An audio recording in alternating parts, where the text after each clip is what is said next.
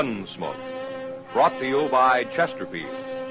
Chesterfield packs more pleasure because it's more perfectly packed, thanks to Accuray. They satisfy the most.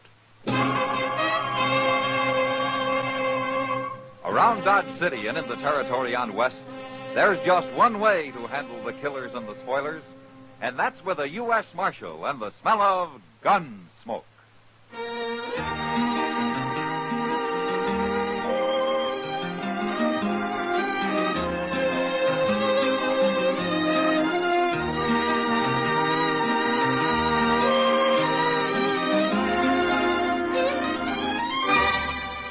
Gunsmoke, starring William Conrad.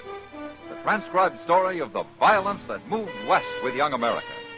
And the story of a man who moved with it. I'm that man, Matt Dillon, United States Marshal. The first man they look for and the last they want to meet. It's a chancy job, and it makes a man watchful and a little lonely.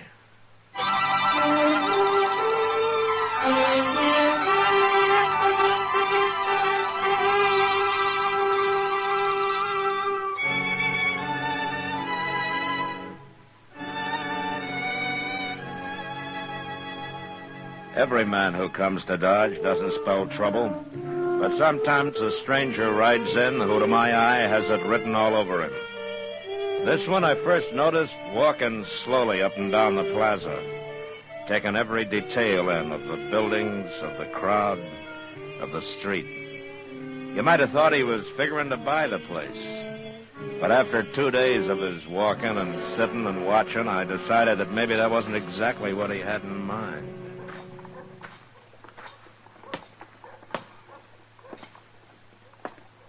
You looking for somebody, mister? You've been in Dodge long enough, stranger. You know who I am. Marshal Dillon.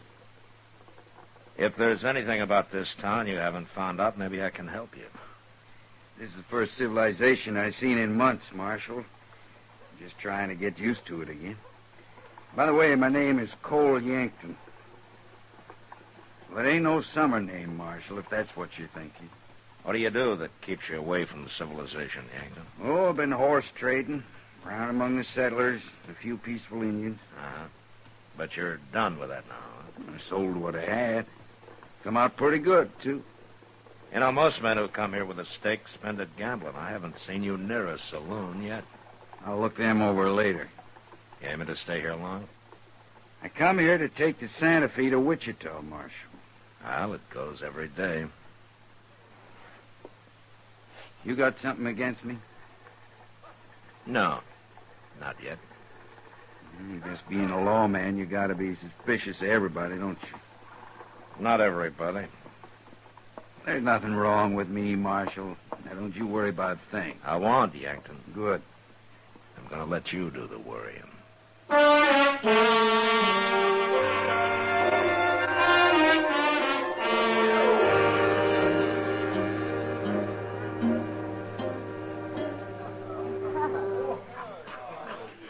Matt, I figure the saloon's about to go broke. Oh, why's that, Kitty? Well, they've almost stopped the water and the whiskey. Oh? I swear they're pouring it at least half and half these days. Kitty, Sam's got to make it last, you know. 1 barrel for the whole winter? Well, the less people drink, the less trouble they make for me. Ah, that's being selfish. Oh. Huh? I wondered how long he'd hold out. What? Who are you talking about? The man at the door over there. He's been in town 2 days, and this is the first time I know he's come into a saloon. Kitty, what's the matter? Nothing, Matt. Nothing. Oh, you're staring at him like he was a ghost or something. A ghost. Well, what is it, Kitty? Do you know him? Cole Yankton. Well, who is he? Well, what do you know about him? He's coming over here.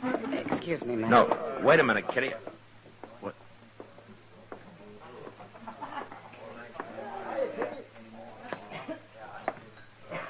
Evening, Marshal. Hello, Yankton. Your girl took off. Uh-huh. She's going out the back door. She's really leaving. Yeah, it looks that way. Now, why'd she do that, Marshal? I wouldn't know, Yankton. You ain't even curious? I don't figure it's any of my business. Maybe you're right, Marshal. Maybe it ain't. Like I said, Yankton, you worry about it. Good night. Good night, Marshal.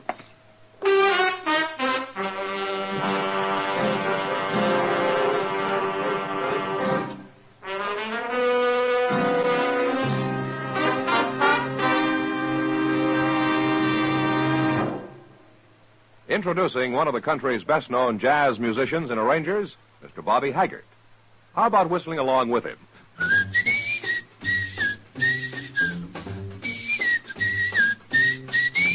Packs more pleasure, packs more pleasure. Chesterfield packs more pleasure because Chesterfield's more perfectly packed. The more perfectly packed your cigarette, the more taste and mildness are released for you. Chesterfield, made by exclusive Accuray, has an open, easy draw that unlocks all the pleasure of fine tobaccos. Now, Accuray ensures an even distribution of tobacco from one end of your Chesterfield to the other. Chesterfield is firm and pleasing to the lips, mild, yet deeply satisfying. Chesterfield packs more pleasure because Chesterfield's more perfectly packed. To the touch, to the taste, Chesterfield packs more pleasure because it's more perfectly packed. By Chesterfield, mild, yet they satisfy the most.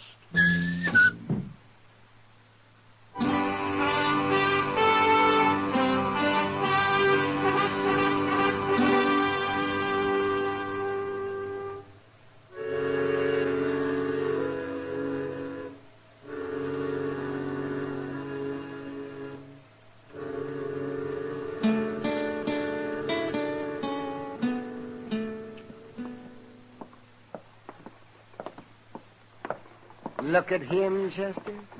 Sitting there half asleep in the sun, and crime is being committed all over town. Widows are being robbed, old men are getting their throats cut, little children are being sold into slavery. And there sits the law, sucking on a straw while he digests his dinner.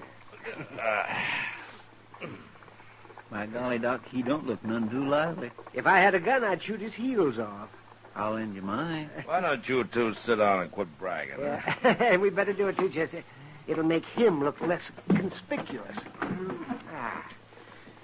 You know, this is one part of my job I take pleasure in, Doc.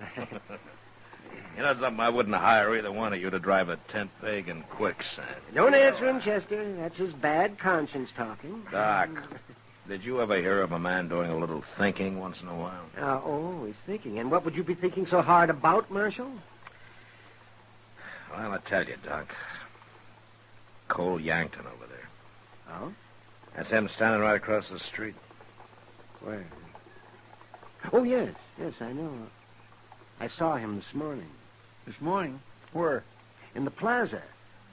He was asking where he could find Kitty. Said he wanted to talk to her. Well. Now, that's all right, Chester. Why shouldn't he be talking to Kitty? Well, no reason, I guess. You don't fool me, Mad Dillon. You're wondering why as much as everybody else. Kitty knows lots of people, Doc. Oh, yes. People like Cole Yankton, outlaws. Look, there's Miss Kitty. So she's going to run right into him. You stopped her. I guess he's going to get to talk to her, all right. But he isn't, Chester. He's just kind of smiling at her. Well, that sure didn't last long. Where's he going now? Well, he's taking his horse. Looks like he's leaving town, Matt. Yonder he goes. Well, that's good riddance. You can forget about him, Matt. Yeah, maybe. Why don't you ask Miss Kitty about him, Mr. Dillon? You said you was having supper with her tonight, didn't you? Yeah, that's right, Chester. I'm having supper with her.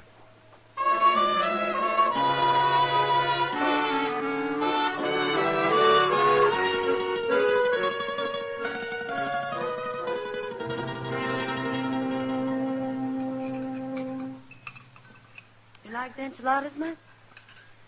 Well, I'd like 'em better if I knew what they were using for meat, Kitty. Haven't you ever been here before? No, not often. Yeah, for one thing, it's too long a walk. This place is hardly part of Dodge. Now, just 'cause it's at the edge of town. I don't think you like Mexican food, Matt. I grew up on it, Kitty. Well, the walk's good for you. Gives you an appetite. Huh? Mm-hmm. Is that why you brought me clear out here? I get tired of eating at Delmonico's and those places. Change is good for you once in a while. Yeah, sure, it's good for you. As long as it's for the better. There's nothing wrong with this food. I think it's delicious. Uh-huh. Have you tried this coffee? I wasn't talking about the coffee. Well, you take cornmeal and molasses and you fry it together till it turns to powder. Then you boil that with water and you got coffee. Is that how they make it? No, that's how they make it here. Well, I like it. Well, you don't have to, you know. It's not going to cost me much. Then you ought to be grateful I made us come here. Oh, I am, Kitty. I sure am. Matt. Yeah. You haven't asked me about Cole Yankton. No, I haven't, Kitty. Why should I? Mr. Dillon, I swear I thought I'd never find you. What are you doing way out here? Is something wrong, Chester? Only the bank got held up. 3 men, they took over $10,000. When? A while ago, I've been looking everywhere for you. Was anybody hurt, Chester? There was a few shots fired, but nobody got hit, I know of. Well, any idea who it was? Yes, sir. One of them, anyway. Well, who? Cole Yankton. Matt. We'll talk about it later, I Kitty. brought your horse, Mr. Dillon, and we better get going or we won't never find him.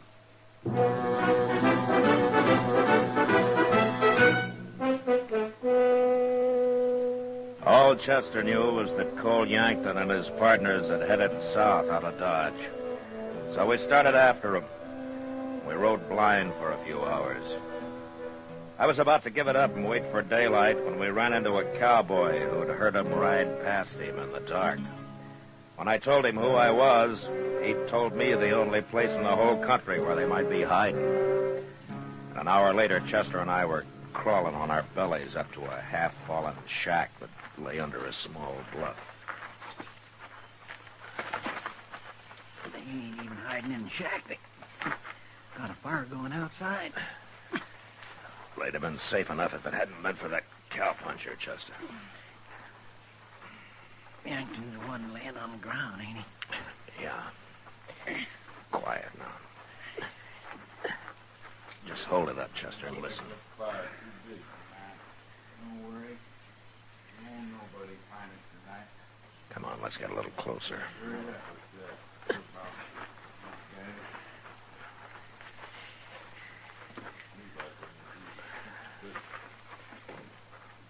There's only 2 of them, Mr. Dillon. Yeah. The other one's probably in the shack. Listen. How are they gonna find it? You ain't bloodhound. Well, they don't like it, I tell you. Another thing, Yankton. What were them men doing in the bank? It was always empty at that hour. Can't find out everything in 2 days, can I? No, I guess not. I still give you credit for one thing, Yankton. At least that tin-horn marshal never showed up. Don't give me credit for Why, he means So kid, hard Mr. to know Dillon. it's about. He means she was in on it. That gal help you out? What's her name? it. My name's Kitty, and I don't want to talk about it. Hey, you talked about enough what we got to Dodge. Look, the marshal was out of the way, wasn't he? That's what I said. And that's all you need to know. Now leave Kitty out of this. You're awful touchy about it, ain't you, Yankton? You shut up, or I'll put a Chester. bullet in you. Yes, sir. There You now, watch for the Brown. man in the shack. I'm going to move in on these 2. Are you ready? I'm ready. I will. All right, you men are covered. Get your hands up. Shoot him.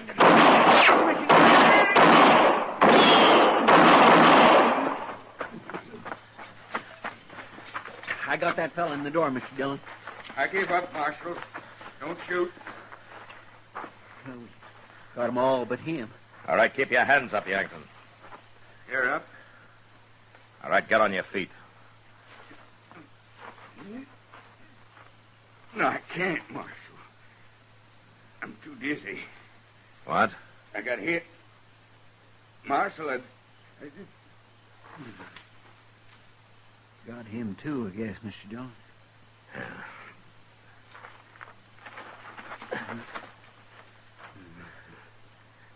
Yankton, bleeding all right, Chester, but he's not dead. Say, looks like an old cart of some kind over there, Mr. Dillon. If it ain't busted, maybe we can hitch it up and carry him back to Dodge. Yeah. Well, let's find that money first, then we'll try it. All right. Mr. Dillon? Yeah. What, Chester? It's kind of bad about Miss Kitty, ain't it?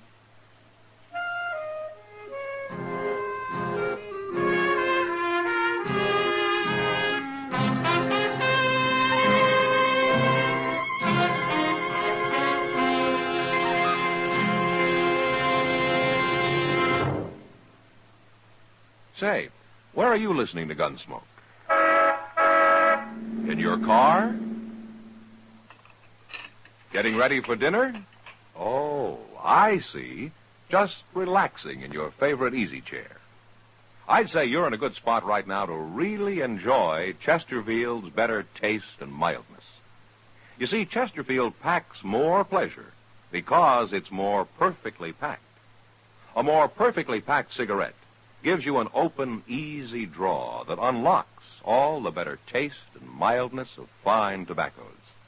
And Chesterfield, made by exclusive Accuray, is more perfectly packed, with an even distribution of tobacco from one end of your Chesterfield to the other. Firm and pleasing to the lips, mild, yet deeply satisfying. Remember, to the touch, to the taste. Chesterfield packs more pleasure because Chesterfield's more perfectly packed. By Chesterfield. Mild, yet they satisfy the most.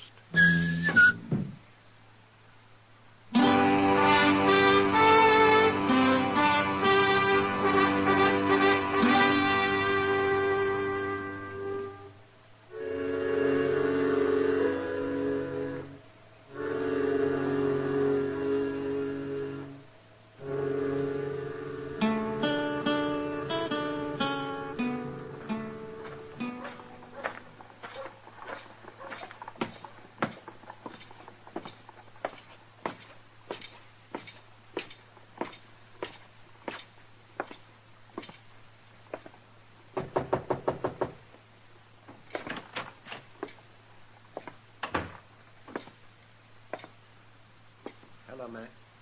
How is he, Doc? I've done all I can for him, Mac. I ain't gonna make it. I never thought I would. Now, don't give up, Yankton. There's always a chance. My partners, they're both dead, ain't they, Marshal? We buried him before we brought you in, Yankton. Come in. Oh, well, Kitty. I had to come. I heard it was here. Hello, Kitty. You got a bullet in me, Kitty. I know. Out on the street there yesterday, I had it in mind to ask you something, but when I got close to you, I knew I couldn't. And I'm glad, because things didn't work out so good. No. I'm sorry, Cole. I'm real sorry. Thank you for coming, Kitty. I won't bother you no more.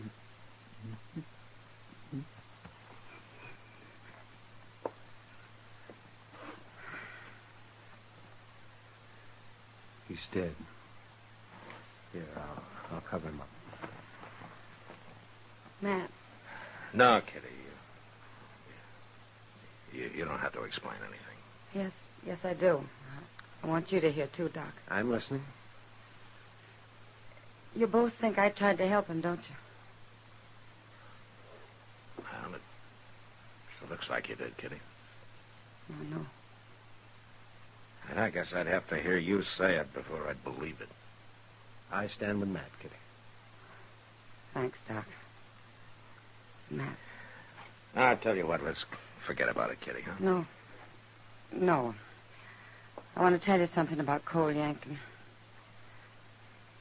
He's been in California for years. That's why you never heard of him. Well, I've heard of him. I know what he's been doing. I think he came here because he thought I'd help him. But then he did a nice thing, Matt. He didn't ask me to. He didn't make me say no. Well, then I guess he wasn't so bad after all, could he?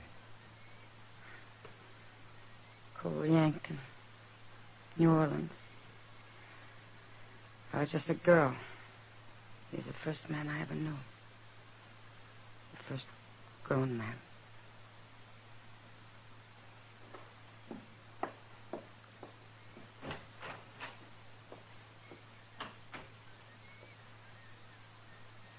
Yankton was a fool, Matt. Yeah. He should have stayed with that girl. Yeah, she's all right, isn't she, Doc?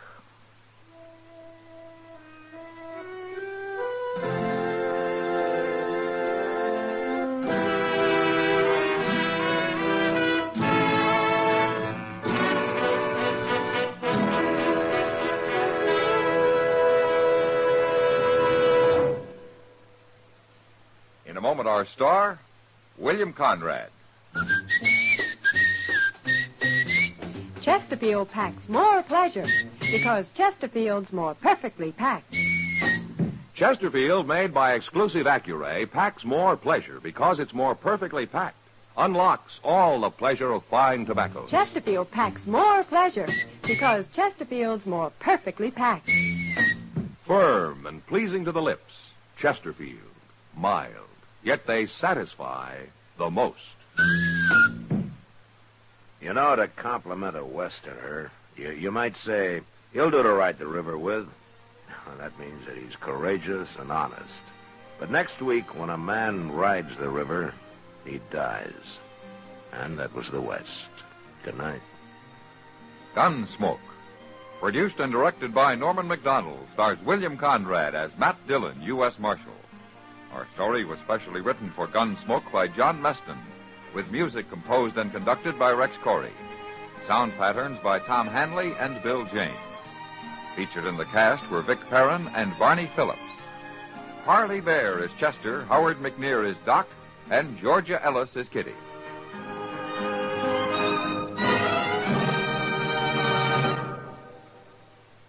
Smokers, this is it. L&M filters. So good to your taste, so quick on the draw. Make today your big red letter day, your L&M red letter day. Superior taste and filter, it's the miracle tip. Make today your big red letter day. Change to L&M today. L&M, so good to your taste. So quick on the draw. Get L&M today. Relax with L&M. So good to your taste, so quick on the draw. Join us again next week for another specially transcribed story on Gunsmoke.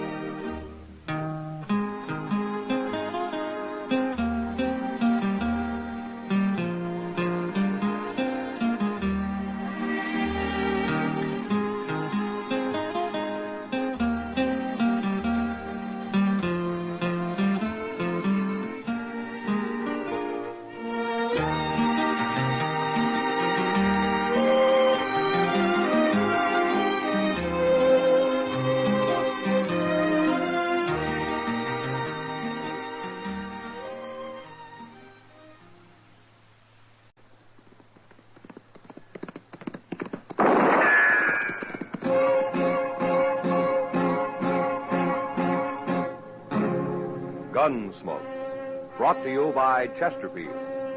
Chesterfield packs more pleasure because it's more perfectly packed, thanks to Accuray. They satisfy the most.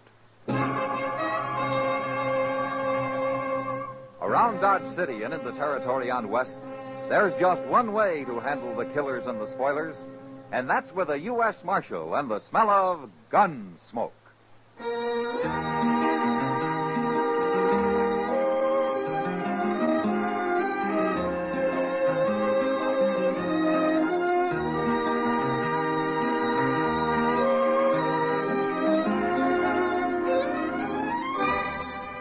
Gunsmoke, starring William Conrad. The transcribed story of the violence that moved west with young America. And the story of a man who moved with it. I'm that man, Matt Dillon, United States Marshal. The first man they look for and the last they want to meet. It's a chancy job, and it makes a man watchful and a little lonely.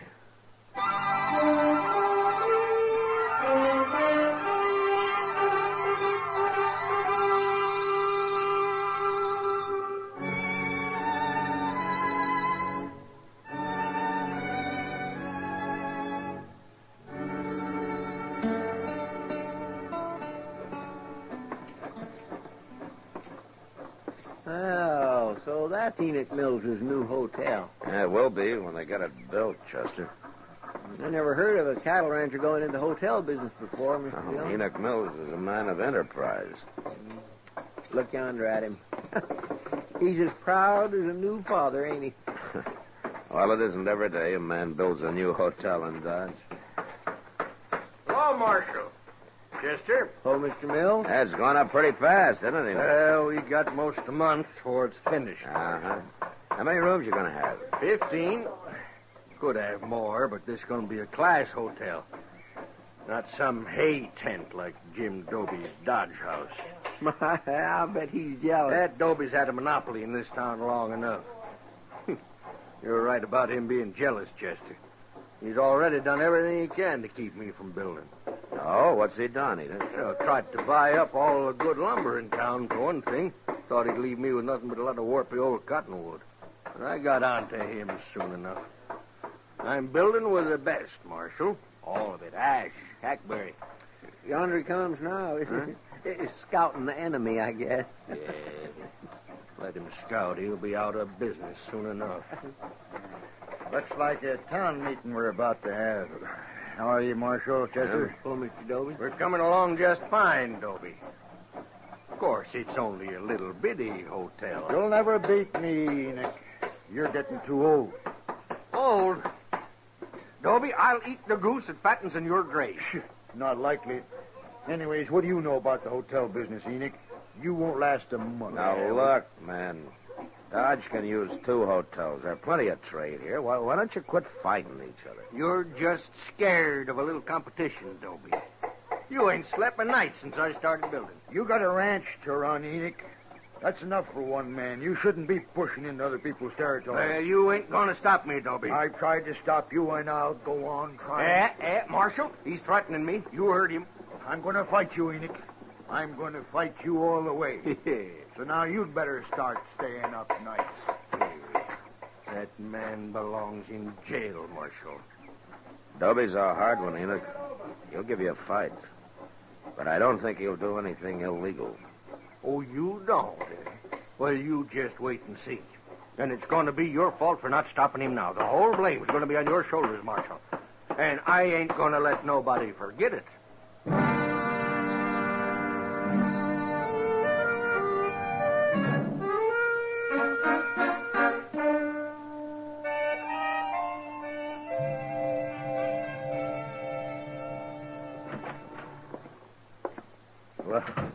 Well, evening, Kitty. What are you doing here? I came by to tell you something, Matt. No? You ever hear of a man called Gil Shank? Don't tell me he's in town. I met him at the Long Branch this afternoon. He didn't say much, but a man like that stands out like a white buffalo. You can pick him, Kitty. Yeah, Gil Shank's a gunman and a crook. He isn't wanted that I know of, but he sure ought to be. I didn't figure him for a drummer. Well, I think I'll let him stay around a few days. See what he's up to, maybe. Well, there were a couple of men with him, but it's hard to say if they're friends or if they just met. Yeah, they're probably friends. Gil Shank never liked traveling alone. Oh, they didn't look like gunmen, Matt. They're just a couple of saddle bums. Oh? Well, maybe I'm wrong. Thanks for telling me anyway, Kitty. Mr. Dillon. Oh, hello, Miss Kitty. Something to scare you, Chester? Worse than that, the new hotel's on fire. On fire? On fire. And old Enoch sent Jim Dobie there. Oh, the place. You better get down there, Mr. Dillon.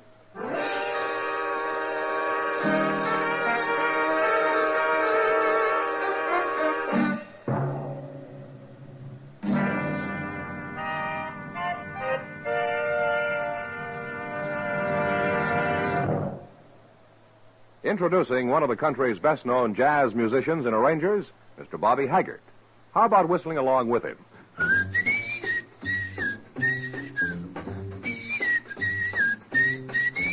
Packs more pleasure, packs more pleasure. Chesterfield packs more pleasure because Chesterfield's more perfectly packed. The more perfectly packed your cigarette, the more taste and mildness are released for you. Chesterfield, made by exclusive Accuray, has an open, easy draw that unlocks all the pleasure of fine tobaccos. Now, Accuray ensures an even distribution of tobacco from one end of your Chesterfield to the other. Chesterfield is firm and pleasing to the lips, mild, yet deeply satisfying. Chesterfield packs more pleasure because Chesterfield's more perfectly packed. To the touch, to the taste, Chesterfield packs more pleasure because it's more perfectly packed. Buy Chesterfield, mild, yet they satisfy the most.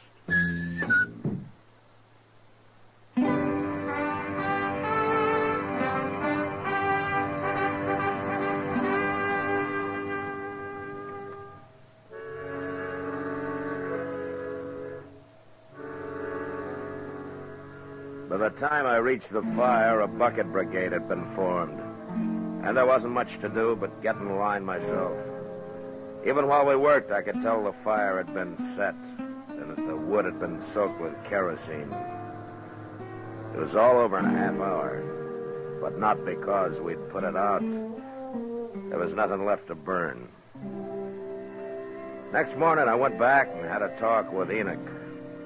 And he'd already bought more lumber, and he had his workmen busy cleaning up. This ain't gonna stop me, Marshal. Takes more than a little arson to stop Enoch Mills. Enoch, I guess there's no need to ask you who you think did it, is there? What? Jim Dobie, of course. You know as well as I do. Yeah, but you don't have any proof of that, Enoch. I got what proof I need. And if you was anything of a lawman at all, Dobie'd be in jail right now. Enoch, you know I can't arrest a man because you and he are enemies. Well, it don't matter. I ain't counting on you no more. I got other ways. Yes, sir. Hey, come in right there, Marshal. What? There. You mean Gil Shank? That's right. He seen me after the fire last night, and he offered to go to work for me. What do you need a gunman for, Enoch? Yeah, that makes you sit up, don't it? Yeah. You and Dobie both. You bet it does. Marshal Dillon. Well, now, this is a pleasure. Yeah, he knows you're working for me, Shank. I told him. Just Shank, Enoch? What do you mean? Well, is he the only one you hired? I'm alone, Marshal, if that's what you're driving at. You're making a bad mistake, Enoch. You don't need a man like this. I could take offense at that, Marshal. No? Well, why don't you let me know when you decide, huh? I'll let you know. Yeah, that's telling him. All right, we'll take care of Jim Dobie next. You won't do a thing to Jim Dobie. Either one of you. Well, you're protecting a criminal, Marshal. But it ain't gonna work. Shank's got a plan. You said you was gonna figure something out, Shank. You done it? Well, Enoch, what with the law being so loose around here, we gotta protect your hotel day and night. How many riders you got out at the range? About 20. I want 15 of them. You what? I want him here in Dodge. We're going to put a guard around this building 24 hours a day. Well, I can't spare 15 men, Shank. Who's going to watch the cattle? You ain't moving cattle this time of year, are you? Of course not. Then 5 riders is enough. You want this hotel to go up or don't you? All right. I'll send for him. Hey. See that Jim Doby over there? Yeah, that's him. Come to enjoy his dirty work, I guess. Shank, What, Marshal? the first sign of any of your dirty work, and I'm coming after you. Fast.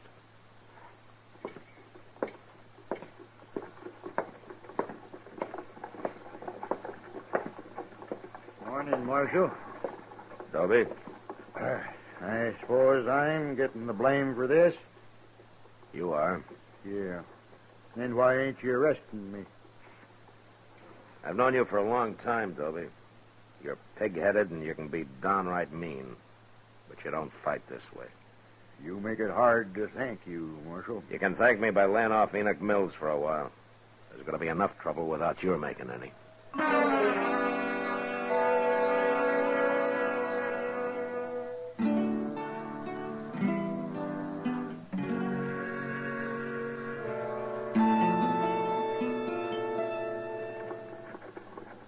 Well, maybe there ain't nothing going to happen after all, Mr. Dillon.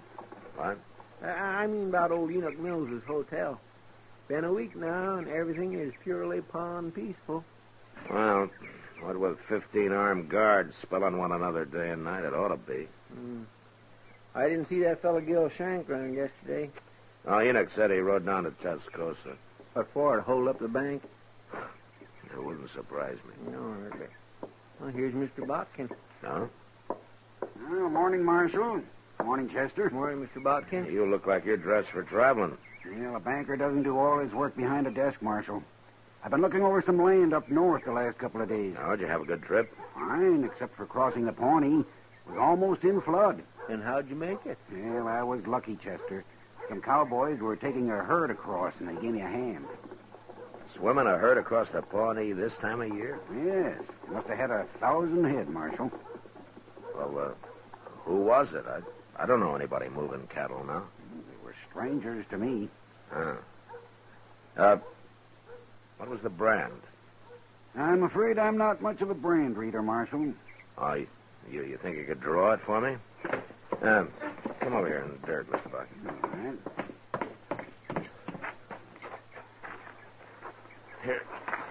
Here's a stick. Now, what did it look like? Well, there was a circle here and a line through it, like this. It stopped just about here. Well, everybody knows that brand, Mr. Botkin. Everybody but me, I guess. Where would they be taking those cattle, Marshal? Only one place. The Greystone Indian Agency is about 20 miles beyond there. Oh, they're going to sell them to the agency, eh? Well, they won't get top prices, but it's always a fast cash sale. Chester. Yes, sir? Go saddle 3 horses and tie them up behind the office, and then wait for me. I'll be back after dark.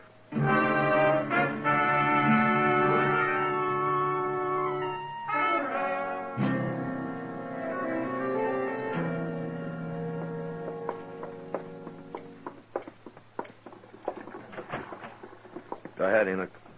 Don't know what you're bringing me here this time of night for, Marshal. Well, I got everything ready, Mr. Dillon. Oh, good, Chester. You got everything ready for what? Well, I don't know exactly, Mr. Mills. I think you're both crazy. Well, now here, that's no way to talk. Nobody's done nothing to you. I suppose burning my hotel down was nothing, huh? It wasn't a hotel. It was only the frame of one. Chester, I'm beginning to think you and the Marshal was in on it. Both of you. You're such big friends of that Jim Doby. You'll believe most anything, won't you, Enoch? Anything but what you tell me, Marshal Dillon. Yeah, I guess that's true. Yeah, it's sure enough true. All right, I'm getting out of here now. I got nothing to say to you, and you got nothing to say to me. Don't know why I come here in the first place. Wait a minute, Enoch. Well, make it fast. I will. I was going to try to explain something to you, but I can see that it'd be a waste of time. You all through? No, I'm just getting started. All right, give me that gun, Marshal. I'm going to keep it for you, Enoch. Right here in my belt. You arresting him for something, Mr. Dillon? No, I'm not arresting him, Chester. I'm kidnapping him.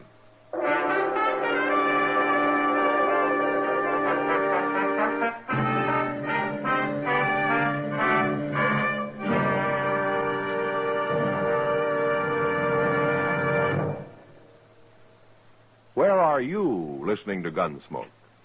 In your kitchen? Getting ready for Sunday supper? Maybe in your living room, relaxing? Or out driving? Say, be sure and watch the road. But remember, there's pleasure ahead when you smoke Chesterfield. When you satisfy yourself with Chesterfield's better taste and mildness. You see, Chesterfield packs more pleasure because it's more perfectly packed. A more perfectly packed cigarette gives you an open, easy draw that unlocks all the better taste and mildness of fine tobaccos. And Chesterfield, made by exclusive Accuray, is more perfectly packed, with an even distribution of tobacco from one end of your Chesterfield to the other. Firm and pleasing to the lips, mild, yet deeply satisfying. Remember, to the touch, to the taste. Chesterfield packs more pleasure because Chesterfield's more perfectly packed. Buy Chesterfield. Mild, yet they satisfy the most.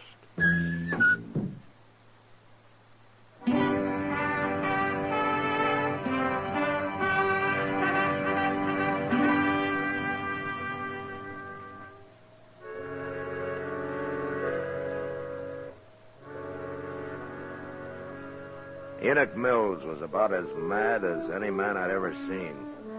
But I managed to get him on a horse, and then he and Chester and I rode quietly out of Dodge.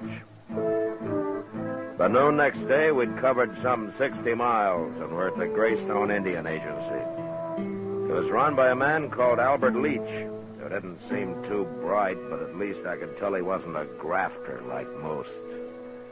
I had a talk with him, and I brought Enoch in to meet him. Come in, gentlemen, come in. Have a chair. You give me a chair, mister. I'll bash both your heads in with it. Now, really, Mr. Mills. How come you know my name? Marshal Dillon told me. This is Albert Leach, Enoch. He runs the agency. I don't care who he is or what he runs. If he's got anything to do with whatever it is you're up to, Marshal, he's going to end up in jail, too. Good heavens. Don't worry about it, Leach. Enoch was up all night. I think I put him in a bad temper. Look, Leach, I want you to tell him how many cattle you bought yesterday. 1,012 head. Mm-hmm. And you paid? $15 a head. Well, then you robbed somebody. Any cow can walk's worth $20. The government never pays over 15, Mr. Mills. Which is why I never sell to the government.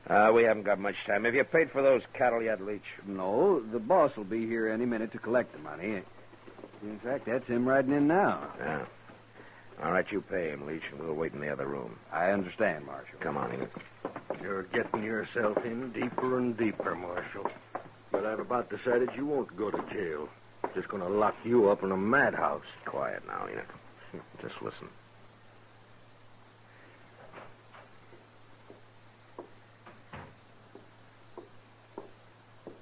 Well, you got the money, mister? Are you the boss of that outfit? Enoch Mills is the boss. I run it for him. What? Be quiet. Come on, give me the money. I ain't got Well, all that's day. Gil Shank. Well, hurry it up, mister. Now, where's the money? Oh, I'll kill him. I'll kill him with my bare hands. No, wait a minute, Enoch. Dirty thief, Shank! What are you doing here? Dillon! Hold it, Shank.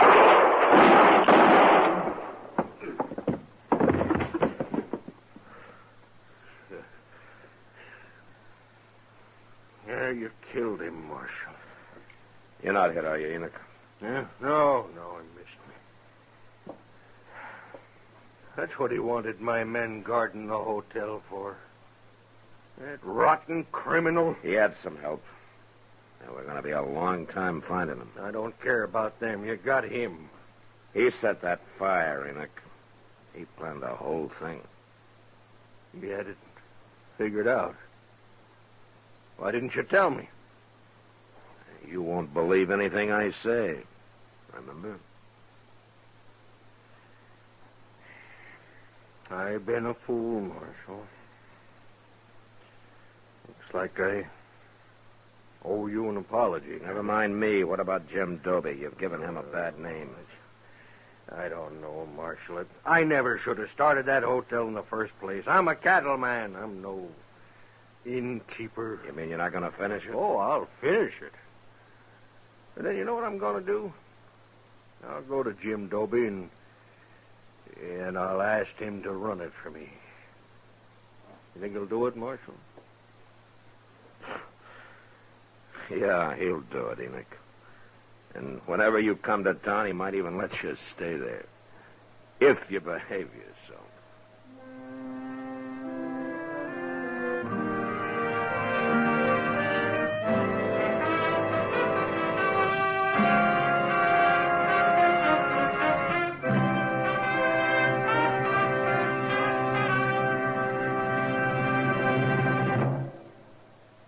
In a moment, our star, William Conrad.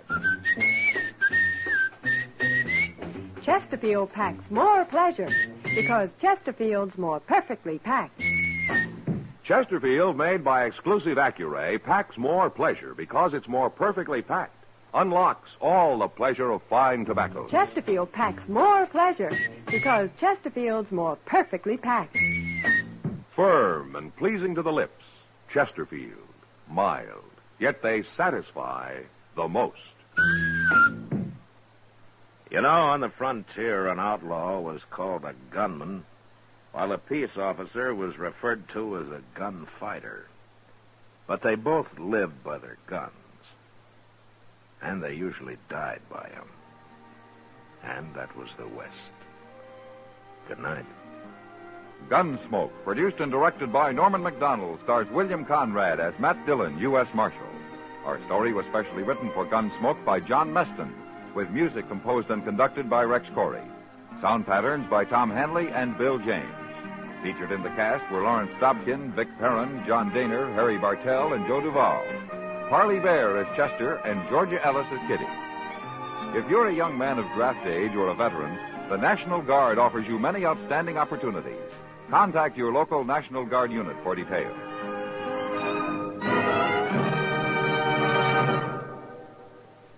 Smokers, this is it. L&M filters.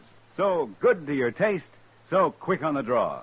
Make today your big red letter day, your L&M red letter day. Superior taste and filter, it's the miracle tip. Make today your big red letter day. Change to L&M today. L&M, so good to your taste. So quick on the draw. Get L&M today.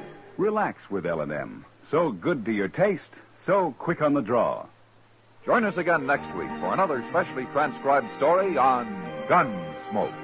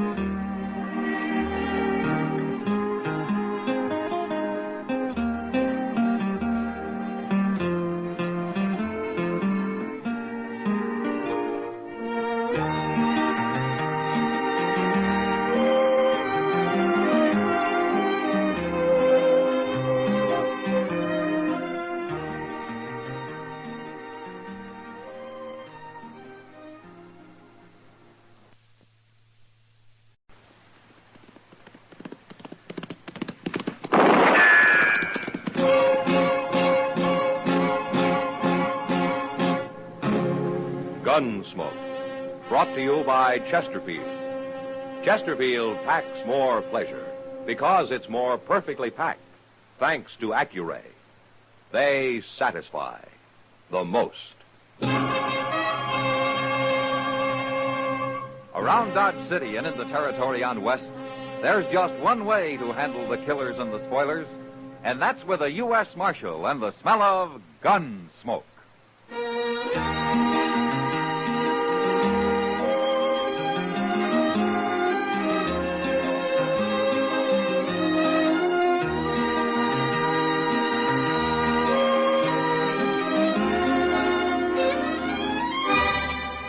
Gunsmoke, starring William Conrad. The transcribed story of the violence that moved west with young America. And the story of a man who moved with it. I'm that man, Matt Dillon, United States Marshal. The first man they look for and the last they want to meet.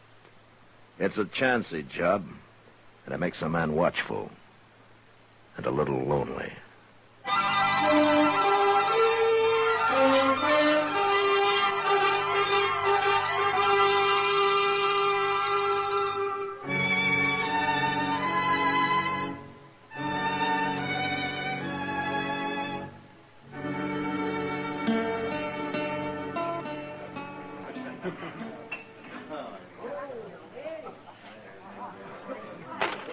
There. I got enough to buy one more drink, Miss Kitty. You shouldn't spend all your money on me, mister. Mister? Well, listen to that. Ain't nobody called me mister in my whole life. How old are you, Billy? 21. Uh-huh. Oh, it's true. Well, anyway, you're old enough to be called mister. Golly, you sure make a man feel good, Miss Kitty. Thank you, Billy. But you pick up that money now. You've had enough to drink for one night. Oh, a couple of beers. Save it for breakfast, Billy. You'll be glad I made you. Now you ain't treating me like a man, Miss Kitty. There's no reason why she should, kid. Kitty, huh? You won't have no trouble treating me like a man, Kitty. Beat it, stranger. What are you horning in here for? Go on home to bed, kid. Let's you and me sit down somewhere, Kitty. Talk it over a little. You wouldn't feel at home, stranger. Huh? There's no hog wallow for you to sit in around here. People don't talk to Joe Delk like that. Then Joe Delk had better go back to wherever it is he's got people afraid of him. Not here, mister. Not in Dodge. I'll be afraid of me in Dodge. You just don't know I'm here yet. Well, why don't you go let him know and leave us alone? She's asking you, mister. I'm telling him. You heard her. I'll take care of you in a minute, Kitty. As soon as I get this little blowfly off my neck. Yeah. This your money, kid? You leave that alone. Go on, go pick it up before you get into real trouble. I'll kill you for that. No, Billy, he's a gunman. Can't you tell? I don't care what he is.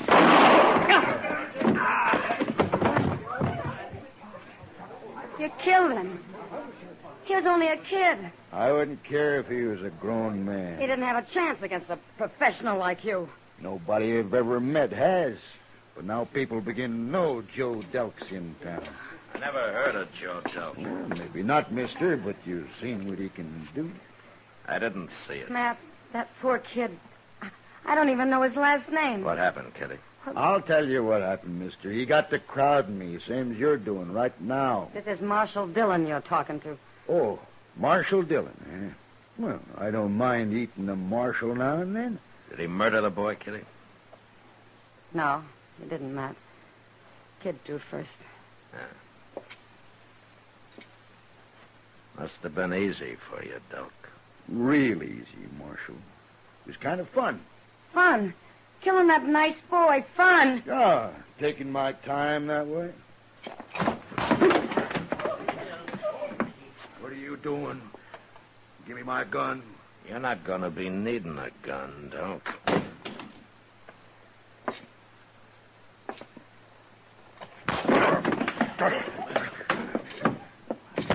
Good, Matt.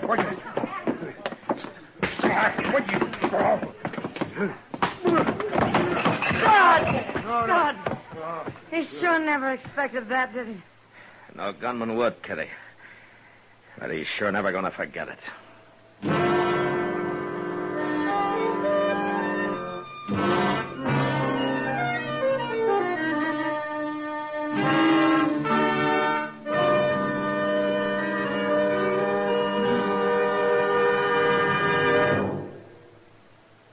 Introducing one of the country's best-known jazz musicians and arrangers, Mr. Bobby Haggart.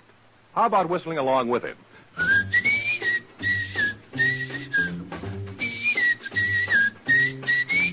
Packs more pleasure, packs more pleasure. Chesterfield packs more pleasure because Chesterfield's more perfectly packed. The more perfectly packed your cigarette, the more taste and mildness are released for you. Chesterfield, made by exclusive Accuray, has an open, easy draw that unlocks all the pleasure of fine tobaccos. Now, Accuray ensures an even distribution of tobacco from one end of your Chesterfield to the other. Chesterfield is firm and pleasing to the lips, mild, yet deeply satisfying. Chesterfield packs more pleasure because Chesterfield's more perfectly packed. To the touch, to the taste, Chesterfield packs more pleasure because it's more perfectly packed. By Chesterfield, mild, yet they satisfy the most.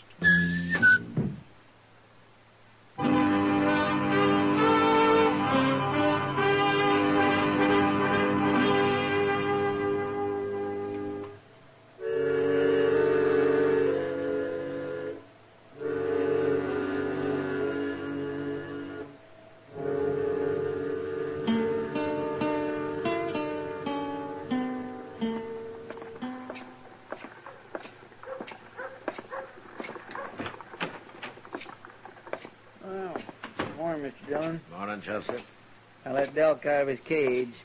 He ain't none too surprised this morning. What do you expect me to do, you holding a shotgun on me? How you feeling, Delk? Outside of your pride being hurt, I mean. You know what I think of a man who fights with his hands, Marshal? I don't care what you think about anything. He's a coward. That's what he is. It took you by surprise, didn't it? Of course it did. And it hurt you, too, didn't it, Delk? Hurt you pretty bad. You wouldn't want to go through that again, would you? No. No, I wouldn't. Because I'd kick you half to death next time. Now, what are you doing in Dodge, anyway? Coming on the Santa Fe yesterday. I said, what are you doing Look, here? Marshal, just because I had to shoot a man in self-defense. Boy. He had a gun, didn't he? Against you, he might as well have had a stick. It was still self-defense.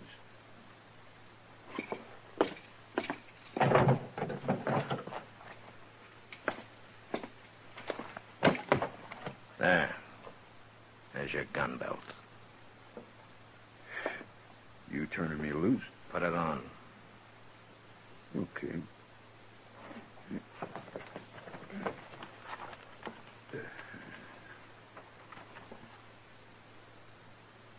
Now, I can't reach you from here with my fists, Delk.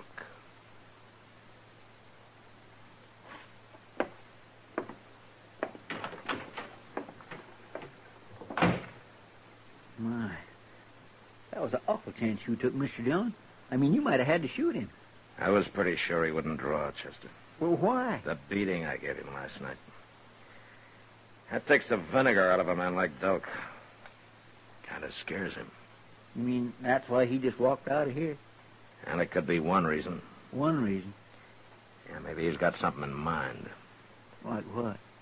Like finding me when I'm not ready for him. They're putting himself behind a shotgun. They're shooting me in the back.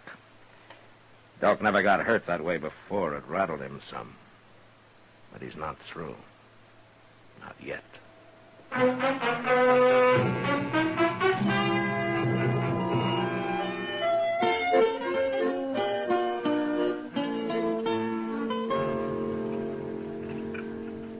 Can I borrow your spoon to stir my coffee, Matt? Ah, sure, Kitty. Here Thanks. you are. You'd think this restaurant could afford more than one spoon to 2 customers. Well, if they did, they couldn't afford the quality beef they serve. Then I won't complain. I'd hate to think of eating any lower off one of those animals. You know something, Kitty? Huh?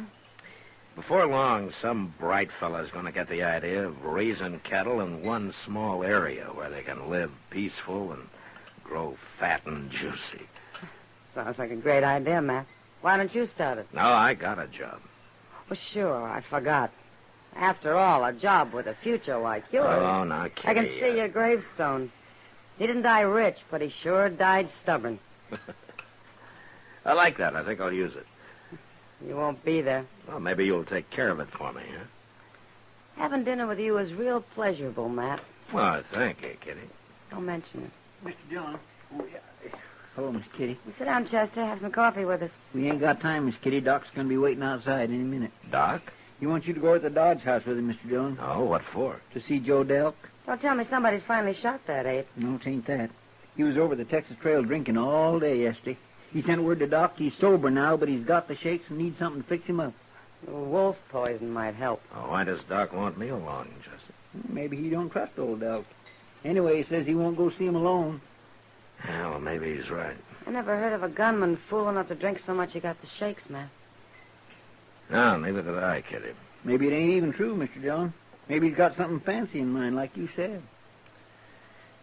Yeah, maybe.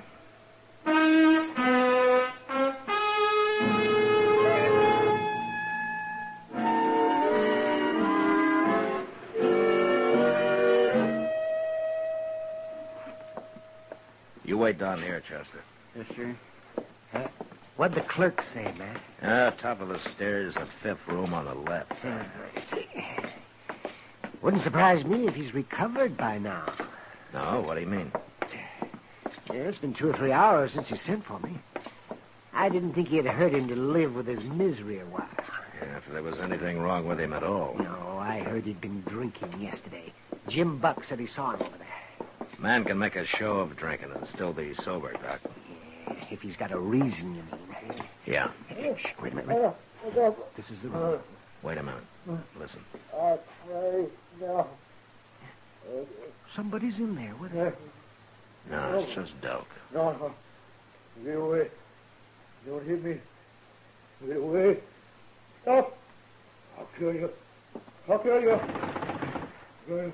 Matt, it's locked. Stand out of the way, Doc. No. Don't hit me, Marshal. Don't hit me. Why, he's asleep, Matt. He's dreaming. Yeah. No. Hey, Delk. No. Delk. Come on, wake up. Delk, come on. Marshal, what are you doing here? Who's he? Well, I'm Doc Adams. You're awake now, Delk. You were having a nightmare. Yeah. I was dreaming. Where you been?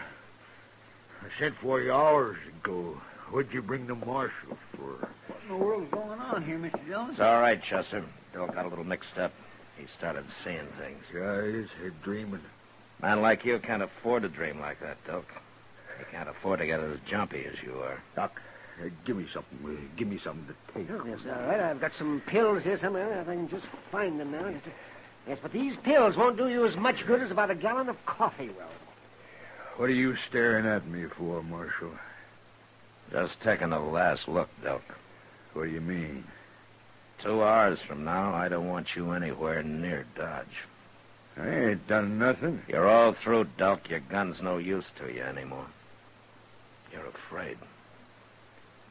I had a bad dream. That don't mean nothing. You got 2 hours, Delk. Go get killed someplace else. I don't want to watch it.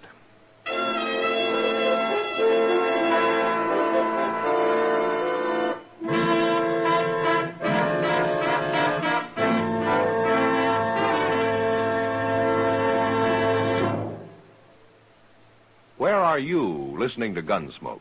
In your favorite easy chair? Or out driving? Oh, there you are. In the kitchen. Say, you want to make whatever you're doing more enjoyable? Have a Chesterfield. Enjoy Chesterfield's better taste and mildness. You see, Chesterfield packs more pleasure because it's more perfectly packed. A more perfectly packed cigarette gives you an open, easy draw that unlocks all the better taste and mildness of fine tobaccos. And Chesterfield, made by exclusive Accuray, is more perfectly packed, with an even distribution of tobacco from one end of your Chesterfield to the other. Firm and pleasing to the lips, mild, yet deeply satisfying. Remember, to the touch, to the taste. Chesterfield packs more pleasure because Chesterfield's more perfectly packed. Buy Chesterfield. mild, yet they satisfy the most.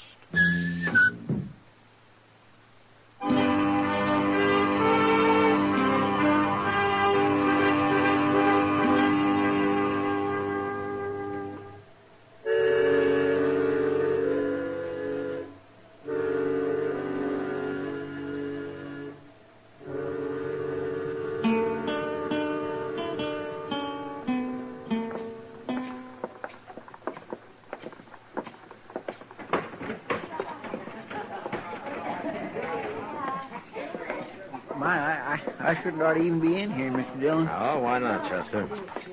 Well, I'm broke. Well, the beer's on me. Oh, well, now, I surely do thank you, Mr. Dillon. I'm plumb grateful. I truly am plumb grateful to you. I only figured on buying you one, Chester. Oh.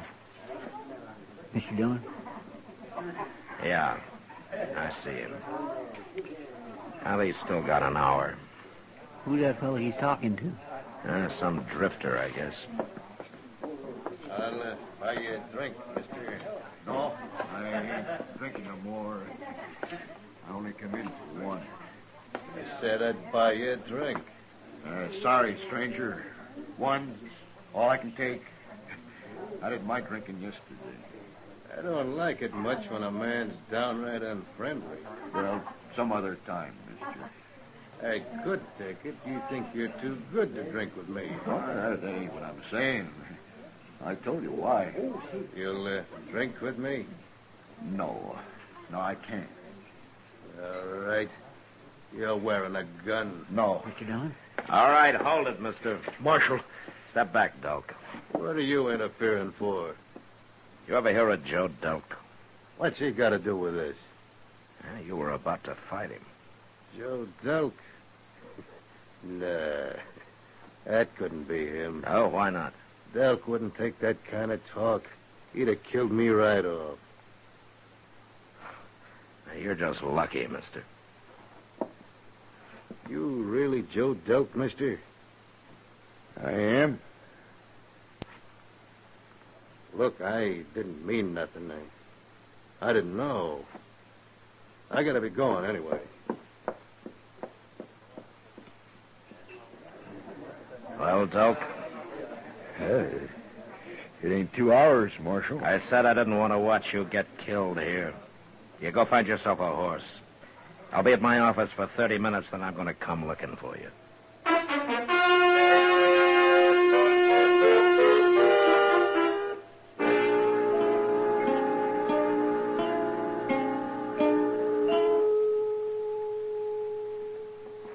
The 30 minutes is up, Mr. Dillon. Yeah. You reckon he's left? I hope so, Chester. I feel kind of sorry for him. Do you? It's him. Now, just take it easy, Marshal. I ain't looking for trouble. I want to talk to you. All right, talk. You seen it? That fellow over at the saloon? Yeah, what about him? I backed down, Marshal. I was afraid of him. Don't you understand that? He was no gunman. Of course he would. Something's wrong with me, Marshal. Ever since that beating you gave me. What did you want to see me about, Doc? You gotta help me. Help you? I'm gonna take my gun off. I'm through gunfighting, but you gotta protect me. You gotta do it, Marshal. I'm sorry, Doc. There's nothing I can do for I'll get killed. There's men all over looking to kill me. you. Should have thought about that a long time Well, ago. let me stay here, Marshal. You tell everybody to leave me alone. I'll die if you don't. Doc, let me ask you something. How many men have you killed in your time? I don't know a lot of them. What difference? How many like that boy you shot down the other night? You're against me. You ain't gonna help. No, I'm not going to help you. 'Cause you're a killer, Doc. You're nothing but a murderer.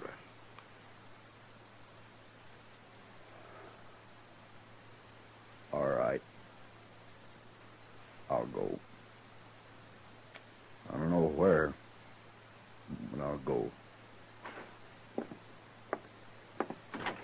Wait a minute, Doak. You ever hear that saying about how a man who lives by the sword dies by the sword? Yeah. I heard that somewhere. Well, it's true, you know. I guess it's going to be true for me. Yeah. You know something, Marshal? What? I can't think of no reason why someday it ain't going to be true for you.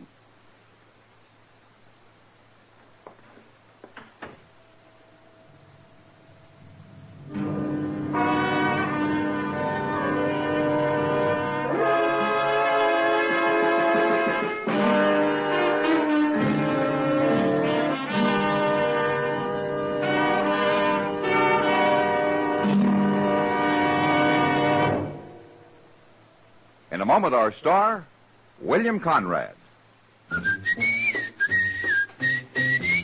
Chesterfield packs more pleasure because Chesterfield's more perfectly packed. Chesterfield, made by exclusive Accuray, packs more pleasure because it's more perfectly packed. Unlocks all the pleasure of fine tobacco. Chesterfield packs more pleasure because Chesterfield's more perfectly packed. Firm and pleasing to the lips. Chesterfield. Mild. Yet they satisfy the most. You know, people on the frontier look down on a buffalo skinner. They referred to him as a stinker, and they avoided him. But next week, one of these outcasts wins the respect of the whole of Dodge. And that was the West. Good night. Gunsmoke, produced and directed by Norman McDonald, stars William Conrad as Matt Dillon, U.S. Marshal. Our story was specially written for Gunsmoke by John Meston, with music composed and conducted by Rex Corey. Sound patterns by Tom Hanley and Bill James. Featured in the cast were John Daner, Sam Edwards, and Clayton Post. Parley Bear is Chester, Howard McNear is Doc, and Georgia Ellis is Kitty.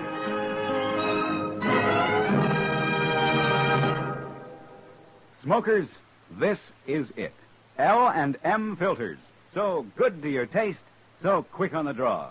Make today your big red letter day, your L&M red letter day. Superior taste and filter, it's the miracle tip. Make today your big red letter day. Change to L&M today. L&M, so good to your taste. So quick on the draw. Get L&M today. Relax with L&M. So good to your taste, so quick on the draw. Join us again next week for another specially transcribed story on Gunsmoke.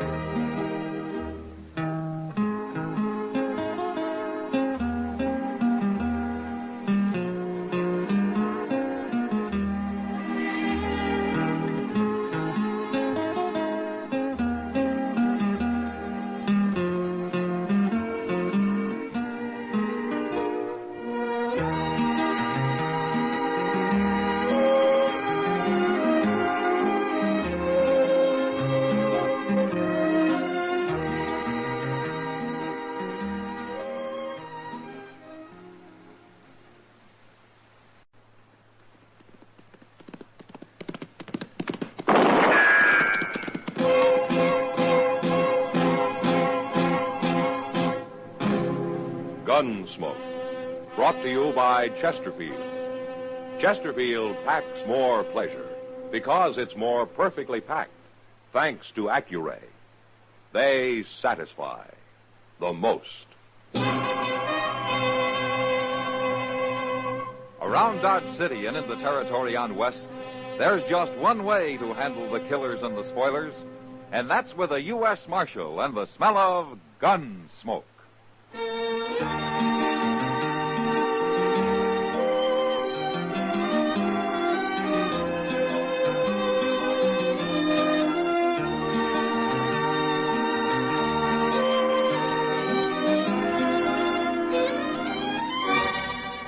Gunsmoke, starring William Conrad. The transcribed story of the violence that moved west with young America. And the story of a man who moved with it. I'm that man, Matt Dillon, United States Marshal. The first man they look for and the last they want to meet. It's a chancy job, and it makes a man watchful and a little lonely.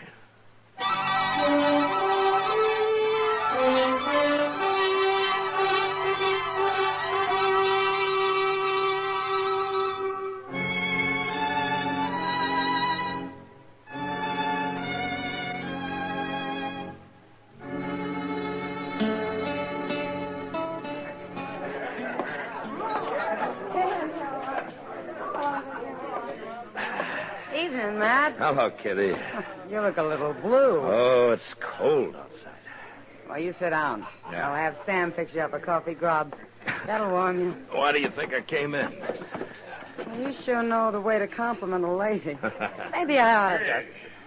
What do you think you're doing? Matt, look. He's been spoiling for trouble ever since he came in here. I asked That's you a Murdoch, question, huh? mister. Do you know him? Yeah. Well, answer. Nothing. You don't need the whole bar. What'd you say? I got as much right here as you. Is that so? Matt, he's got a knife. Wait a minute. Murdoch!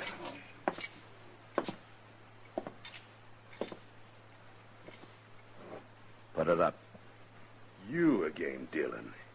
Just like the last time.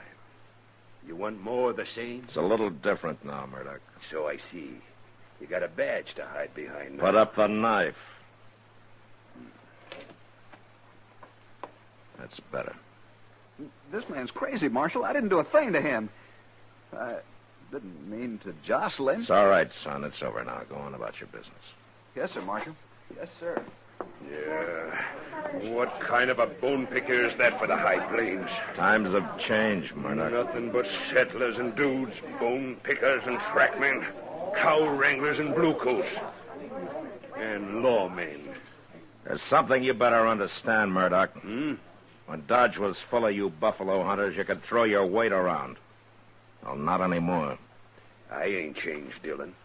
Just stay out of trouble. I'll do as I want. He always did. What are you doing in Dodge anyway? There haven't been any buffalo around here for years. Well, maybe I came to see you, Dillon. And I thought you probably figured me for dead. Oh, no. I heard about you and your badge. Maybe it's just as well for both of us I'm wearing it. I don't fear no man. And least of all, you. All right. Just let me give you a little warning. If you're thinking of going south for buffalo into Indian territory, I wouldn't. I do a lot of things you wouldn't. This is orders from Washington. They don't want any more trouble with the Indians. The territory is closed to hunters. They got cavalry patrols along the line. I go where I aim to go. And I don't fear no cavalry. And I got orders to stop anyone. Have you now? You just remember what I said.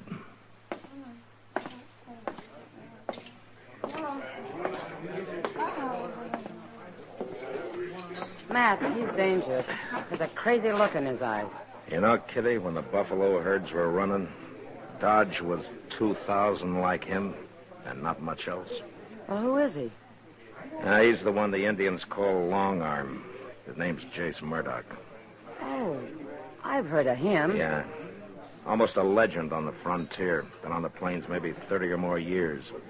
Beaver trapper, buffalo hunter, Indian scout. He lived with the Indians a long time. Matt, what's between you and Murdoch? A grudge? That's the kind of a thing a man doesn't like to talk about or remember, Kitty. When he takes a beating. You? I was just in from Missouri. Pretty green. Murdoch and some of his crowd were in town on a spree. But when their fun threatened to include scalping a hide freighter they didn't like, I stepped into it. Like I say, I was pretty green. They beat you, Matt? Left me for dead down by the river. You watch out for him. He's a troublemaker. Yeah. But right now, I want to find out why he's here.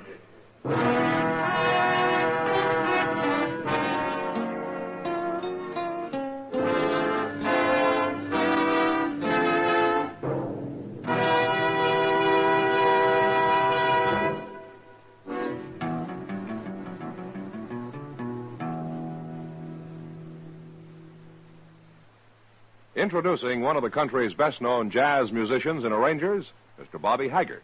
How about whistling along with him?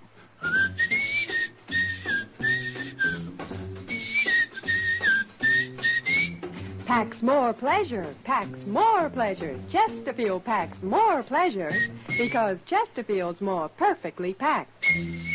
The more perfectly packed your cigarette, the more taste and mildness are released for you. Chesterfield, made by exclusive Accuray, has an open, easy draw that unlocks all the pleasure of fine tobaccos. Now, Accuray ensures an even distribution of tobacco from one end of your Chesterfield to the other. Chesterfield is firm and pleasing to the lips, mild, yet deeply satisfying. Chesterfield packs more pleasure because Chesterfield's more perfectly packed. To the touch, to the taste, Chesterfield packs more pleasure because it's more perfectly packed. By Chesterfield, mild, yet they satisfy the most.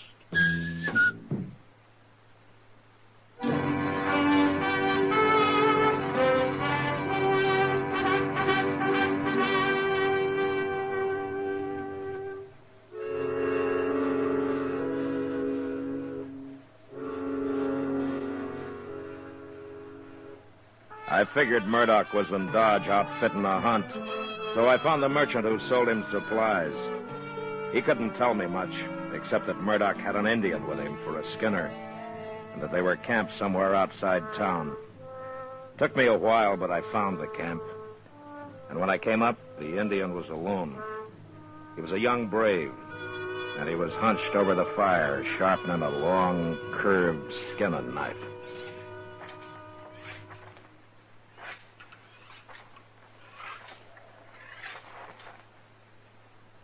It's all right. Go on.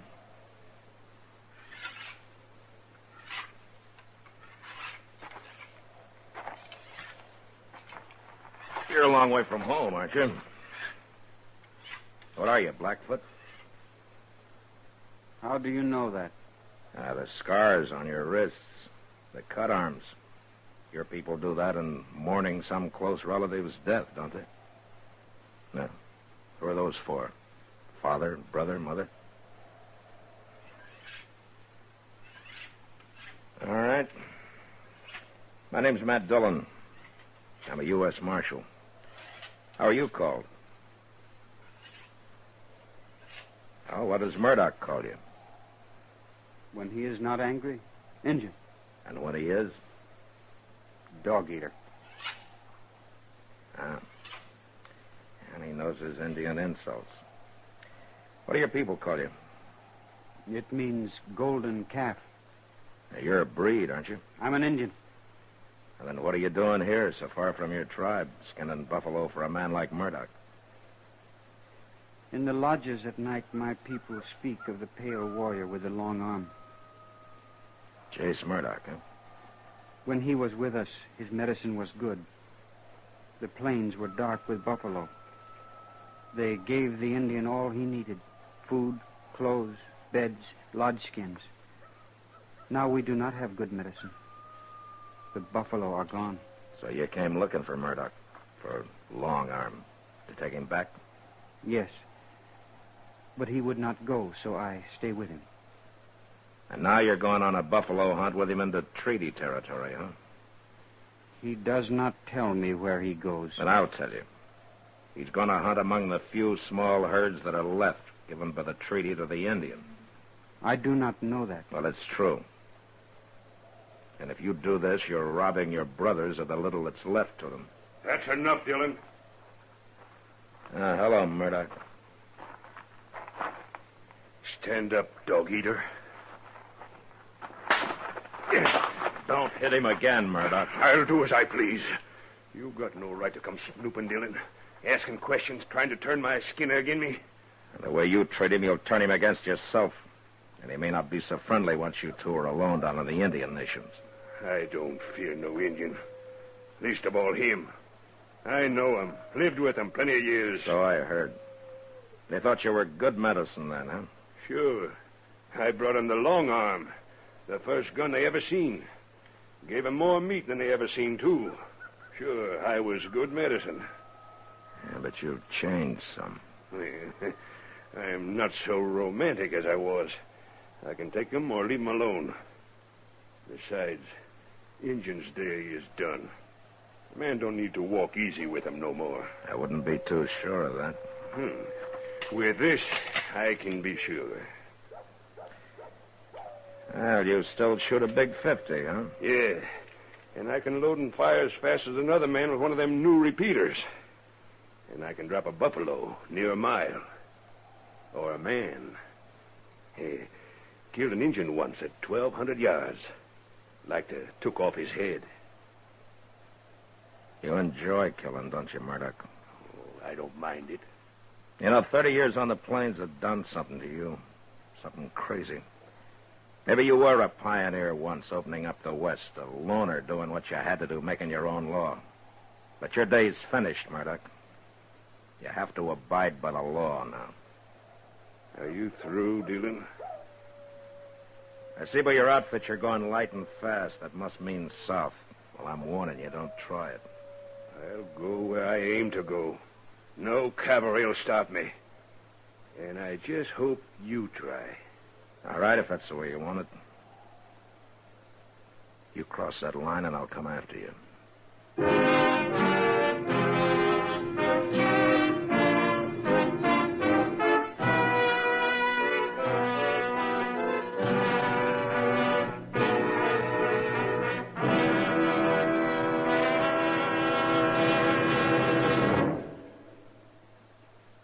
Say, where are you listening to Gunsmoke?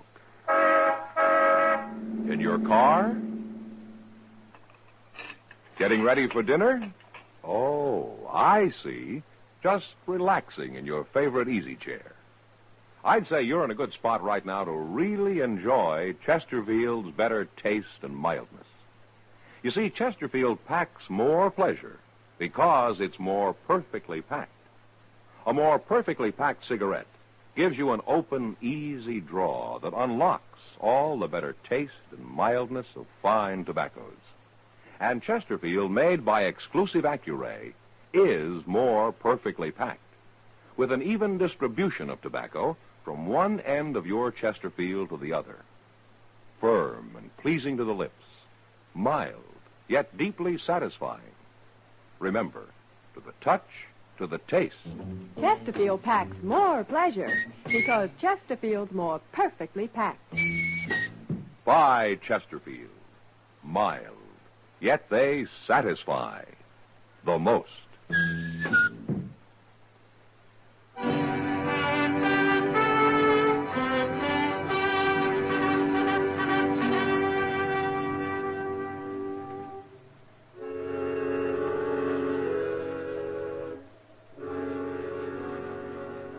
I could have sent word to the colonel out at Fort Dodge and let the cavalry handle Murdoch. But this was something personal. It was a job I wanted to do myself. I couldn't touch Murdoch until he crossed the line into the Indian Nations, so the next morning I just watched him drive out of town. I gave him a couple of hours, and then Chester and I started on his trail. Went straight south, across the Arkansas, into the Nations.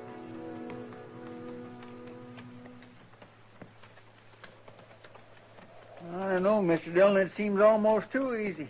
His wagon tracks in the snow going straight as a board as far as you can see over the next rise. Yeah, I know, Chester. But we better keep our eyes open. We should be getting close to him now. Well, I guess ain't nothing to worry about, as long as we can see his tracks up ahead. Now, maybe not. But we'll come up on that rise easy. Just might be waiting for us on the other side. Well, I don't know. The way he ain't bothering to cover his trail, it seems like he ain't expecting us to follow him. Maybe he didn't believe you. Don't count on it. No, I ain't. I swear this ain't the time of year for traveling, is it?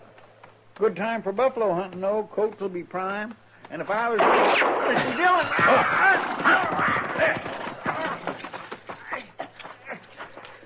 Chester, you hit?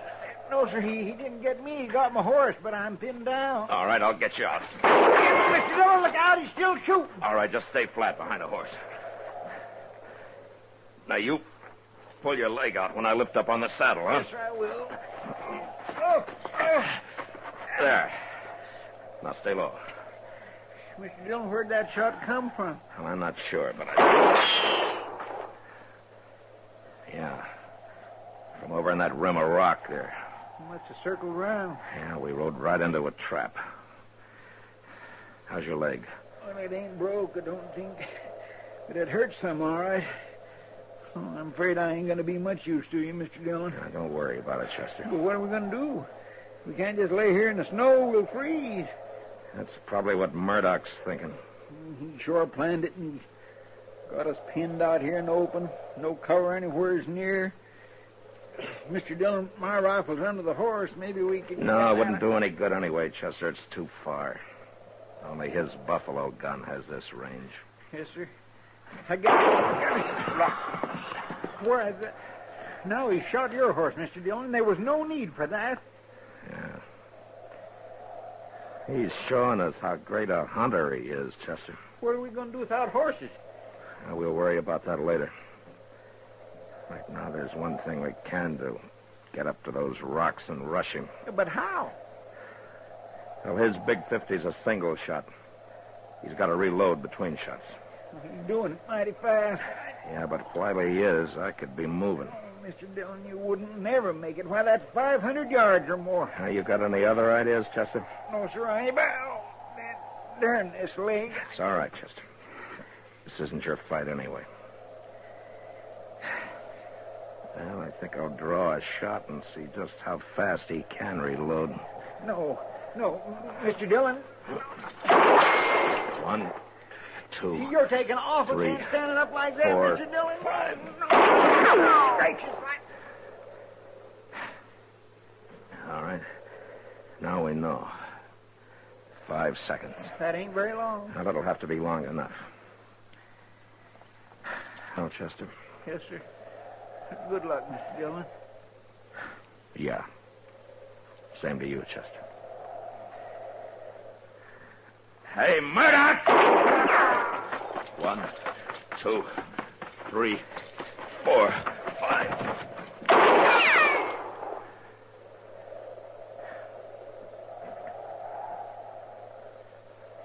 Not like hunting buffalo, is it, Murdoch?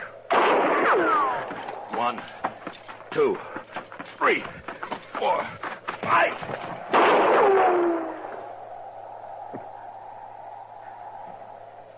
Well, you're getting closer, Murdoch.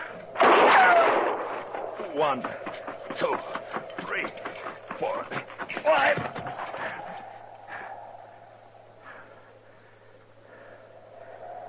Oh, maybe he's caught on. Hey, Murdoch! You couldn't be out of ammunition, could you?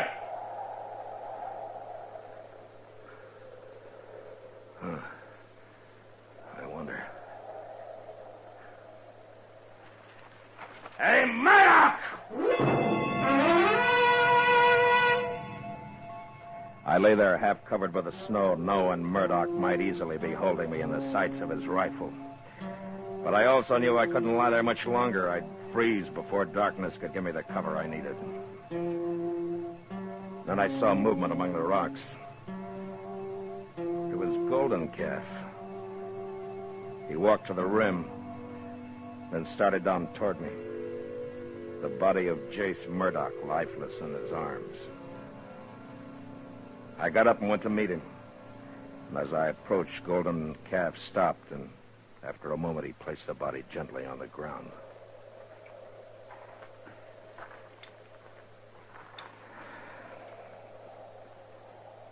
Why did you do it, Golden Calf? I know now you spoke the truth. His medicine was not good. Not anymore. Is that the only reason you killed him? Here? Now?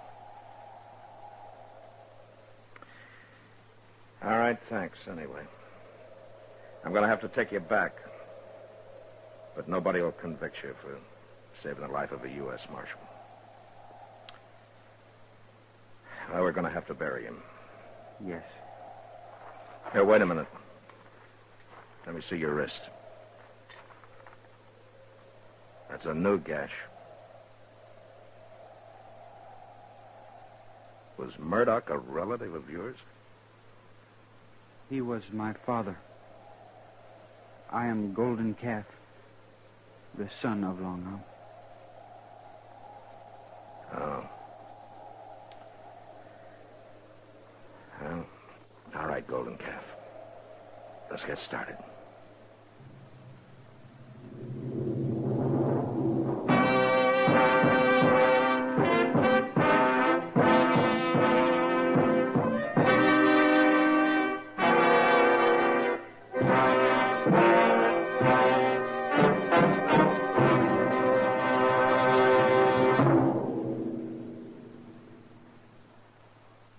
In a moment, our star, William Conrad. Chesterfield packs more pleasure because Chesterfield's more perfectly packed. Chesterfield, made by exclusive Accuray, packs more pleasure because it's more perfectly packed. Unlocks all the pleasure of fine tobaccos. Chesterfield packs more pleasure because Chesterfield's more perfectly packed. Firm and pleasing to the lips. Chesterfield. Mild. Yet they satisfy the most. You know, the arrival of a Texas herd in Dodge usually meant celebrating and a general hurrahing of the town. But next week, a herd arrives with a murdered man. And that was the West. Good night. Gunsmoke. Produced and directed by Norman McDonald, stars William Conrad as Matt Dillon, U.S. Marshal. The special music for Gunsmoke was composed and conducted by Rex Corey. Sound patterns by Tom Hanley and Bill James. Featured in the cast were Nestor Paiva, Sam Edwards, and Harry Bartell. Harley Bear is Chester, and Georgia Ellis is Kitty.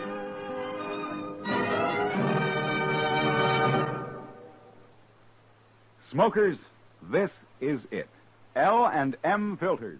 So good to your taste, so quick on the draw. Make today your big red letter day, your L&M red letter day. Superior taste and filter, it's the miracle tip. Make today your big red letter day. Change to L&M today. L&M, so good to your taste. So quick on the draw. Get L&M today. Relax with L&M. So good to your taste, so quick on the draw. Join us again next week for another specially transcribed story on Gunsmoke.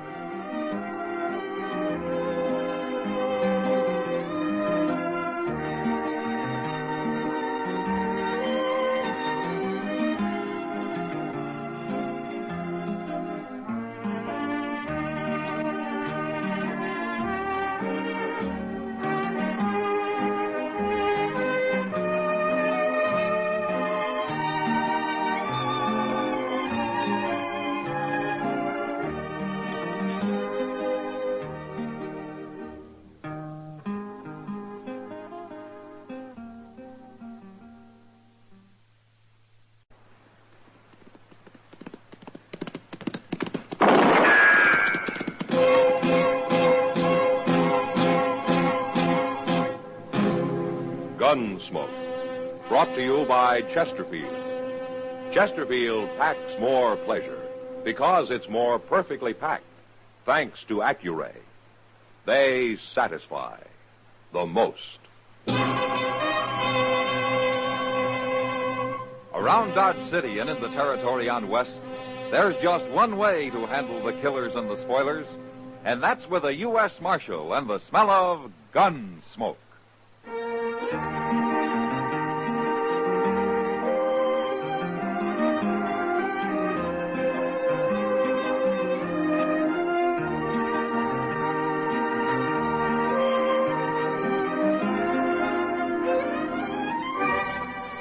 Gunsmoke, starring William Conrad.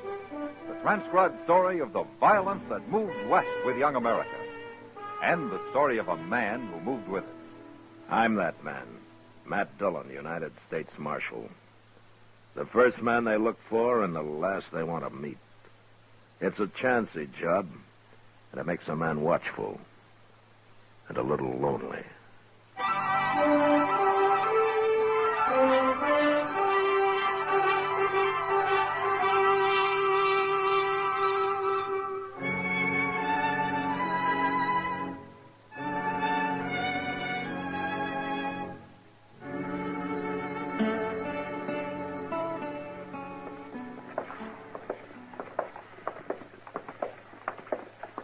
You get caught in the rain last night, Matt? I never left the office, Doc. I stayed home, too. Yeah? For once. Ordinarily, bad weather brings a rash of broken legs and babies with it. All out in the country somewhere. You always told me living in the open's good for a man, Doc. I said sun is good for a man. Well, you'll get some sun next summer, and you'll complain just as hard about that. When I think I could have an office back in Baltimore, where nice, clean people come to see me. Yeah, but nobody needs you in Baltimore, Doc. They get sick there, too, don't they? Oh, I don't know. I've never been there. You've never been? He's never been. Hello, John. You wouldn't last 2 days in Baltimore, Matt. No? No. People are too polite and well-mannered. Well, you teach me what it's like, Doc, but some other time. Ah, there, now, you see what I mean? Yeah, that's what I mean. Oh, and Chester here. He could use a little refining, too. Well, now, don't get carried away, Doc. Morning, Mr. Dillon. Oh, Doc. Good morning, Now, what are you doing out here, Chester? Oh, I got up early this morning. All right, so you could sit on the porch here and watch the street like an old man? I already swamped out the office, Mr. Dillon. Yeah, for the first time in 2 weeks. Maybe you ought to get up early every morning. Mm-mm. I've got too civilized for that. Wait a minute. You didn't get up at all this morning. You were still up. Yes, sir. How much did you lose? Oh, I wasn't gambling. I was sitting talking to a little old gal I met, kindly keeping her out of the rain, you know. Oh, yes, of course. We know, don't we? Yes, yes. And it sure rained a barrel last night, too, didn't it, Chester? It sure did, Doc. Who's this? Some kid. I never seen him before, Mr. Jones. You people tell me where I can find the marshal? You done found him. What's the trouble, son? My name's Gilden, Andy Gilden. Just come up from Texas with a herd. Oh, what's on your mind, Andy? There's a man been shot, Marshal. An unarmed man. What? Up the river a ways, where we're holding the cattle. The trail boss shot him this morning before it got light. We put a guard on the boss. Well, what's the name of this outfit?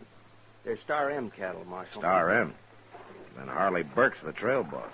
He won't be for long. Not after this. Burke's a man of temper, and he's pretty rough, but he's decent. Hard to believe he'd shoot an unarmed man. Well, he did, Marshal. Is the man dead, son? He's unconscious. Has been right along. All right, let's get going, Doc.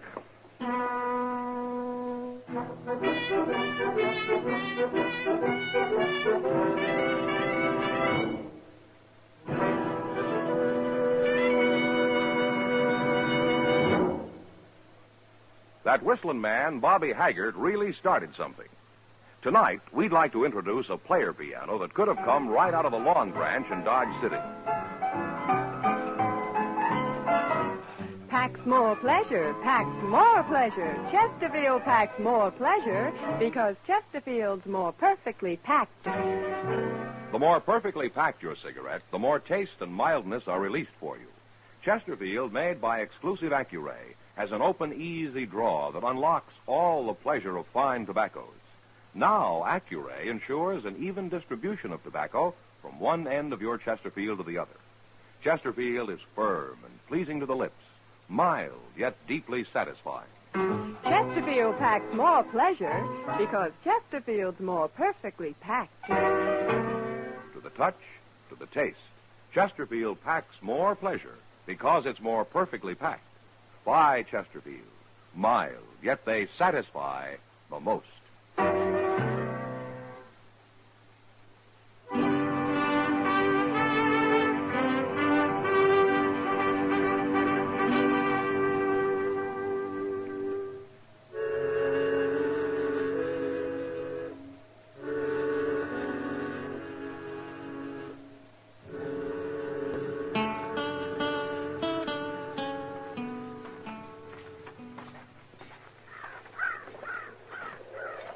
Where is the man, Andy? He's over yonder, behind that bush.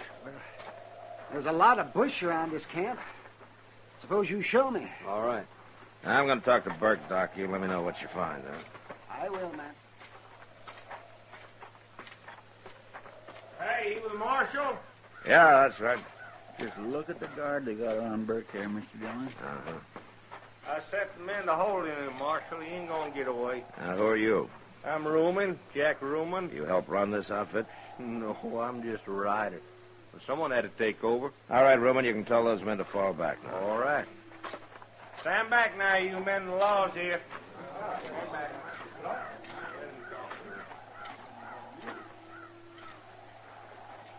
Hello, Burke. Marshal? They told me you shot a man. Oh, he shot him all right, Marshal. And Hodges wasn't even armed. I wasn't asking you, Ruman. You gotta hear the truth. Burke, he had done nothing but fight with Hodges the whole trip. On his neck about something every minute. Go on, you gotta admit it, Burke. I had no use for him. You hated him. He was lazy and no good. Of course I hated him. Burke, I've known you a good many years. You're as rough a trail boss as there is. You're rock-headed and you drive the men as hard as you do yourself, and I've seen you be downright mean about it. Could be. But I sure never figured you'd shoot a man.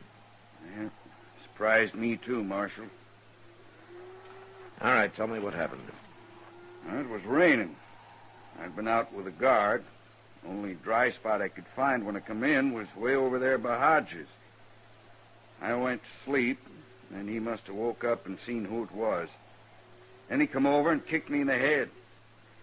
Hurt me bad, but somehow I got a bullet in him before I blacked out. You didn't know he was unarmed. What difference it make, Marshal? Make a lot of difference if he doesn't live. Doc here will know about that. Now, Hello, Burke. Doc? well, Doc, how is he? He's dead. Burke? I know. I'll get my stuff together and come with you, Marshal. Who's going to boss this outfit now? Oh, Andy Gillen. Andy? He's just a kid. His pa owns this herd, Marshal. Oh. What do you want, Burke?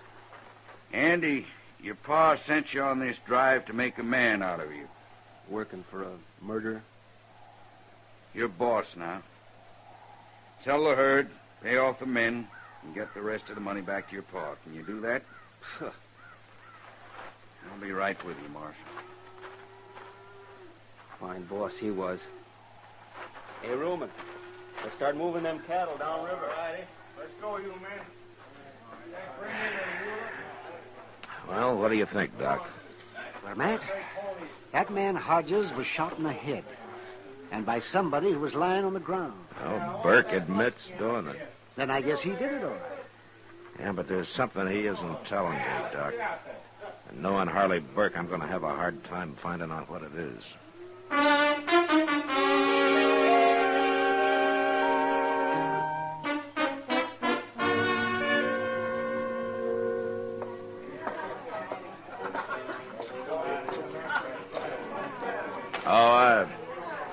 Hey, Sam. Yeah, Marshal. Bring me a beer, huh? Why, sure. Evening, Marshal. Ah, hello, Ruman. You get Burke down to jail all right this morning? Yeah, he's in jail. If ever I seen a man earned a hanging, he's it. Ah? I take it you don't like him, Ruman. We got along just fine, Marshal. Hey, you ain't seen Andy Gilden, have you? He's been sitting over there with Kitty. Where? No, there he goes out the door. Looks like he's pretty drunk, too. He is drunk. Been hunting everywhere. Here you are, Marshal. Oh, thanks, Sam. I think I'll take that beer over to the table with me.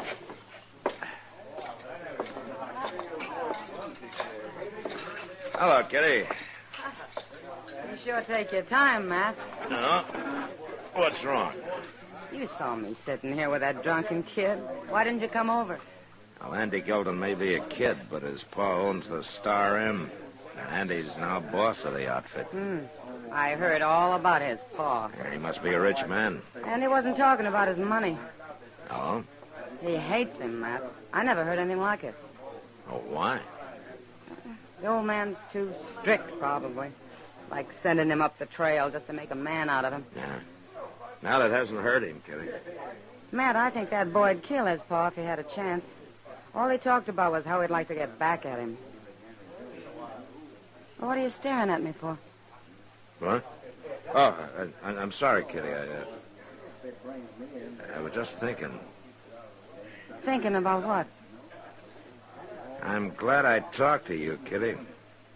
Maybe now I can find out what Harley Burke's holding back from me.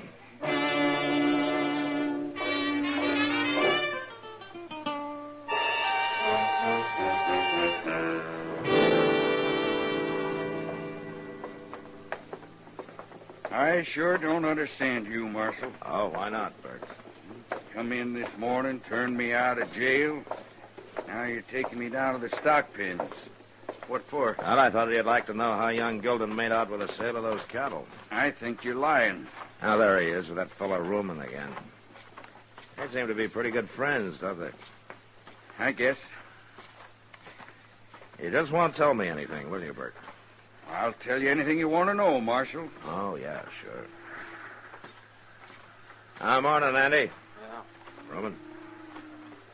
What's Harley Burke doing out of jail? That man gets cramped in there. I was walking him around a little. Well, I ain't gonna be seen with no murder. Andy, I'll be in my room at the Dodge House should you want me. Okay. Now, did you sell the herd, Andy? I sold it. You get a good price? It's no business of yours, Burke.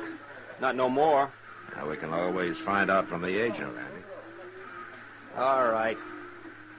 I got $20,000. Payable tomorrow.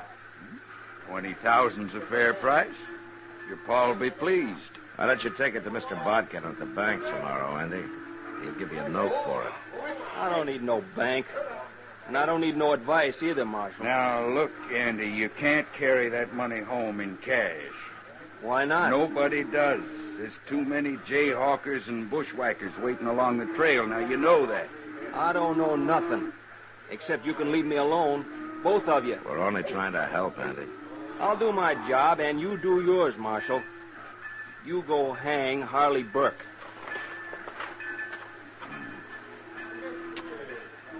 Well, Burke? Well, the boy's kind of headstrong, Marshal. That's all you've got to tell me, huh? That's all. All right, then let's get back to jail.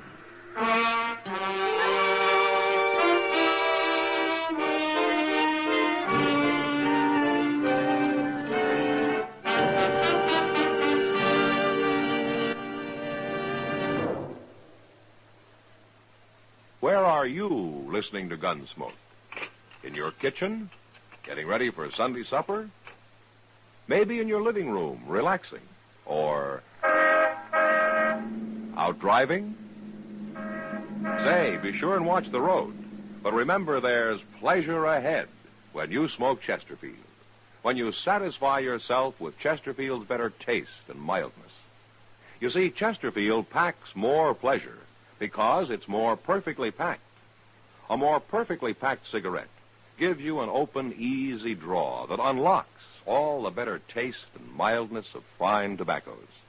And Chesterfield, made by exclusive Accuray, is more perfectly packed, with an even distribution of tobacco from one end of your Chesterfield to the other.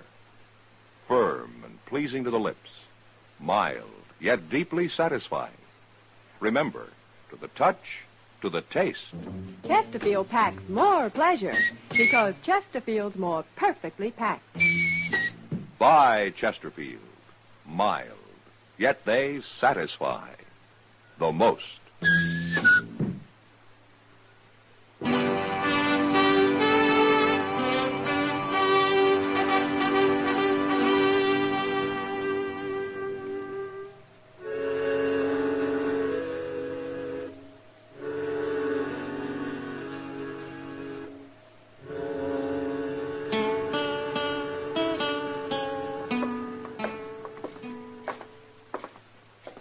Sure are in a hurry, Mr. Dillon. I want to find Andy before he talks to Ruman, Chester. It's been over a half hour already.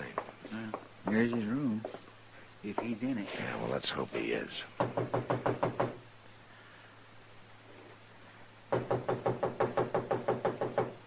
Who is it? Open up, Andy.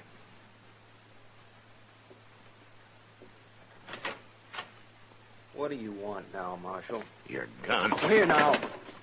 What are you taking my gun for? For Chester to hold on you while he's walking you to jail. Jail? Well, you're talking crazy, Marshal. Keep your voice down. Now, here's his gun, Chester. And you put him in a far cell. And you keep him quiet, huh? Real quiet. I understand. Come on, get moving, Andy. Ow! Now, look here. You don't shut up, I'll lump up your head with this gun. You can't arrest me. I ain't done nothing. Get moving. You can't do this. Of course I can. Let's keep walking.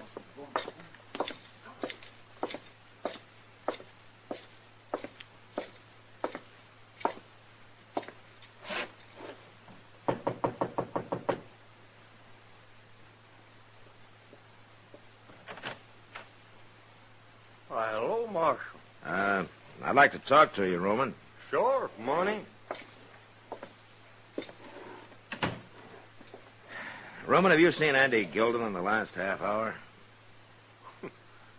Well, sure. You was there at the stock pen. Why? Well, a few minutes ago, he was seen leaving town, riding north. So? I saw him myself. He was riding awful fast, Roman. A lot of men ride out of town, Marshal. Maybe he's got a gal out the country somewhere. Yeah, maybe. Why, what you thinking? I was with the agent who bought the Star M herd. Yeah. He got the $20,000 up today, and he didn't have to wait till tomorrow. Say he was headed north? Yeah, that's what I was thinking. Texas is south of here. Stealing that money. Stealing it from his own pa. Looks that way. Well, ain't you going after him, Marshal? Well, he's a Gilden. I kind of look on it as a family matter, Roman. And I'm going after him. No, you're not. You go after him, there'll be a fight, maybe a killing. We'll let his pa worry about it. I'm going after him, Marshal. You can't stop me. Can't I, Roman? Yeah, Marshal. You got Burke back in jail? Yeah. Well, I got something to say. And I want him to hear it, too.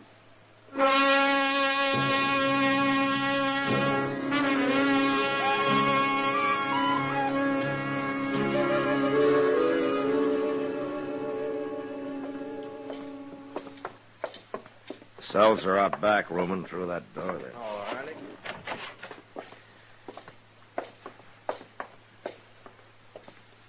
Burke, Roman's got something he wants both of us to hear. Rumen, huh? Well, I've been waiting long enough. What do you mean? It was you kicked me in the head and shot Hodges. You know what you're going to say? It was not me done it. Of course it was. Now, don't be a fool, Burke. What'd I get out of it? I don't hate old man Gilden. I don't want to steal his money. Nobody stole his money. Mean you ain't heard? Heard what? Andy got paid off for them cattle today, and he rode out of town headed north.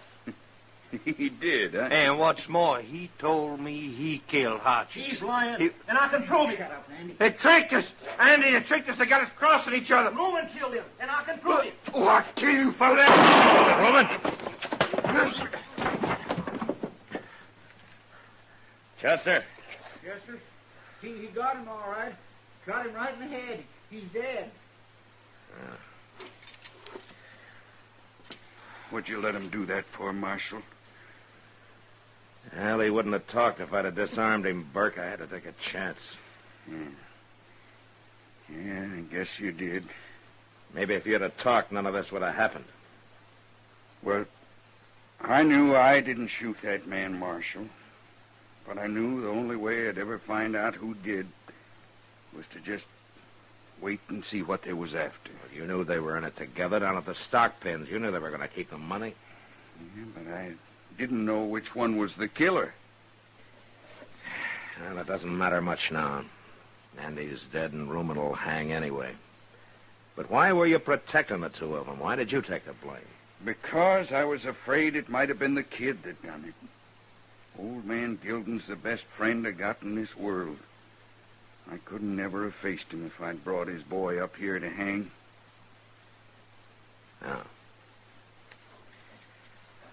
I understand the boy hated him. But he didn't hate Andy, Marshal. All he wanted was for him to be a man.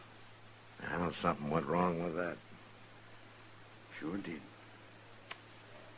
Burke. Yeah? You did all you could. When the old man hears the whole story, he'll know what a good friend you've been.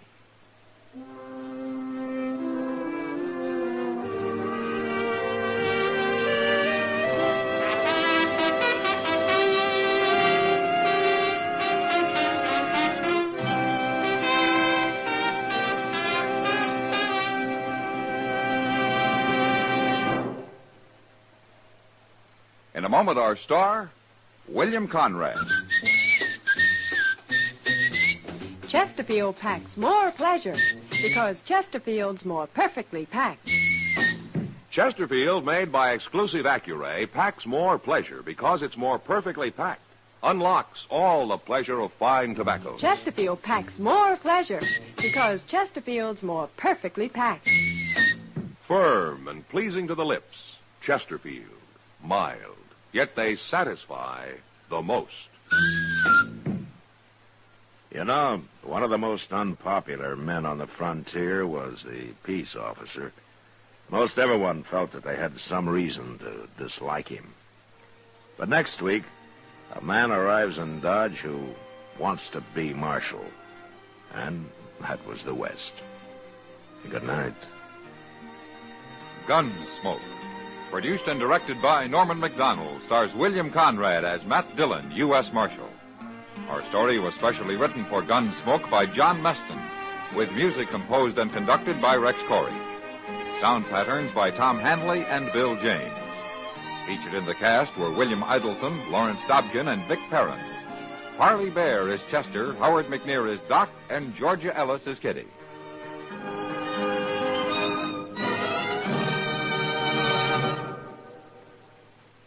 Smokers, this is it.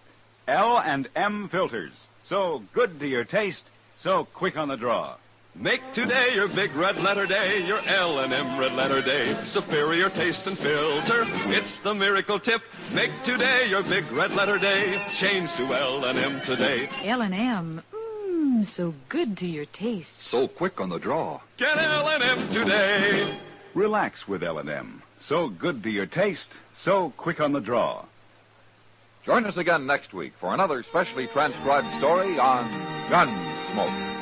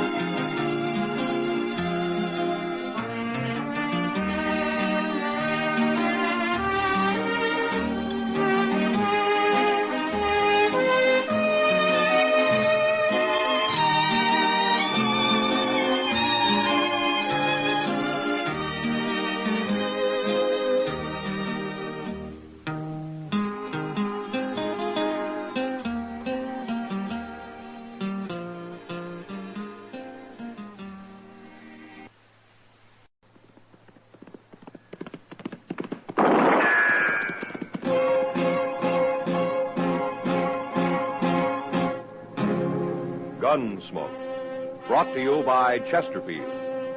Chesterfield packs more pleasure because it's more perfectly packed, thanks to Accuray. They satisfy the most.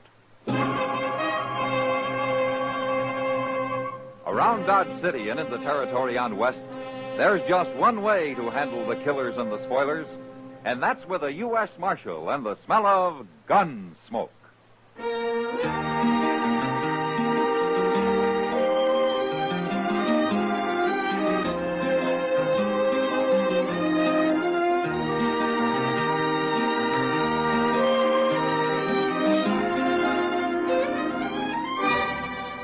Gunsmoke, starring William Conrad, the transcribed story of the violence that moved west with young America, and the story of a man who moved with it. I'm that man, Matt Dillon, United States Marshal. The first man they look for and the last they want to meet. It's a chancy job, and it makes a man watchful and a little lonely.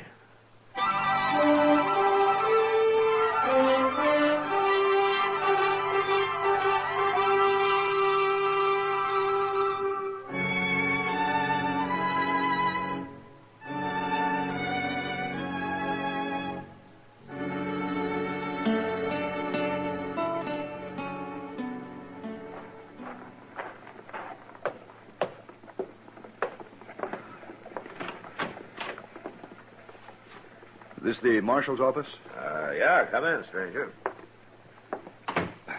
You're Marshal Dillon? I am. My name's Egan, Marshal. Emmett Egan. I'm glad to know you. This is Chester Proudfoot. How do you do? Hello. The purpose of my visit may surprise you, Marshal. Well, if it doesn't mean trouble, it sure will. I've just deposited $50,000 in the bank here. Huh? That's a lot of money, Egan. Well, it's taken me ever since the war to earn it. I've been up in Chicago, Marshal, running cattle auctions for a man named Swift, but I'm through with that now. No? I want to try something new. Marshal, I don't intend any insult. But if you need money, name your price. I'm afraid I don't follow you, Egan. I want your job. What? I want to be Marshal here. All right, say it out, Egan. I'm serious, Marshal. There are no tricks to this. I've been to Washington, and the War Department's endorsed my application, but they tell me there are no openings, so I came to Dodge. I thought if I can somehow persuade you to quit, maybe they'll put me on here. I think you are serious. Oh, I am. It's simple enough. I'm tired of the kind of work I was doing, and I want to try this. Something exciting. Oh, I see. What would you advise me to do, Marshal? Go back to Chicago. You're a lot safer there. You think I'm not qualified to be a lawman? Well, you're wearing a gun. Well, I'm accustomed to authority, Marshal. I was a major under General McClellan. Took my first bullet in the Chickahominy in '62. I see. Is this your first trip to the frontier, Mr. Egan? It's my first since '67. Uh-huh. Well, I still advise you to go back to Chicago. No, Marshal? All right, Mr. Egan, you want this job so bad, you can have it as far as I'm concerned. Now, Mr. Dillon. There's very little money in it and absolutely no thanks. I've been a live target for every drunken bum and glory hunter in Kansas about long enough. You mean it, Marshal? Yeah, but on one condition. Yes? That you hang around for a week, see what it's like. And then if you still want it... Oh, I'll want it all right. All right, then we'll start right now. I'm ready. What do we do first? You all set, Chester? My. Yes, sir, I guess so. All right, then follow me.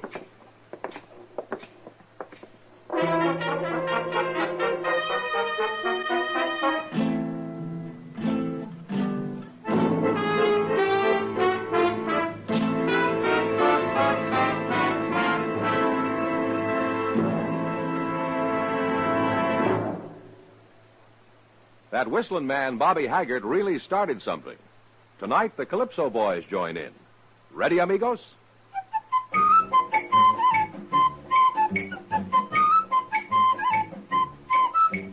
Packs more pleasure, packs more pleasure. Chesterfield packs more pleasure because Chesterfield's more perfectly packed. The more perfectly packed your cigarette, the more taste and mildness are released for you. Chesterfield, made by exclusive Accuray, has an open, easy draw that unlocks all the pleasure of fine tobaccos. Now, Accuray ensures an even distribution of tobacco from one end of your Chesterfield to the other. Chesterfield is firm and pleasing to the lips, mild yet deeply satisfying. Chesterfield packs more pleasure because Chesterfield's more perfectly packed. To the touch, to the taste, Chesterfield packs more pleasure because it's more perfectly packed. Why Chesterfield? Mild, yet they satisfy the most.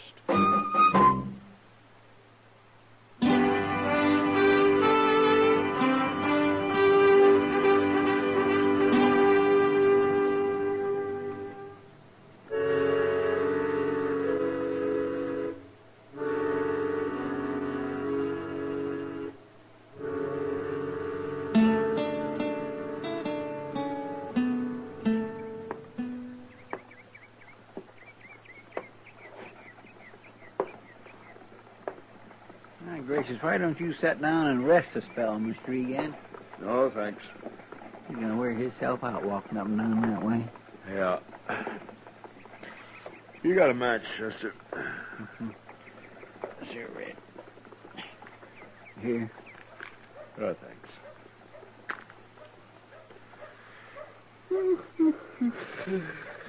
Dodge sure ain't very lively today, is it?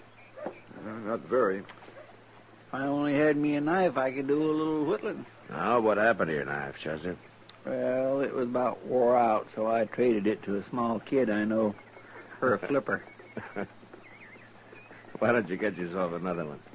Mr. Dillon, I am so mean poor, I just couldn't stand the outlay of another knife. Yeah, I forgot. Hey, look there. Somebody hadn't ought to be in town. Oh, where? Who? That fella coming up the street, riding that sleigh back to old Broodmare. See him? He looks like a farmer. If you call a man whose wife hoes a 10-yard patch of mealy potatoes a farmer, then he's one, all right. You said he shouldn't be in town. He can't be very dangerous. He's dangerous to himself. Oh, what do you mean? Why, he gets a doggone drunk every time he comes in here. He can't hardly climb back up on that old mare. And when he does, he usually falls off summers before he gets home and lays out there on the prairie all night like a dead man. It's a pure wonder he ain't been ate by something. Oh, Marshal, we've been hanging around this porch for 3 hours. I'm beginning to feel like a bum myself. Now, that's part of the job, Egan. Keeping an eye on things, we call it. Keeping an eye on things? You and Chester both are fighting to stay awake. Are you calling it quits, Egan? Oh, no. Of course not. Well, then let's go get a cup of coffee, huh? It'll be dark soon, and we can start making the rounds.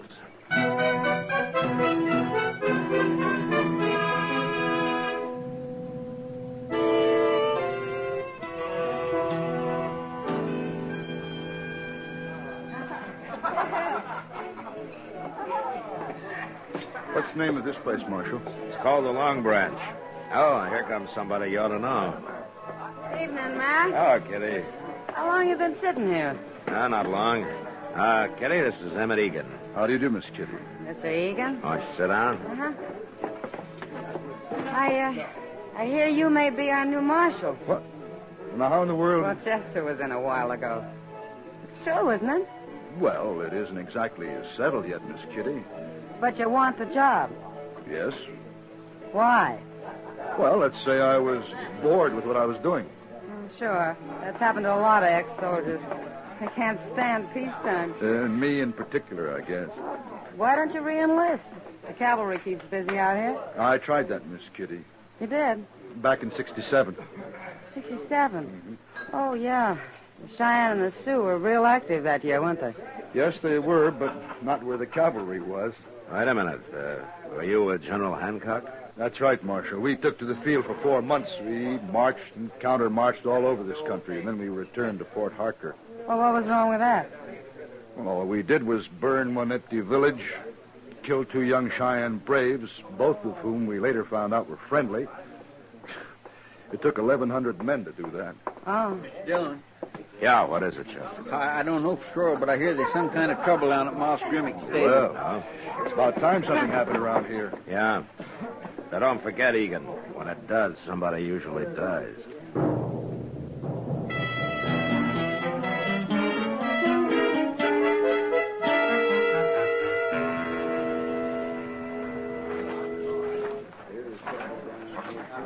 What's the trouble here, men?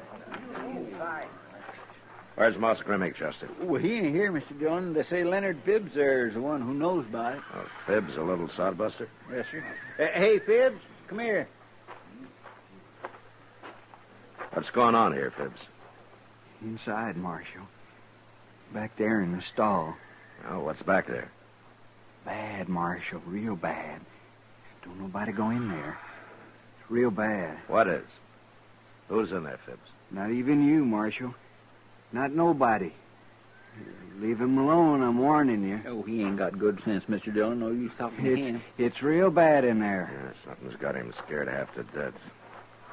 I'm going to go take a look. You stay here, Chester. I'm going with you, Marshal. Look, Egan, I don't know what's in there. It could be a crazy man with a gun looking for blood. It could be anything. Action is what I came here for, Marshal, and you said I could hang around. All right. But you get out of the way if there's any shooting. I'm not entirely a novice with a gun, Marshal. No, but you're not a professional either. Now stay at least 10 paces behind me. Right.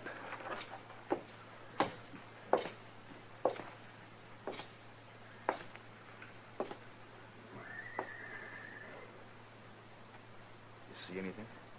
No. It's Marshal Dillon. Who's in here? Come on, speak up. Maybe he's hiding, waiting for you. Well, he can't see me any better than I can see him. You're taking an awful chance, Marshal. You stay where you are, Egan. What? Now, what's this?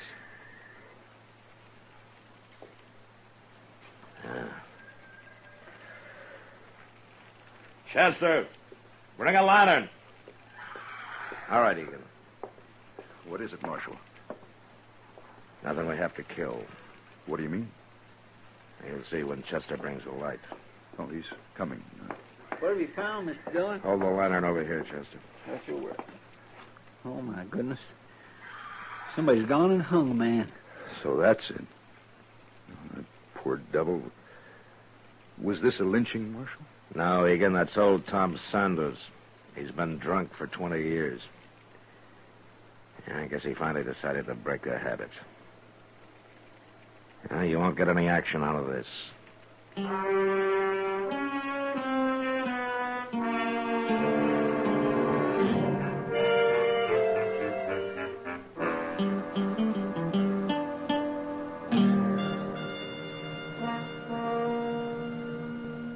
Well, Egan, it's been nearly a week. Enough excitement for you? I must admit, Marshal, it's not quite what I'd expected. Somehow the idea Marshal was always busy, doing things. You mean gunfighting? I've told you I don't think gunfighting's necessary. Yeah, I remember. Any man accustomed to command should be able to control these Dodge City ruffians without much trouble. I only draw my gun as a last resort, Egan. And besides, you haven't seen any of these men in action yet. I still want the job, Marshal. Yeah, I know. Oh, Matt? Yeah, come on in, Doc. Say, Matt, you'd better get over the Texas Trail. Oh?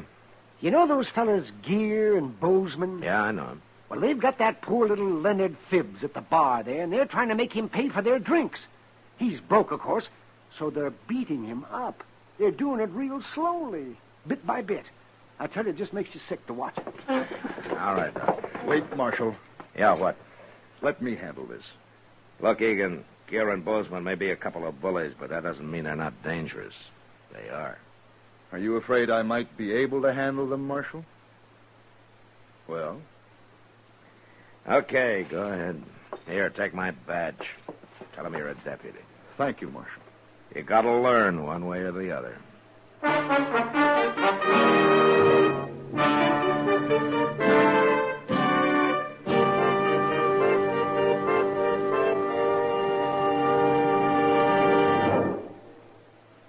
Where are you listening to Gunsmoke? In your favorite easy chair? Or out driving? Oh, there you are. In the kitchen. Say, you want to make whatever you're doing more enjoyable? Have a Chesterfield. Enjoy Chesterfield's better taste and mildness.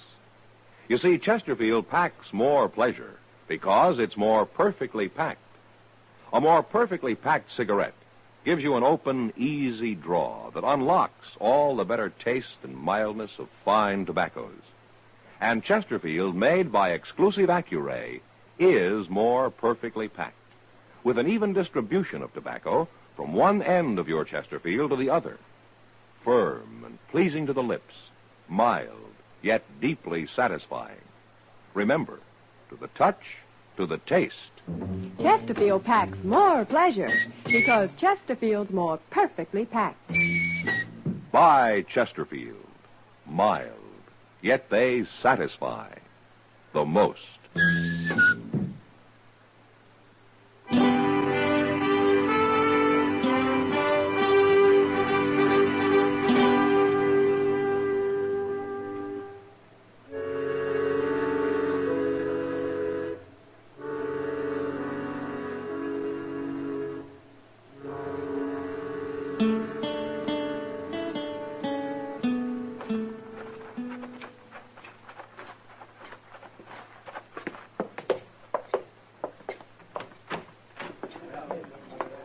on, Chester.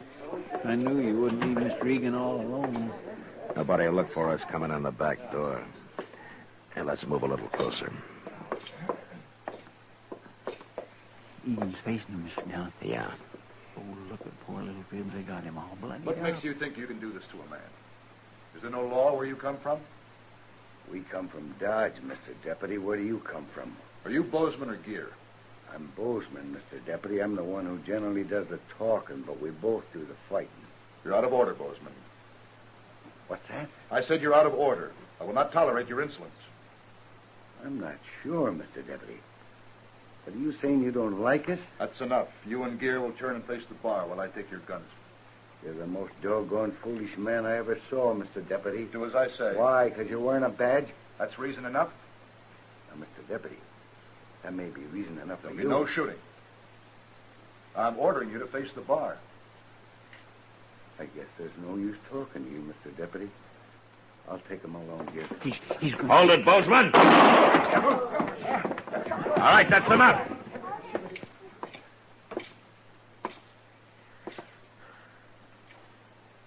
Now, go ahead, Bozeman. Try it again. Now, wait, Marshal. You knew he couldn't handle a gun. You know I can. Is that it? Your gun against two of us? Quit talking, Bozeman. Don't try it, Gear. All right, then do as my deputy told you. Face the bar. Sure. Sure, Marshal.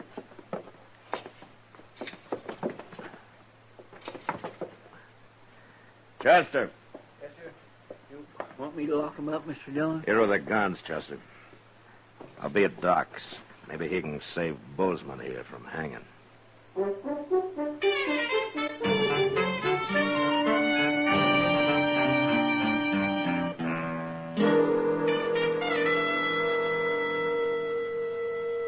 Yeah, it's getting light out, Doc. It generally does this time of morning. Yeah, but I'm not generally sitting up waiting for a man to die. He isn't going to die, Matt. I saw what that bullet did to him. You feel guilty, don't you, Matt? Wouldn't you, Doc? Yes, I guess I would. Doc? Oh, what? Well, he's conscious.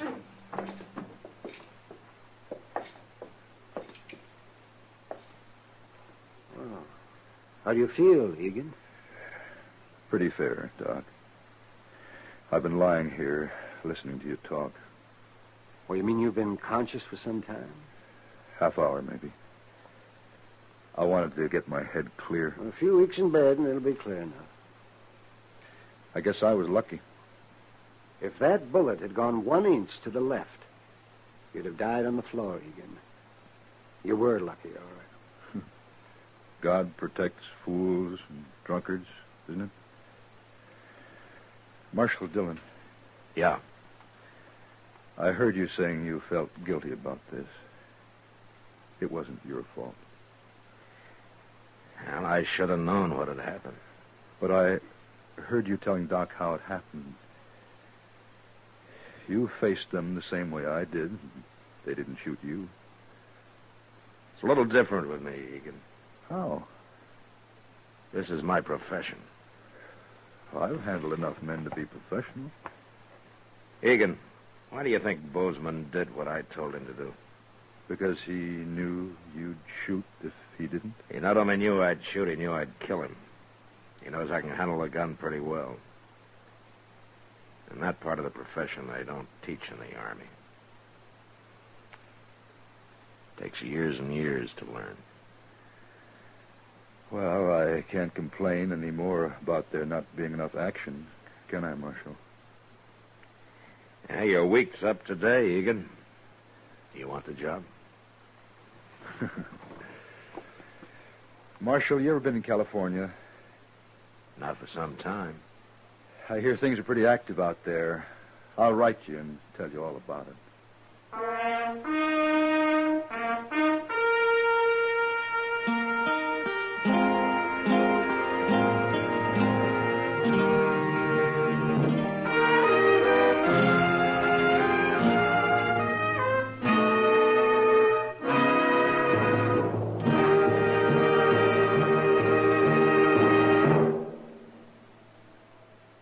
our star, William Conrad.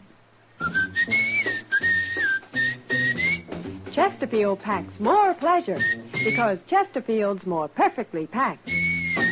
Chesterfield, made by exclusive Accuray, packs more pleasure because it's more perfectly packed. Unlocks all the pleasure of fine tobacco. Chesterfield packs more pleasure because Chesterfield's more perfectly packed. Firm and pleasing to the lips. Chesterfield. Mild. Yet they satisfy the most. You know, there were a lot of ways for death to come to a man on the frontier. All of them hard. But next week, a man meets death the hardest way of all, at the end of a rope. But that was the West. Good night. Gunsmoke, produced and directed by Norman McDonald, stars William Conrad as Matt Dillon, U.S. Marshal. Our story was specially written for Gunsmoke by John Meston, with music composed and conducted by Rex Corey. Sound patterns by Tom Hanley and Bill James. Featured in the cast were John Daner, James Nusser, and Harry Bartell. Parley Bear is Chester, Howard McNear is Doc, and Georgia Ellis is Kitty.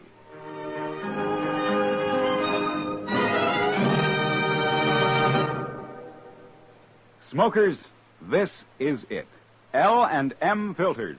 So good to your taste, so quick on the draw. Make today your big red letter day, your L&M red letter day. Superior taste and filter, it's the miracle tip. Make today your big red letter day. Change to L&M today. L&M, so good to your taste. So quick on the draw. Get L&M today. Relax with L&M. So good to your taste, so quick on the draw. Join us again next week for another specially transcribed story on Gunsmoke.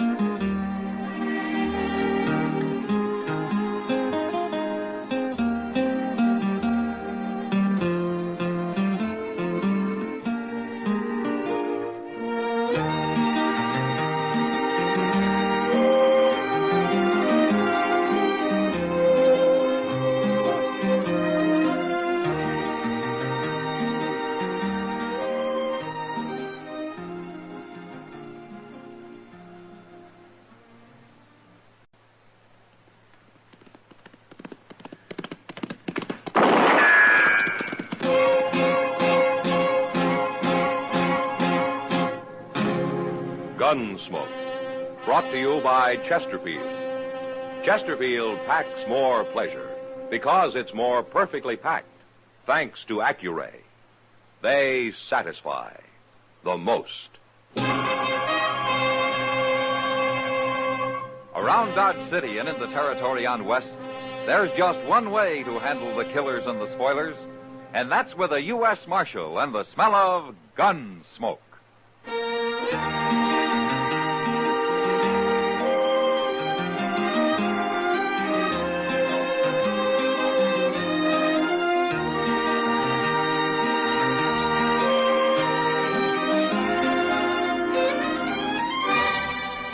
Gunsmoke, starring William Conrad. The transcribed story of the violence that moved west with young America. And the story of a man who moved with it. I'm that man, Matt Dillon, United States Marshal. The first man they look for and the last they want to meet. It's a chancy job, and it makes a man watchful and a little lonely.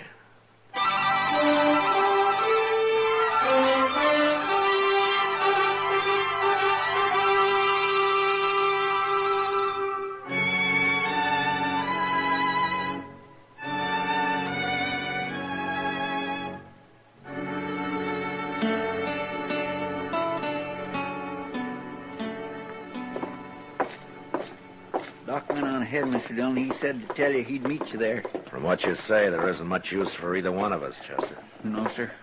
Poor old Mr. Sawyer. He looked long dead to me. Right in his office, huh? Yes, sir. That's where the boy found him. Looked like he pulled a chair into the middle of the room and stood on it. Hanging sure is a bad way to die, ain't it? I guess when a man wants to kill himself, it doesn't matter much how he does it. No, sir. How come there's no crowd outside? Well, I told the boy to go on home, not to talk to anybody. Oh, good. And then I went in, cut Mr. Sawyer down. I come looking for you and Doc. Uh-huh. The door wasn't locked, huh? No, sir.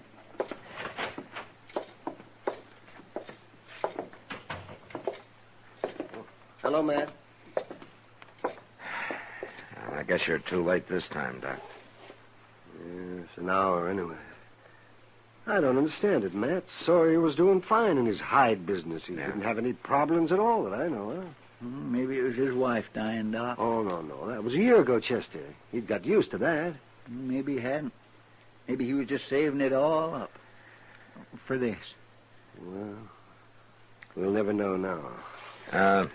Chester. Yes, sir? When you found him, was that chair where it is now? Yes, sir. It ain't been moved, Mr. Dillon. He stood on it and then kicked it over, just like that. Mm-hmm.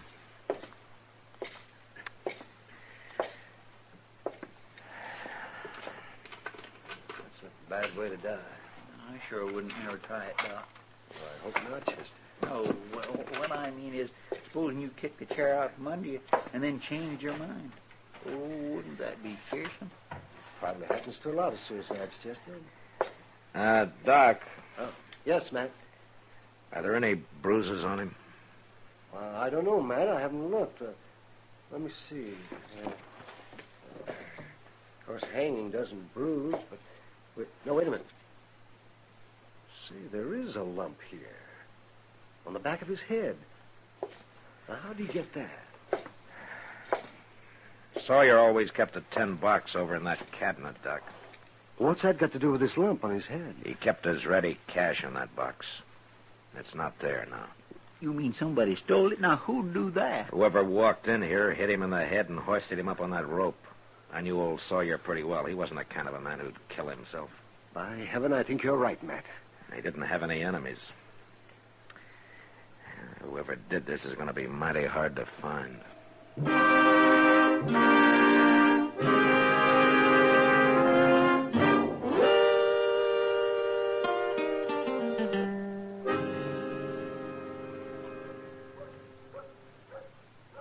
was an awful little bunch of mourners at the burying today, wasn't it, Mr. Dillon?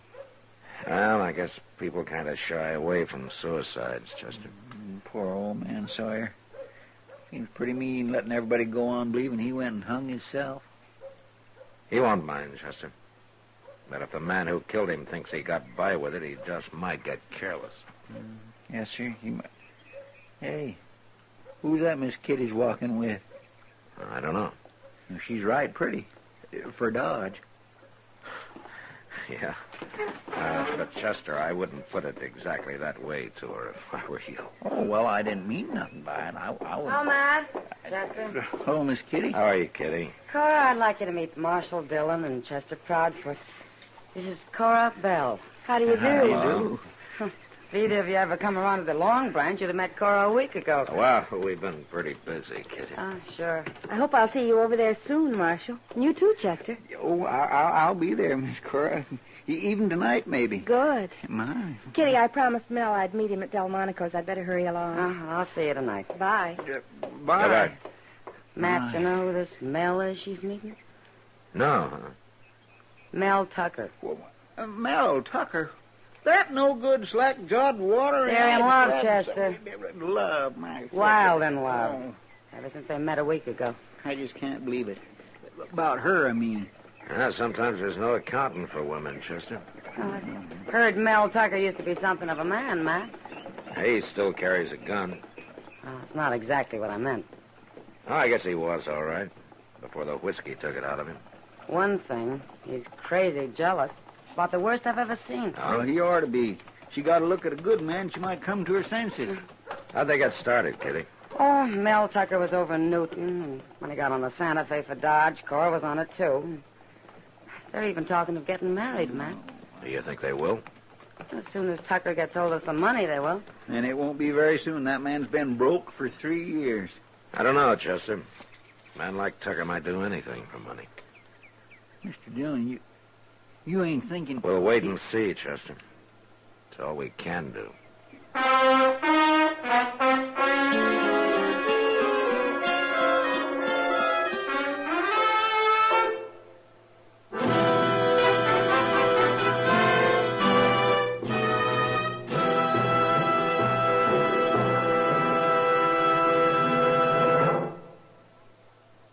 You've heard Bobby Haggart whistling it on radio and television.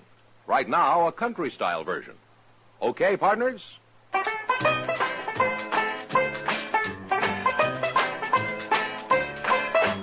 Packs more pleasure, packs more pleasure. Chesterfield packs more pleasure because Chesterfield's more perfectly packed. The more perfectly packed your cigarette, the more taste and mildness are released for you.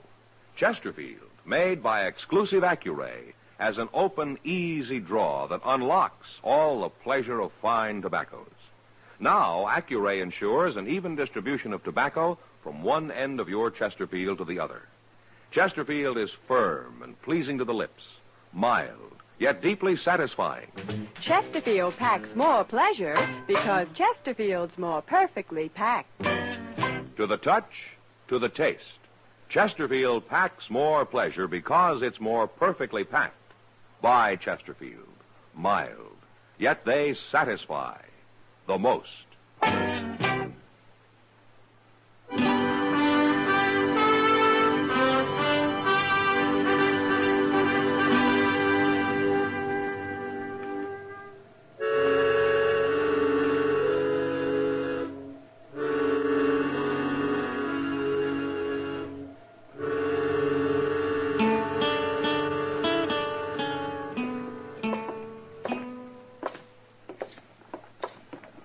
Hey, look. Now, there's something I've been looking for, Mr. Dillon. Oh, what? Over here in the store window. Huh? Look. Mr. Jonas finally got him in, see? Oh, you mean those paper collars and cuffs? No, them boot jacks. Oh. They're pretty fancy. Yeah, they're metal, Mr. Dillon. And they cost $3. You could make one of your own with 10 cents worth of wood. Yeah, but these is iron. They last forever. Chester, wait a minute. Look inside there. Hmm?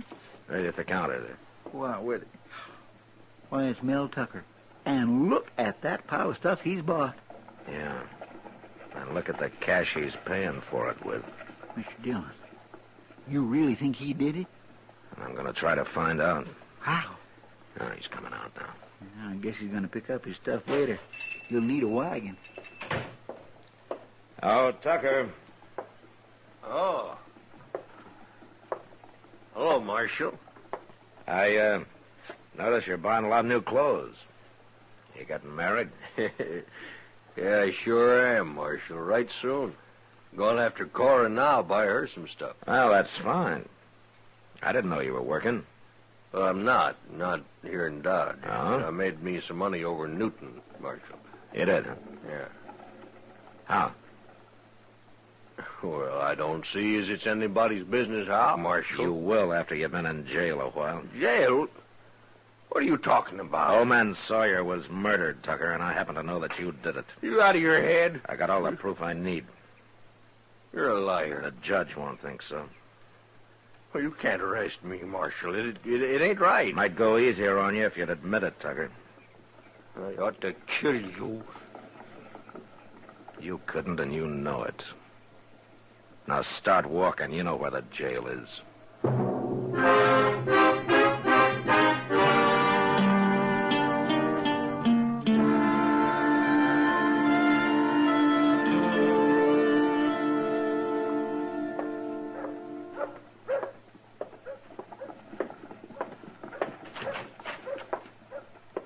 Hi, Matt.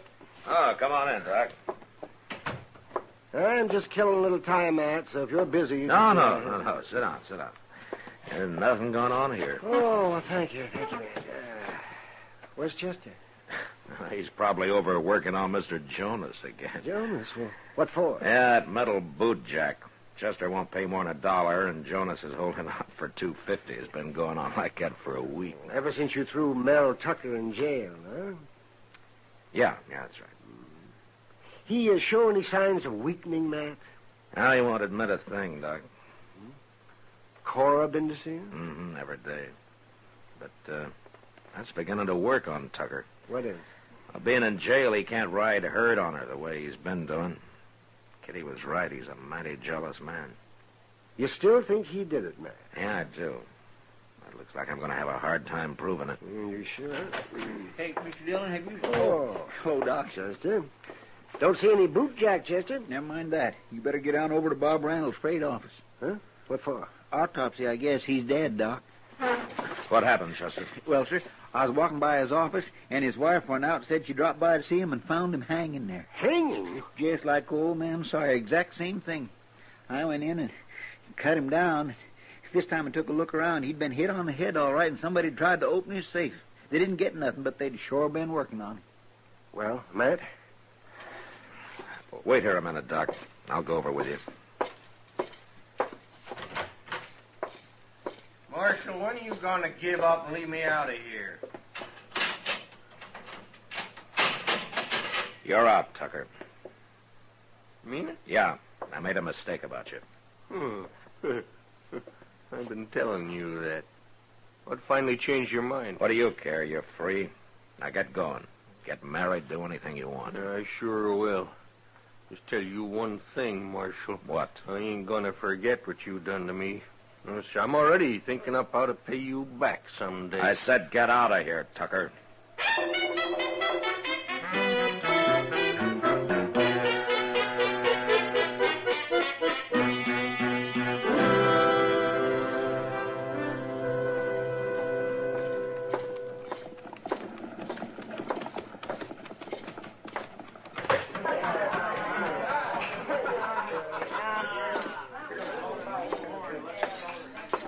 You busy, Kitty? No. Sit down, man. What's on your mind? Oh, plenty. You didn't enjoy having to turn Mel Tucker loose yesterday, did you? Yeah, there wasn't anything else I could do, Kitty. You've made mistakes before, Matt. You don't usually take it so hard. Kitty, Mel Tucker's perfectly capable of having killed old man Sawyer. But he sure didn't do it. Yeah. Sometimes I gotta do my hunting like a lion in a tree. Just lie still and wait. And you don't like that, do you? I've done enough of it, Kitty. I know. Well, I'll say one thing about Mel Tucker, Matt. A week in jail sure made a change in him. Oh, what do you mean? He's been meek as a lamb since he got out. About what? About Cora. Look at them. All three of them standing at the bar over there. Real friendly like. Who's that other man? Oh, that's Dan Dressler. He and Cora have been together a lot lately. Oh? Oh, where'd he come from? I don't know. He rode into town a day or so after you threw Tucker in jail. Maybe Tucker doesn't know about Cora and him, huh? They're just friends. They act like a big, happy family, Matt. I see. Tucker and Cora still planning on getting married? Well, not for a while. Cora says they're broke. Broke? Uh-huh. With $300? Who's got $300? Mel Tucker. It's what he had when I jailed him. It's what I returned to him yesterday. Well, that doesn't make sense, does it? Maybe it does, Kitty.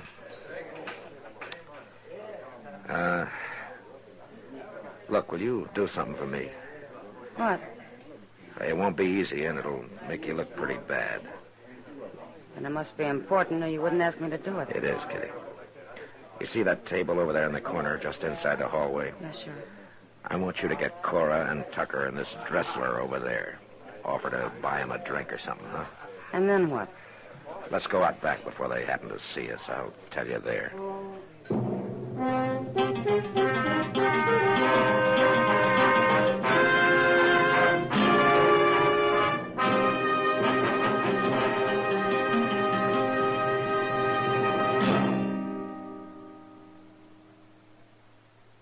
Where are you listening to Gunsmoke?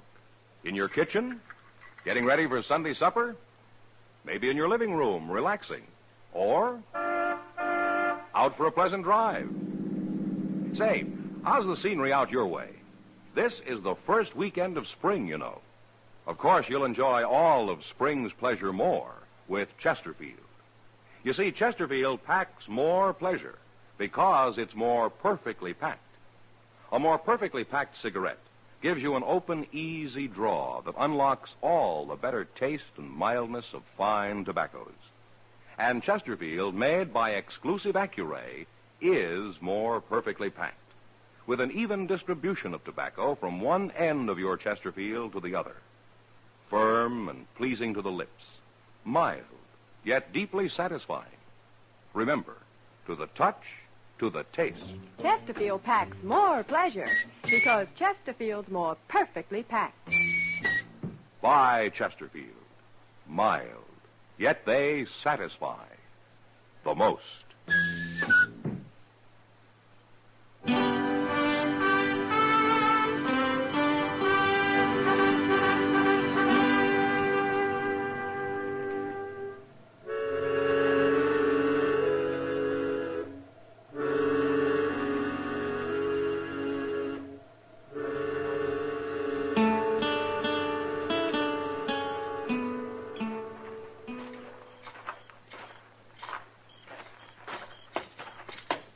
Now be quiet with this door, Chester. Yes, sir, I will.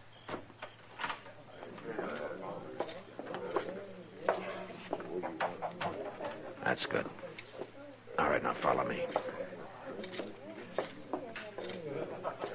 Good thing this hallway ain't creaky. Now, this is far enough. They at the table yet? Yeah, I think so. I sure do hope this notion works, Mr. Dillon, and I hope Miss Kitty don't get hurt out of it. Well, I'll try to stop anything like that, Chester. Look, I'm going to get closer. You wait and then follow me, huh? Yes, sir. Appreciate your buying us all a drink, Kitty, but I don't know why you're doing it. Kitty's a nice girl, Mel. Not enough reason? Yeah, I guess so. Most people I know don't do nothing for you without wanting something out of it. No, Dad. Chester's right, Carl. What? I'm not a nice girl. There's something I want. There, you see? I told you. What do you want, Kitty? I want Mel Tucker to know about you and Dan Dressler. To know about me and Dan... I don't like to watch a man being made a fool of, the way you're doing to Tucker. What are you talking about? Now. You better explain yourself, Kitty. I will, Tucker. You think Dan Dressler's a friend, don't you? Go on, keep talking.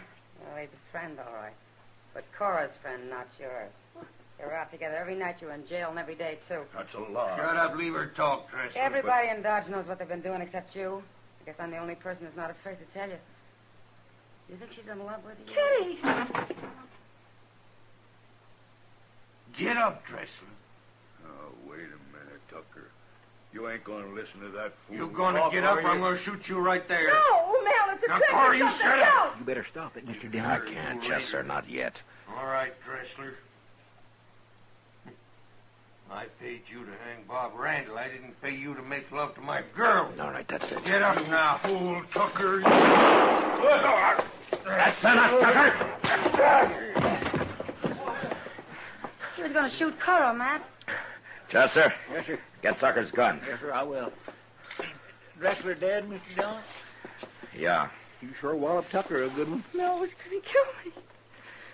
The marshal hadn't had him, he'd have killed me. I'm sorry I had to do it, Cora. Mel was going to kill me. He shouldn't have been jealous of me. He shouldn't have been jealous of me. Cora, you hired Dan Dressler to hang Randall, didn't you? But Mel made me do it. But you're an accomplice. I only did what Mel told me. It wasn't my idea. I didn't murder the man. I loved Mel. I had to do it. I loved him. I loved him. Well, it's just too bad you loved him, Cora. Because now you're as guilty as he is. Come on.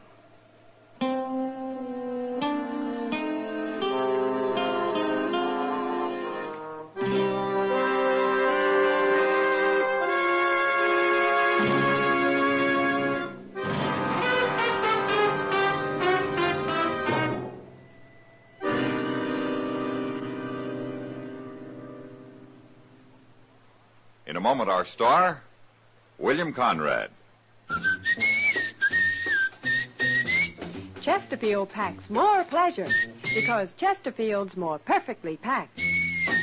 Chesterfield, made by exclusive Accuray, packs more pleasure because it's more perfectly packed. Unlocks all the pleasure of fine tobacco. Chesterfield packs more pleasure because Chesterfield's more perfectly packed. Firm and pleasing to the lips. Chesterfield. Mild. Yet they satisfy the most. You know, on the frontier, a newcomer could almost always find some land and a little water to build himself a ranch. But next week, trouble comes to Dodge when two men claim title to the same area. And that was the West. Good night. Gunsmoke, produced and directed by Norman McDonald, stars William Conrad as Matt Dillon, U.S. Marshal. Our story was specially written for Gunsmoke by John Meston, with music composed and conducted by Rex Corey. Sound patterns by Tom Hanley and Bill James. Featured in the cast were Lawrence Dobkin, Virginia Gregg, and John Daner. Harley Bear is Chester, Howard McNear is Doc, and Georgia Ellis is Kitty.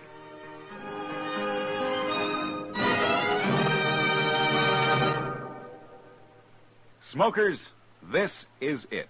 L&M filters. So good to your taste, so quick on the draw. Make today your big red letter day, your L&M red letter day. Superior taste and filter, it's the miracle tip. Make today your big red letter day. Change to L&M today. L&M, so good to your taste. So quick on the draw. Get L&M today. Relax with L&M. So good to your taste, so quick on the draw. Join us again next week for another specially transcribed story on Gunsmoke.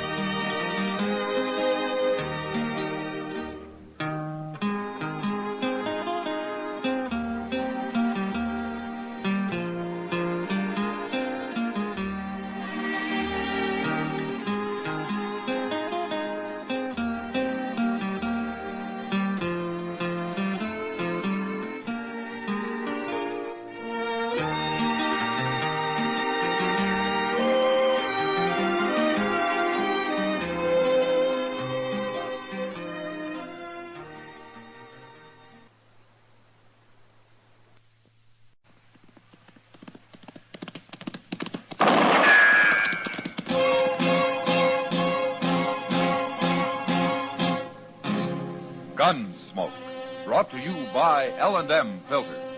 Make today your big red letter day. Change to L&M. So good to your taste. So quick on the draw. Around Dodge City and in the territory on West, there's just one way to handle the killers and the spoilers, and that's with a U.S. Marshal and the smell of Gunsmoke.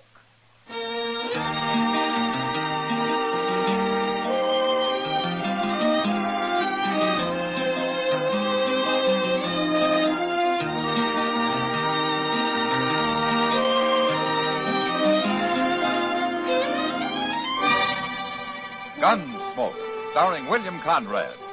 The transcribed story of the violence that moved west with young America. And the story of a man who moved with it. I'm that man, Matt Dillon, United States Marshal. The first man they look for and the last they want to meet.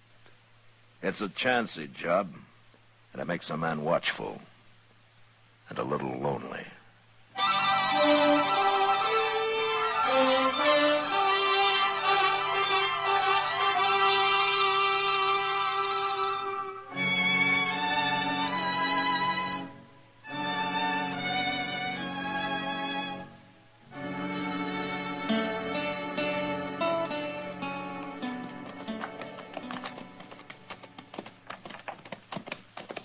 I swear this is the lonesomest looking ranch in the whole state of Kansas, Mr. Dillon. That's no place for a man who likes company, Chester. 3 days' ride from Dodge, 150 miles. It'd get me talking to myself. Now, that's driven old Tub Claver a little crazy. Not so crazy he ain't finally selling out. Yeah, let's leave him here, huh?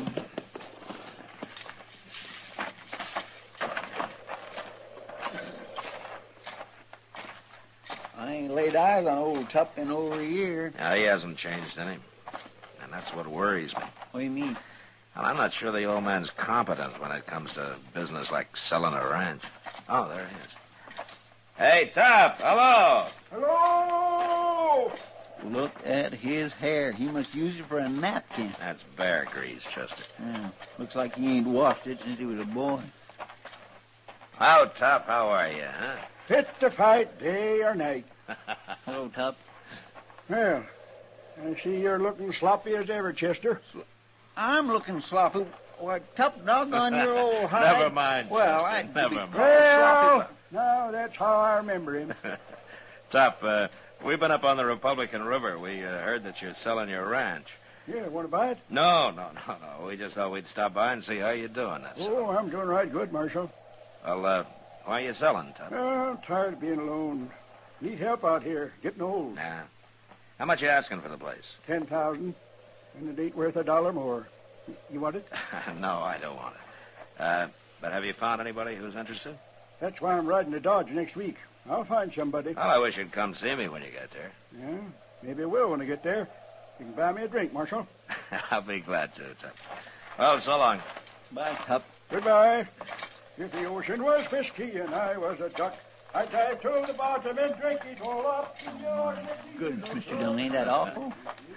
He's a fine old man, Chester, for all his loose-minded ways. He's half simple. He ain't got a lick of sense.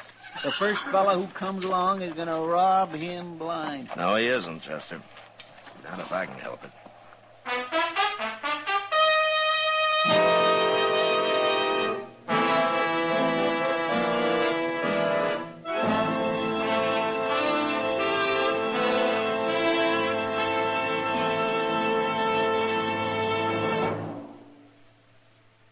Make today your big red letter day, your L&M red letter day. Superior taste and filter, it's the miracle tip. Make today your big red letter day. Change to L&M today. L&M, so good to your taste. So quick on the draw. Get L&M today. What's the first thing you notice when you light up an L&M? It's that L&M is so good to your taste, of course. You'll like that rich taste of superior tobaccos. Then you'll notice that you enjoyed that taste with no effort on your part whatsoever. And that's because L&M is so quick on the draw. With L&M, flavor comes rich, comes clean, comes easy through the pure white L&M Miracle Tip. So, make today your big red letter day. Change to L&M today. L&M, so good to your taste. So quick on the draw. Get L&M today. Yes, make today your big red letter day. And change to L&M.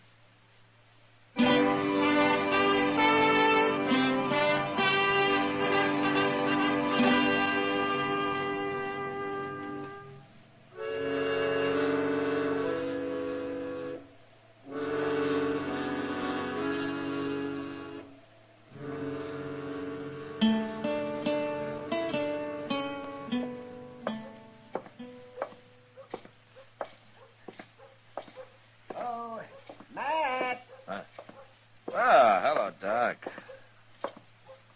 Well, sit down, my boy.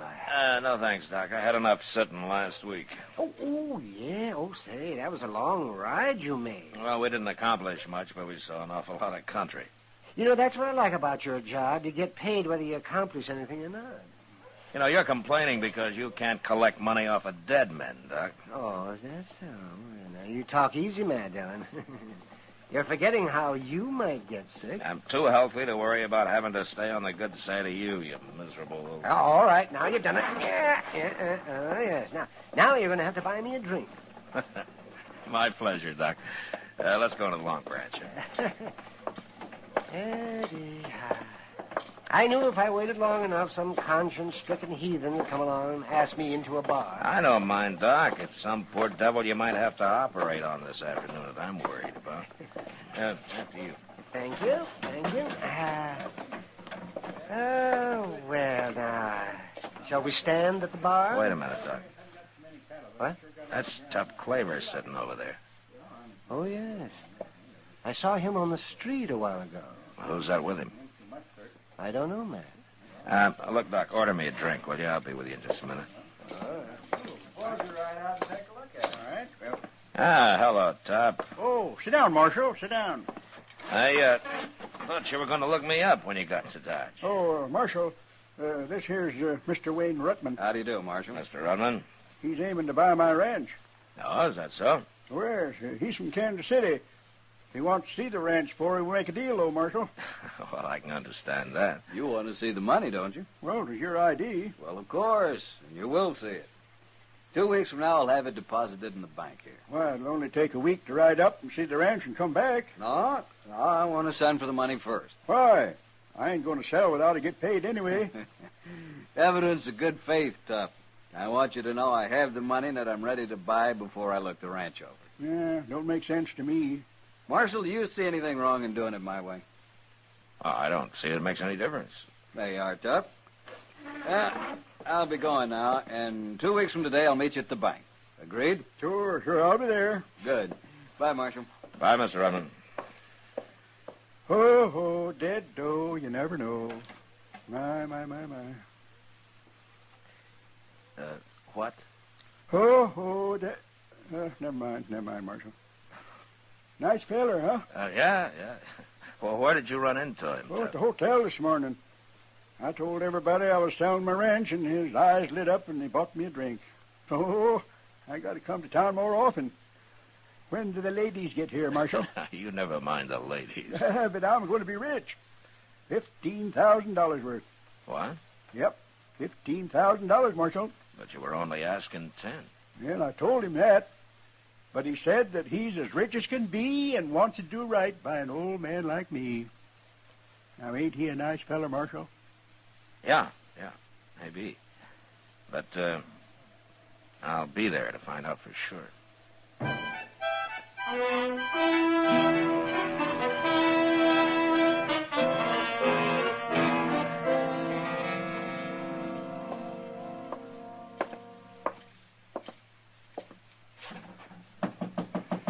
Come in. Hello, Mr. Bodkin. Well, come in, Marshal. What can the bank do for you today? It's been 2 weeks, Mr. Bodkin. I told you I wanted to be here when Ruttman and Tup Claver showed up. Of course. But Wayne Ruttman's already been here, Marshal. Oh, he has? Mm-hmm. Deposited $15,000 cash, just like that. It's an awful lot of money. I wish there were more businessmen like him around. Well, morning, gentlemen. Here's Tup. Oh, it's you, Marshal. Hello, Tup. Oh, where's Ruttman? He said he'd meet you at the stable about noon, Tup. He'll be ready to ride up to the ranch with you, and the money's here, $15,000. It's been deposited. I'll take your word for it, Bodkin. If Ruttman decides to buy, he'll give you a note for the money. All you'll have to do is come here and collect it. Well, sounds easy. Nothing to it. My. Well, I don't see anything wrong with the deal. Do you, Mr. Bodkin? Certainly not. You're a lucky man, Tup. If he decides to buy it. Oh, he'll buy. Place looks fine. I just got back this morning. So that's where you've been. Huh? Riding and dreaming, Marshal. Dreaming of money. Well, good luck, Tup. There ain't no such thing, Marshal. Luck's for fools and sinners. You'll see. Oh, yes, you'll see. If the ocean was whiskey and I was a dog,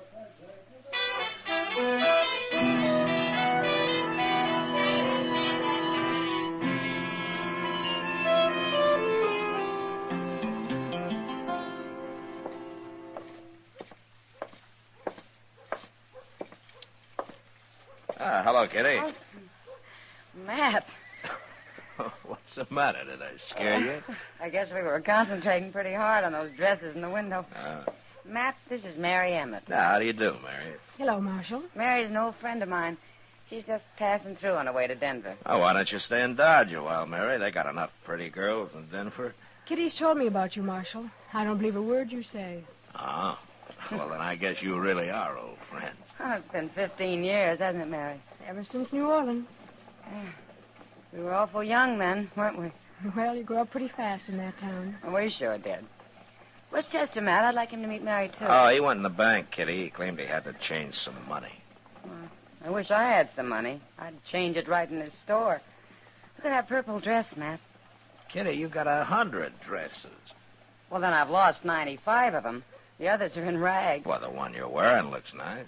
This thing wouldn't look good on a gal from the deep piney woods. Kitty, you haven't changed a bit. As long as I've known, you've complained about your wardrobe. Well, I'll stop one day, Mary, when I get $1 million. Mr.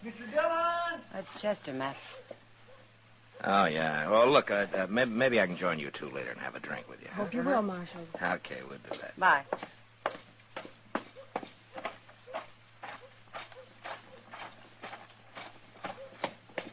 Hey, Mr. Dillon, they're having an awful row in the bank there. Oh, who is?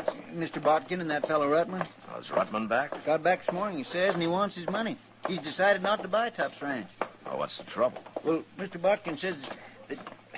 Well, you better ask him. There they are at the teller's window. You keep quiet a minute, Rutman.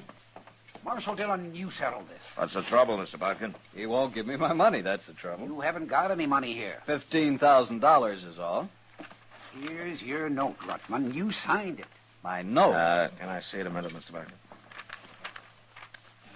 Give whatever money I have in bank to Tup Cleaver. Signed, Wayne Rutman. It's impossible. Well, isn't this your writing, Rutman? Of course it's his, Marshal. Tup brought it in 2 days ago. 2 days ago. Now, that's a lie. 3 days ago, I left him at his ranch 150 miles from here. Nobody could ride that in one day. Well, somebody's sure lying. He was here, and I gave him the money. Then it's up to the marshal to get it back. Right now. I'll be waiting at the Dodge House, Marshal.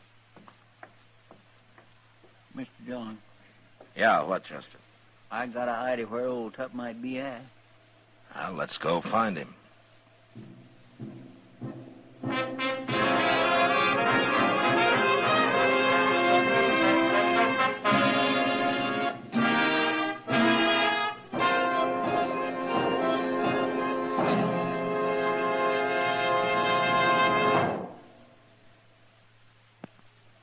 Make today your big red letter day, your L&M red letter day. Superior taste and filter, it's the miracle tip. Make today your big red letter day. Change to L&M today. L&M, so good to your taste. So quick on the draw. Get L&M today. Talk about good taste. Well, friends, there's plenty of talk about good taste among the people who have changed to L&M cigarettes. That's because L&M is so good to your taste. And L&M is so quick on the draw. Just take an easy puff, and the flavor of a superior cigarette comes rich, comes clean, comes easy. Make today your big red letter day. Change to L&M today. L&M, so good to your taste. So quick on the draw. Get L&M today. Yes, make today your big red letter day, and change to L&M.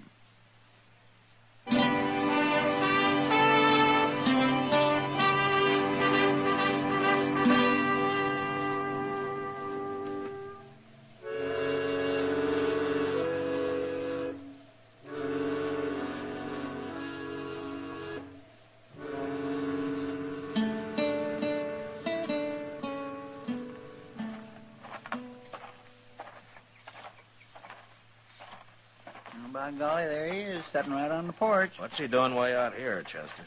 Well, sir, he told me he didn't like the Dodge House, and he was going to board here at the Widow Clancy's. No? He mentioned that he'd have a shotgun across his lap. Well, now, what's he doing with that? Oh, hello, Marshal, Chester. Come sit a spell. Who's the gun for, Tup? Wayne Rutman? Can't never tell, Marshal. Man carrying as much money as I am. No, sir. Rutman's kind of upset about that money, Tup. He is? Mm-hmm. He wants it back. Wants it back? Well, I don't understand, Marshal. He gave me the note. Yeah, I know. I saw it. Well, is there something wrong with it? No, Mr. Botkin says it's in his handwriting. Well, then what's the fuss? Marshal, I don't want to do nothing illegal. You know that. You, gave Rutman the deed to your ranch, didn't you? Of course I did. Why else would he be giving me that note for the money? Tup, how did you ride 150 miles in one day? Now, you ain't saying that's illegal, are you? No, it's not illegal, Tup. It's impossible. Marshal, we ought to get this whole thing straightened out. I think we better, Tup. Then you tell Wayne Rutman to be at the Long Branch tonight. We'll settle it there. I won't be accused of no wrongdoing, Marshal. No, not me.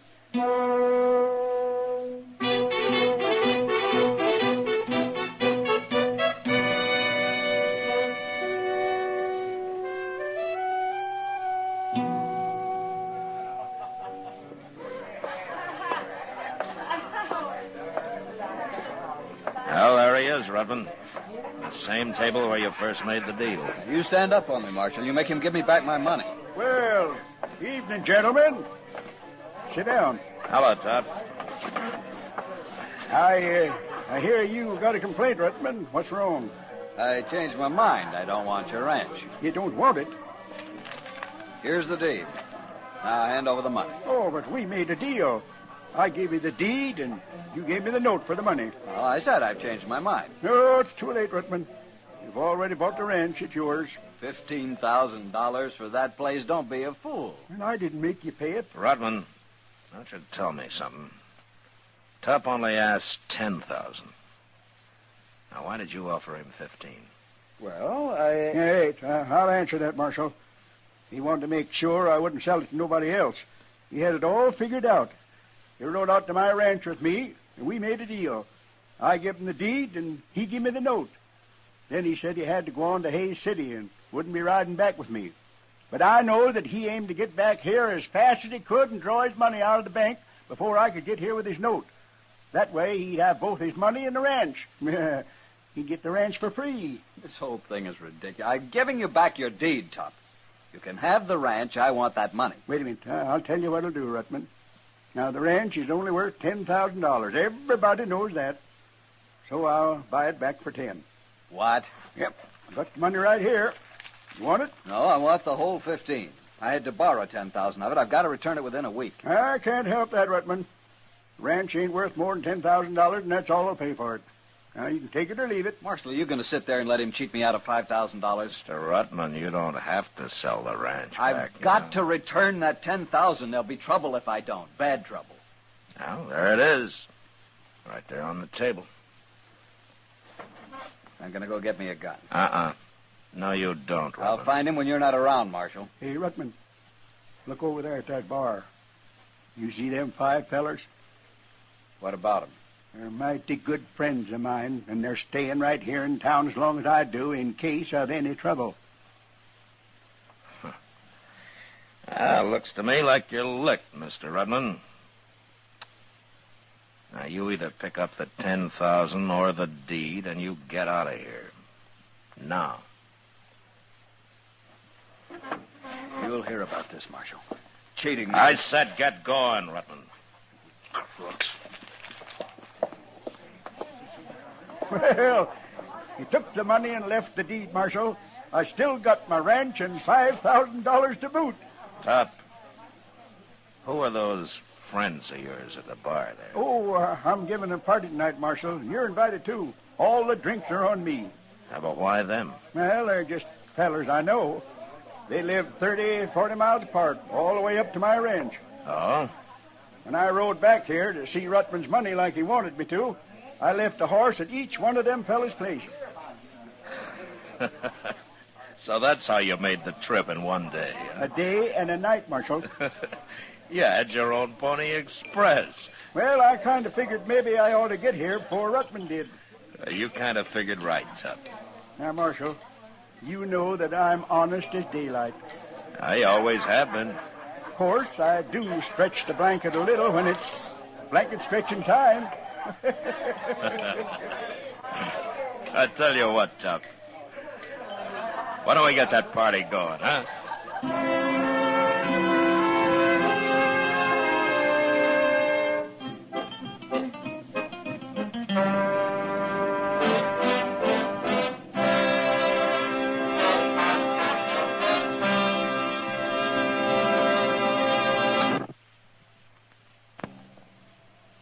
And now our star, William Conrad. Thank you, George.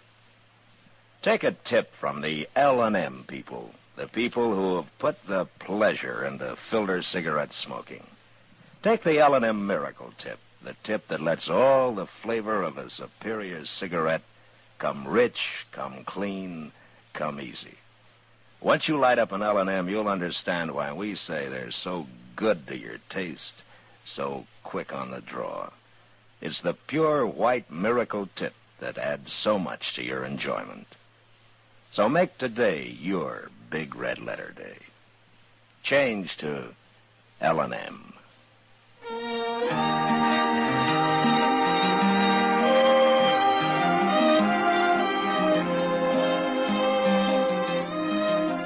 Gunsmoke, produced and directed by Norman McDonald, stars William Conrad as Matt Dillon, U.S. Marshal.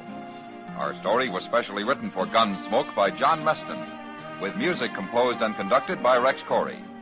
Sound patterns by Ray Kemper and Bill James. Featured in the cast were Ralph Moody, Harry Bartell, Joe Duval, and Kathy Marlowe. Marley Bear is Chester, Howard McNear is Doc, and Georgia Ellis is Kitty.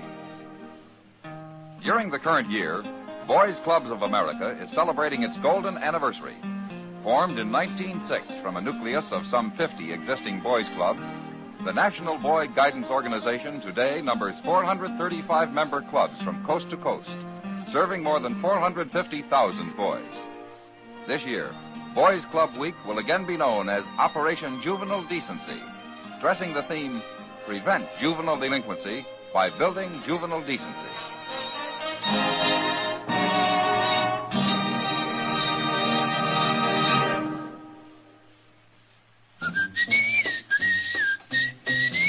Chesterfield packs more pleasure because Chesterfield's more perfectly packed. Chesterfield, made by exclusive Accuray, packs more pleasure because it's more perfectly packed. Unlocks all the pleasure of fine tobacco. Chesterfield packs more pleasure because Chesterfield's more perfectly packed. Firm and pleasing to the lips. Chesterfield. Mild. Yet they satisfy the most.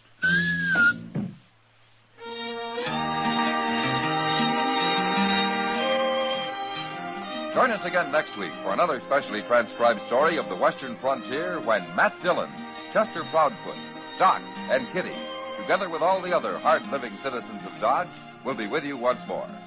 It's America growing west in the 1870s. It's Gunsmoke.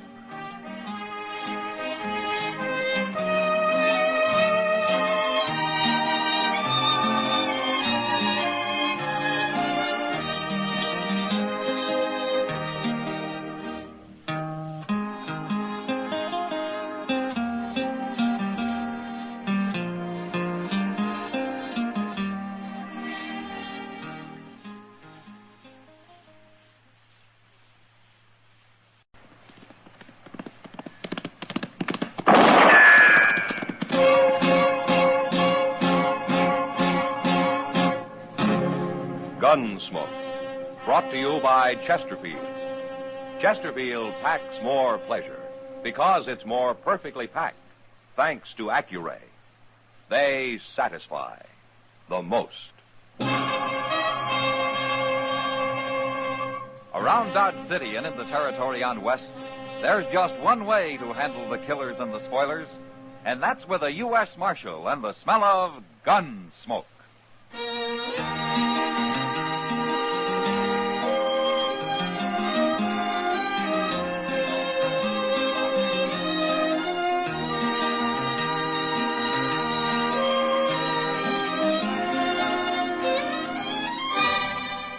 Gunsmoke, starring William Conrad, the transcribed story of the violence that moved west with young America, and the story of a man who moved with it. I'm that man, Matt Dillon, United States Marshal. The first man they look for and the last they want to meet. It's a chancy job, and it makes a man watchful and a little lonely.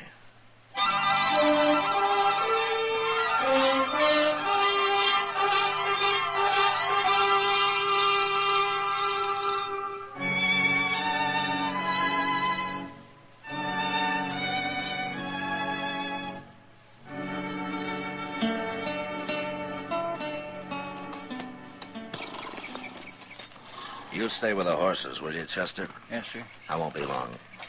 I sure don't envy you having to talk to her, Mr. Dillon. Well, somebody has to do it. I don't understand that, Zach Morton. It's good land out here. There's a nice little house, water, everything. Why do you have to go trying to get rich the hard way? Well, I guess it never looks hard till you try it. Mr. Dillon, Ada's seen us. She's come out on the porch. Oh, yeah.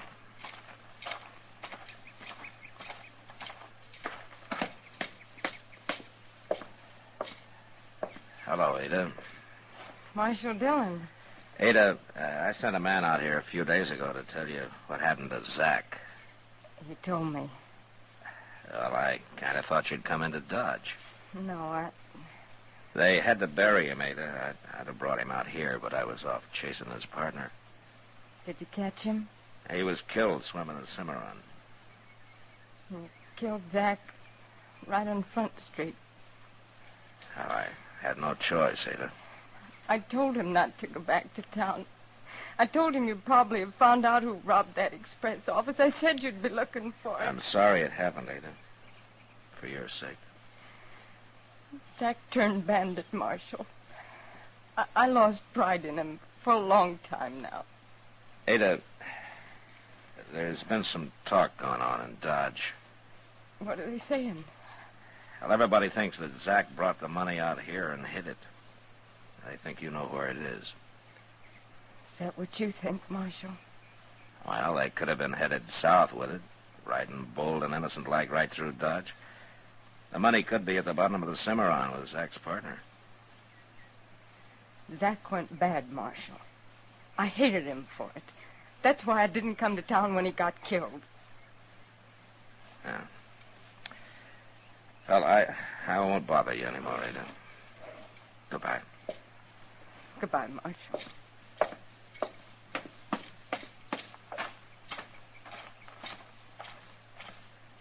What's she saying, Mr. Dillon? I don't think Ada knows anything, Chester. Well, he buried that money out here somewhere. No man would be fool enough to ride back into Dodge with it. I think that woman's fooling you, Mr. Dillon. I think she knows where the money's at. Chester, let's ride back as far as the creek and build us a fire, huh? I'm hungry.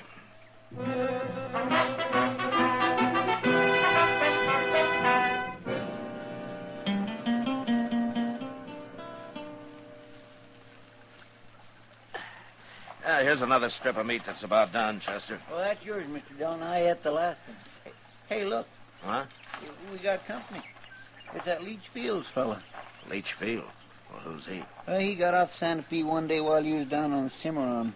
But I don't know for sure where he comes from or wonder what he's doing out this way now. Is he a gambler? Oh, I ain't never saw him gambling, but he sure dresses like one, don't he? Yeah, he looks pretty fancy.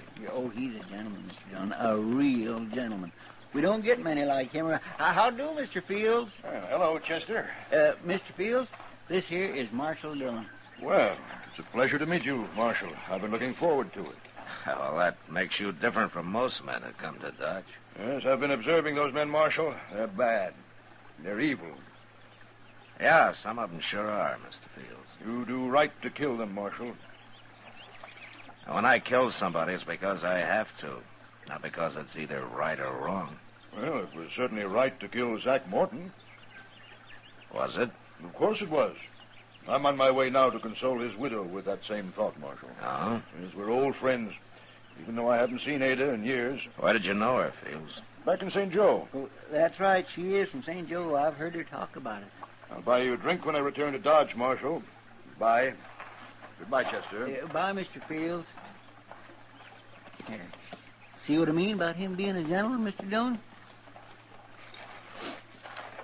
Your meat's burning, Chester. You mean you don't think he's a nice fellow? I said your meat's burning.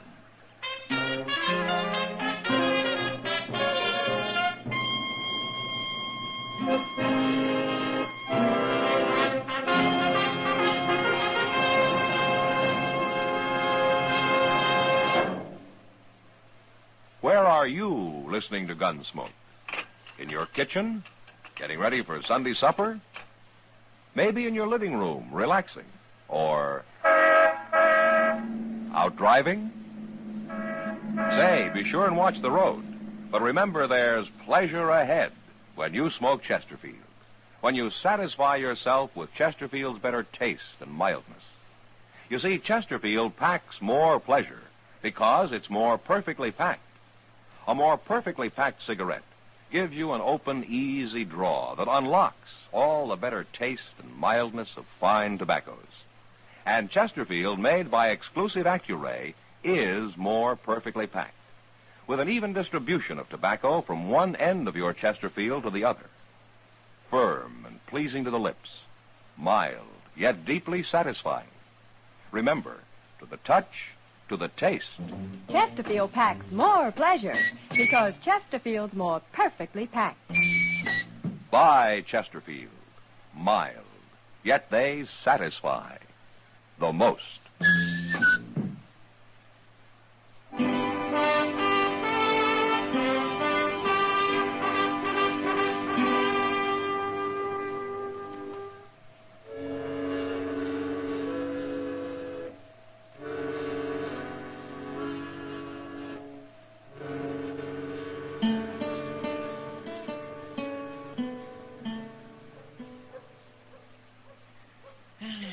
Front Street sure is deserted today, ain't it? It's fine with me, Chester. I hear there's some cattle coming up the trail in a couple of days, though. Well, that's a couple of days off. We'll enjoy ourselves while we can. Yeah, sure. Well, forevermore. What do you know? Oh, what is it? Look, it's Leach Fields and Ada Morton. Oh, yeah. Ah, hello, Ada. Fields. Hello, Marshal. How do?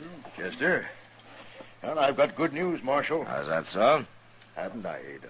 Let me tell him. We're going to get married, Marshal. Married? Tomorrow, right here in Dodge. I brought Ada in today so she could buy some clothes and things. Ah, I see. I know what you're thinking, Marshal. You're thinking it's awful fast with Zach gone only a couple of weeks. Oh, it's no business of mine, Ada. Well, it's not so fast considering how we knew each other back in St. Joe and all. Ada, you'd better run along now and do your shopping. I'll meet you at the Dodge house in about an hour. All right. Ada.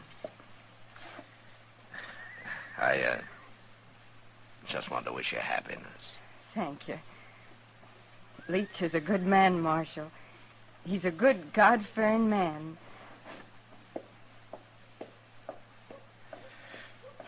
Well, that's quite a compliment, Fields, from a woman like her. She's endured a lot of evil in her life, Marshal.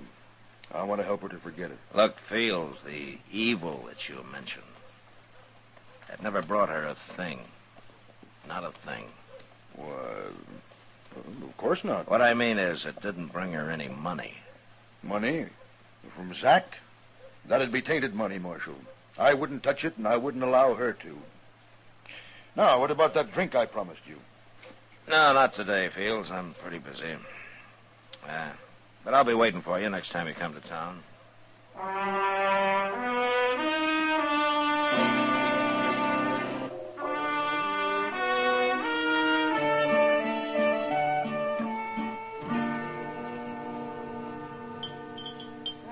I'm glad that meal's over. They got a new cook here, Kitty. Didn't I tell you? You didn't have to, Matt. Oh, no, it wasn't that bad. Oh, wasn't it? Where'd he learn to be cook? Out poisoning wolves? Good cook's hard to find. Yeah, I'm sure of it. Yeah, long hours, not much pay. If he doesn't like the job, why doesn't he go back to oil and leather or whatever he was doing? Well, if he could hear you, I expect he would. Well, hello, Matt. Kitty. Hello, Doc. Sit down. Hello, Doc. Oh, thank you. Oh. Where you been the last couple of days? Oh, out in the country, Kitty. Waiting for a baby to make up its mind. Say, I passed by Ada Morton's place on my way back, Matt. It's been Ada Fields for the last month, Doc. I know. Well, how are they getting along, Doc? I didn't see Ada, but Leach Fields was there. So? You know how nice he usually is, Matt? He's so gentlemanlike and everything, but he wasn't this time. Oh, no. He acted like he didn't want me around. He wouldn't even invite me into the house. Well, maybe he was busy. Oh, Doc. yeah, he was, but he was sitting there on the porch doing nothing. Matt, I don't like it.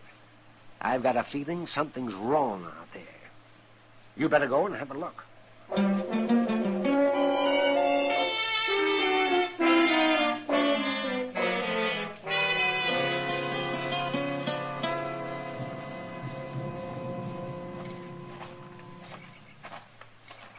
He's sitting right there on the porch, Mr. Dillon, just like Doc said. Yeah? Of course, I always did think Doc's just an old worrier. Hello, Fields. Good afternoon, Marshal. Chester. How do, Mr. Fields? What are you doing way out here? Well, we were riding by. We thought we'd say hello. Well, I'm glad you did. I'm sorry you missed Ada, though, Marshal. She's going to be mighty disappointed. Where is she, Fields? I don't know. She got on a horse this morning and said she was off to visit some neighbors. Mm-hmm. Didn't she say who? She wants to go visiting. I don't ask her where. I trust Ada. Yeah, sure. I'd ask you in, Marshal, but one thing she did tell me was if anybody rode by, not to let them see the house. She didn't take time to clean it up, and you know how women are. Well, we got to go back to Dodge anyway, Fields.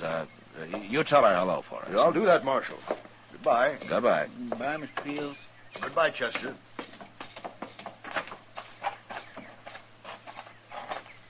Well, now, he wasn't acting mean, Mr. Dillon. Chester. Did you ever hear of a country woman riding off and not telling her husband where she's going? Well, no, sir, come think of it, I never did. You bet you didn't.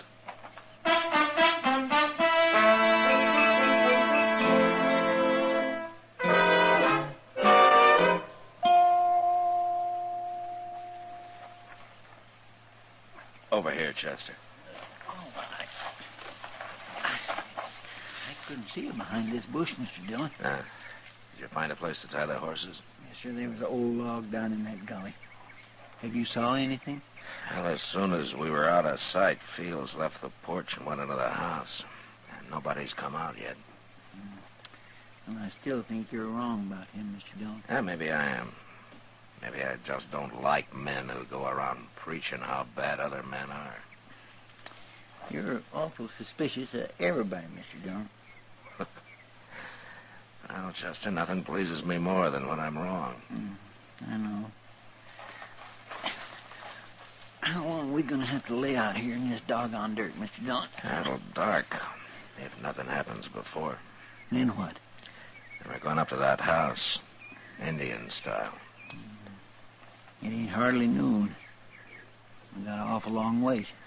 Say now, maybe I'll just... Wait a minute. Look. It's him. He had a horse around back. Yeah.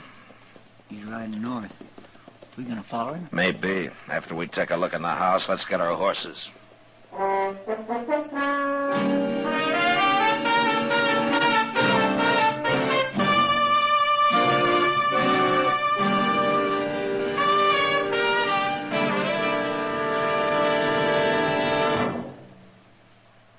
That whistling man, Bobby Haggart, really started something. Tonight, we'd like to introduce a player piano that could have come right out of the Long Branch in Dodge City. Packs more pleasure, packs more pleasure. Chesterfield packs more pleasure because Chesterfield's more perfectly packed. The more perfectly packed your cigarette, the more taste and mildness are released for you. Chesterfield, made by exclusive Accuray, has an open, easy draw that unlocks all the pleasure of fine tobaccos. Now, Accuray ensures an even distribution of tobacco from one end of your Chesterfield to the other. Chesterfield is firm and pleasing to the lips, mild yet deeply satisfying. Chesterfield packs more pleasure because Chesterfield's more perfectly packed. To the touch, to the taste, Chesterfield packs more pleasure because it's more perfectly packed. Buy Chesterfield. Mild, yet they satisfy the most.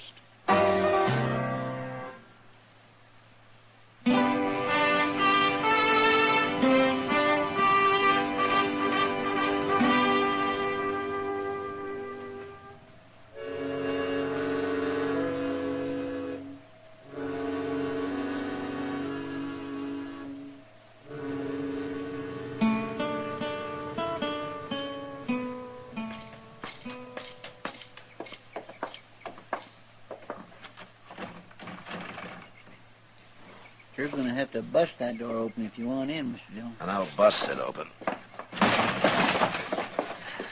Come on. I feel like a crook entering a man's house this way. Don't let it bother you, Chester. Let's take a look in the bedroom. You going to bust it open, too? Guess you are. Hey, look on the bed, Mr. Dillon. He's got her all tied up. Yeah. You untie her feet, Chester. Yes, sir. Dear. She looks sick. Oh, Marshal. You all right, Ada? Have you been hurt? No, Marshal. It's starved. Starved?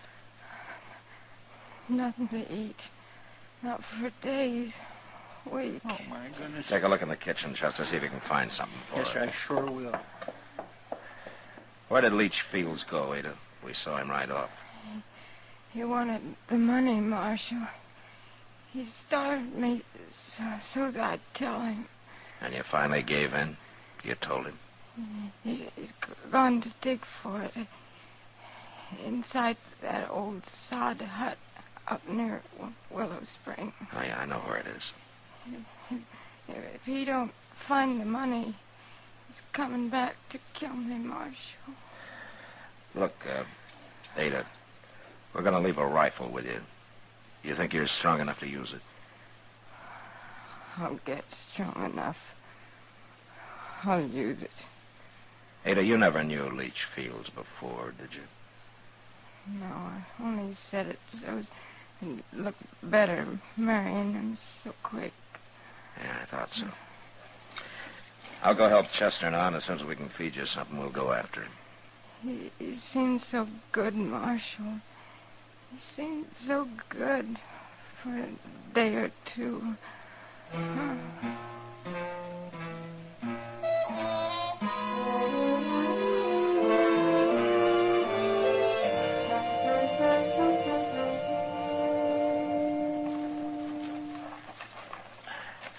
All right, this is far enough, Chester. It's so dark I can't hardly see nothing. Now, he's in there. You can hear him digging. Listen. I'll hear him. We gonna rush him? I'd like to take him alive, if possible. Well, you will wait for him to come out. No, let's jump him. Maybe it'll scare him so bad he won't put up a fight. All right. Now, you walk about 10 feet to the left of me, Chester. I'll go inside alone. If he takes me, will you get him, huh? Yes, sir.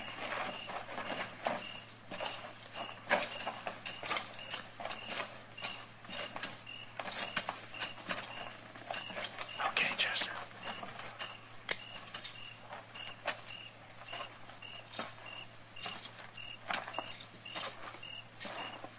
I got the drop on you, Fields. Don't move. What are you doing here, Marshal? Get your hands in the air. Well, sure. Sure. But I don't understand. Don't be a fool!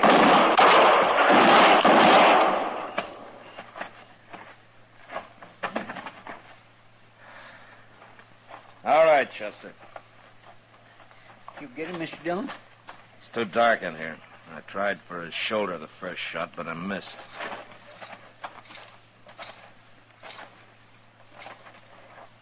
You sure he's dead? I couldn't afford to miss the next two, Chester. No, sir. No, Mr. Dillon, I sure was wrong about him. Yeah. I guess he didn't find the money, though, did he? He would have, if there'd been any. But this is where Ada said it was. You want to start digging for it, Chester? Well, no, sir. That money's at the bottom of the Cimarron with Zach's partner. Well, then why'd she say it was out here? Well, I guess she thought if she could get rid of Leach Fields even for a little while, she might have a chance. She was right, wasn't she? Yeah. And you and everybody else had better start believing in Ada. She's been through enough over something that she never even knew anything about. Man sure can be wrong sometimes, can't he, Mr. Dillon? Now, you tell everybody that back in Dodge, Chester. And maybe Ada can have a little peace. She's earned it.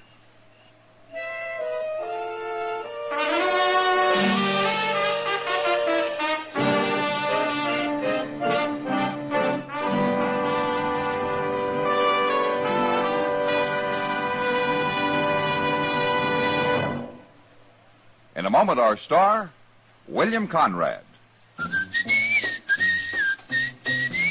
Chesterfield packs more pleasure because Chesterfield's more perfectly packed.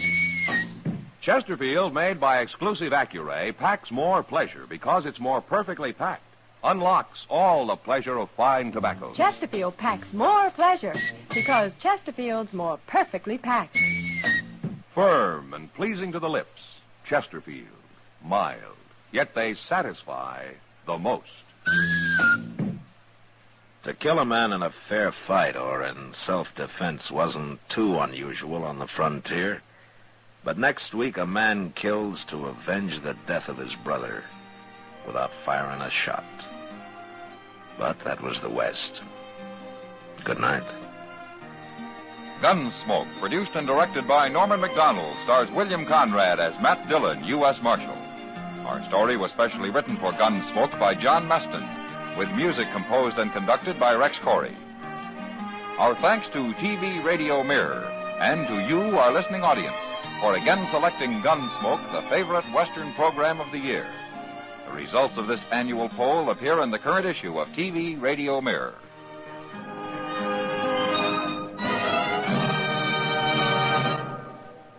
Talk about good taste. Friends, there's plenty of talk about good taste among the people who have changed to L&M cigarettes. That's because L&M is so good to your taste, and L&M is so quick on the draw. Just take an easy puff, and the flavor of superior tobaccos comes rich, comes clean, comes easy. And the secret of your pleasure? It's the L&M Pure White Miracle Tip. So make today your big red letter day. Change to L&M. Join us again next week for another specially transcribed story on Gunsmoke.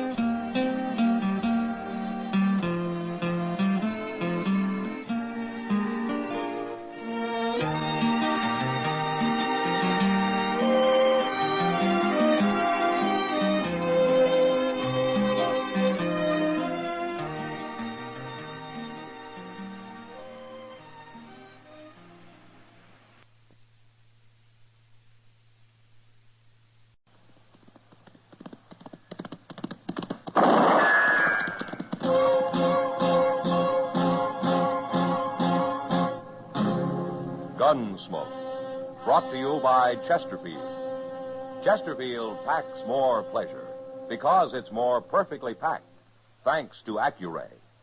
They satisfy the most. Around Dodge City and in the territory on West, there's just one way to handle the killers and the spoilers, and that's with a U.S. Marshal and the smell of Gunsmoke.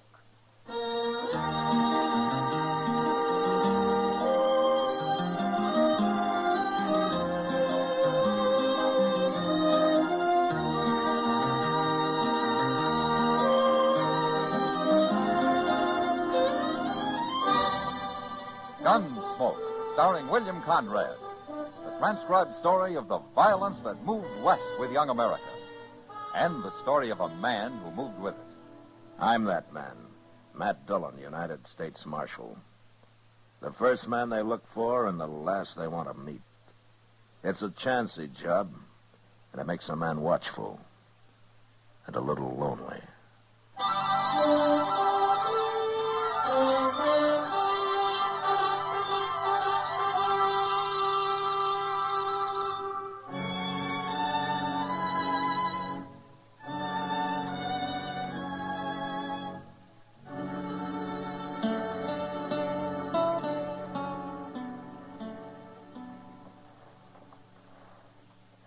This fellow riding in, Morgan? He's a stranger for sure, Abe. That brand on his horse, I can't even read it. Good horse, though. Yeah. Get down, stranger. Who are you men? Well, we're the Curry brothers. We own this ranch. How far is it to Dodge? 60 miles, if you ride in a straight line. I want some grain for my horse. Where is it? Look, stranger, we got no grain. We're fresh out. Now, Abe, if he wants a little grain... And then he can act more polite about it. Oh, ain't I been polite enough for you? Maybe I ought to change my ways just for you. What are you, anyway? Some kid who thinks he's a man just because he's wearing a gun for the first time? Mister, I've been wearing a gun 8 years, ever since I was 16. That makes you 24 and still a kid that ought to be taken out to the shed. You aim to take me out, mister? Or somebody ought to. A lot of men have tried. I guess it's your turn now. Go ahead, you're wearing the gun. Oh, now, we won't have any fighting. You watch your temper, Abe. The kid don't mean nothing. The name's Tom Clegg. I ain't a kid. All right, Clegg. Forget it. You too, Abe. Well... Say you're sorry, mister. Say what? You heard me. Are you crazy? Maybe this'll help you. Now draw. No, Abe. Abe, don't move, mister. You killed him. You killed my brother. Why, he hardly got his hand on his gun. Why don't you try me? Abe wasn't no gunfighter. Neither am I. Then I tell you what. You practice a little. I'll be in Dodge for a spell. Come see me.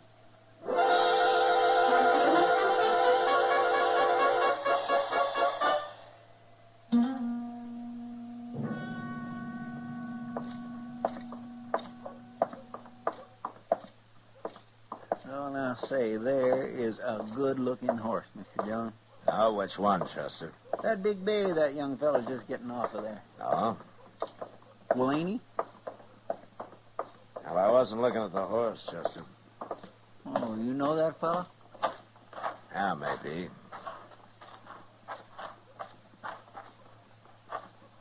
What are you people staring at? Aren't you Tom Clegg?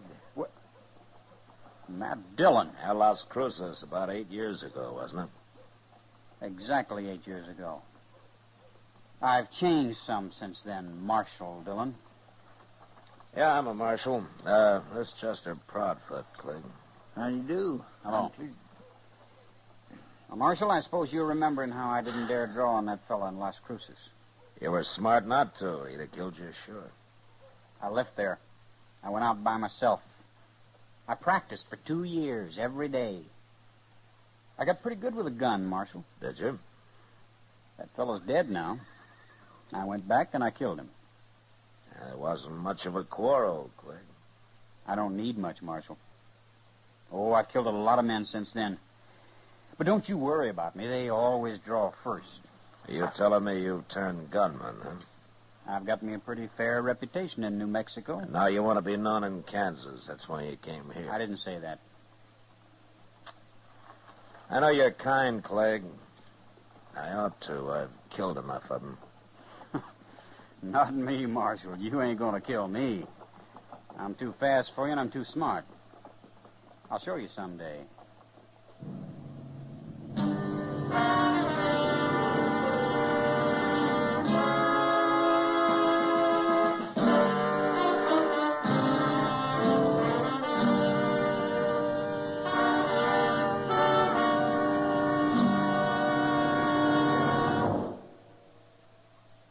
That whistling man, Bobby Haggart, really started something.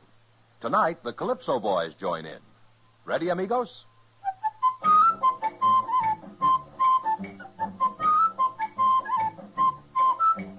Packs more pleasure, packs more pleasure. Chesterfield packs more pleasure because Chesterfield's more perfectly packed. It stands to reason a cigarette made better and packed better, smokes better, tastes better. And Chesterfield is more perfectly packed by Accuray. This electronic miracle removes human error in cigarette manufacture. So Accuray Chesterfield is firm and pleasing to the lips, mild yet deeply satisfying. Yes, Chesterfield gives you something no other cigarette can give you. Chesterfield packs more pleasure because Chesterfield's more perfectly packed. To the touch, to the taste, Chesterfield packs more pleasure because it's more perfectly packed. By Chesterfield, mild, yet they satisfy the most.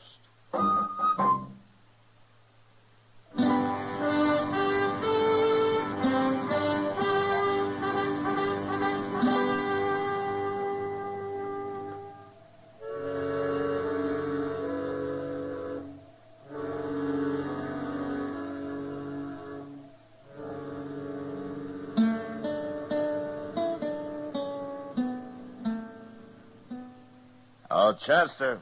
Yes, sir, I'm coming, Mr. Dillon. What was it you wanted? You all through out there? Well, I'm through to one. I was trying to open that back door again.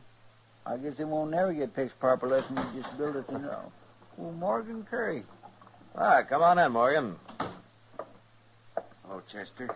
Where's Abe at? It's about Abe. I come to see the marshal. Is something wrong, Morgan? Marshal, you've known me and Abe a long time. I sure have. Would you say I'm a man who tells lies? You know the answer to that, Morgan.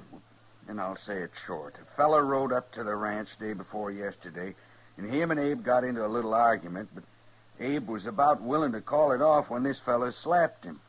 And Abe went for his gun, huh? He never had a chance, Marshal. This fella was the fastest man I ever seen. Did he say his name, Morgan? Tom Clegg.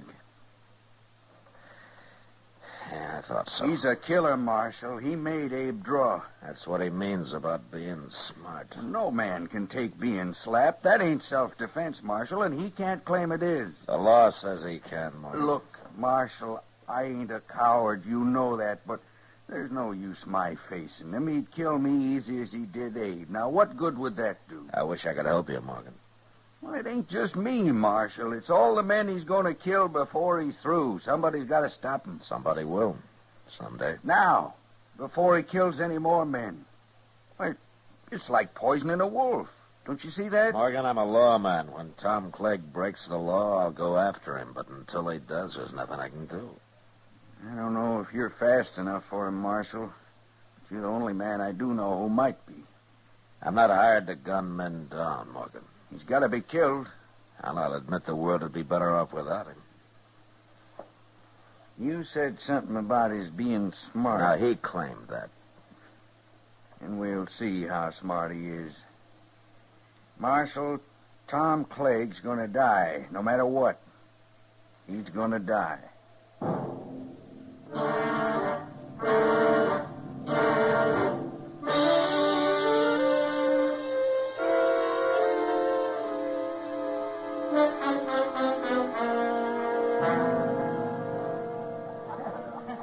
Another beer, Matt? No, one's my limit, Kitty. One?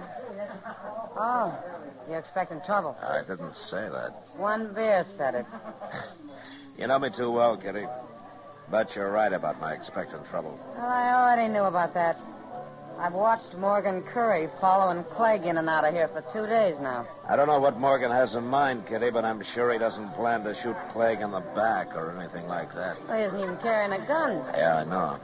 He just stands around at a distance and sort of keeps an eye on Clegg. It's driving him crazy. But Morgan's not carrying a gun has made Clegg helpless to do anything about it. Maybe he's trying to get him into a fist fight, Matt. Clegg wouldn't fight him, Kitty. He knows he'd get torn apart. It beats me what he's up to. Well, I wish Morgan would go home and forget about it. Maybe it's you he's trying to shame, Matt. Me? What for? For not doing anything about Clegg murdering his brother. It wasn't murder, Kitty. Abe drew first. The way I heard it, Clegg made him draw.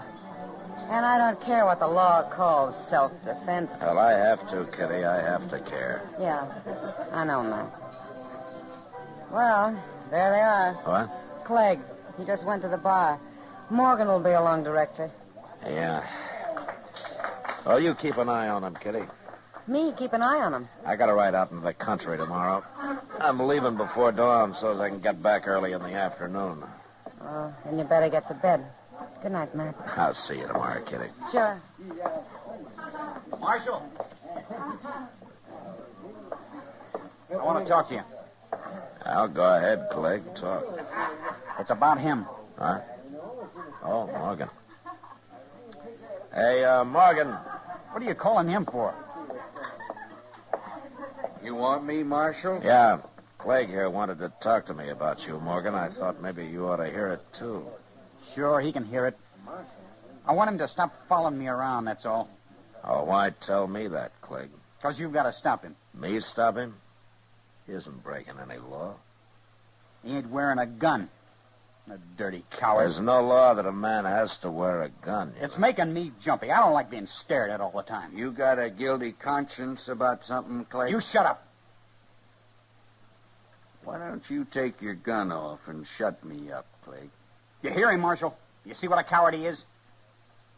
I can't help you, Clegg. Lock him up, Marshal.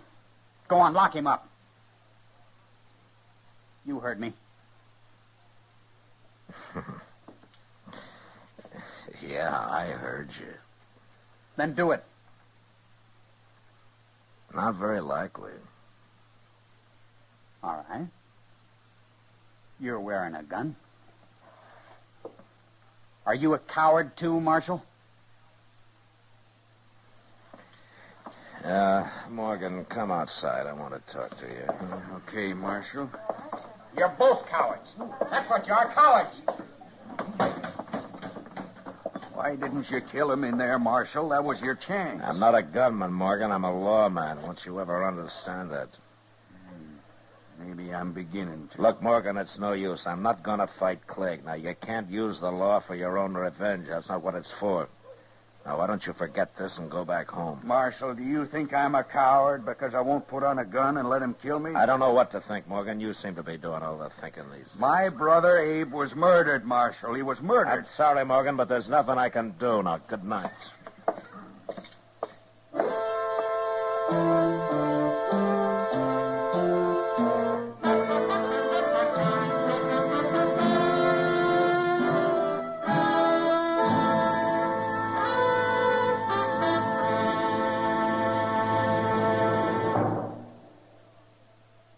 Where are you listening to Gunsmoke?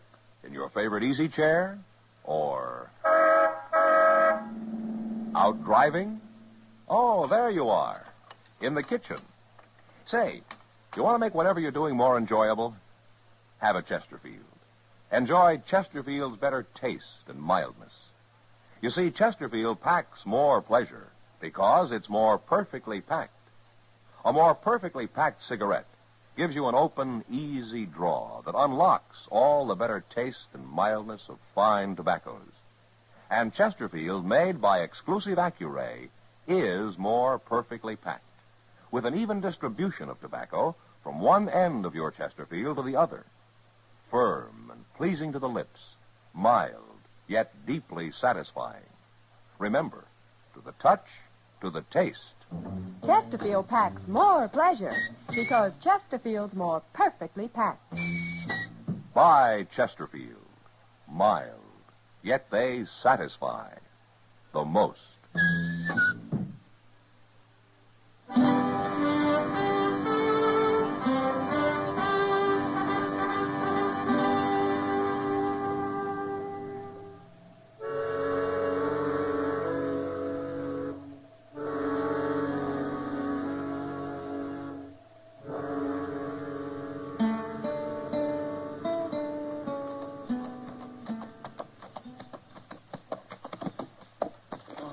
Dillon? Oh, where is everybody, Chester? Why's the town so quiet this afternoon? Everybody seen you riding in, I guess. Huh? They've been waiting for you to get back. Waiting for me? Why? I told them you'd be back early afternoon. There was trouble here this morning, Mr. Dillon. You mean a shooting? Yes, sir. Morgan? Yes, sir, it was Morgan. Yeah, so he put on a gun after all, huh? No, sir, he was unarmed. What? He ain't dead, though. At least not yet. He's up at dock. Where's Clegg?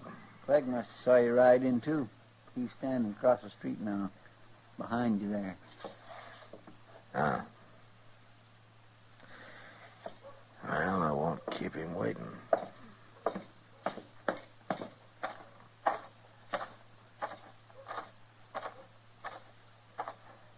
I hear you shot another man, Clegg. He deserved it. Did he? I warned him about following me around. It drove me half crazy. So you stopped him? He slapped me. No man can take that. No, not even his brother Abe could. Say, I plumb forgot about that. You told me once how smart you are, Clegg. I guess you forgot about that, too. What do you mean? Morgan was unarmed. You gonna try to put me in jail, Marshal? Mm-hmm. I'm gonna try. Now you're forgetting. I also told you I'm too fast for you. Maybe you are. I'm arresting you, Clegg. Keep your eyes on mine, Marshal. I want to see the look in them when it hits you. That's the best part.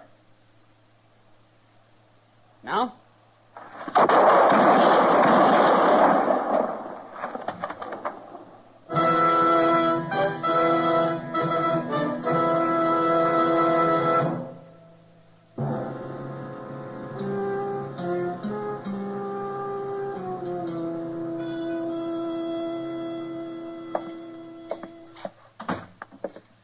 Hello, Matt. Doc? I heard the shots, Matt. I see Clegg still lying there. Not if he's got any friends that can move it. I doubt if he has. A man like that. I guess not, Doc. You did it the only way possible. I was trying to arrest him, Doc. I didn't walk out there to shoot him down. How's Morgan? With 2 bullets in him, he's doing as well as might be expected. I mean in what? He's dying, Matt. Yeah. Now, let's go see him. Matter of fact, there's no reason at all he should have lived this long. I can't understand it. Most men would have died on the spot, shot up the way he was. Morgan? Marshal, I heard some shooting. Didn't I? Yeah. Yeah, you did. Was you in it? I was.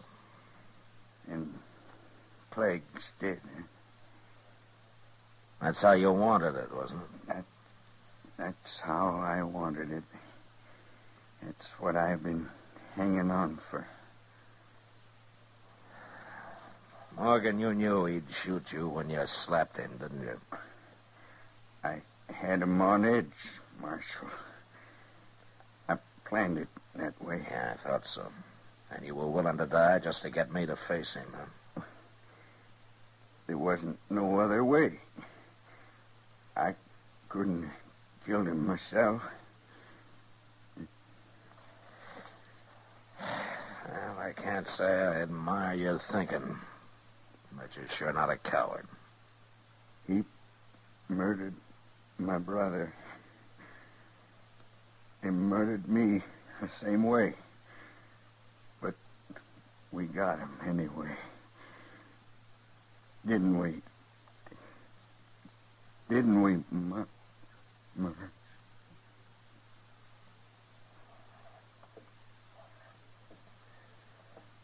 Well, he was right. He won. Even if he had to die to do it.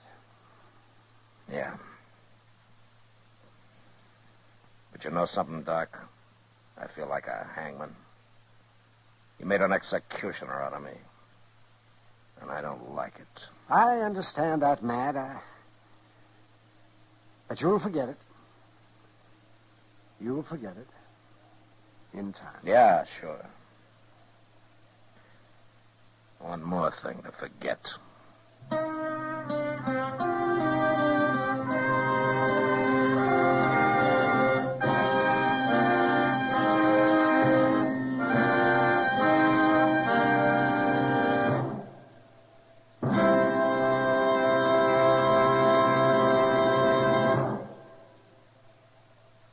In a moment, our star, William Conrad.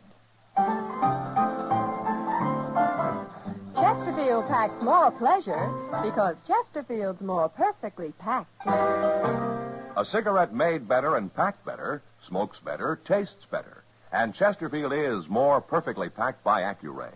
This electronic miracle removes human error in cigarette manufacture. So Accuray Chesterfield is firm and pleasing to the lips. Chesterfield, mild, yet they satisfy the most. On the frontier, bands of marauding Indians weren't too uncommon. And next week, during an attack, 3 people are killed. And that was the West. Good night. Gunsmoke, produced and directed by Norman McDonald, stars William Conrad as Matt Dillon, U.S. Marshal. Our story was specially written for Gunsmoke by John Meston, with music composed and conducted by Rex Corey. Sound patterns by Ray Kemper and Bill James. Featured in the cast were Sam Edwards, Vic Perrin, and John Daner. Harley Bear is Chester, Howard McNear is Doc, and Georgia Ellis is Kitty.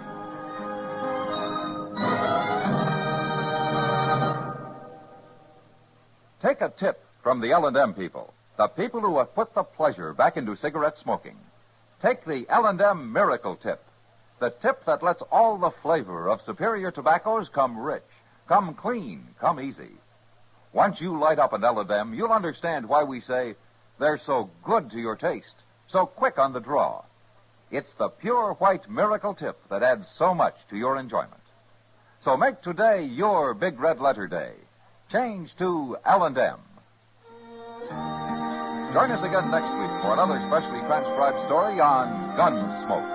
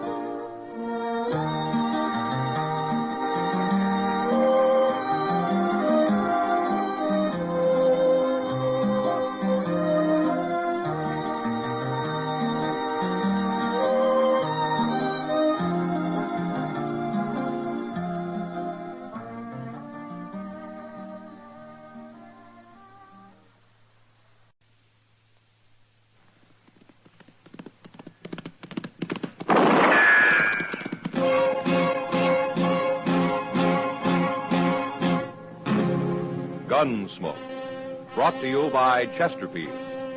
Chesterfield packs more pleasure because it's more perfectly packed, thanks to Accuray. They satisfy the most. Around Dodge City and in the territory on West, there's just one way to handle the killers and the spoilers, and that's with a U.S. Marshal and the smell of gun smoke.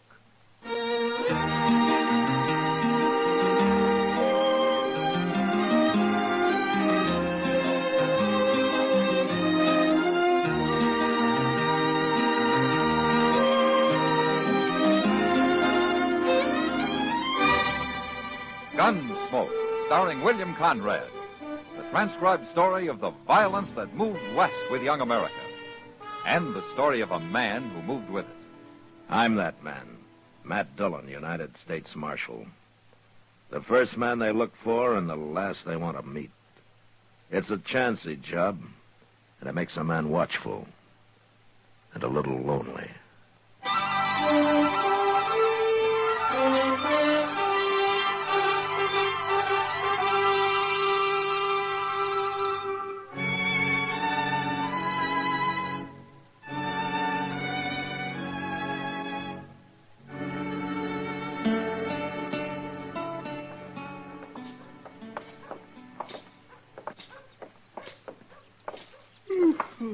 Ooh, this walk is just what I needed, Mr. Dillon. I sure been sleepy today. You got spring fever, Chester. I guess so. It is nice weather, ain't it? Won't be long now. The cattle drives will be starting. Yeah, and the streets will be full of Texas cowhands looking for trouble. Yes, sir. But you know, I'm almost looking forward to 'em this year. And come July, you'll be pining for this peace and quiet. Maybe, but not right now. Maybe I'll just stop by the tonsorial, Mr. Dillon, if it's all right with you. Sure. Well, what for? Well, like you said, it's spring. They got a bath there. Besides, it's time to get unsewed.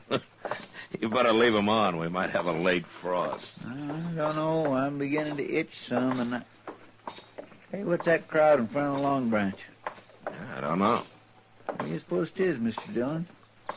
Hey, maybe it's a medicine show. Well, let's go take a look, huh? Well, whatever it is, that fellow sure has drew a crowd, and that's a fact. Uh-huh.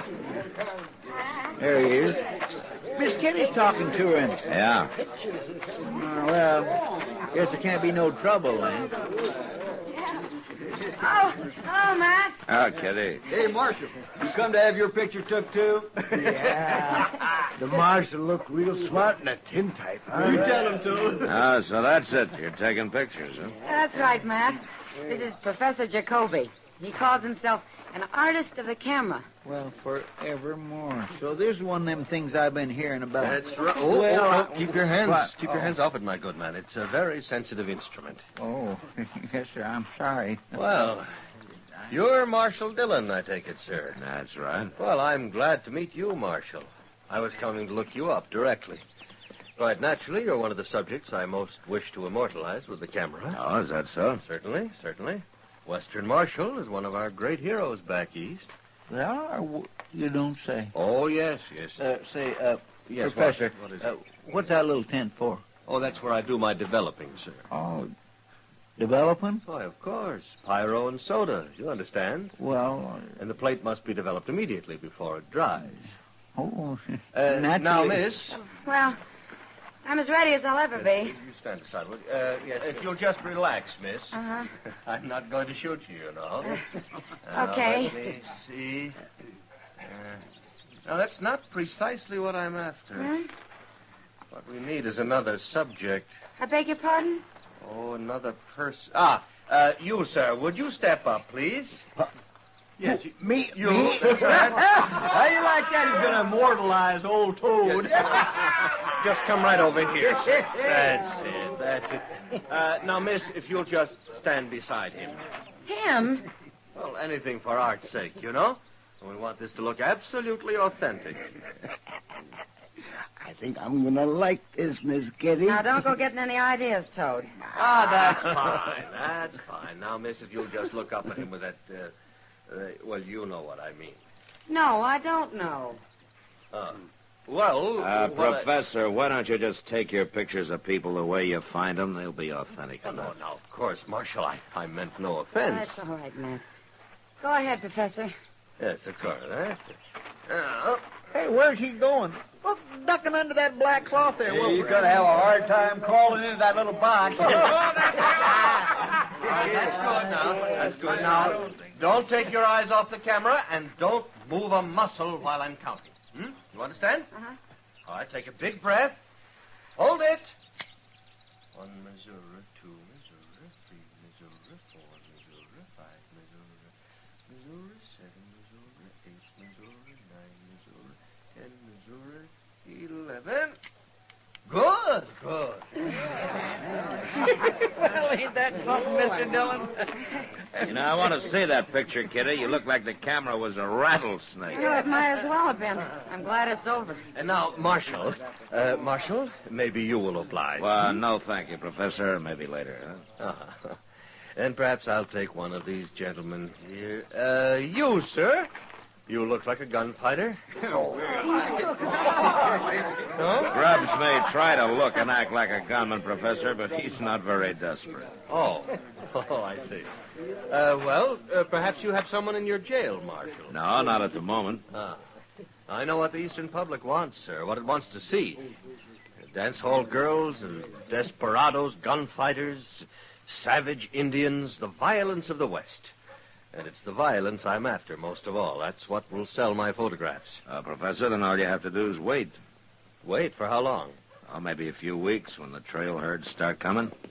I haven't got a few weeks, Marshal. Well, then I guess we can't help you. Well, don't worry, Marshal. I'll manage. No? How? You'll see. I'm a man of ideas, Marshal.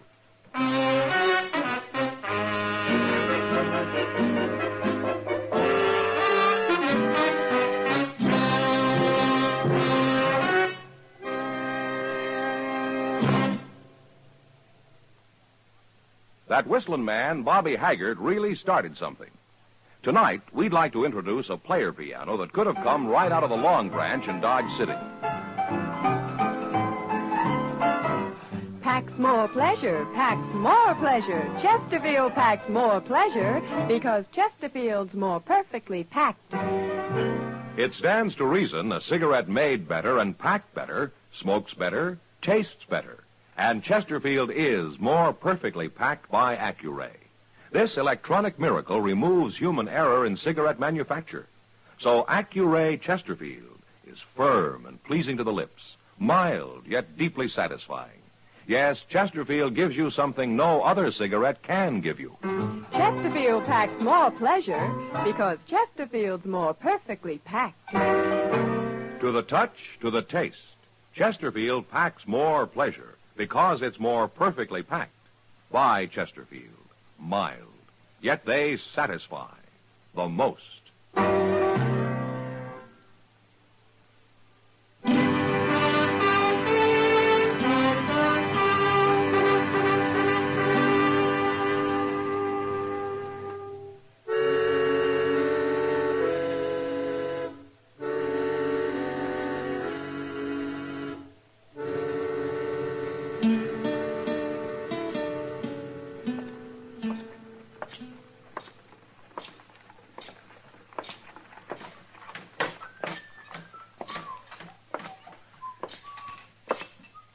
Morning, Sam.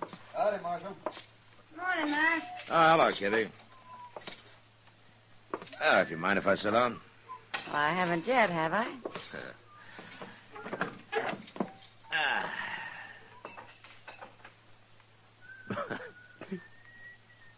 Well, what are you grinning about?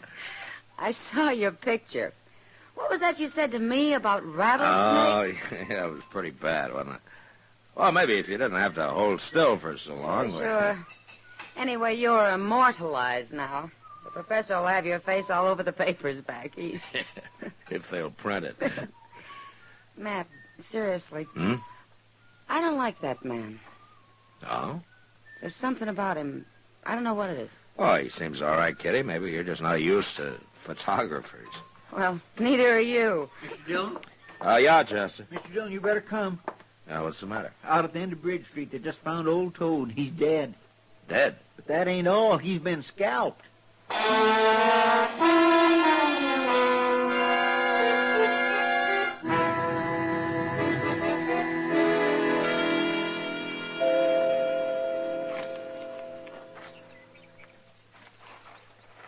What do you make of it, Matt?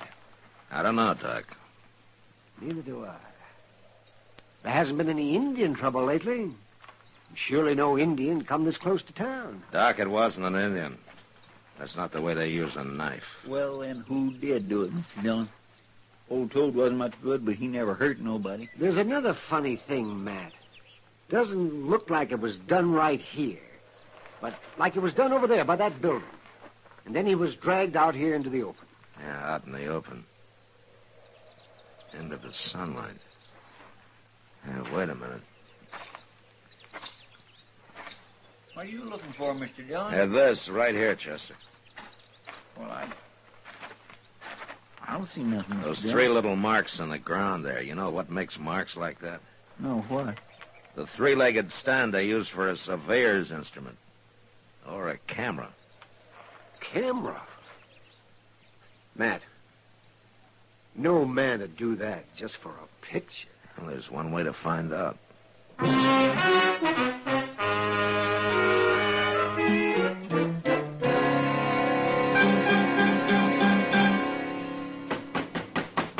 Come in, come in. Ah, Marshal. Ah, Professor. Looks like you're packing. You going someplace? Yes, Marshal. I've covered Dodge pretty thoroughly. Now I want to go out onto the plains and get some pictures. You know, buffalo hunters, Indians. Aren't you leaving kind of sudden? Well, what do you mean? I've been planning to go down into the Indian territory. Well, they might be pretty dangerous right now, Professor. Oh, I'm not timid, Marshal. Oh, I know that. But did you hear there's Indian trouble starting? A man was scalped this morning right here in Dodge. Yes, I heard something of it. But I'm not frightened. Why not, Professor? Because you know it wasn't an Indian that did it? Just what do you mean, Marshal? I'd just like to know how you were able to get there and take a picture of Toad before anybody else knew anything about it. Perhaps I was just lucky, Marshal. I met the man who found him. I think it was more than luck. Are you accusing me of killing that man? Maybe you didn't do it yourself, but I think you hired it done. Can you prove that? I can when I find the man you hired. The whole thing is ridiculous, Marshal. Besides, he was nothing but a scavenger, a derelict. He was a man, and it was murder. Whoever did it will hang for it. Well, it's no concern of mine. Unless, of course, I can take a photograph of the hanging. You'll do anything for a picture, won't you? Well, almost anything, Marshal. Like I told that girl. Anything for art's sake.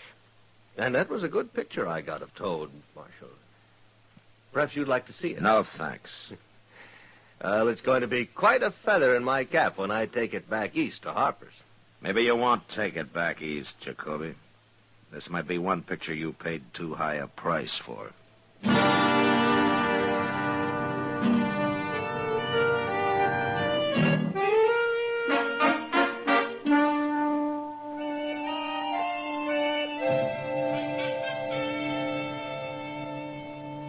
Matt, why didn't you lock him up? I got no proof against him, Doc, unless I can find the man who actually did it. And I got no idea who that is. Jacoby's been seen around town with a lot of men, but nobody special. He's liable to skip town on you. Well, I hope so. What's that? Well, I figure he's going down into Indian territory. He won't go alone. Even he's not that foolish. And the logical one to go along with him is a man he'd already hired to do a job for him. Yeah, that's so. Anyway, it's the last chance I got. The town sure stirred up about it. You'd never have thought old Toad had a single friend. Sure, they're upset. They think it was Indians. And the professor put the picture on display in the window of the Dodge house. Did you know that? Yeah, I heard. And maybe it was him started the talk about calling the cavalry out against the Indians. Well, he'd like nothing better than an Indian war to photograph. What kind of a man is that? I don't know, Doc. Mr. Dillon, Moss Grimmick says the professor left town just before dawn this morning. Alone? Nope. Tom Grubbs was with him. Tom Grubbs. Sure. A two-bit would-be gunman. All right. Now all we got to do is catch up with him.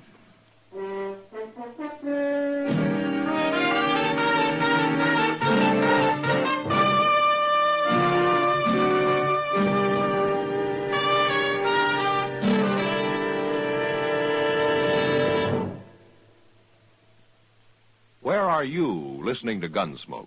In your favorite easy chair? Or out driving? Oh, there you are. In the kitchen. Say, you want to make whatever you're doing more enjoyable? Have a Chesterfield. Enjoy Chesterfield's better taste and mildness. It stands to reason a cigarette made better and packed better, smokes better, tastes better. And Chesterfield is more perfectly packed by Accuray. This electronic miracle removes human error in cigarette manufacture. So Accuray Chesterfield is firm and pleasing to the lips, mild yet deeply satisfying. Yes, Chesterfield gives you something no other cigarette can give you. Chesterfield packs more pleasure because Chesterfield's more perfectly packed. To the touch, to the taste, Chesterfield packs more pleasure because it's more perfectly packed. By Chesterfield, mild, yet they satisfy the most.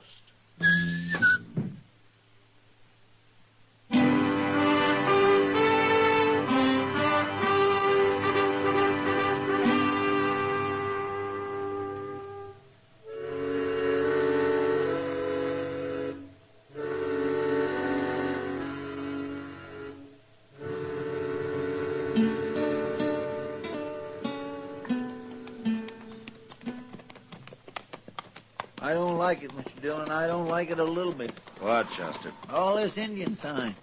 Now, you just keep your eyes open. We'll manage. I guess Jacoby will be happy. You should be getting all the pictures he can use. I noticed he's stopped several times. Pictures. I hope I never meet another photographer. Well, maybe they aren't all like him, Chester. Well, I hope not. Hold up, Chester. What, Mr. Dillon? Something over in that clump of weeds there. Marshal. Marshal. What man? A white man, Mr. Dillon, is Grubb. Yeah, come on. Oh.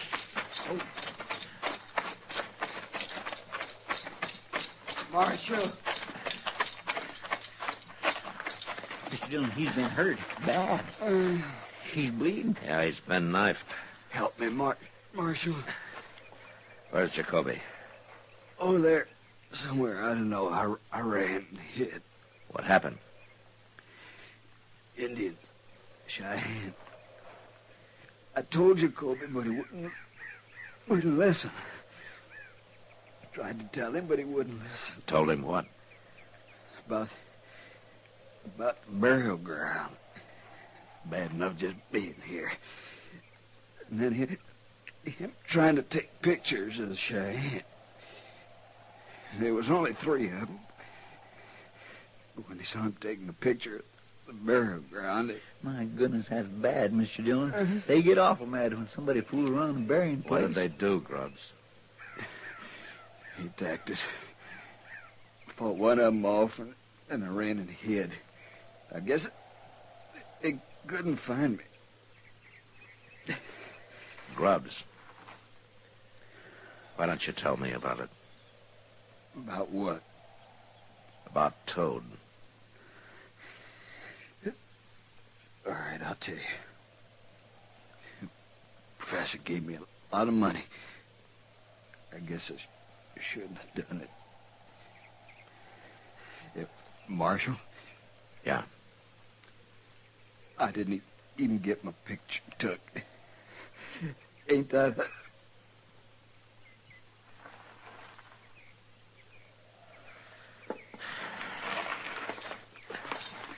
He sure was some gunman. Killing a helpless little old man for money. Yeah. Now let's see about Jacoby now. Hey, Mr. Dillon, you think them Cheyenne might still be around? No, they just showed up by now, Chester. There's the burial ground. Hey, look. There's his camera. Yeah. All smashed. And his pictures all scattered around with it. My gracious.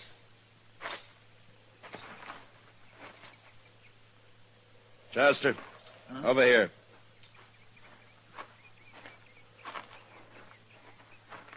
That ain't a nice sight, is it, Mr. Dillon? No. There's a kind of justice in it, Chester. Yeah.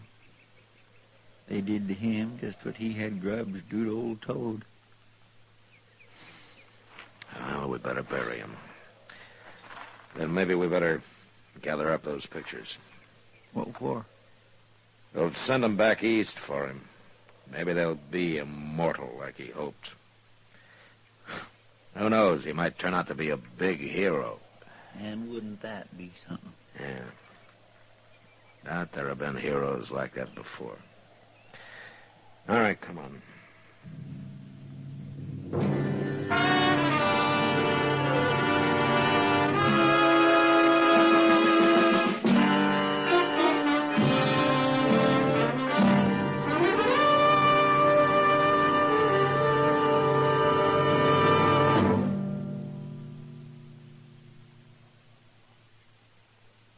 In a moment, our star, William Conrad.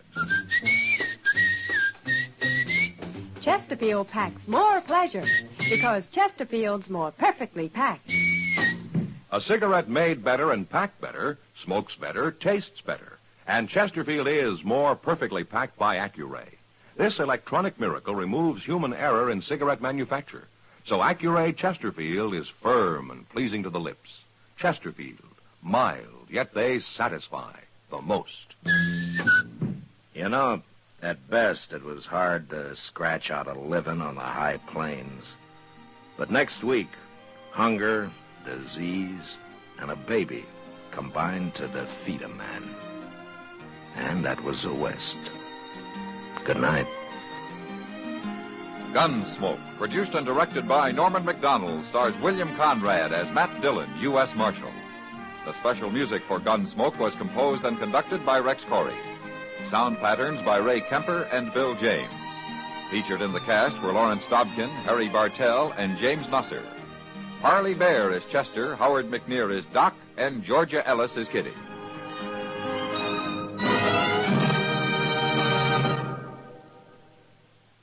Live modern. Smoke L&M.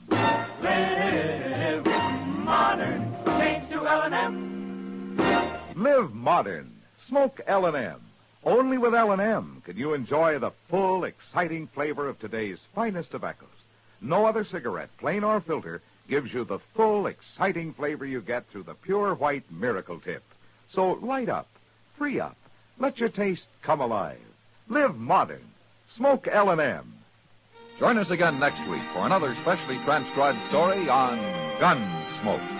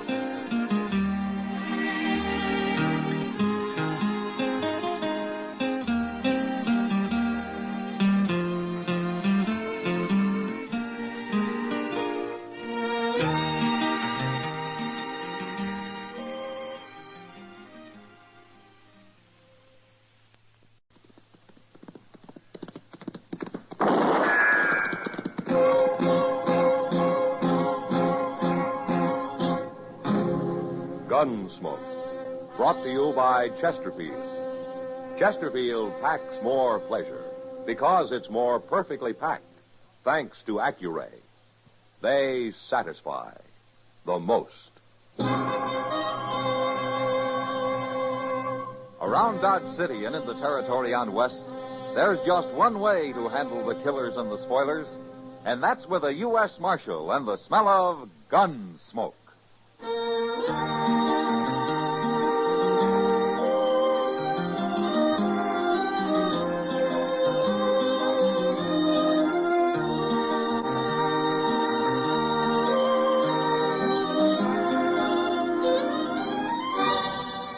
Gunsmoke, starring William Conrad. The transcribed story of the violence that moved west with young America. And the story of a man who moved with it. I'm that man, Matt Dillon, United States Marshal. The first man they look for and the last they want to meet. It's a chancy job, and it makes a man watchful and a little lonely.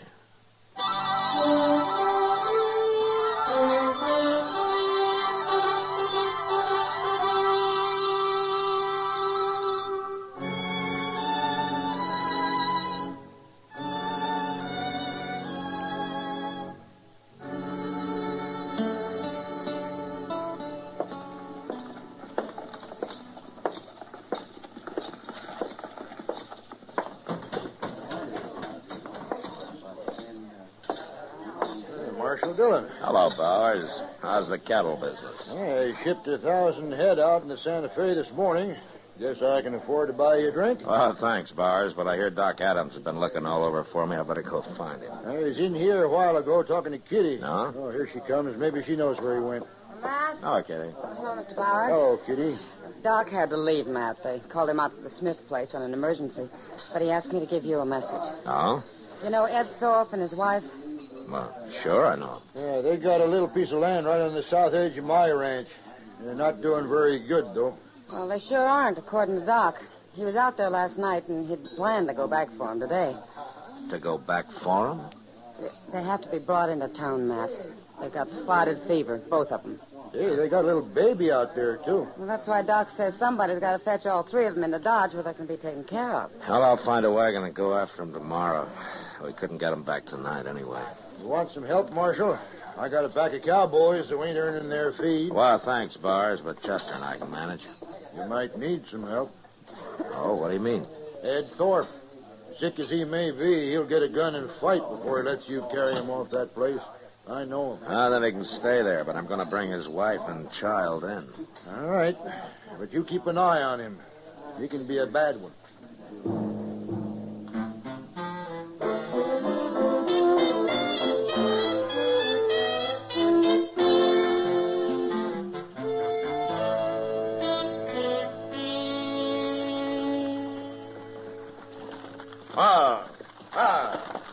This ain't Ed Thorpe's place, Mr. Jones. Yeah, I know, Chester, but I want to meet these people. They must be new. Come on. How do you know they're new?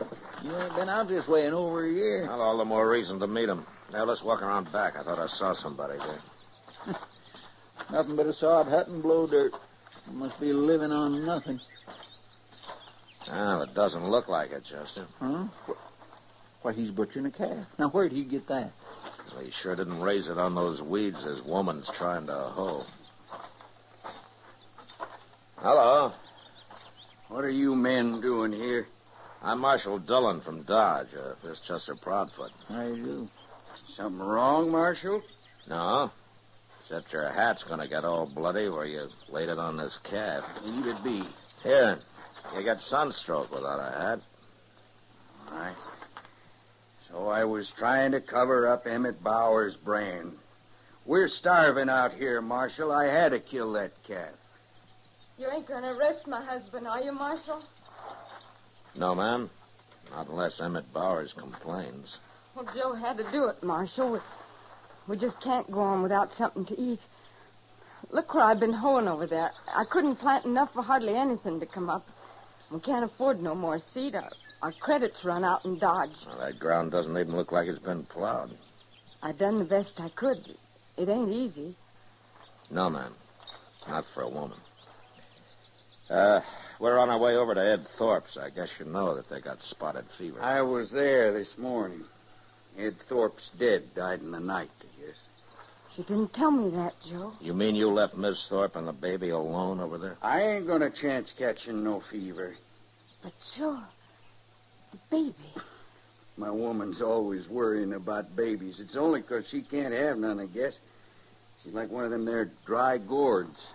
Don't, Joe. You're putting shame on me. Chester. Yes, sir? Let's get out of here. Oh, Miss Nader, Yes, Marshal? next time you're in Dodge, come see me, huh? I'll get you some seed to plant.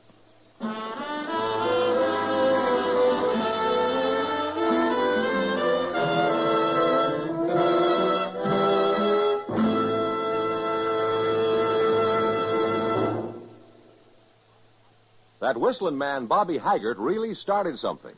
Tonight, the Calypso Boys join in. Ready, amigos?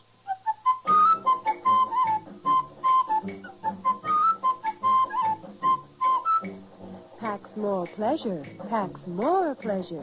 Chesterfield packs more pleasure because Chesterfield's more perfectly packed. It stands to reason a cigarette made better and packed better, smokes better, tastes better. And Chesterfield is more perfectly packed by Accuray. This electronic miracle removes human error in cigarette manufacture. So Accuray Chesterfield is firm and pleasing to the lips, mild yet deeply satisfying. Yes, Chesterfield gives you something no other cigarette can give you. Chesterfield packs more pleasure because Chesterfield's more perfectly packed. To the touch, to the taste, Chesterfield packs more pleasure because it's more perfectly packed. By Chesterfield, mild, yet they satisfy the most.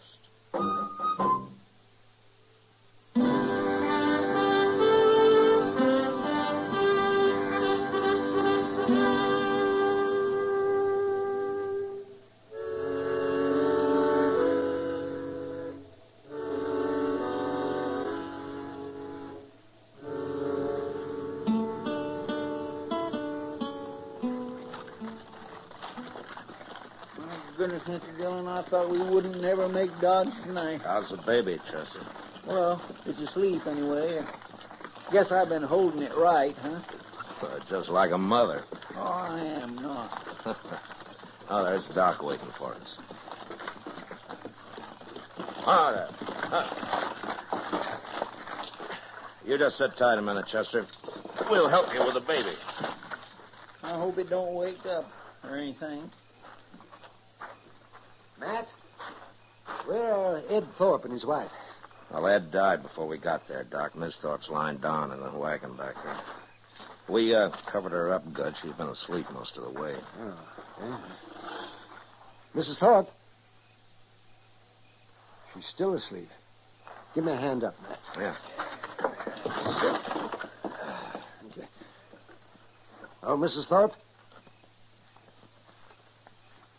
Oh. Oh, my.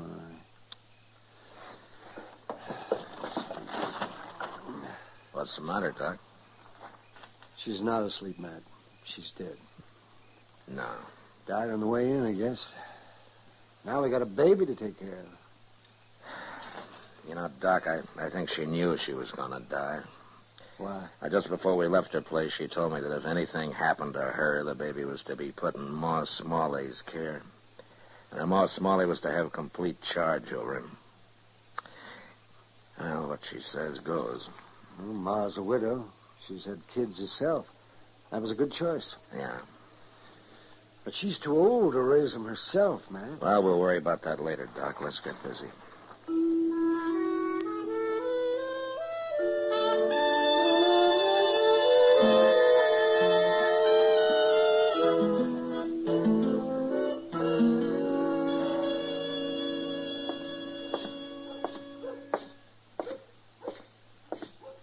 Hello, Ma. Howdy. How have you been, Miss Nadler?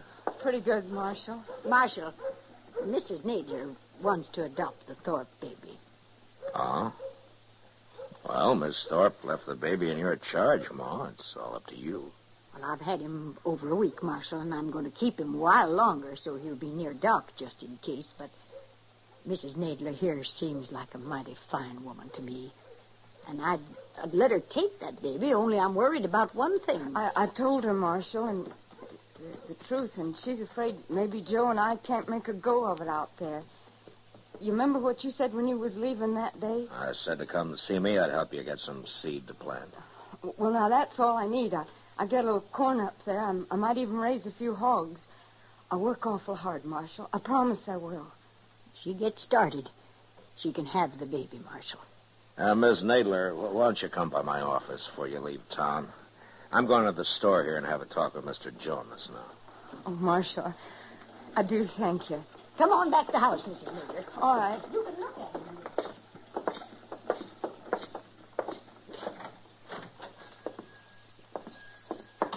Oh, hello, Marshal. Hello, Jonas. Well, what can I sell you today? I came by to see you about Miss Nadler. You know her, don't you? Yeah, of course I do. Joe Nadler's out back in the stock room right now. Oh, he is? Yeah. Nadler, come in here a minute. He's buying himself a new pair of boots, Marshal. I thought their credit had run out. Oh, well, Nadler's doing better now. He started bringing meat into Delmonico's and a couple other eating places and paid up part of his bill already, ain't you, Nadler? I don't know as I like you talking about my private affairs, Jonas. Oh, no harm. It's only Marshal Dillon. Come on, Nadler. Those are good-looking boots. They ought to be. Them's the best I stock. Them's $20 boots. $20. I'd buy a whole wagon load of seed, Nadler. You telling me how to spend my money? Does your wife know you've been doing better lately? Family matters ain't no concern of the law. Yours are. And if it wasn't for your wife, I wouldn't bother just warning you.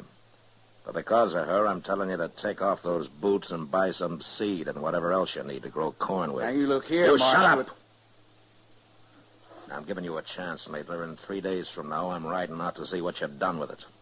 It's up to you whether or not you'll be riding back with me.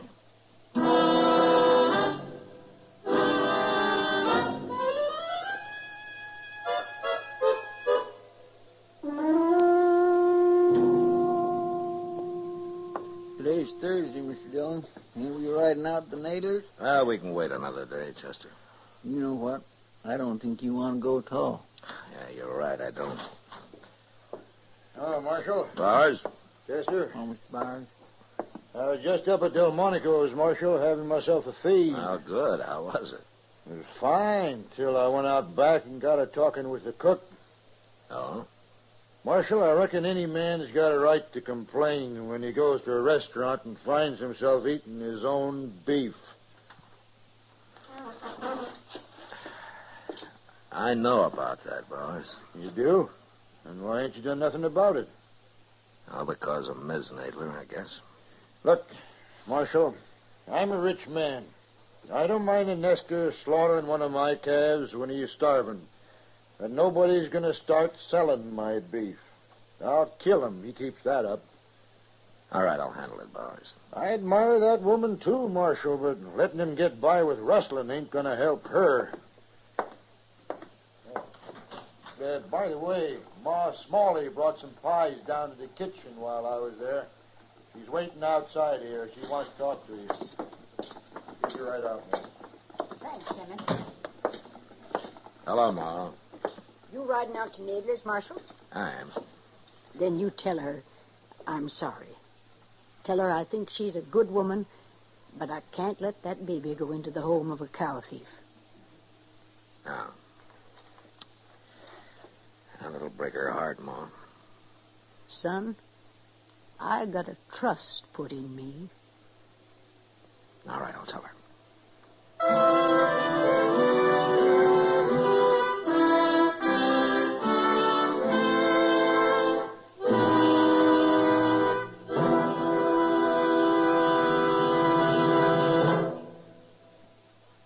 Say, where are you listening to Gunsmoke? In your car? Getting ready for dinner? Oh, I see. Just relaxing in your favorite easy chair. Well, I'd say you're in a good spot right now to really enjoy a Chesterfield. You see, Chesterfield packs more pleasure because it's more perfectly packed. It stands to reason. A cigarette made better and packed better smokes better, tastes better. And Chesterfield is more perfectly packed by Accuray. This electronic miracle removes human error in cigarette manufacture. So Accuray Chesterfield is firm and pleasing to the lips, mild, yet deeply satisfying. Yes, Chesterfield gives you something no other cigarette can give you. Chesterfield packs more pleasure because Chesterfield's more perfectly packed. To the touch, to the taste, Chesterfield packs more pleasure because it's more perfectly packed. Buy Chesterfield, mild, yet they satisfy the most.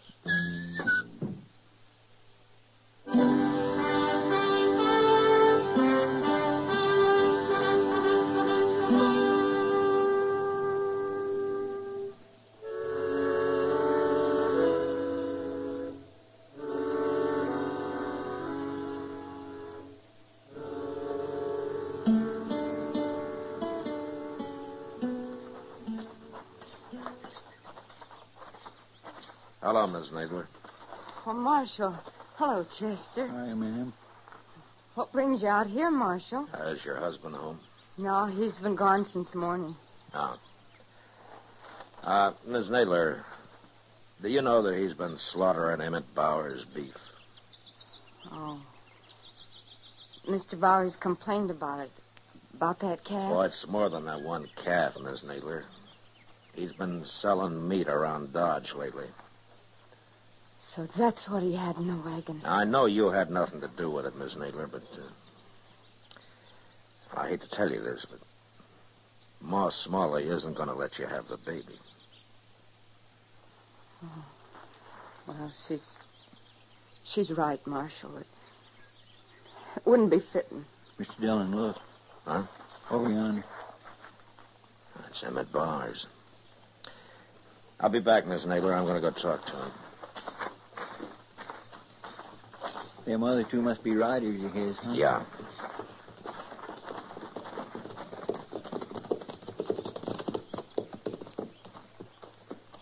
Thought I might find you here, Marshal. There's something wrong, Bowers? One of my men's been murdered. We found him out yonder about 5 miles. He'd been left for dead, but he talked a little. Well, what happened? He's gone now, Marshal, so you'll have to take our word for what he told us. All right. You run across Joe Nadler, slaughtering another steer. Nadler shot him? That's right. Anything else? Only that Nadler got on his horse and headed for Dodge. I guess he figures he'll get caught, and he might as well get drunk one more time. He'll get caught. I promise you that, Bowers.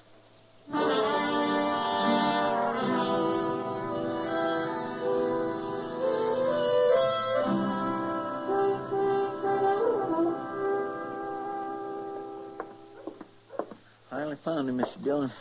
He's in there getting drunk at the bar. Well, it's taken us long enough. Everybody in town must know I'm after him by now. There, see him? Yeah, I see him.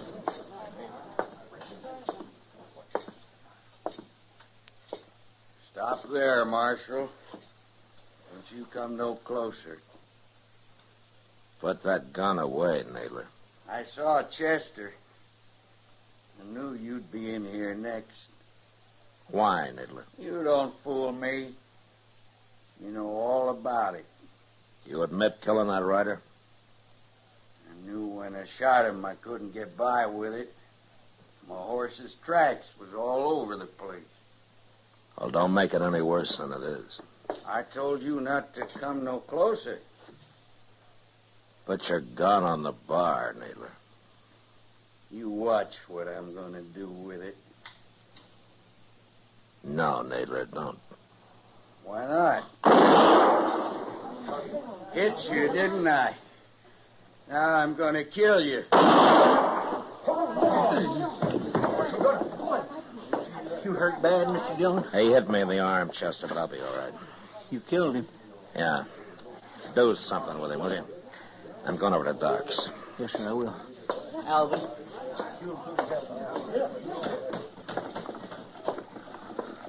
Marshal Dillon? What?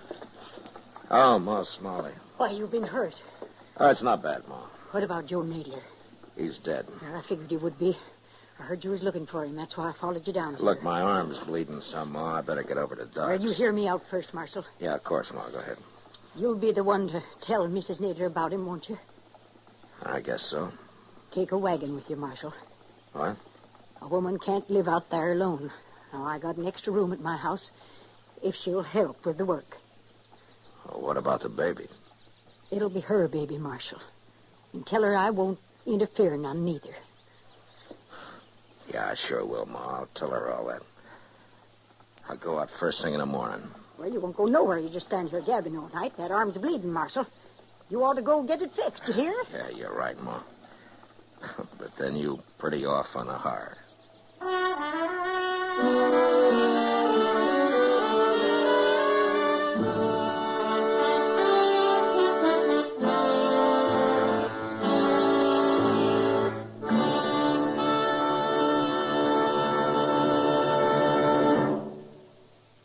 In a moment, our star, William Conrad. Chesterfield packs more pleasure because Chesterfield's more perfectly packed. A cigarette made better and packed better, smokes better, tastes better. And Chesterfield is more perfectly packed by Accuray. This electronic miracle removes human error in cigarette manufacture. So Accuray Chesterfield is firm and pleasing to the lips. Chesterfield, mild, yet they satisfy the most. You know, the buffalo hunters killed off the entire High Plains herd in a few short years, leaving the Indians to starve. And next week, this hunger sets off an Indian massacre. And that was the West. Good night. Gunsmoke, produced and directed by Norman McDonald, stars William Conrad as Matt Dillon, U.S. Marshal. Our story was specially written for Gunsmoke by John Meston, with music composed and conducted by Rex Corey. Sound patterns by Tom Hanley and Bill James. Featured in the cast were Vic Perrin, John Daner, Jeanette Nolan, Virginia Christine, and Frank Cady. Parley Bear is Chester, Howard McNear is Doc, and Georgia Ellis is Kitty. Help today and hope tomorrow is the slogan of the 7th Annual United Cerebral Palsy Drive. Support United Cerebral Palsy.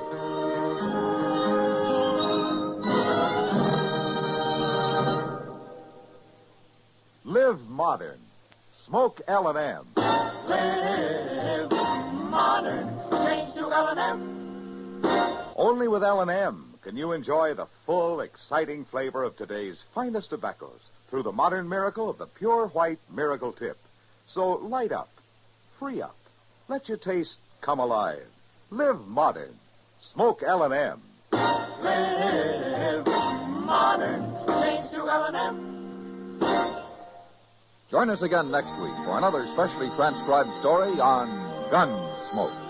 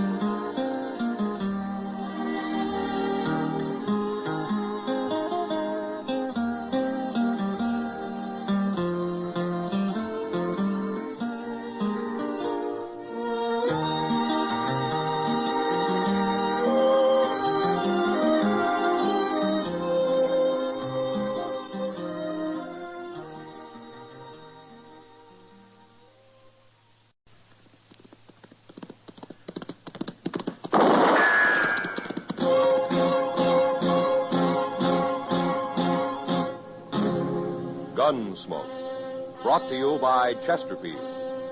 Chesterfield packs more pleasure because it's more perfectly packed, thanks to Accuray. They satisfy the most.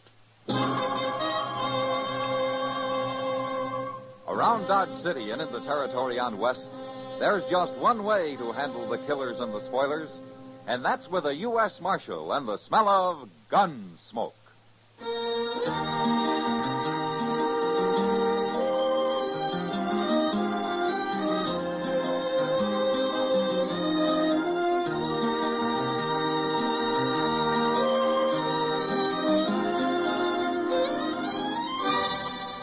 Gunsmoke, starring William Conrad.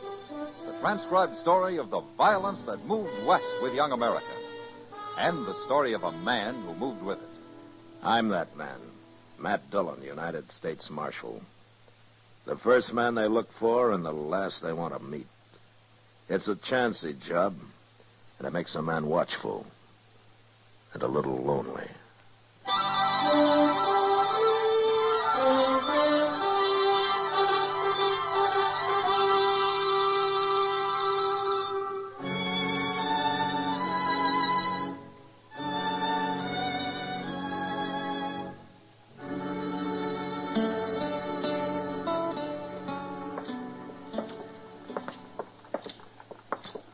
Come on into the office if you got time, Kitty. I'd better not, Matt. It's late.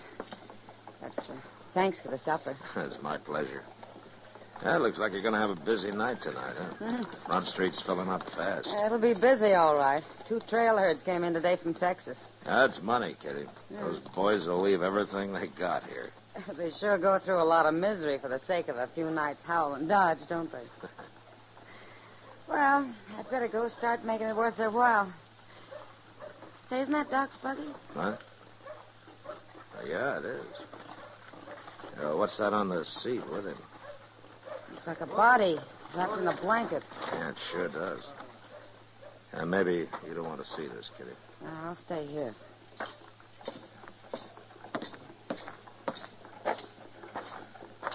Oh, hello, Matt. Who's that, Doc? Well, he must have been a buffalo hunter. I found him on the south bank of the Pawnee near Turkey Bend. He had a camp there, or he did until somebody came along and shot him. You mean he was alone? There was another camp a few miles downriver, but this man was alone. How did you stop by the other camp? I figured that'd be your job, man. Bringing him in was bad enough. What do you mean? Whoever shot him took his head for a souvenir. What? It's not a very nice killing, is it, man? I'll ride up there tomorrow, Doc.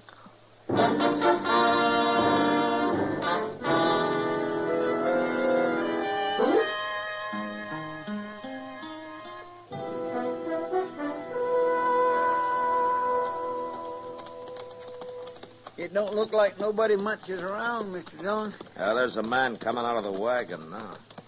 Well, now, there is the one longest, skinniest buffalo hunter I ever seen. He looks like a plucked crow.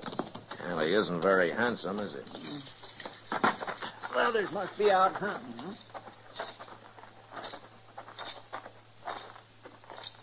Hello. Where's the rest of your outfit? There ain't but 3 of us. That's counting the woman. Oh, you got a woman out here? Abby. She belongs to Ben Seipel. Now, what's your name?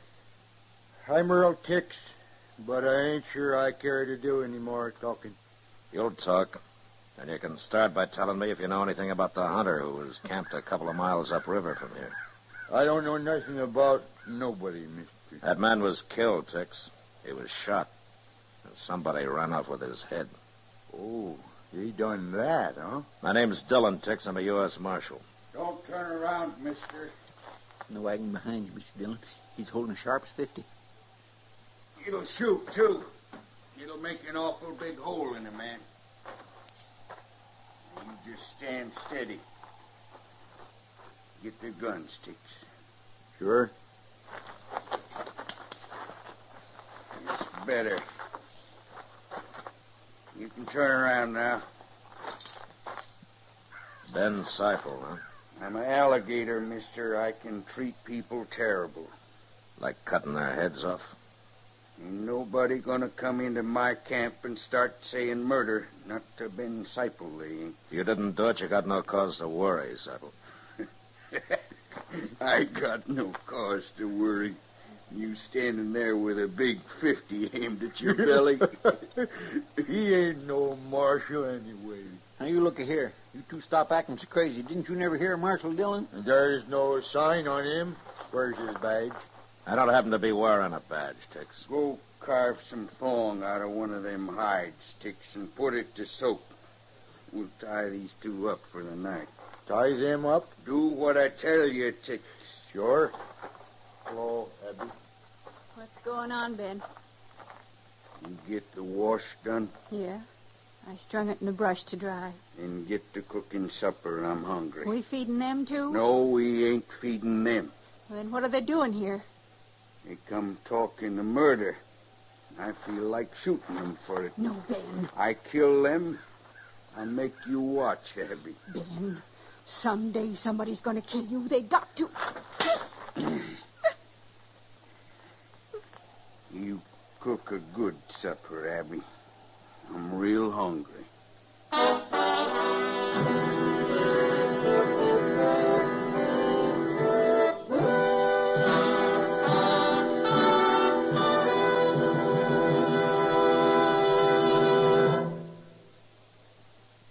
Introducing one of the country's best-known jazz musicians and arrangers, Mr. Bobby Haggart.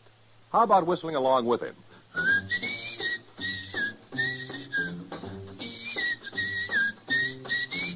Packs more pleasure, packs more pleasure. Chesterfield packs more pleasure because Chesterfield's more perfectly packed. It stands to reason a cigarette made better and packed better smokes better, tastes better. And Chesterfield is more perfectly packed by Accuray. This electronic miracle removes human error in cigarette manufacture. So Accuray Chesterfield is firm and pleasing to the lips, mild yet deeply satisfying.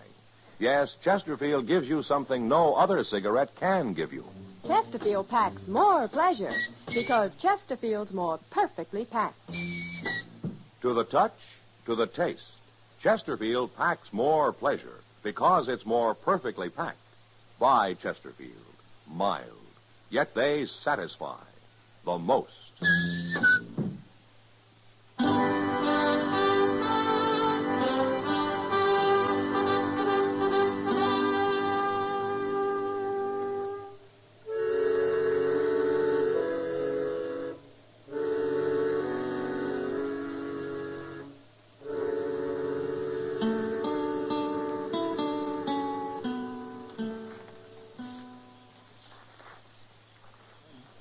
Must have been laying here for hours.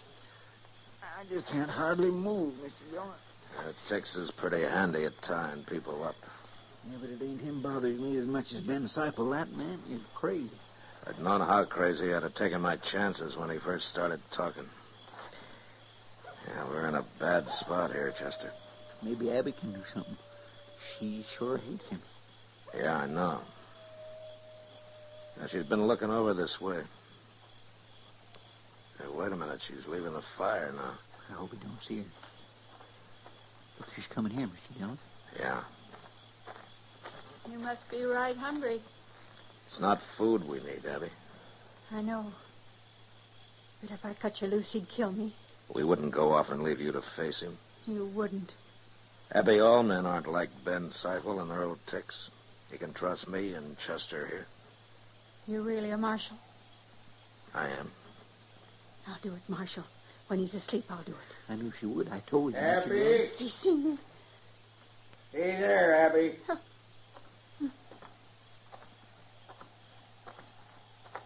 What you been talking about, Abby?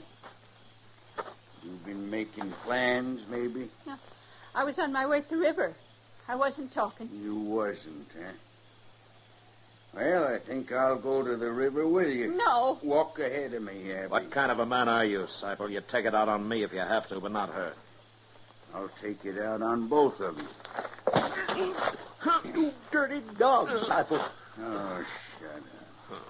Get going, Abby. Mr. Dillon, you hurt? Mr. Dillon? No, I'll be all right, Chester. That man's got a big foot. Kick a man in the face that way? He ought to be hung. I'll hang him myself if we ever get out of this. It don't look too good for us, does it? No, not now. That poor Abby. What does she stay with a man like him for? Yeah, maybe she's never had a chance to get away. It'd be a miserable enough life without being tied to a murderer. Be quiet, Chester. Here comes Earl Tix.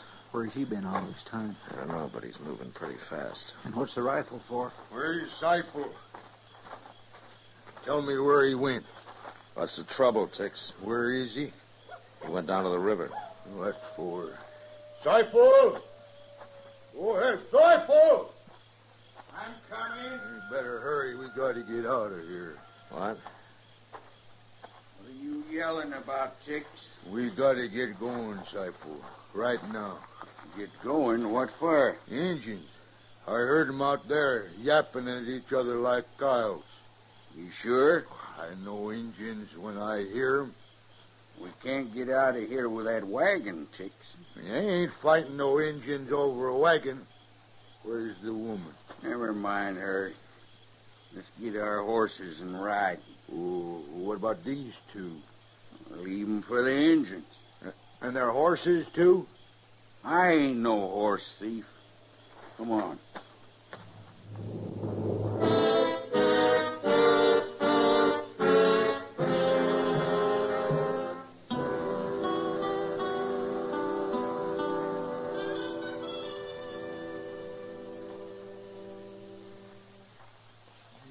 Day is breaking, Mr. Dillon. Yeah. I guess them Indians will be coming soon. Funny how a man gets to thinking things, ain't it? Oh, like what, Chester? Well, like how I'd like to see one of them circuses before I die. Huh? A circus? Oh, I spend an awful lot of time thinking about that. Wondering what lions and tigers and stuff like that looks like. Quiet. Yeah, I guess Tex was right. I just hope they see we're tied up and helpless before they start planting arrows in us. Look over there. Just beyond the wagon. He's got a rifle. He's signaling with it. And there are 4 more, too. 5. Look, he's signaling them others to stay back. Fierce looking, ain't he? Steady now. No more talking.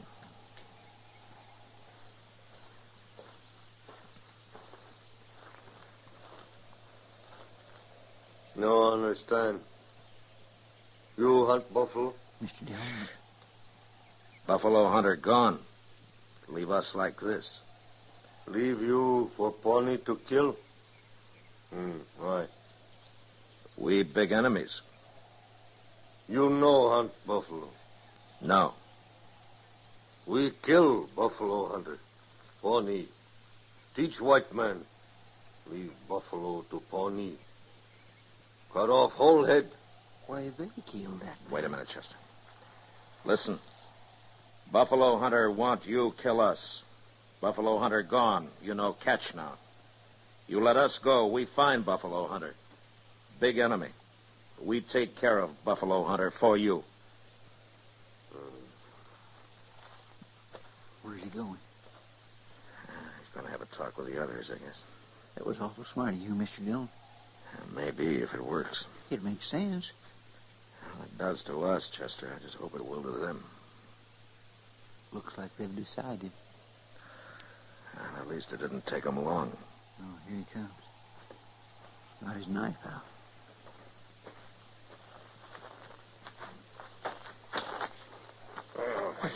He's doing it. He's cutting us loose.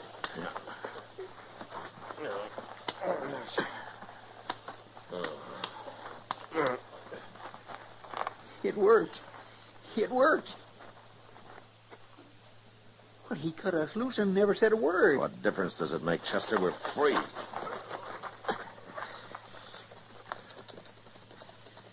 There they go. Oh, my, it feels good to stand up, don't it? Yeah, it sure does, Chester. Look, they ain't even taking our horses. Well, I guess they figure we can't chase buffalo hunters on foot. What's that? Marshal. Oh, that's Abby. Yonder she is laying in them weeds. Marshal. Oh, she looks terrible. Well, at least he didn't kill her. You hurt bad, Abby. He hit me.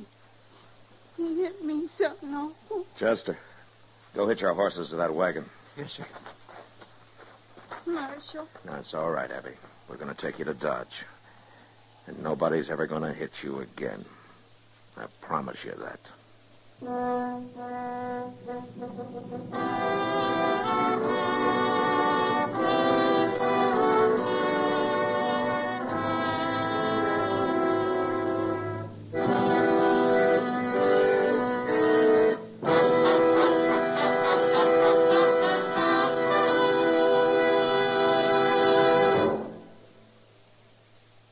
Where are you listening to Gunsmoke? In your kitchen? Getting ready for Sunday supper?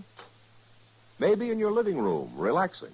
Or out driving? Say, be sure and watch the road. But remember, there's pleasure ahead when you smoke Chesterfield. When you satisfy yourself with Chesterfield's better taste and mildness. It stands to reason. A cigarette made better and packed better smokes better, tastes better. And Chesterfield is more perfectly packed by Accuray. This electronic miracle removes human error in cigarette manufacture. So Accuray Chesterfield is firm and pleasing to the lips, mild, yet deeply satisfying. Yes, Chesterfield gives you something no other cigarette can give you. Chesterfield packs more pleasure because Chesterfield's more perfectly packed. To the touch, to the taste, Chesterfield packs more pleasure because it's more perfectly packed. By Chesterfield. Mild, yet they satisfy the most.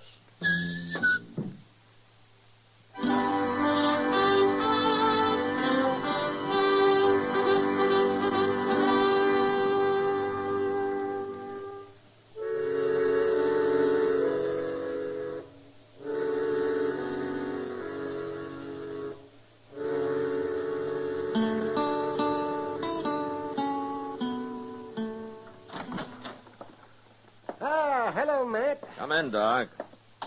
My, hot today, isn't it? Is that what you came to tell me? No, I came to tell you nothing. Oh, except I ran into Kitty down at the depot. She and Abby were watching the Santa Fe come in. Uh-huh. They said they might come by and say hello on their way back. Ah, good. Oh, my, that Abby's looking better every day, isn't she? Well, between you and Kitty, she's been getting some pretty good care. Yeah, she deserves it. You know, she's already talking about finding a job. I know, Matt. I think she's going to be real happy. Oh, that's Kitty. Matt, hurry. Kitty, what's the matter? It's that man, that Ben Seipel. Disciples and Doc? Yeah. He came up to Abby and grabbed her by the arm and dragged her off toward his wagon. Huh? Chester saw it, too. He thought he'd better stay nearby while I went for you. Where are they now? Across the street there, by that wagon. Now, you wait here, Kitty. Don't let him hurt her anymore, Matt. Just been talking to her so far, Mr. Dillon. Has he seen you, Chester? No, sir, and neither's Earl Tix. They're in for a big surprise. You keep an eye on Tix, huh? Yes, sir, I will.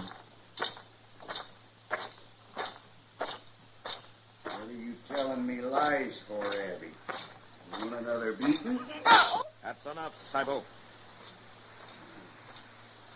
If you wasn't lying. You really are a marshal, huh? Abby, Yes? you can go with Seipel if you want. But if you don't want to, you'll have to kill me first, and I don't think you can do it. What are you saying? This ain't no business of the law? Shut up. You make your choice, Abby. Kitty's waiting for me. Come back here, Abby. You keep your hands off of me. Seipel, you broke a promise I made to her. What? I told her nobody had ever hit her again. You interfering with my right to beat her when I want? Yeah. You're talking awful big, Marshal. Has everybody always been afraid of you, Seipel? They have. And for good reason. And you're about to lose that reputation, Seipel. For good.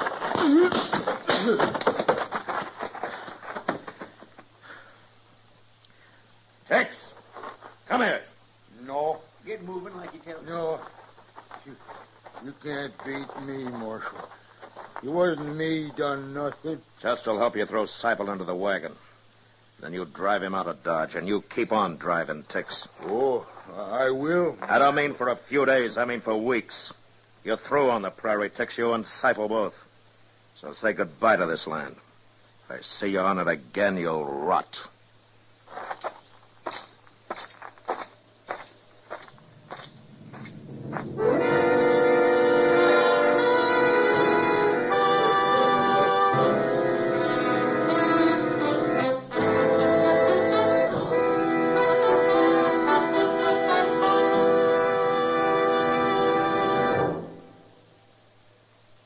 In a moment, our star, William Conrad. Chesterfield packs more pleasure because Chesterfield's more perfectly packed. A cigarette made better and packed better, smokes better, tastes better. And Chesterfield is more perfectly packed by Accuray. This electronic miracle removes human error in cigarette manufacture. So Accuray Chesterfield is firm and pleasing to the lips. Chesterfield, mild, yet they satisfy the most. You know, during the frontier cattle-sheep wars, men used the expression rimrock, meaning to run down or kill. Well, next week, a man tries to rimrock somebody and dies for his trouble. And that was the West. Good night. Gunsmoke. Produced and directed by Norman McDonald, stars William Conrad as Matt Dillon, U.S. Marshal. Our story was specially written for Gunsmoke by John Meston, with music composed and conducted by Rex Corey. Sound patterns by Tom Hanley and Bill James. Featured in the cast were Vic Perrin, John Daner, Helen Klebe, and Lawrence Dobkin. Harley Bear is Chester, Howard McNear is Doc, and Georgia Ellis is Kitty.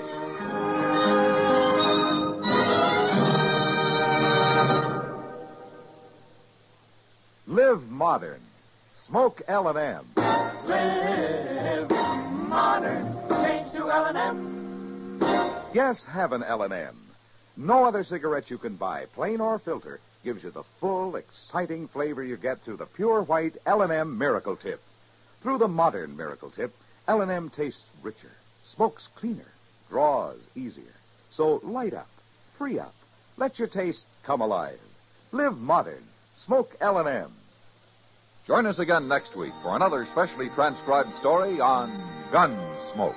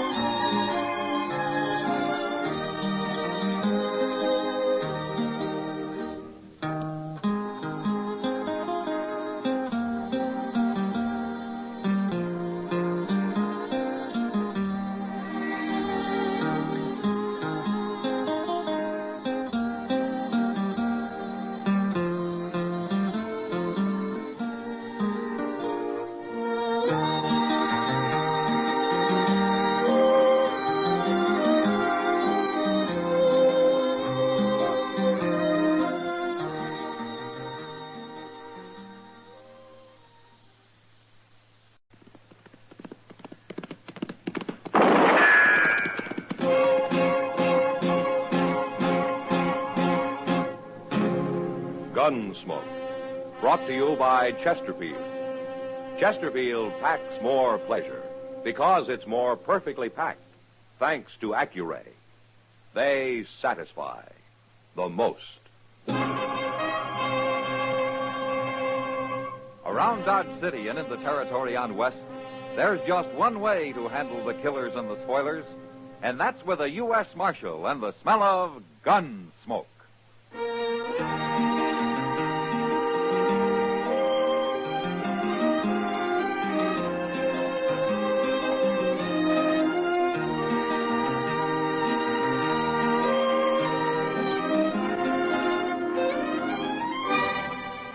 Gunsmoke, starring William Conrad.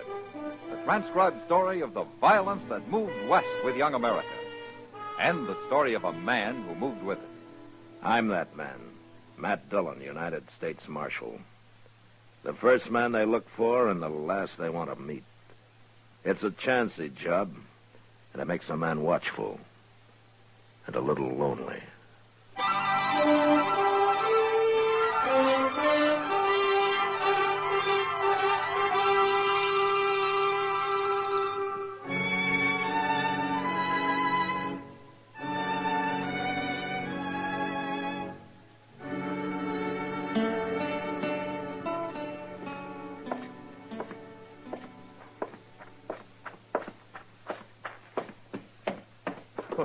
Well, what's your hurry, Chester? Oh, hello, Mr. Dillon. I'm going over to the stable. No, what for? You leaving town? No, sir. Hank Young's over there. I got to see him. Well, I'm not doing anything. I'll go with you if you don't mind. Well, good. I run into Mr. Bowers, and he asked me to give Hank a message for him. No? Well, Hank is a real nice fellow, Mr. Dillon. Well, I didn't say he wasn't, Chester. Yes, sir, I know. But I was just thinking there ain't many fellows around here steady and peaceable as he is. I guess that's one reason Bars has kept him working at the ranch for so long. Mm-hmm. There he is. Where? Cinching up his saddle with his back to us there. Oh. Yeah, Mr. Dillon, I'm going to surprise him. Walk easy, huh? Okay.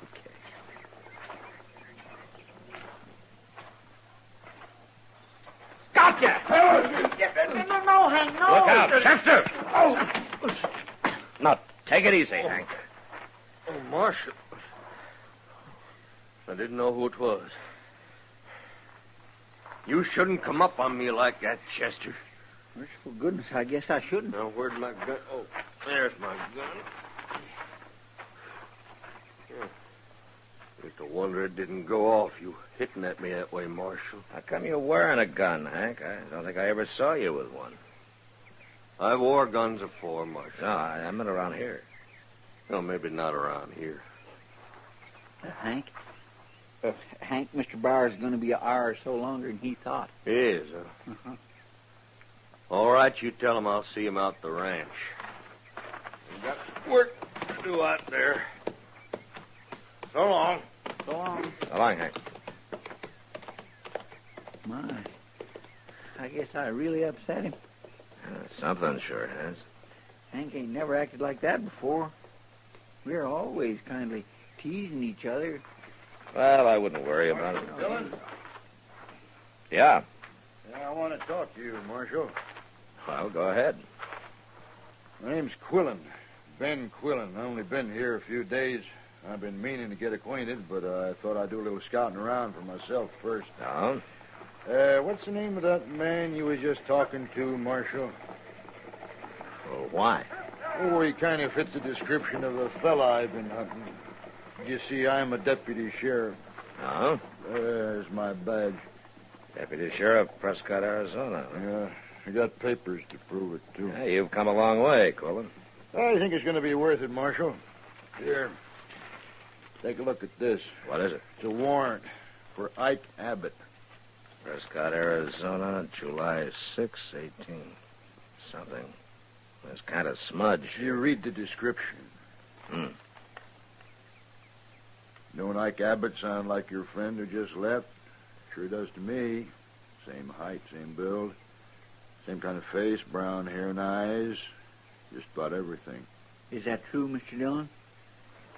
Well, it fits generally, yeah. But what's he wanted for?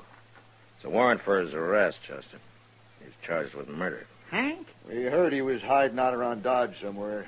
He's been here about 3 years, hasn't he? Yeah, just about. Why didn't you make your arrest a few minutes ago, Quillen? I wanted to be sure, Marshal. And I also want to talk to you first. After all, this is your territory. Hank's wearing a gun, Quillen. Does he know you? No. But I've been asking around about anybody from Arizona. He must have heard about it. Well, I guess I'll ride out and take him. No. What? Hank Young's ready to fight. I don't want to kill him. I'll go. You mean you'll bring him in for me? Well, if I'm sure he's the man you're after, then I think I can find out. Okay. Well, watch your step, Marshal. He's already killed one man. Don't worry, Quillen. So have I.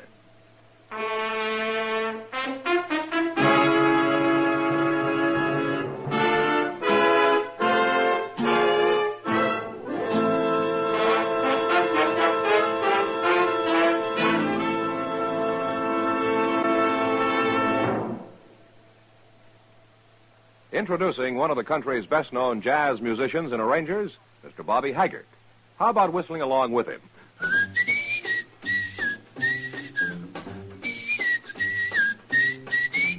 Packs more pleasure, packs more pleasure. Chesterfield packs more pleasure because Chesterfield's more perfectly packed. It stands to reason a cigarette made better and packed better, smokes better, tastes better. And Chesterfield is more perfectly packed by Accuray. This electronic miracle removes human error in cigarette manufacture. So Accuray Chesterfield is firm and pleasing to the lips, mild yet deeply satisfying. Yes, Chesterfield gives you something no other cigarette can give you. Chesterfield packs more pleasure because Chesterfield's more perfectly packed. To the touch, to the taste, Chesterfield packs more pleasure because it's more perfectly packed. By Chesterfield, mild, yet they satisfy the most.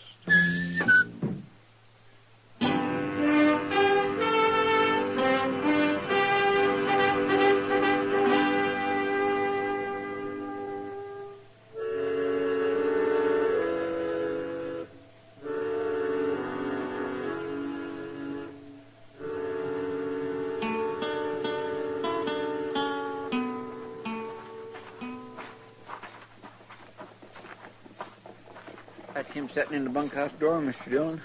I thought he said he had work to do. He had nothing special to do except get out of Dodge. You think he's going to make trouble? Well, I hope not.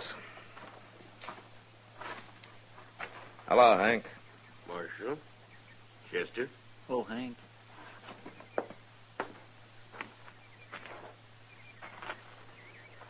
looking for me? There are a couple of things I want to ask you, Hank. You go right ahead, Marshal. You've known me about 3 years, right? About that. And you know, when I go after a man, I generally bring him back. So you do, Marshal. Is that why you put your gun away? Well, I declare, he ain't armed no more, is he? No, I ain't. Well, you told me the truth, Hank. You always dealt fair, Marshal. I'll tell you the truth. Well, there's a deputy sheriff in town named Ben Quillen. He's got an Arizona warrant for Ike Abbott's arrest. I thought so. Was it murder, Hank? That how that warrant reads, Marshal? Mm-hmm. Figured so. What else you want to know? You still haven't told me why you put your gun away. Done some thinking on the way back here. You know they'd sent somebody after me, but if I killed him, I'd just have to face you next. I wouldn't be getting nowhere that way. All right, Hank. Come on, Chester, let's get back to town. Mr. Dillon, ain't we going to take Hank back to I Dodge? said let's go, Chester.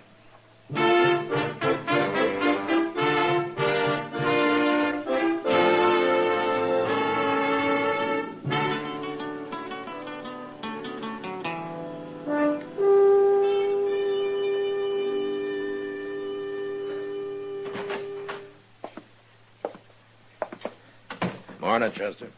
Morning, Mr. Dillon. Ben Quillen been here yet? Oh, I just got here myself. No, didn't you sleep here last night? Well, see... No, sir, I didn't. No? I ain't never going to set up all night playing poker again. Oh, I was kind of hoping you'd maybe outgrown poker. I'm getting there. Morning, Marshal. Chester. Quillen? Morning, Quillen. Well, Marshal, did he put up a fight? No, there was no trouble. But he is the man I'm after. He's Ike Abbott, isn't he? Yeah, he's the man. Well, I sure do thank you, Marshal. Now, if you'll turn him over to me, we'll be on our way, and I won't be bothering you no more. I didn't bring him in, Quillen. Why not? Well, I guess maybe I didn't have the stomach to arrest a man who's been a friend. Who's never caused any trouble around here. That don't keep him from being a murderer. And I've got a legal warrant for him. Then you go get him. I thought you didn't want no killing. He isn't armed. You've caused me to waste a whole day, Marshal. Why don't you go get your man, Quillen, and get him out of here? I don't want any part of it. You admit he's a friend of yours, Marshal. I just hope you're not trying to trick me somehow. 'Cause I'll hold you responsible.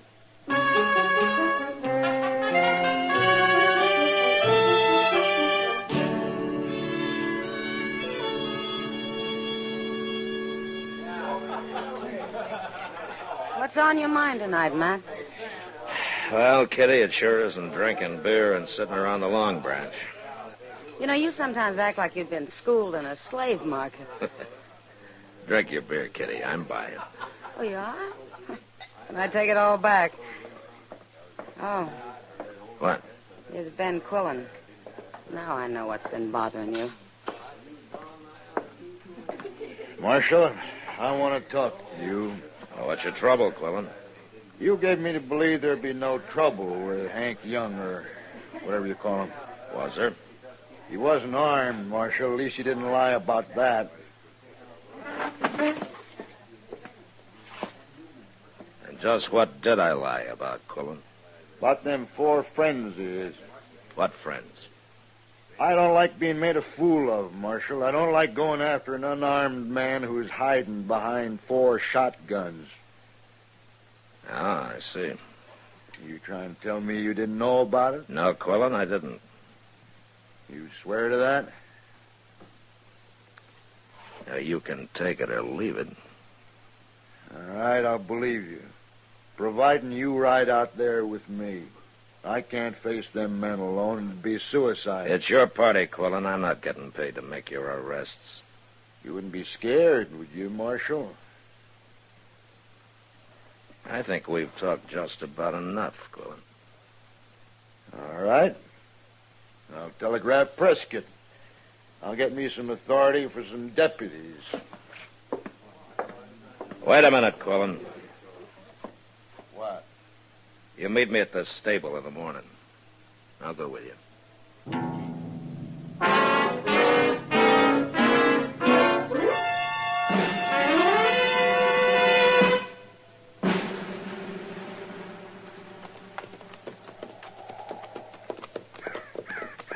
Here they are, Marshal, waiting for us.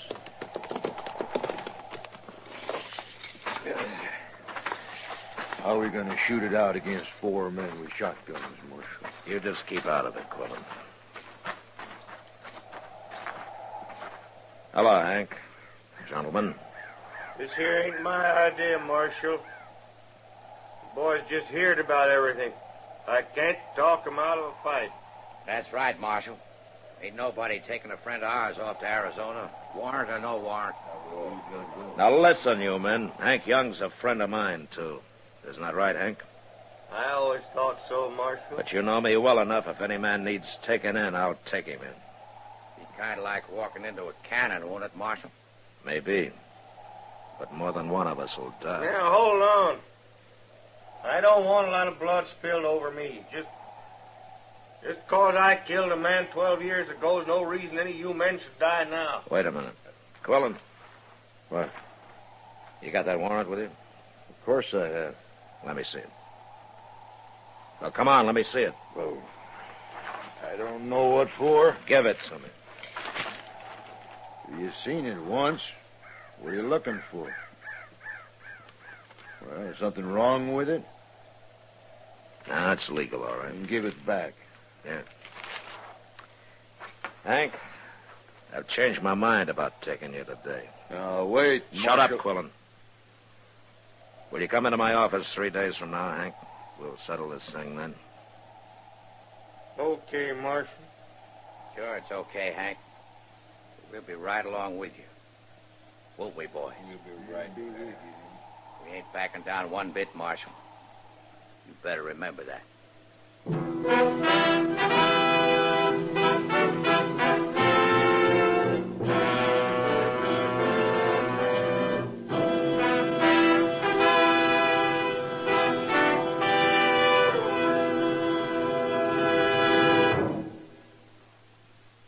Where are you listening to Gunsmoke? In your favorite easy chair? Or out driving? Oh, there you are. In the kitchen. Say, you want to make whatever you're doing more enjoyable? Have a Chesterfield. Enjoy Chesterfield's better taste and mildness. It stands to reason a cigarette made better and packed better, smokes better, tastes better. And Chesterfield is more perfectly packed by Accuray. This electronic miracle removes human error in cigarette manufacture. So Accuray Chesterfield is firm and pleasing to the lips, mild yet deeply satisfying. Yes, Chesterfield gives you something no other cigarette can give you. Chesterfield packs more pleasure because Chesterfield's more perfectly packed. To the touch, to the taste, Chesterfield packs more pleasure because it's more perfectly packed. Why Chesterfield? Mild, yet they satisfy the most.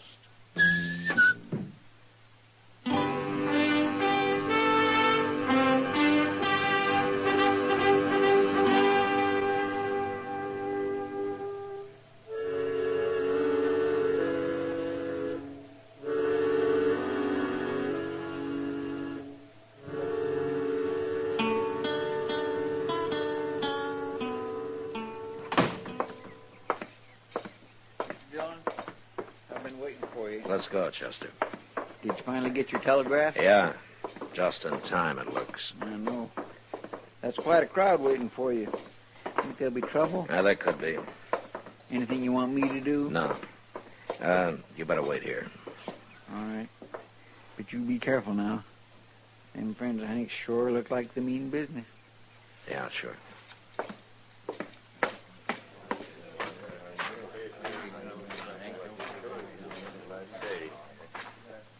Well, Marshal, I've come in, like you said. I know you would, Hank. Let's get this over with, Marshal. I've waited long enough. You've waited too long, Quillen. What? Hank, I want your friends to wait across the street over there. We ain't moving, Marshal. All 4 of you go over there and wait. Now, will you do what he says, Jim? Go on now. Jim, he ain't the kind of trick nobody. I mean it, boys. I got going. Well, come on, men. Or we'll be watching. Quillen, let me see that warrant. You've seen it twice. Yeah. Well, ain't you going to look at it? I should have looked at it the first time. Huh? Close. I missed reading the date till Hank mentioned it was 12 years ago. What's that got to do with it?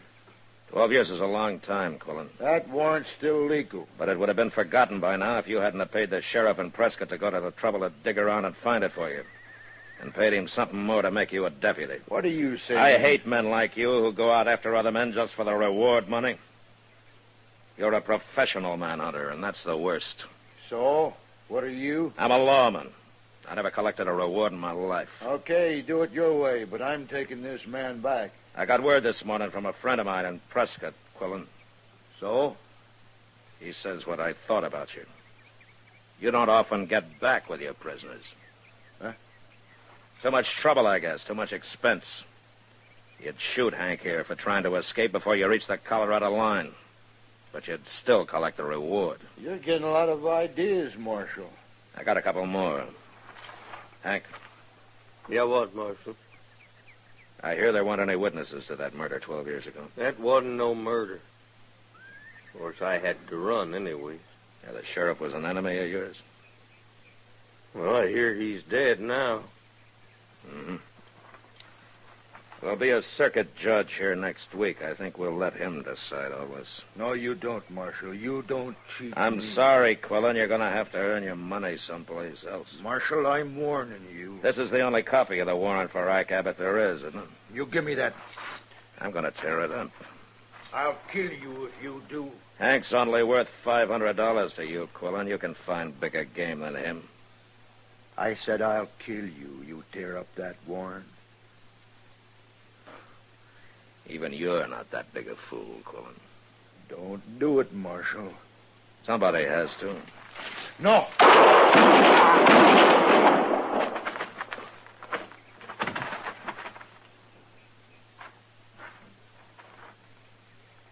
You killed him, Marshal. I misjudged him, Hank. He was worse than I thought. What? He wouldn't only kill a man for $500. He was willing to die for it himself.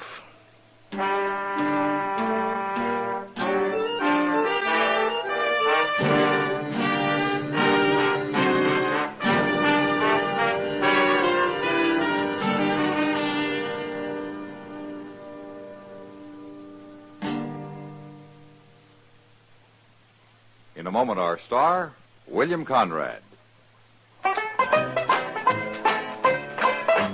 Chesterfield packs more pleasure because Chesterfield's more perfectly packed. A cigarette made better and packed better, smokes better, tastes better. And Chesterfield is more perfectly packed by Accuray.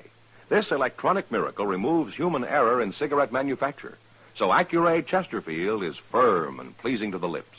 Chesterfield, mild, yet they satisfy the most. You know, on the frontier, men fought for fool's reasons, like a spilled drink, and they fought for good reasons, like fenced water. But next week, a man comes to Dodge who won't fight for any reason, and still wins his battle. And that was the West. Good night. Gunsmoke. Produced and directed by Norman McDonald, stars William Conrad as Matt Dillon, U.S. Marshal. Our story was specially written for Gunsmoke by John Meston, with music composed and conducted by Rex Corey. Sound patterns by Tom Hanley and Bill James. Featured in the cast were Lawrence Dobkin, John Daner, and Ken Lynch. Harley Bear is Chester, and Georgia Ellis is Kitty.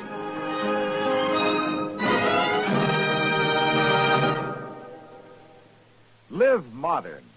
Smoke L&M. Live modern. Change to L&M. Live modern. Smoke L&M. Only with L&M can you enjoy the full, exciting flavor of today's finest tobaccos. No other cigarette, plain or filter, gives you the full, exciting flavor you get through the pure white miracle tip. So light up, free up, Let your taste come alive. Live modern. Smoke L&M. Join us again next week for another specially transcribed story on Gunsmoke.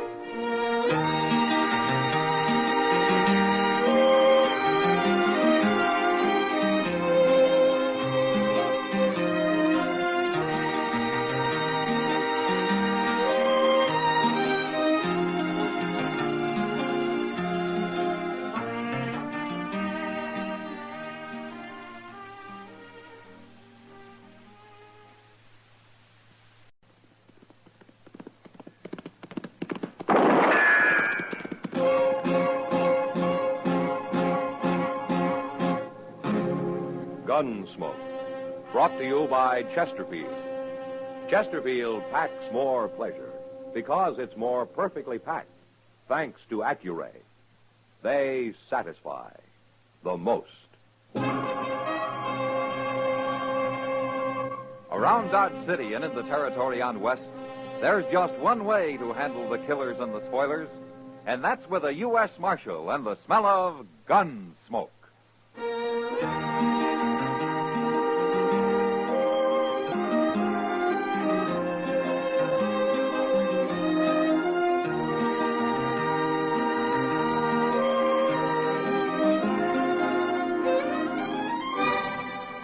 Gunsmoke, starring William Conrad. The transcribed story of the violence that moved west with young America. And the story of a man who moved with it. I'm that man, Matt Dillon, United States Marshal. The first man they look for and the last they want to meet. It's a chancy job, and it makes a man watchful and a little lonely.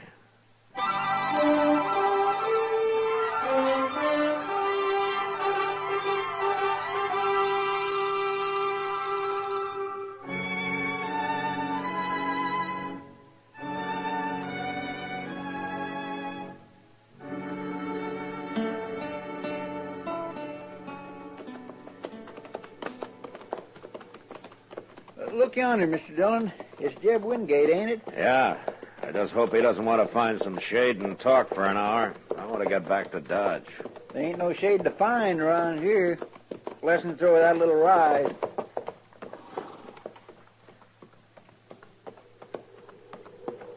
Hello, Marshal. Chester? Hello, Jeb. Hi, Jeb.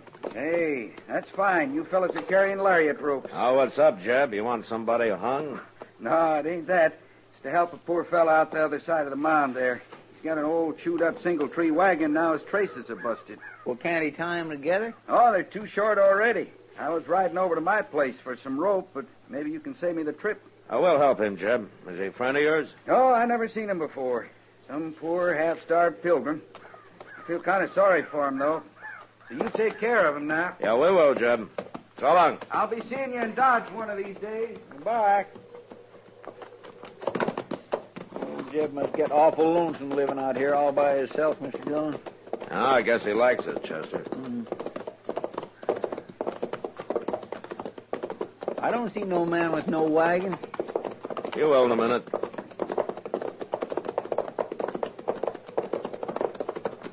There he is. Oh, yes. Say, Jeb was sure right. And look at that horse, too. Yeah, they make quite a pair, don't they? Hello. Hello. Here, you could use some rope, mister. Here's 30 feet. That ought to do. I sure thank you. Where are you headed? Dodge, I guess. You come far? Montana territory? Well, no wonder. Another fella, he just left. He was going to help me, too. You live out here? I'm the marshal in Dodge. You looking for work? If they'll give it to me. I heard the Santa Fe's laying more track there. Well, I know the agent. Maybe I can help you. No, I wouldn't want to get you in no trouble. Trouble? I'll come see you. I'll fetch you another rope as soon as I can. No need for that. My name's Hook, Marshal. Arden Hook. That's Chester Proudfoot, Hook. How do you do? Pleased to make your acquaintance. Well, we'll be seeing you. Thank you kindly. My. He keeps looking around like he thinks somebody's going to hit him any minute. Well, maybe he's running from something, Chester. Say, I'll bet that's it. You suppose the law is after him? What for? Well, I don't know. Maybe he's a murderer. Of what? Flies? Come on, let's do a little ride.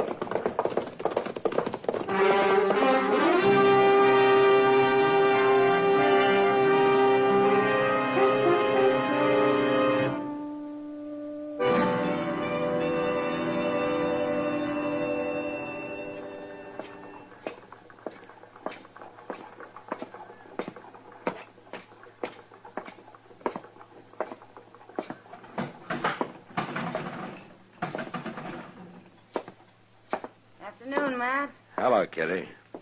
Have you seen Chester? No, haven't. Well, he was supposed to meet me here. Guess I might as well wait for him, huh?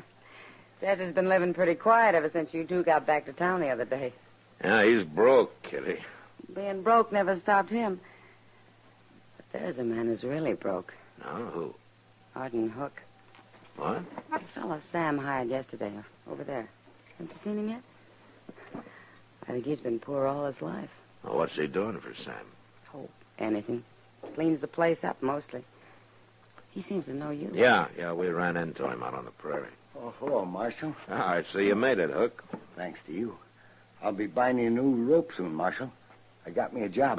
Forget the rope. You'll need your money for food and a bed. Oh, Mr. Noonan, give me that shack out back. I can cook some there, too. Well, that's fine. Yeah, it's going... Oh, no. Look. Oh. Well, what do you know? Excuse me, Marshal. What? Where you going? Wait a minute, you. Yeah, it's him, all right. Who are those men, Kitty? You're Arden Bill Hook, Centers and Ed Hogler. Yes. They drift Don't in you once in remember a us, while. Hook? Don't you remember Lawrence back in 56? Matt, did I tell you that Mr. Pike... Kitty, wait a minute. We remember, too. I want to hear this. Oh. We ain't very likely to forget, are we, Senator? No. And neither is any other man who rode with us. Where you been all these years, Hook? Tell us. I've been around. All over. I can't think of a single man who's seen you in Missouri for some 20 years. I didn't mean Missouri. No, I guess you didn't. Ain't a fitting place for the likes of you, is it? We're wasting time talking to him, Hogler. You work in here, Hook? Yeah. Good. We'll have a little talk before we leave town. For old time's sake, huh? You go on about your work now. We'll see you later. Matt, they're going to do something to him. They're just a couple of riders, you say, Kitty? That's all I know about him. Well, maybe I can find out more. How? I think Hook's gone out to his room. Excuse me, Kitty. I'll be back in a little while.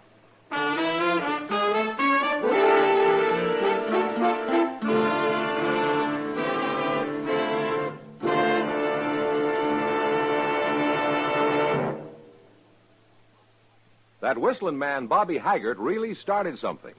Tonight, the Calypso Boys join in. Ready, amigos?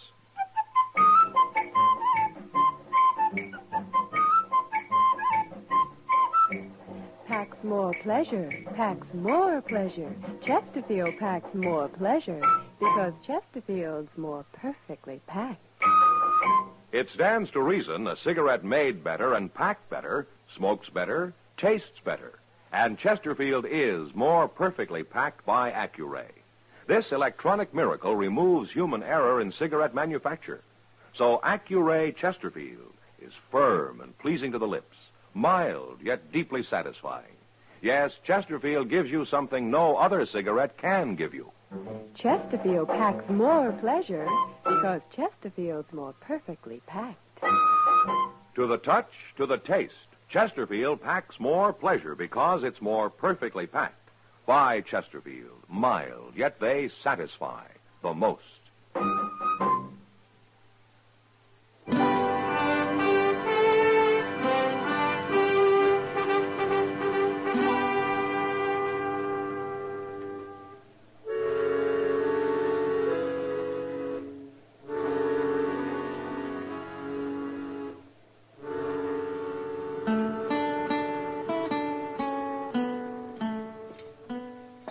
What are the names, Hook?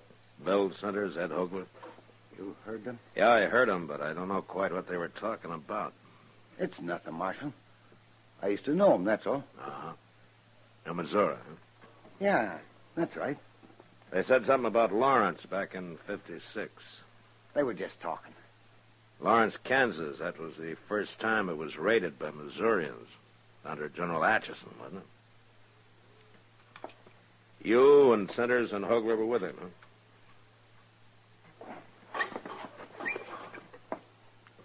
All right. I'll tell you. I was there.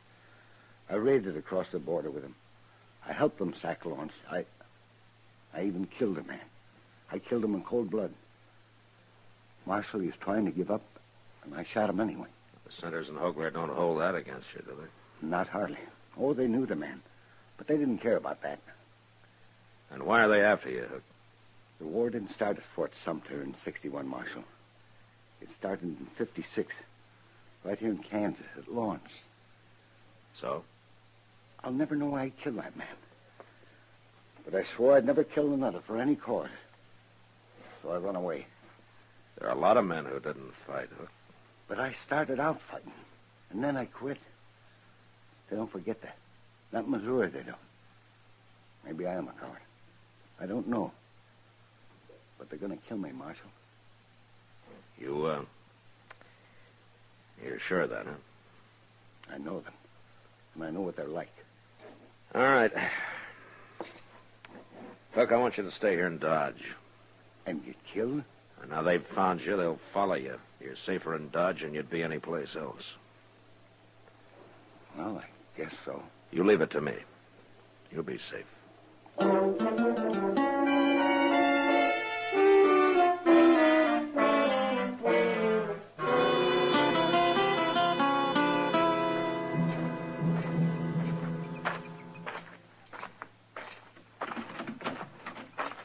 run off if we don't go get him soon, Hogler. Where's he going to run to? Hogler's right. He isn't running anywhere. What? Oh, Marshal, huh? You're Hogler?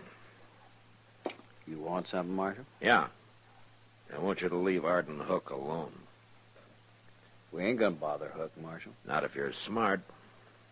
Little coward like that, I wouldn't feel right even touching him. What happened a long time ago. Why keep it alive?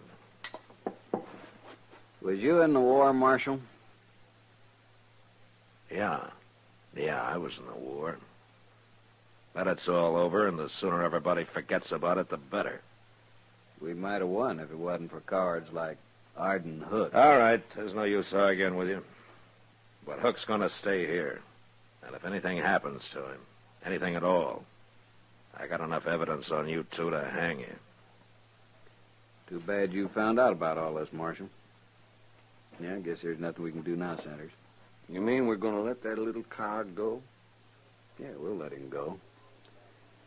Who cares about him anyway? Bye, Marshal.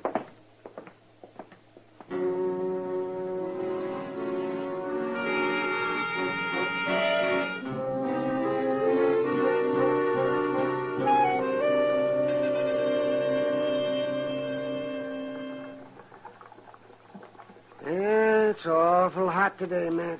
Well, that's the sun, Doc. You see, it's the sun that makes it hot. Oh, that's the sun. I was only making a comment. I wasn't asking for a scientific explanation. Oh, excuse me, Doc. I didn't understand what you wanted. Yeah, I see. Well, now that you've started it, I can tell you what the heat does to some people. Oh, good. You tell me about that, will you, Doc? Gentlemen. Oh, hello, Doc. Hello, Chester. Has either one of you saw Arden Hook today? No, I haven't seen him for the past few days. Why, Chester? Well, they say Jeb Wingate's looking for him. It might mean a job of work, Mr. Dillon. Oh, I doubt it. Jeb's always said he'd never have anybody working for him. Well, if it ain't for a job, why would he be looking for him? Well, I figure that's Jeb's business, don't you? Yes, but here's Miss Kitty. Maybe she know where he's at. Now, I don't know why you're so concerned, Chester. Well, sir, I still think it means a job for him. Well, it's a busy-looking outfit. Yeah, how are you, Kitty? Miss Kitty, have you saw Arden Hook anywhere? It's really important. No, Chester. Not since he left this noon. Left? For where? Well, Jeb Wingate finally found him and they left. Where'd they go, Kitty? Jeb gave him a job, Matt. He hired him on. There. See? What did I tell you, Mr. See there, Doc? Didn't I tell you? What You were right, Chester, yeah. Well, I wish him luck, but I can't see Arden Hook working on a ranch somehow. He's about the last man I'd pick out. Matt, I've got an idea. Yeah, what, Doc? Well, I just remembered something. Well, tell us. It's nothing you don't already know if you just have thought of it. Yeah, but I didn't think of it, Doc. You ever hear of Lou Wingate? Yeah, Jeb's talked about him a time or two. He talks about him a lot. Hey, wait a minute, Doc. Lou Wingate was killed in the first raid on Lawrence in 56, That's wasn't he? right. Shot down when he was trying to give up.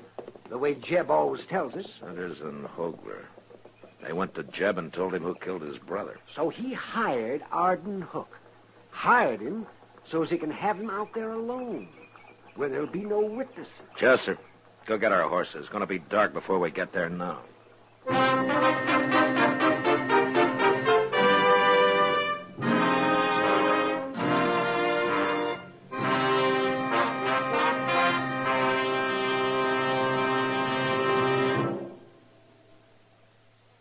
Say, where are you listening to Gunsmoke? In your car? Getting ready for dinner? Oh, I see. Just relaxing in your favorite easy chair. Well, I'd say you're in a good spot right now to really enjoy a Chesterfield. You see, Chesterfield packs more pleasure because it's more perfectly packed. It stands to reason. A cigarette made better and packed better smokes better, tastes better. And Chesterfield is more perfectly packed by Accuray. This electronic miracle removes human error in cigarette manufacture. So Accuray Chesterfield is firm and pleasing to the lips, mild, yet deeply satisfying. Yes, Chesterfield gives you something no other cigarette can give you. Chesterfield packs more pleasure because Chesterfield's more perfectly packed. To the touch, to the taste. Chesterfield packs more pleasure because it's more perfectly packed. Buy Chesterfield. Mild, yet they satisfy the most.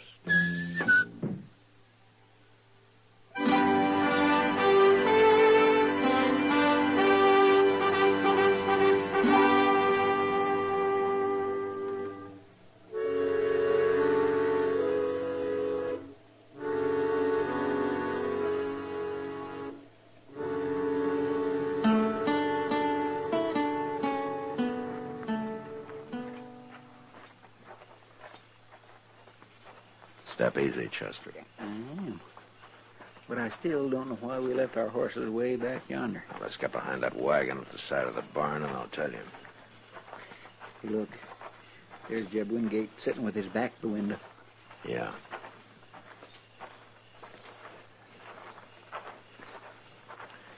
Here, this ought to do it. Now, the reason we left... Mr. Dillon, somebody's coming. You think they followed us?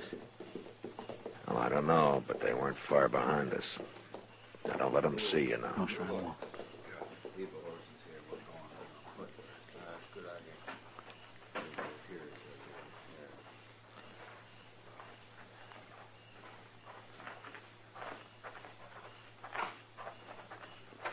Hey, look at that, Sanders. Sit and duck. We can put a rifle bullet through him from here. It's Hogler and Sanders. I don't understand this, Hogler. Why not? Well, Jeb Wingate said he was going to kill Hook and make it look like an accident, didn't he? Yeah. Then why not let him do it? 'Cause I want Hook killed another way. I want that smart Marshal Dillon to hang him. And I'm going to make him do it. How? Kill Wingate, and everybody'll think Hook done it. He's the only man who'd have a reason, ain't he? Yeah. All we gotta say is he killed Wingate because he was afraid of him. Still murdered. You're smart, Oakley. I like the idea of Marshal Dillon having to hang him. Go ahead, shoot. I'm going to move out there, Chester. You stay here. Right in the back. I got the drop on you, Holger. It's Arden Hook. He's got a rifle. Put that rifle down. Where'd you come from, Hook? I heard your horses coming in. I heard most of what you were telling Centers. He's going to shoot us, Hogler. I wouldn't shoot nobody. You ought to know that. And what's the rifle for? I'll shoot in the air to warn Wingate. I'll kill you, you do that. Maybe. But you won't kill Wingate.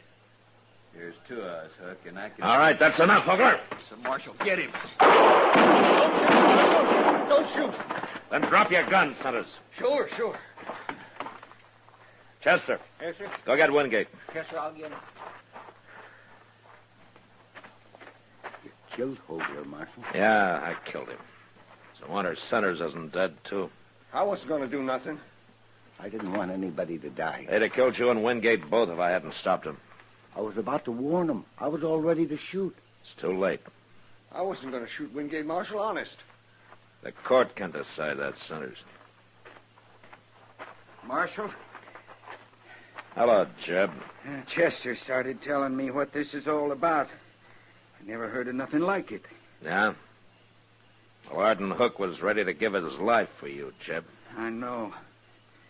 And I ain't very proud of myself, Marshal. You got no cause to be. You know, I'd throw you in jail, but you haven't done anything yet. I want to do something. Yeah, what?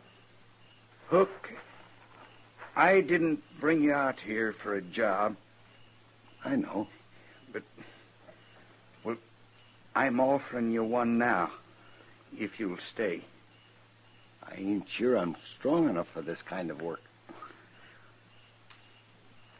I don't know how to tell him, Marshal. Why don't you tell him that you've got that kind of strength? Tell him it takes a different kind of strength to be a brave man. Thank you, Marshal. Will you stay, Hook? Yeah, I'll stay.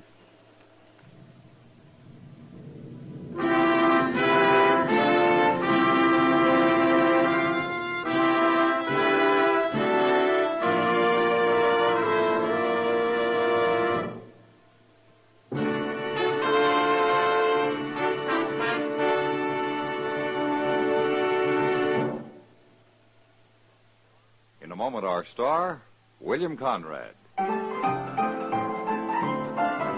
Chesterfield packs more pleasure because Chesterfield's more perfectly packed. A cigarette made better and packed better, smokes better, tastes better. And Chesterfield is more perfectly packed by Accuray. This electronic miracle removes human error in cigarette manufacture. So Accuray Chesterfield is firm and pleasing to the lips. Chesterfield, mild, yet they satisfy the most. You know, the frontier was buffalo hunters, trail drivers, and cowboys on the prod, but never a place for families. Yet next week, a father comes to Dodge looking for his daughter, a daughter whose name is Kitty Russell. And that was the West. Good night. Gunsmoke. Produced and directed by Norman McDonald, stars William Conrad as Matt Dillon, U.S. Marshal. Our story was specially written for Gunsmoke by John Meston, with music composed and conducted by Rex Corey. Sound patterns by Tom Hanley and Bill James. Featured in the cast were Vic Perrin, Harry Bartell, James Nusser, and Paul Dubov. Parley Bear is Chester, Howard McNear is Doc, and Georgia Ellis is Kitty.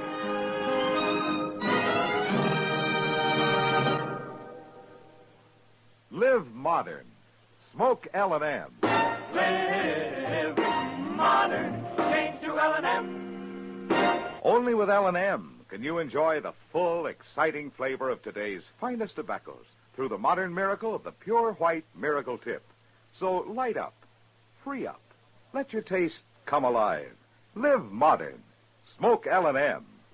Live modern. Change to L&M. Join us again next week for another specially transcribed story on Gunsmoke.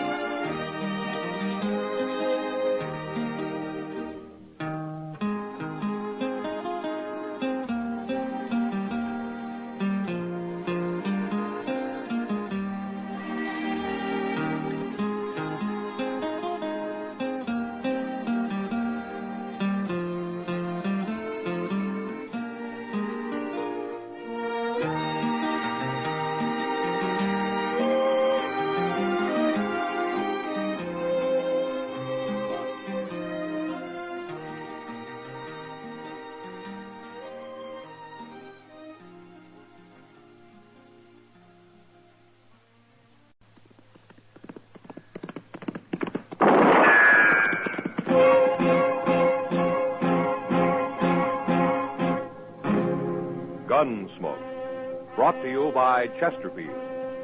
Chesterfield packs more pleasure because it's more perfectly packed, thanks to Accuray. They satisfy the most.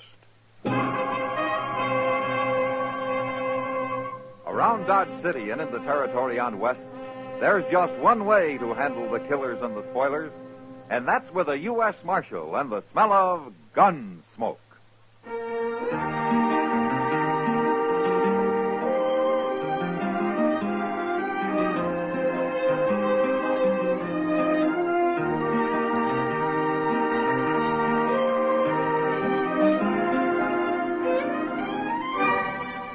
Gunsmoke, starring William Conrad. The transcribed story of the violence that moved west with young America. And the story of a man who moved with it. I'm that man, Matt Dillon, United States Marshal. The first man they look for and the last they want to meet. It's a chancy job, and it makes a man watchful and a little lonely.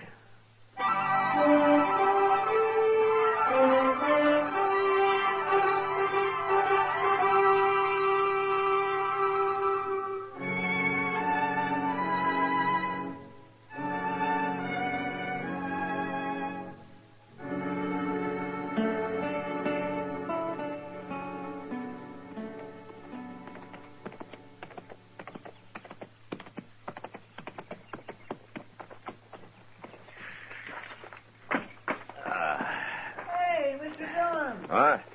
Mr. Dillon, how are you? Hi, Chester.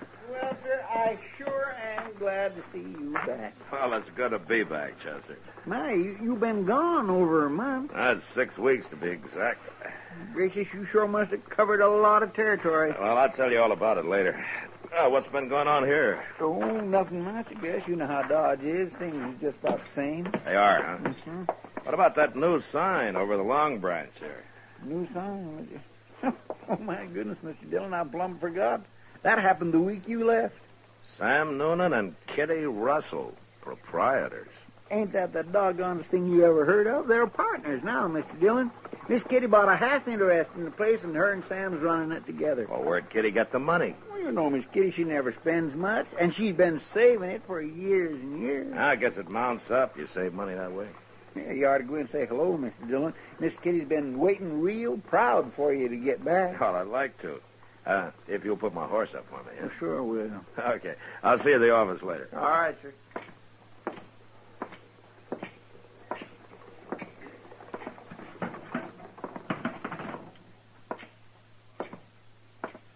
Hello, Sam. Well, Marshal Dillon, when'd you get back? Just now. Saw your new sign outside, and I came in to see if the price of whiskey had gone up. Well, Marshal, the price of whiskey went down at the Long Branch. What? Yeah. First thing Kitty talked me into. Well, knowing you, that must have taken some talking. Well, you know, she was right. We're making more money than ever. I sure got to hand it to her. Ah, good. Where is she? Well, she went to her room, Marshal. And, you know, I wish you'd go up and see her. She got me worried. Oh, why? Well, we were sitting here talking business, and a boy come in with a telegram for her, and she read it, and well, she turned kind of pale and then got up and left. Huh. Yeah, sure, Sam. I'll go see her.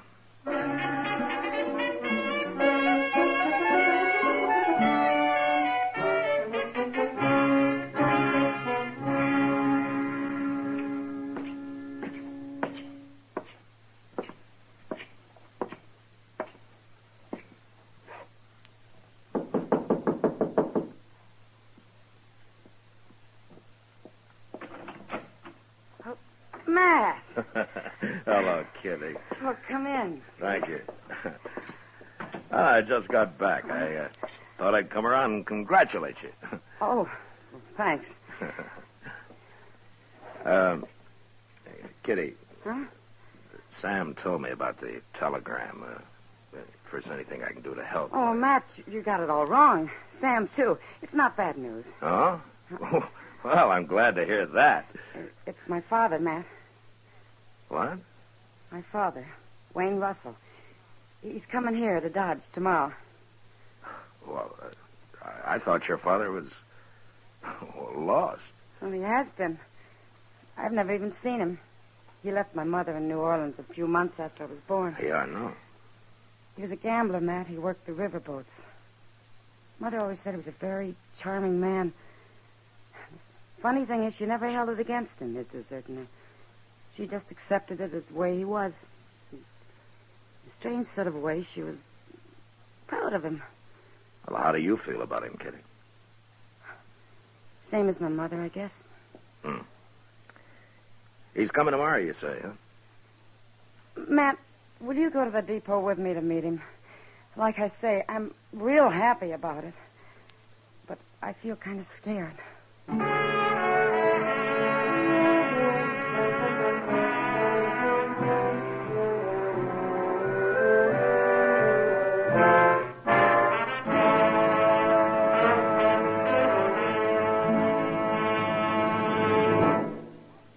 That whistling man, Bobby Haggart, really started something. Tonight, we'd like to introduce a player piano that could have come right out of the Long Branch in Dodge City. Packs more pleasure, packs more pleasure. Chesterfield packs more pleasure because Chesterfield's more perfectly packed. The more perfectly packed your cigarette, the more taste and mildness are released for you.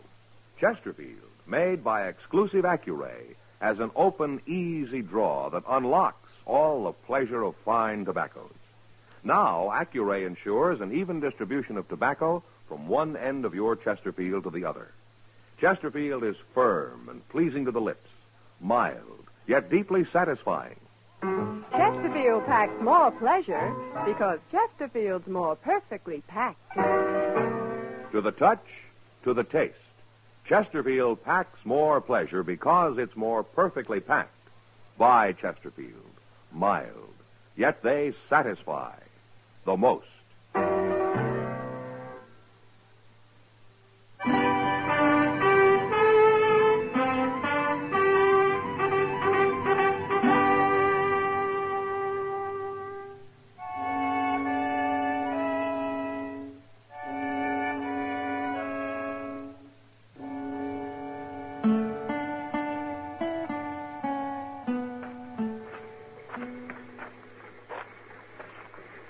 Matt, you really think he'll be on it? Now, you just keep calm, Kitty. People are starting to get off, you see? Yeah, I see. Oh, I just thought of something. What? Well, I recognize him. I don't even know what he looks like.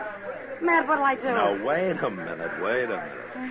Ah, here comes Chester with somebody now. Oh, you think that's him? Well, he's about the right age. Yeah. Gray hair. He's dressed mighty fancy. What'll I say to him? Maybe it isn't him at all. Easy now, kid. Well, I found him, Miss Kitty. He come right up to me and asked if he knew you. Now, can you imagine that? So you're Kitty. Hello. You're beautiful. I knew you'd be beautiful.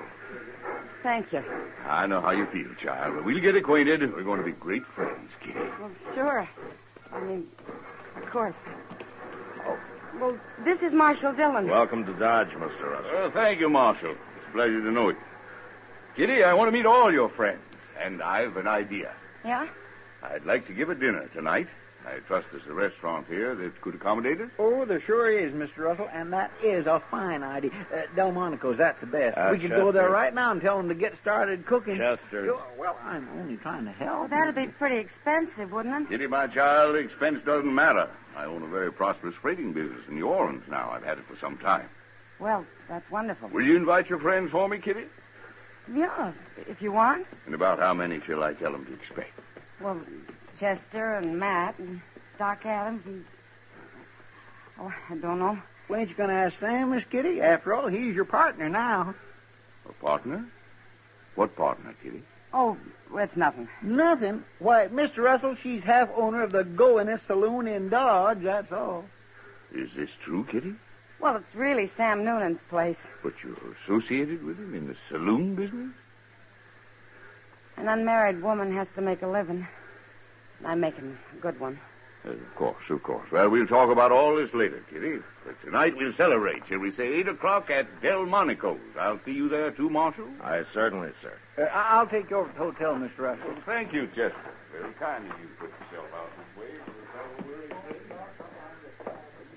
Well, Kitty, So that's my father, huh? he's quite a gentleman, isn't he? Matt, Yeah. I need a drink.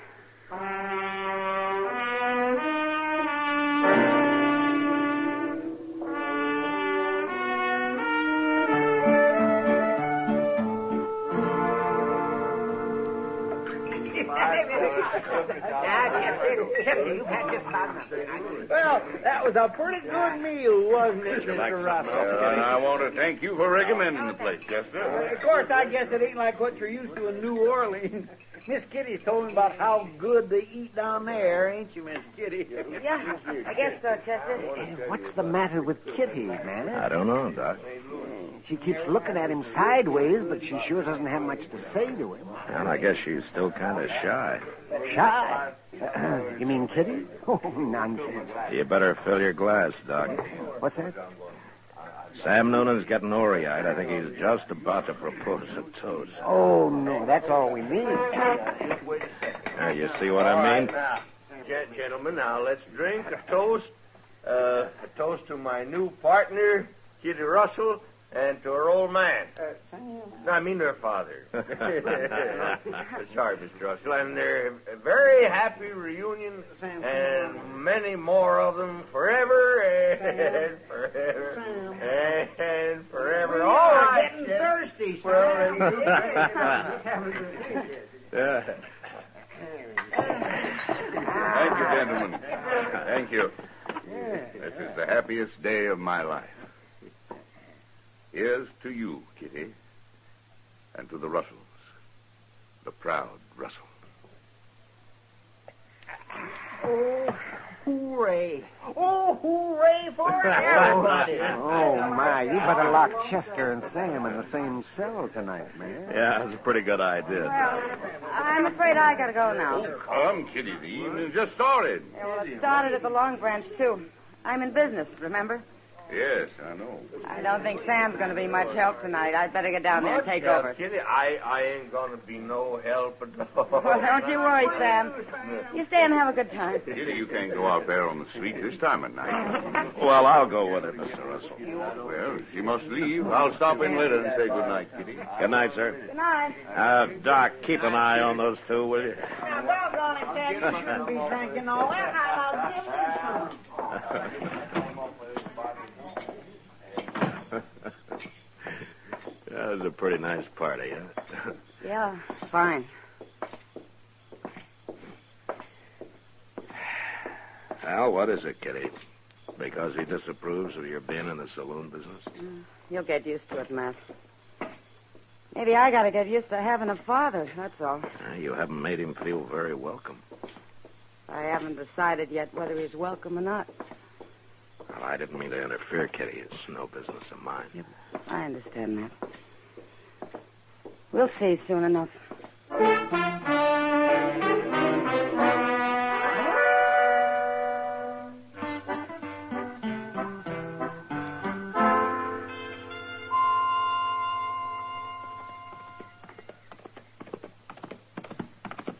Well, that's a good-looking horse Chester's riding, man. He's thinking of buying it, Doc. Buying it, buying it. With what? That horse will be as old as Methuselah before he closes the deal. Well, that could be. Isn't that Kitty and her father coming out of the bank? Yeah. She treating him as cold as ever, man? It's been 2 weeks, and she hasn't changed a bit toward him, as far as I've noticed. Yeah. Well, she's waving to you. She wants you to come over there. Yeah, I guess so. I'll be back directly, Doc. Yeah, the sun will keep your seat warm. Okay. Morning, Marshal. Morning, Mr. Russell. Morning, Kitty. We've got some news for you, Matt. Oh? Good news, Marshal. Matt, we've been talking to Mr. Botkin, and he'll buy my share of the Long Branch anytime for cash. You mean you're thinking of selling out? Tomorrow morning, just before we leave. Just before you leave? I'm going back to New Orleans, Matt. I'm going to take my money and put it into my father's freight business there. Makes sense, Marshal. Kitty and I should be together. Besides, the saloon business is no place for a lady. I can see that now. I've had to learn a lot in the last couple of weeks, Matt. Yeah, I guess you have. Well, if you're going to get packed, you better start, Kitty. I am, right now. I'll see you at supper. Fine. I'll go over to the depot and see the Santa Fe agent about our tickets. I'm a proud man today, Marshal, a proud and happy man. Now, you'll excuse me?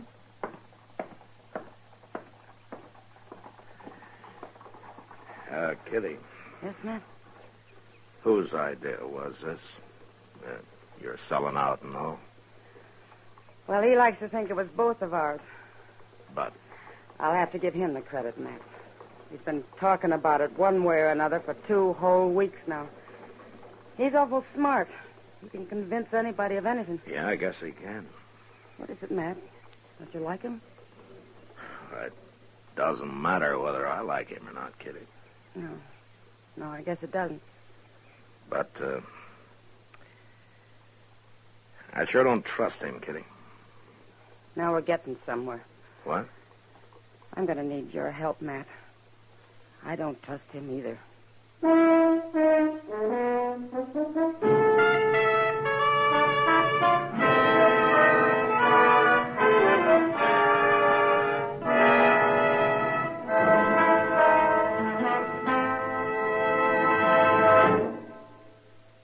Where are you listening to Gunsmoke?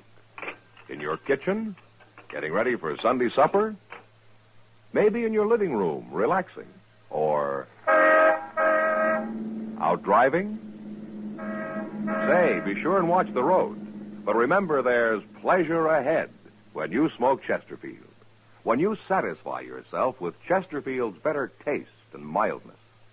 It stands to reason. A cigarette made better and packed better smokes better, tastes better.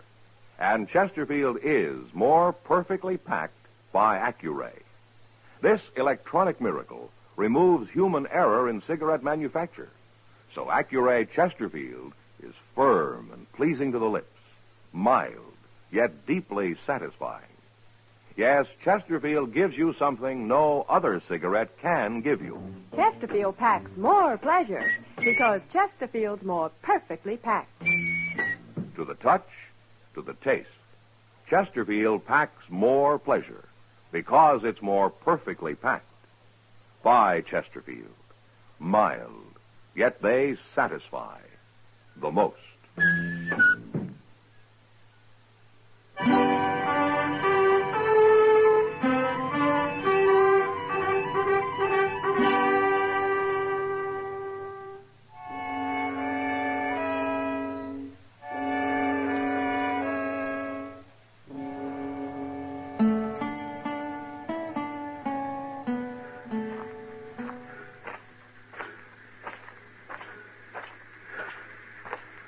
Morning, Mr. Russell.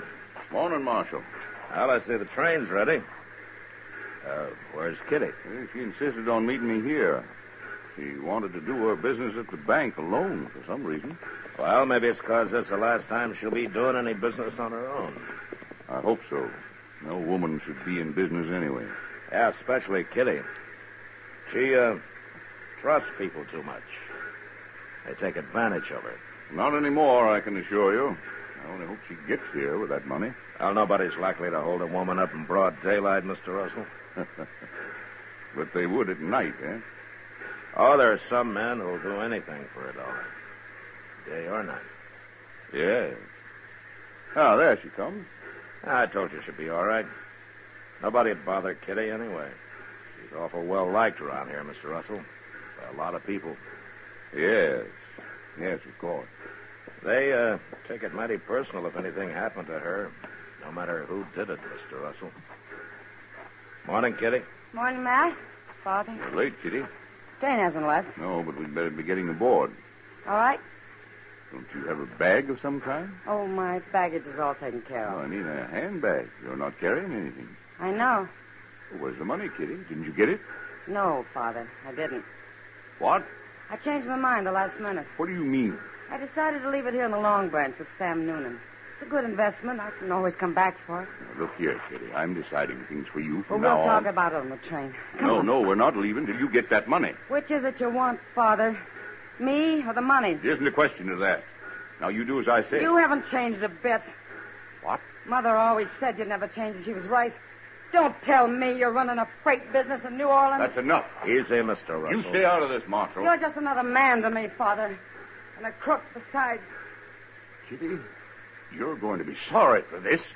I'd be a whole lot more sorry if I let you steal my money. All right, Kitty, all right. I think he understands now. You're in this together.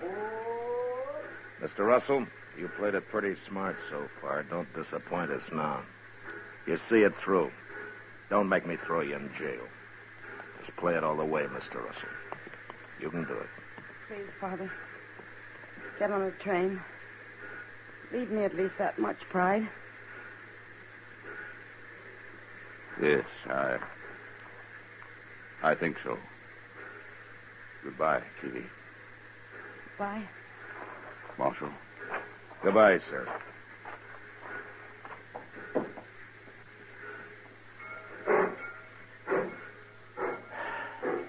Well, he did it, Kitty. You were right. Sure he did. You bet he did. All of us Russells have pride.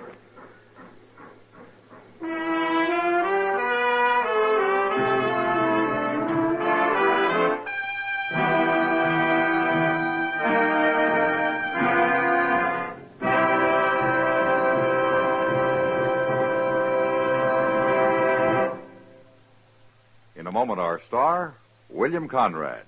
Dad, a great guy. Chesterfield, a great gift. Get them together next Sunday, the 17th, Father's Day. You'll be giving Dad the gift that packs more pleasure. Remember, Dad prefers Chesterfield because they're mild, yet they satisfy the most. So don't forget Chesterfields by the carton for Father's Day. You know, on the frontier, when a man was courting a woman, he usually had the good wishes of everyone. But next week, because of some marriage talk, 2 men nearly died. And that was the West. Good night. Gunsmoke, produced and directed by Norman McDonald, stars William Conrad as Matt Dillon, U.S. Marshal. Our story was specially written for Gunsmoke by John Meston, with music composed by Rex Corey. Sound patterns by Tom Hanley and Bill James. Featured in the cast were John McIntyre and Lawrence Dobkin. Harley Bear is Chester, Howard McNear is Doc, and Georgia Ellis is Kitty.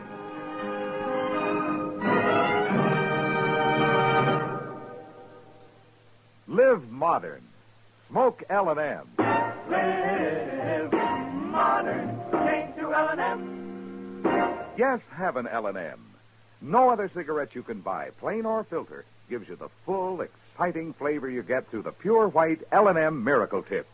Through the modern Miracle Tip, L&M tastes richer, smokes cleaner, draws easier, So light up, free up, let your taste come alive. Live modern. Smoke L&M. Join us again next week for another specially transcribed story as Matt Dillon, U.S. Marshal, fights to bring law and order out of the wild violence of the West in Gunsmoke.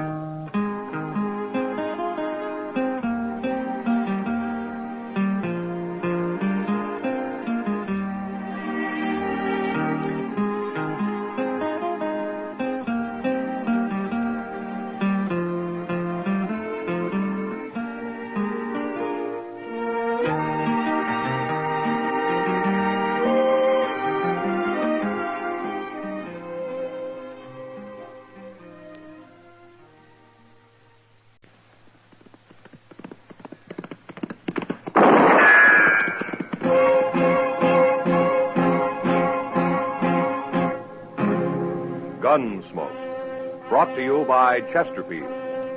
Chesterfield packs more pleasure because it's more perfectly packed, thanks to Accuray. They satisfy the most. Around Dodge City and in the territory on West, there's just one way to handle the killers and the spoilers, and that's with a U.S. Marshal and the smell of gun smoke.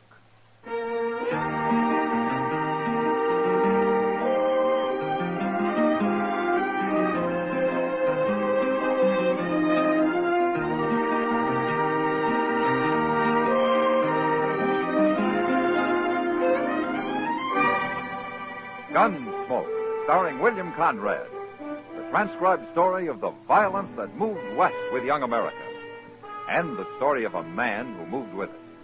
I'm that man, Matt Dillon, United States Marshal. The first man they look for and the last they want to meet. It's a chancy job, and it makes a man watchful and a little lonely.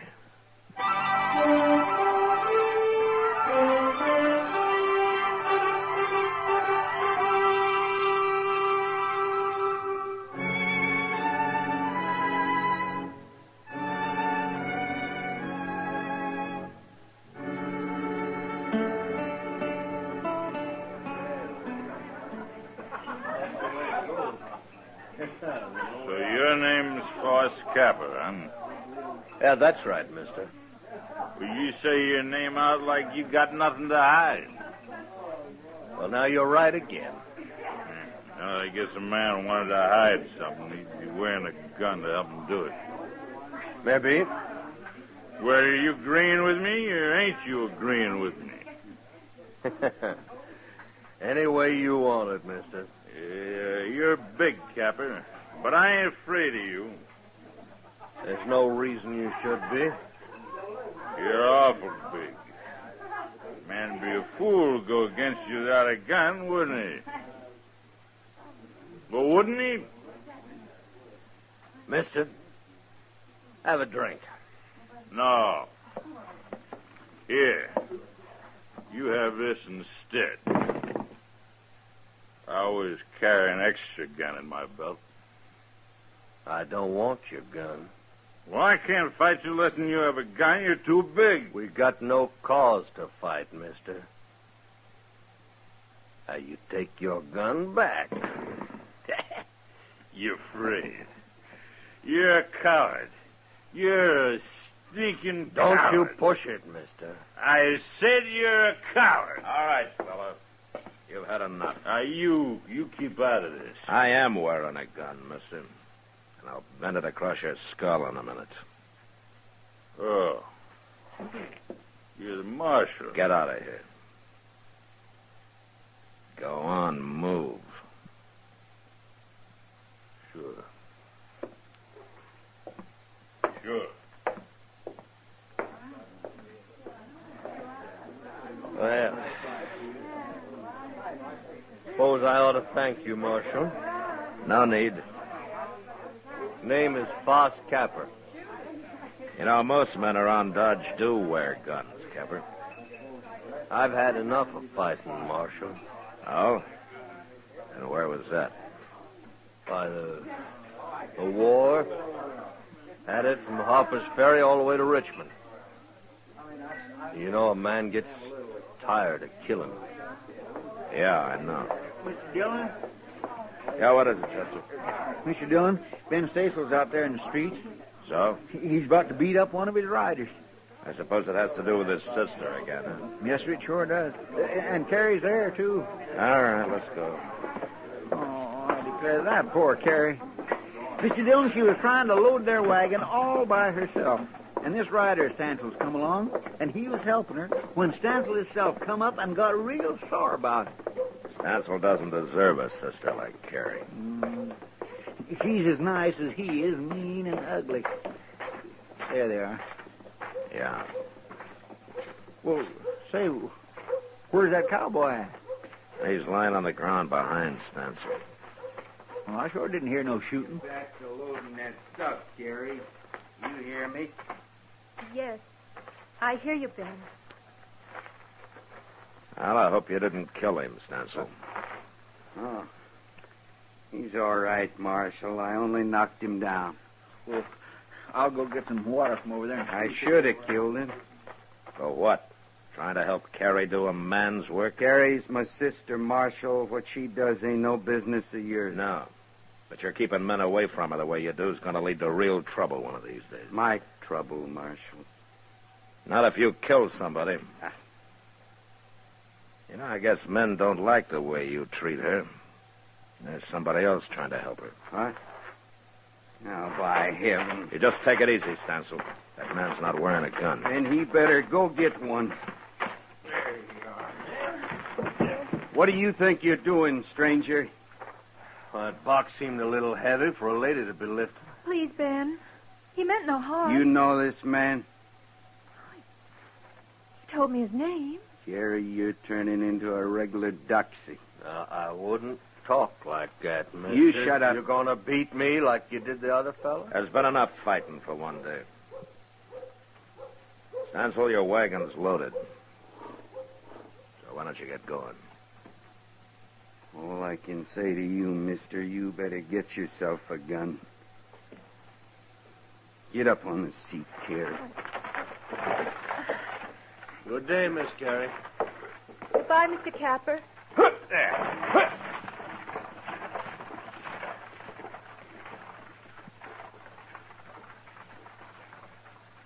Well, how did you get mixed up in this, Capper? I was curious, so I followed you out. And I seen her struggling with that box. Couldn't just stand there and watch her, could I? Uh-huh. You just remember something. Someday Stansel's going to kill somebody over her. Well, I sure hope it won't be me. And you know what to do, huh? Yeah, I know what to do, Marshal.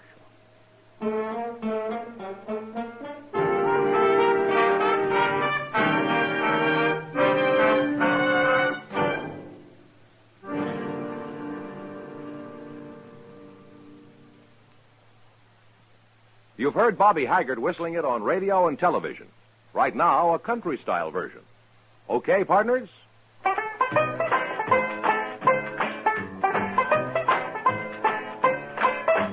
Packs more pleasure, packs more pleasure. Chesterfield packs more pleasure because Chesterfield's more perfectly packed. It stands to reason a cigarette made better and packed better, smokes better, tastes better. And Chesterfield is more perfectly packed by Accuray.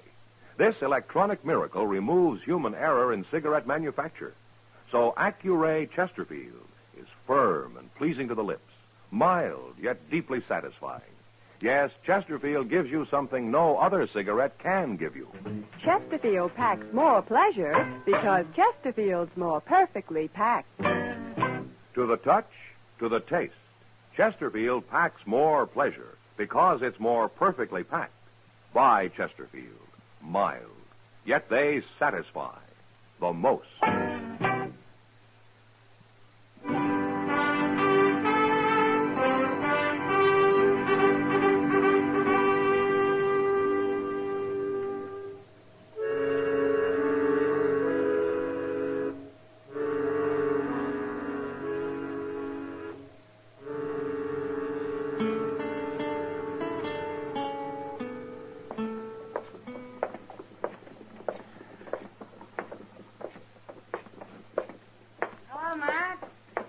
Hiya, Kitty. Are you shopping? I guess a woman's always shopping, Matt. Whether she buys anything or not. I believe that. Well, now. What? That's Carrie Stansel. Huh? Oh. Well, sure. But isn't that Foss Capper driving her wagon? Well, where you been the last few weeks, Matt? He drives her wagon every time she comes to town. He does. Well, sure. He rides out, meets her part way, carries his horse behind, and they drive in together. And this has been going on for a couple of weeks or so? Oh, but at least. Ben Stansel hasn't found out, I take it. I doubt if Capper's ever showed himself anywhere near the ranch, Matt. Why, you think he's afraid? Don't you? Maybe he only wants to avoid a fight. Isn't that the same thing? No, not necessarily, Kitty. Well, if he wasn't a coward, he'd be wearing a gun, wouldn't he? I don't know, Kitty. I haven't decided about Foss Capper. Look at them, Matt. They're so wrapped up in each other they don't even see us. No, Swan. This is the last time it's got to be. I don't want to bring you no trouble, Carrie, but I ain't going to stop seeing you. She's smarter than he is. Yeah, maybe. You know, I guess she'll never be able to get away from that brother of hers. Oh, Matt, look. Yeah. There's going to be trouble, Matt. Stansel looks awful mad. Well, I don't like to interfere in family matters, but this time I guess I'd better. Yeah, you better hurry, too. Yeah, I will.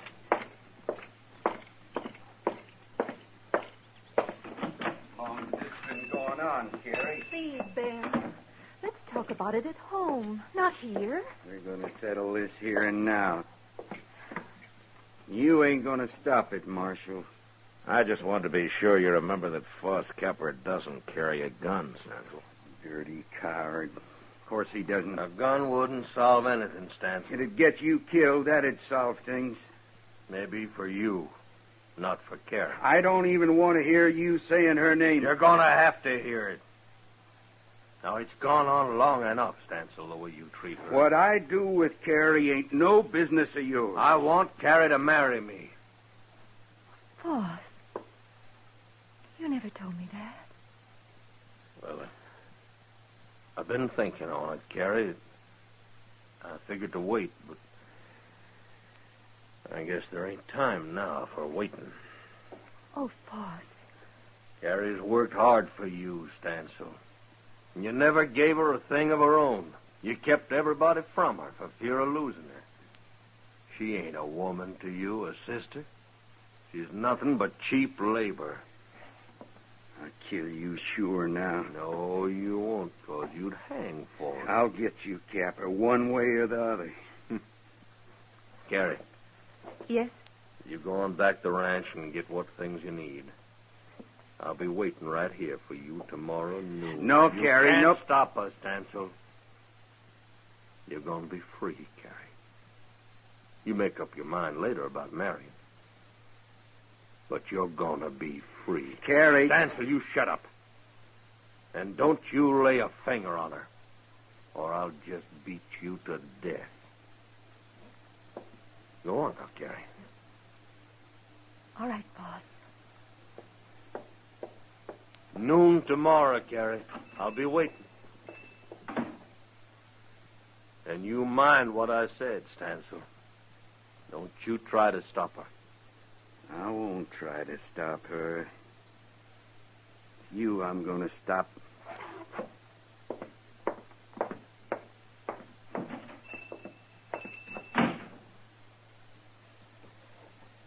Now, you know, Marshal, I didn't mean to cause trouble when I come here. Maybe not, Capper. But you sure done it.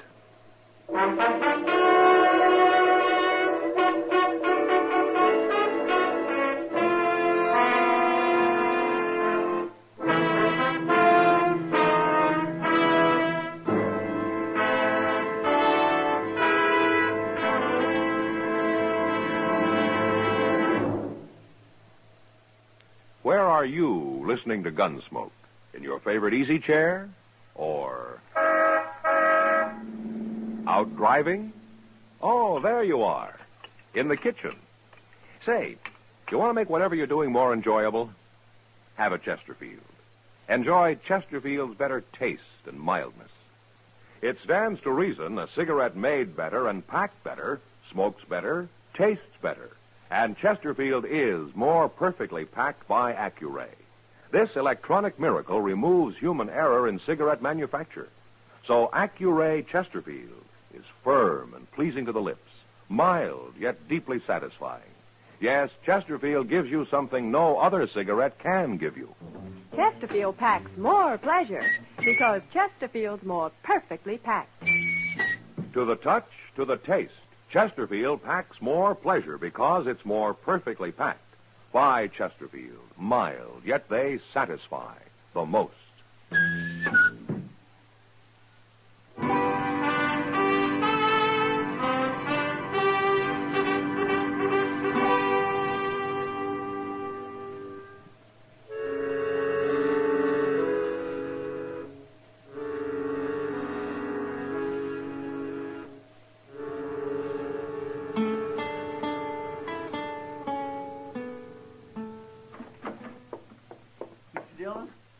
What is it, Chester? You better get on out there quick. It's fixing to happen. Ben Stansel just rode in with 2 of his men. What? Has Carrie showed up yet? No, sir, she ain't. But Foss Capper was waiting for her when their mothers come in. Yeah. I didn't think Stansel would let her go without a fight. Oh, there's going to be a fight, all right. Of some kind. Look how they're crowding him. Get out of this now, Captain. We have fixed you good. I see you brought plenty of help. Well, you're too big for one man to handle. If the 3 of us can do it. No, you don't, Stansel. You keep out of this, Marshal. You don't think I'm going to stand by and watch 3 men work over 1, do you? Wait, Marshal. Yeah, what, Capper? Now, there ain't no other way. I'll take them on, all of them. It's got to be done. Wait a minute. Look who's coming yonder. It's Carrie. I told her to go back home. What in the world's the matter with her? She looks like she got drugged. You keep away from her, Captain. Shut up, Stansel. Leave him be. Carrie, what happened to you? They caught up with me. At the edge of town. Here, I'll help you down. I got here anyway. He couldn't stop me. Did your brother do this to you? Did he knock you around? You get back on that wagon and go home, Carrie. All right, hold it, Stansel. Let her talk. Carrie, did he do it? Yes. You sure need convincing, I told Carrie. you to shut up, Stansel. Chester. Yeah? Would you be good enough to take Carrie over to Miss Kitty's? Because I got a little business here. Be glad to. Don't you move, Stansel. You come on, see, Miss Carrie. All right, boys. Let's get to work. Wait just a minute, Stansel. I've changed my mind. What? I ain't gonna fight you. Not now, not that way. We're gonna settle this for good and all. What are you talking about? Marshal Dillon, could I ask you a favor? What, Cabot? Lend me your gun. Well.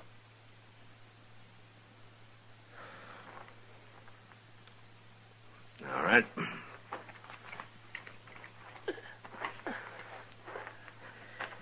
All right, here it is. Thank you. Now, what's this? What are you 2 doing? Who ever heard of a lawman lending his gun? I think Capper's right, Stansel. This business has got to be settled for good. And he's the one to do it, not me. Okay. And you can watch him die. You ready, boys? Now, wait a minute, Stansel. You didn't say nothing about no gunfight. What difference that make? There's something about him. I don't like the way he wears that gun. He looks kind of professional to me. He's nothing but a tin horn, and he's a coward at that. He ain't no coward. And I ain't having no part of this. Come on, Bob, let's don't be fools. Now, you're fired, both of you. Good. Stansel? Was he right, Capper? Are you a gunman? You can find out easy enough. You gonna stand there and allow this, Marshal?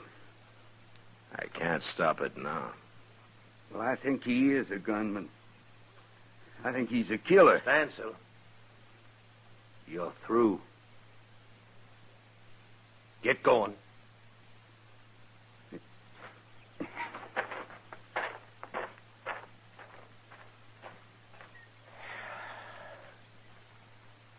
Yeah.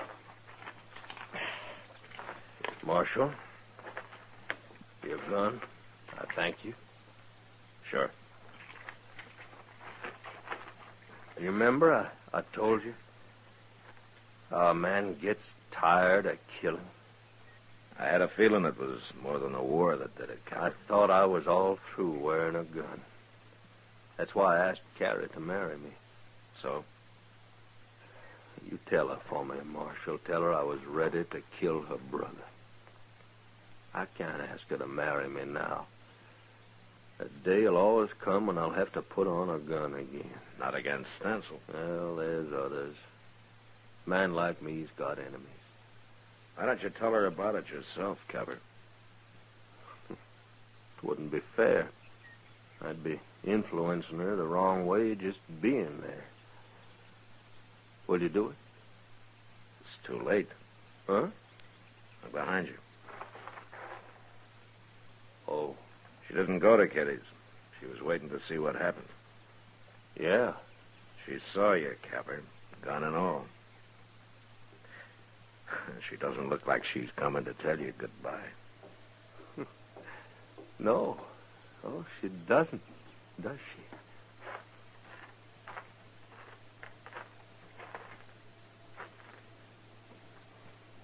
Boss?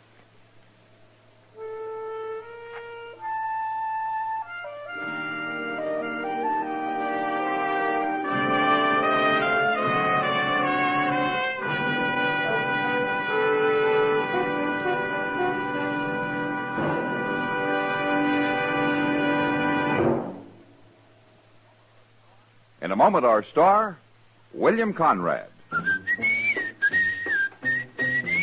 Chesterfield packs more pleasure because Chesterfield's more perfectly packed. A cigarette made better and packed better, smokes better, tastes better. And Chesterfield is more perfectly packed by Accuray. This electronic miracle removes human error in cigarette manufacture. So Accuray Chesterfield is firm and pleasing to the lips. Chesterfield, mild, yet they satisfy the most. You know, writers like Ned Buntline drew exaggerated word pictures of the West, yet they did no real harm.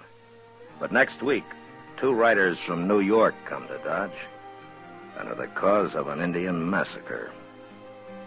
And that was the West. Good night. Gunsmoke.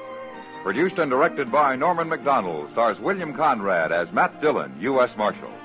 Our story was specially written for Gunsmoke by John Meston, with music composed and conducted by Rex Corey. Sound patterns by Tom Hanley and Bill James. Featured in the cast were Lawrence Dobkin, Vic Perrin, Gene Bates, Barney Phillips, and Harry Bartell. Harley Bear is Chester, and Georgia Ellis is Kitty.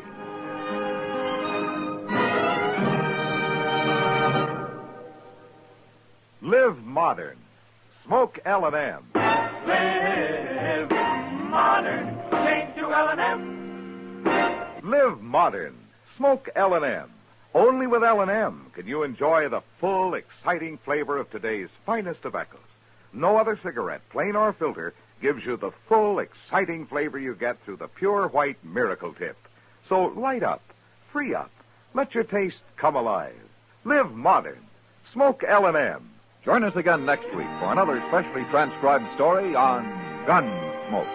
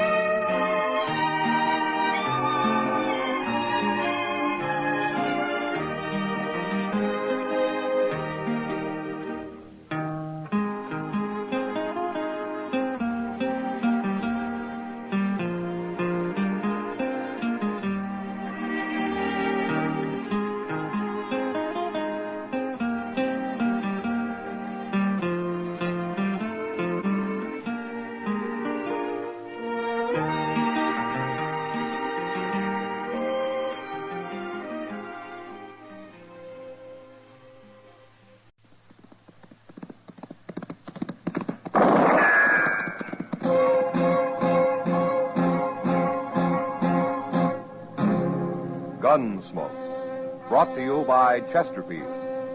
Chesterfield packs more pleasure because it's more perfectly packed, thanks to Accuray. They satisfy the most. Around Dodge City and in the territory on West, there's just one way to handle the killers and the spoilers, and that's with a U.S. Marshal and the smell of Gunsmoke.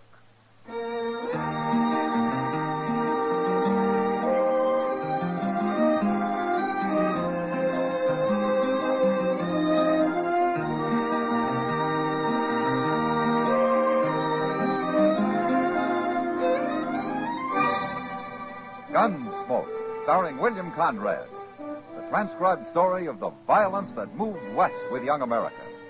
And the story of a man who moved with it. I'm that man, Matt Dillon, United States Marshal. The first man they look for and the last they want to meet.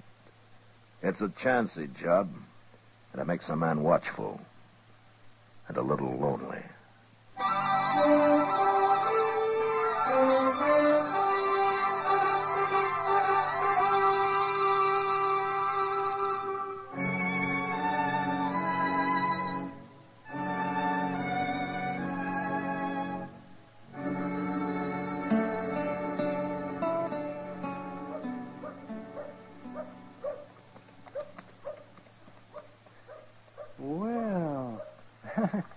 Well, for heaven's sake.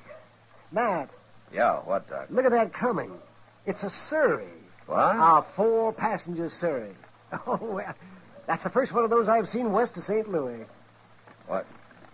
That's Kitty up there with the driver, isn't it, Doc? Kitty? Oh, why, so it is. But who is the driver? I don't know. I don't know the one sitting in back either. Hey, that's pretty fancy for Dodge. Yeah. Those are a couple of dudes, if I ever saw any. Green as squash. Hi, Matt. Hello, Doc. Hi, Kitty. Hello, Kitty. Haven't met anyone? Haven't even seen them, Kitty. There they are. Marshal Dillon, Doc Adams, Mr. Samuel Sprague, and Clifton Bunker. Hello. Howdy, Mrs. Mr. Bunker.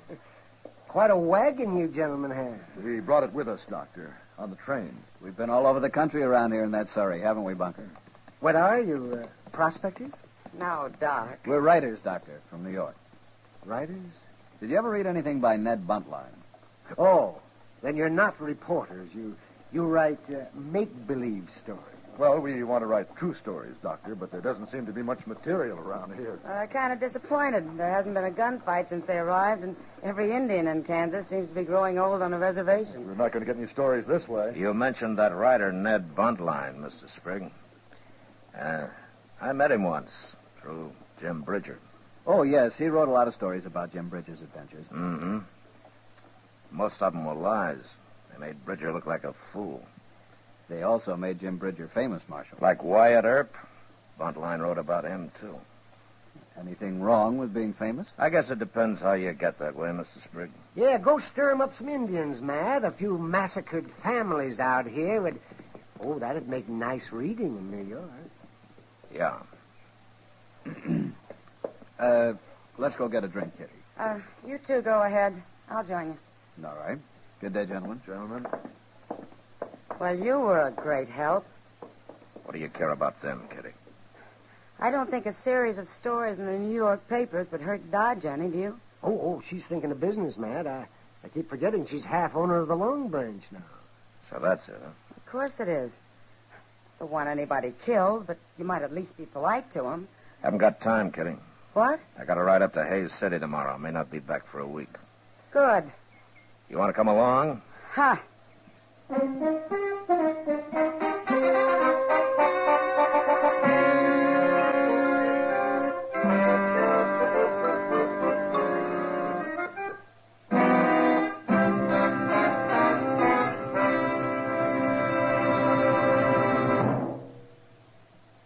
Introducing one of the country's best-known jazz musicians and arrangers, Mr. Bobby Haggart. How about whistling along with him?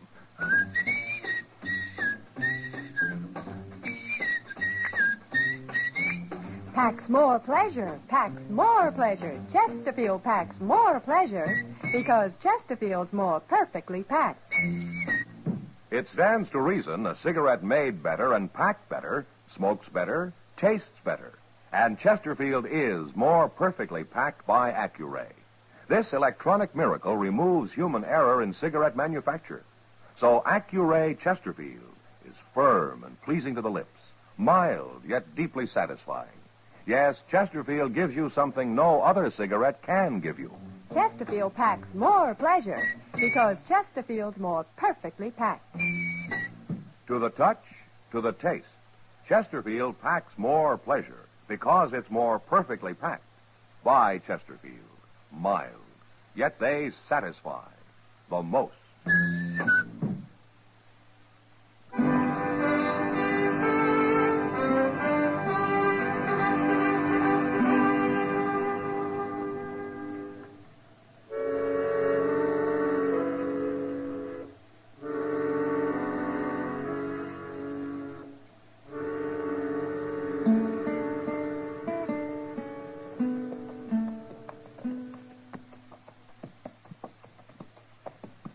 Hey, look, that's cavalry up ahead there, Mr. Dillon. Yeah. Pretty sloppy looking, ain't they? Half of them ain't even setting their saddles straight. Uh-huh. Yeah, not that I blame them none. Riding them terrible McClellan saddles. I think they've been hit, Chester. They must have had a fight. Hey, by golly, I think you're right. Let's pull up. Some of them boys is wounded. And look there. A couple of them tied across their saddles. They're dead. I think I know that lieutenant, Chester. Yeah, it's Lieutenant Bain. What in the world do you suppose has happened? Company! Company! Up!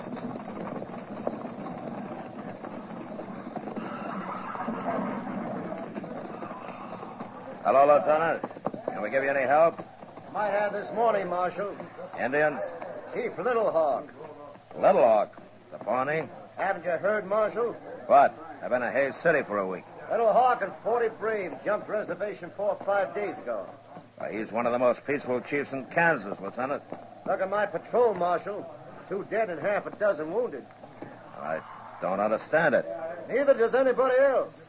They wiped out a family over on Walnut Creek yesterday, and he hit us this morning. You're the only cavalry in the field? Yeah. Funny thing, we picked up Little Hawk's trail right here, Marshal. Right out of that grove of trees. Huh? It's a Pawnee burying ground. Guess they stopped there to make medicine or something. Well, see you at the dance, Marshal. Yeah, Lieutenant. I'm sorry it happened. Yeah, so am I. Company! Company! Forward! Forward!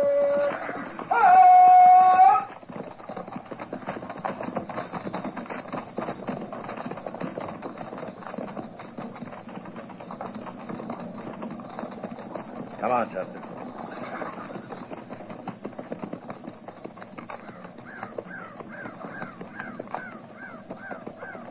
Them poor devils, they really got it, didn't they? Well, they're not far from Fort Dodge now. Where are we going?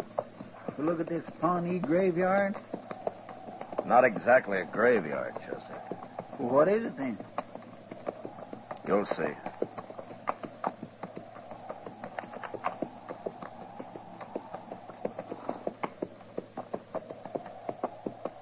Mr. Dillon, what's all them poles sticking up over there?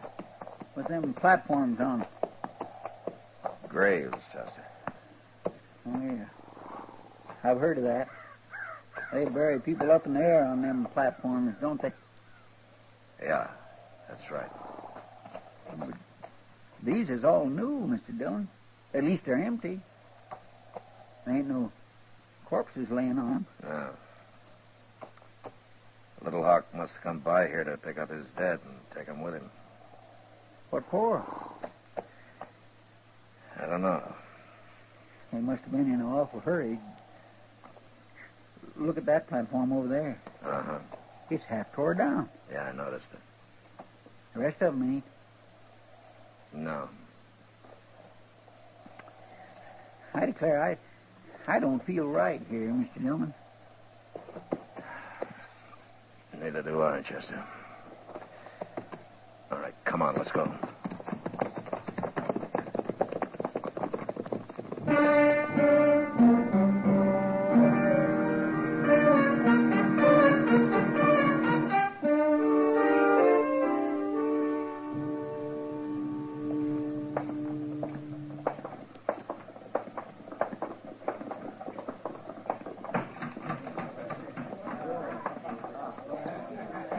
I'll buy us the first drinks, Mr. Dillon. All right, Chester. I swear my throat's solid alkali. Yeah, so's my... Hey, Kitty. Yeah, she wants you, Mr. Dillon. I'll join you at the bar, Chester. All right, sir. How long have you been back, Matt? Oh, since noon, Kitty. I had a lot of business at the bank. Oh? Well, not personal business, you understand. Matt, you remember Sprague and Bunker? No. Are those dudes still in town? Matt, they want to talk to you. Now, Kitty, their stories aren't going to put Dodge on the map. It's already there. Texas cattle did it, not New York writers. Please, Matt, I'm asking you. Well, if you're going to turn female on me. You forget I'm part owner of this place now. I can have you thrown out. Yeah? Well, I'd sure be talking to those two. Right there, Matt, at that table. You see him? No. Well, then walk around a while. You'll find him. I'm going to talk to Chester.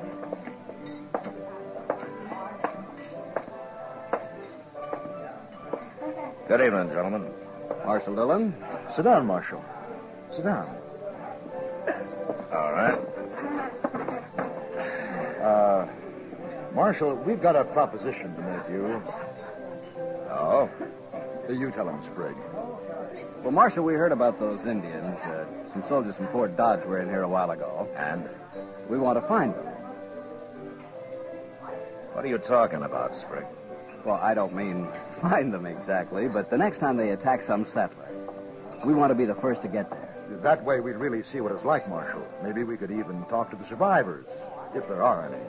We'll pay you well. Pay me for what?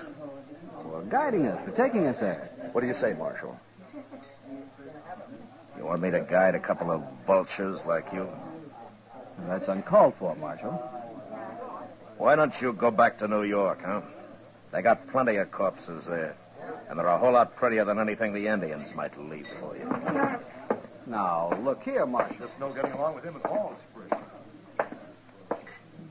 Well, you certainly didn't talk to them very long, Matt. Is that my drink, Chester? No, sir, it ain't. No, it ain't. It ain't. It's yours now. Pour yourself another one. I'll buy it. Well, thank you. I don't mind if I do. Oh, Mr. Dillon, look at this little dido Miss Kitty's been showing me. Huh? Well, they had it hung up behind the bar there. See, it's all carved out of bone. Here, let me see that, Chester. Interesting, isn't it, Matt? Where'd this come from, Kitty?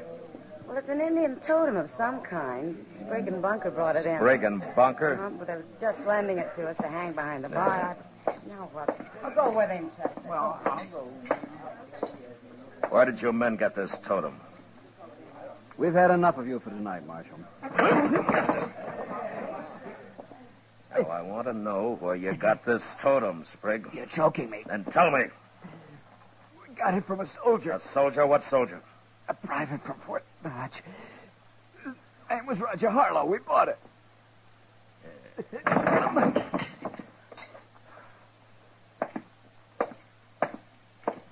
What is it, Mr. Dillon? Chester, we're riding out to Fort Dodge in the morning. And time to wake up Major Honeyman.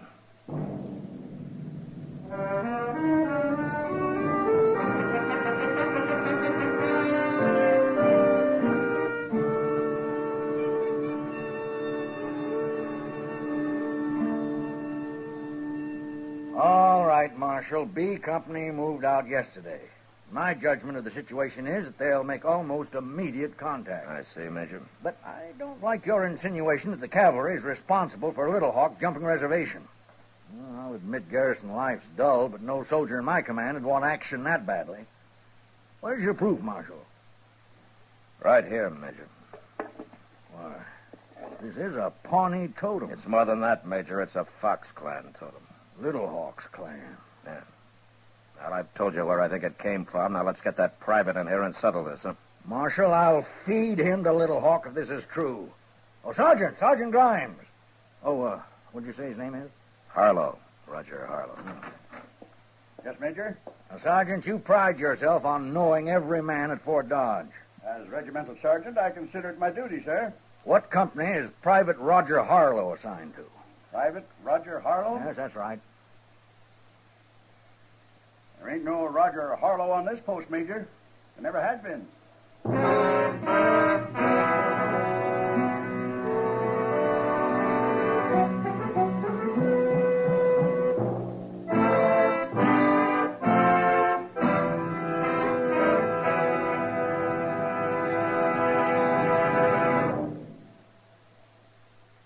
Where are you listening to Gunsmoke?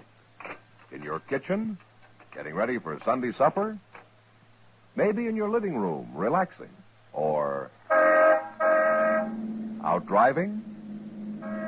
Say, be sure and watch the road. But remember, there's pleasure ahead when you smoke Chesterfield. When you satisfy yourself with Chesterfield's better taste and mildness. It stands to reason. A cigarette made better and packed better smokes better, tastes better. And Chesterfield is more perfectly packed by Accuray. This electronic miracle removes human error in cigarette manufacture. So Accuray Chesterfield is firm and pleasing to the lips, mild, yet deeply satisfying. Yes, Chesterfield gives you something no other cigarette can give you. Chesterfield packs more pleasure because Chesterfield's more perfectly packed. To the touch, to the taste, Chesterfield packs more pleasure because it's more perfectly packed. By Chesterfield. Mild, yet they satisfy the most.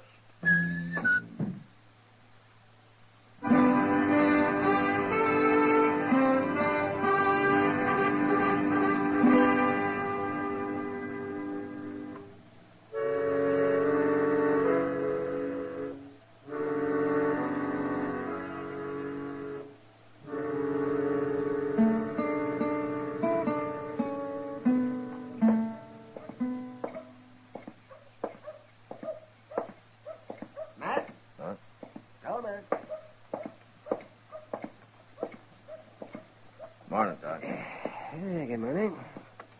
Did you find Sprigg and Bunker last night, man? No. We finally learned at the stable they drove out of Dodge in that Surrey yesterday morning.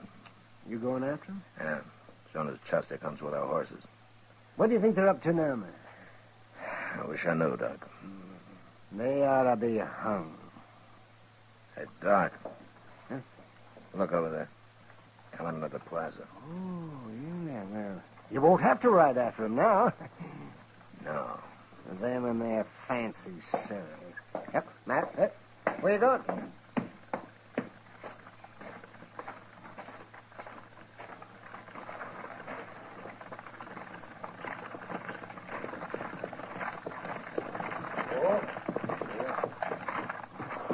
Hello, Marshal.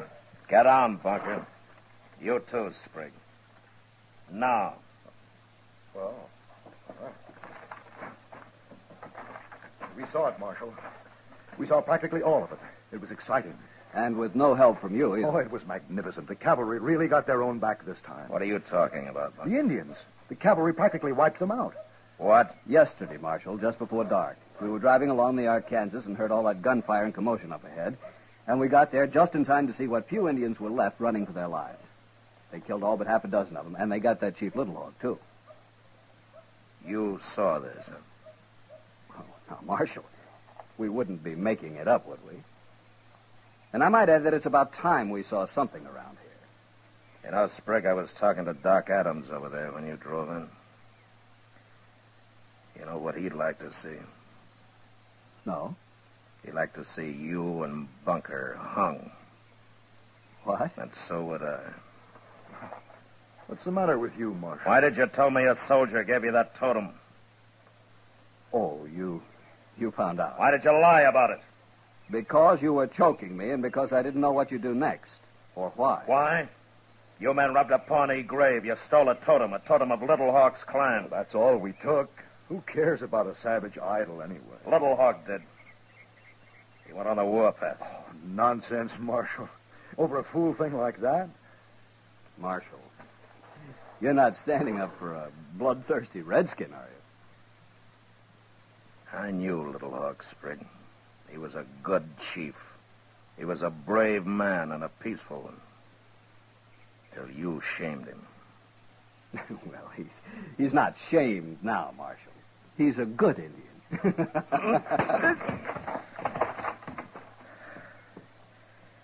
Now you get out, both of you. You get out today. Enough men have died because of you. And you go back to New York.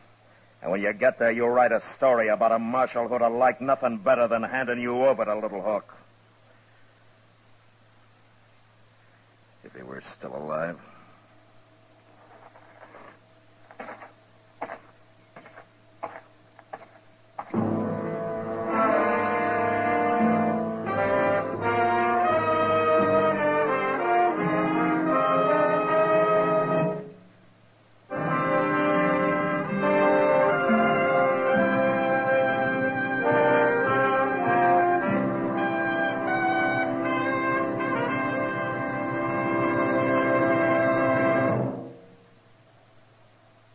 In a moment, our star, William Conrad. Chesterfield packs more pleasure because Chesterfield's more perfectly packed. A cigarette made better and packed better, smokes better, tastes better. And Chesterfield is more perfectly packed by Accuray. This electronic miracle removes human error in cigarette manufacture. So Accuray Chesterfield is firm and pleasing to the lips. Chesterfield. Mild, yet they satisfy the most. You know, there's a saying on the frontier, kicking won't get you nowheres less than you're a mule. Well, next week, a man complains that somebody's trying to kill him and isn't believed until it happens. But that was the West. Good night. Gunsmoke. Produced and directed by Norman McDonald, stars William Conrad as Matt Dillon, U.S. Marshal. Our story was specially written for Gunsmoke by John Meston, with music composed and conducted by Rex Corey. Sound patterns by Tom Hanley and Bill James. Featured in the cast were Harry Bartell, John Daner, Joseph Kearns, Lou Krugman, and Ralph Moody. Harley Bear is Chester, Howard McNear is Doc, and Georgia Ellis is Kitty.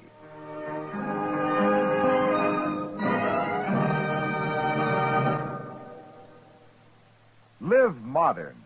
Smoke L&M. Live modern. Change to L&M. Only with L&M can you enjoy the full, exciting flavor of today's finest tobaccos through the modern miracle of the pure white miracle tip. So light up, free up, let your taste come alive. Live modern. Smoke L&M. Live modern. Change to L&M. Join us again next week for another specially transcribed story on Gunsmoke.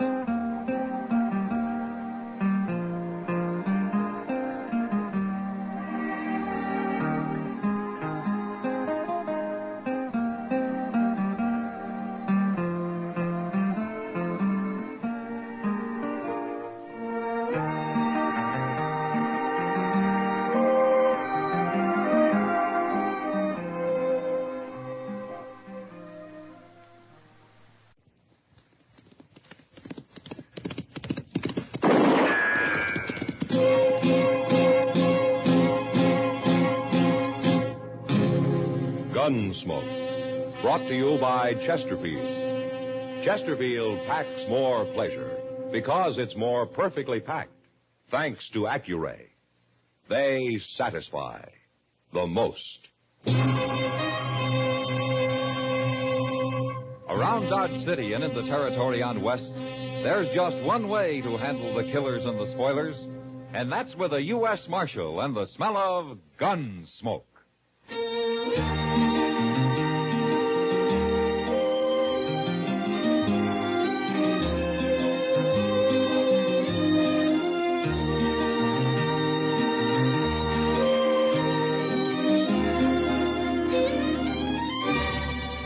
Gunsmoke, starring William Conrad. The transcribed story of the violence that moved west with young America.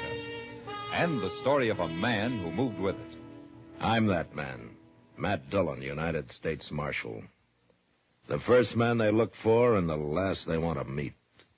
It's a chancy job, and it makes a man watchful and a little lonely.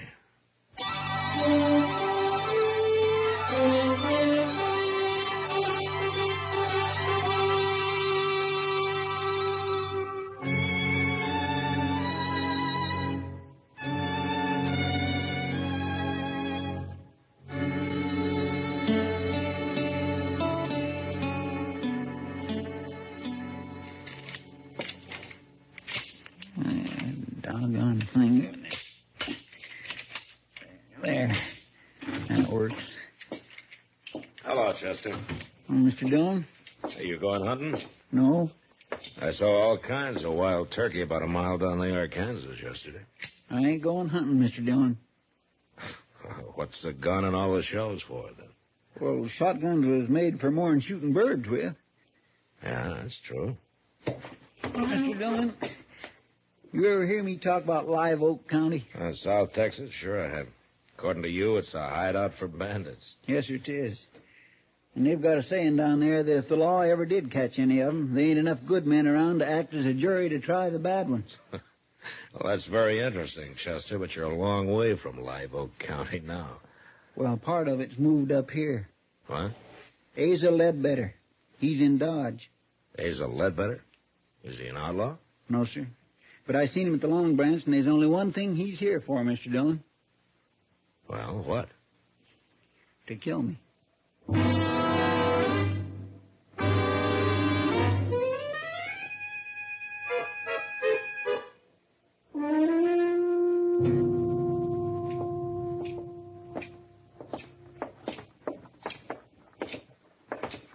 All right, Chester. Are you going to tell me why Asa Ledbetter is here to kill you? It don't matter why, Mr. Dillon. Okay. I'm going to go in there and talk to him. I'd as soon you didn't. I don't like people getting killed in Dodge, Chester. Even you. Now, you wait here, huh?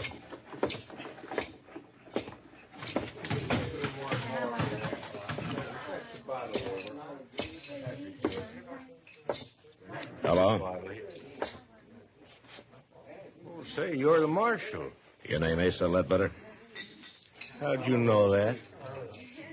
Chester told me. Chester? Yeah, Chester Proudfoot. Well, okay, Marshal. He got my name right, but I don't recall his. What? I never heard no Chester Proudfoot. Glad to meet you, though. Buy a drink? Oh, thank you. Say, there was a fella in here a while ago, I remember, 'cause he was staring at me so hard. He heard me say my name, too. I was talking to a cowboy about finding work around here. Where you from, Ledbetter? Texas. What part? Amarillo. Ever been in South Texas? No, never have. Marshal, what's this all about? Now, Chester thinks that you came here to kill him. Now, just look here, Marshal. I don't know this Chester fella. Never even heard of him. I don't go around murdering people. I hope that's true, Ledbetter. Of course 'tis. And I don't like nobody dragging down my good name, Marshal. Nobody is. So long. You just asked anybody from Amarillo about me, Marshal. They can tell you.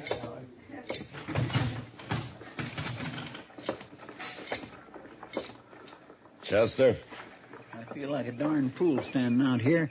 Are you sure you haven't got Asa Ledbetter mixed up with somebody else? Not hardly. He claims he never heard of you. He's been looking for me for years. Why, Chester? It don't matter why, Mr. Dillon. If I'm dead, all that matters is I'm dead. Why don't you take a few days off, huh? Go fishing or something. You don't believe me, do you? I didn't say that, Chester. Well, you'll be sorry, Mr. Dillon. You'll be real sorry.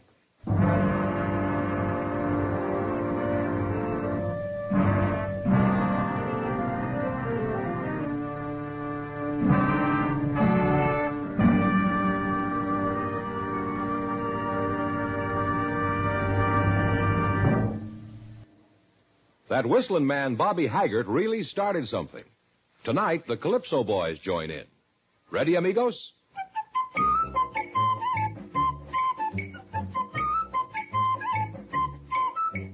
Packs more pleasure, packs more pleasure. Chesterfield packs more pleasure because Chesterfield's more perfectly packed. It stands to reason a cigarette made better and packed better, smokes better, tastes better. And Chesterfield is more perfectly packed by Accuray. This electronic miracle removes human error in cigarette manufacture. So Accuray Chesterfield is firm and pleasing to the lips, mild yet deeply satisfying. Yes, Chesterfield gives you something no other cigarette can give you. Chesterfield packs more pleasure because Chesterfield's more perfectly packed. To the touch, to the taste, Chesterfield packs more pleasure because it's more perfectly packed. By Chesterfield, mild, yet they satisfy the most.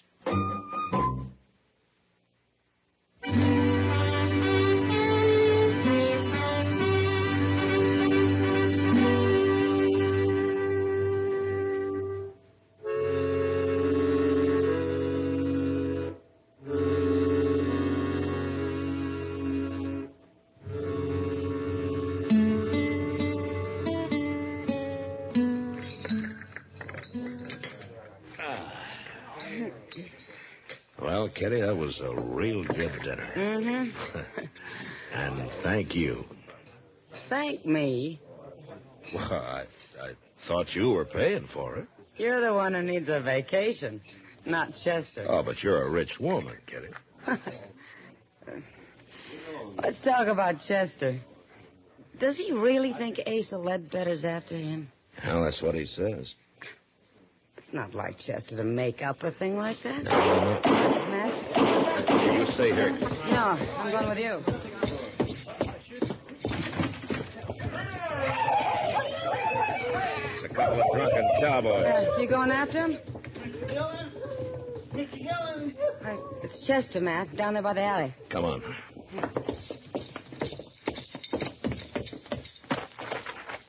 What's the matter with his arm? Looks like he's been hurt. Yeah. He shot me, Mr. Dillon. He shot me. One of those cowboys? No, Asa Ledbetter. What? I seen them cussed cowboys coming, so I ducked in the alley here. And Ledbetter was down at the end of it, just waiting for me. I think he just hired them fellas to set up a commotion so he could get a shot at Here, me. let me see that arm. Bullet went right in. Here, Mr. Dillon. It didn't break nothing, though. Chester, you've been hurt worse than this a dozen times. Now, look, if you ducked in the alley, you were probably facing the street, weren't you? Yes, it was. All right, then Ledbetter wouldn't have been behind you. The bullet entered from in front. It was him, I tell you. Or the wild bullet from those cowboys. You think I'm lying? Well, I think you're worrying yourself into seeing things. I'm going up to Doc's, if I can make Now, it. wait a minute, Chester. Where's Ledbetter staying? Well, he told me the Dodge House, Matt. All right, I'll go talk to him. Sure. You go talk to him. How many times do I have to be shot around here before anybody believes me?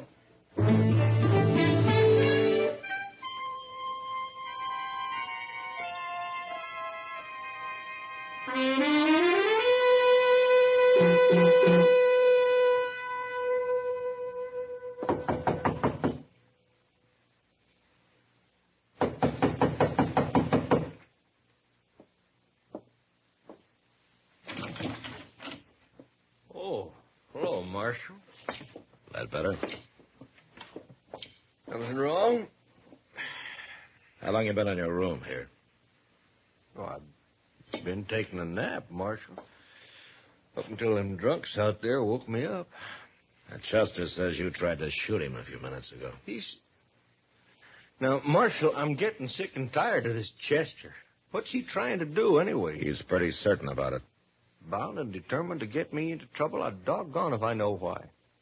There must be some reason. Well, sure, and if there is, I don't know it. I'll be glad when I find me a job and get shut of this town. Never did hear nothing good about Dodge anyway. We try to keep it peaceful. Oh, sure, but it's like you say. Probably ain't enough good men left to act as jury to try the bad ones. Oh? Just where do they say that, Ledbetter? Oh. I don't know. You heard it before, ain't you? Yeah, I've heard it before. It's a saying down in South Texas in Live Oak County. Well, that may be, Marshal. And I heard it in Amarillo. Now, ain't that possible? Yeah, I guess it is. Marshal, listen here. If I come here to kill a man, what did I be waiting around for? A change of weather? It don't make sense, does it? No. No, it doesn't make sense. Any part of it.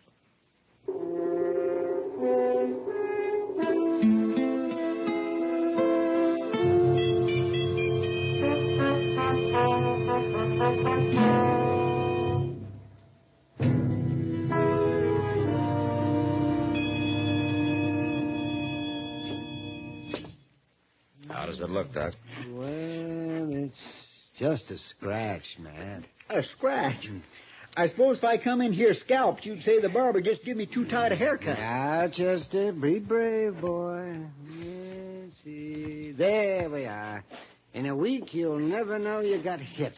Well, it's a mercy it wasn't my gun arm. Chester, I told you Asa Ledbetter was in his room the whole time. You mean he told you? I asked the desk clerk on the way out. Then he was lying, too. Chester, how long since you've had a good night's sleep? Now, Doc, don't you start that. Well, you admit you didn't actually see Ledbetter in that alley. But next time you'll see him all right, won't you? Yeah, whether he's there or not.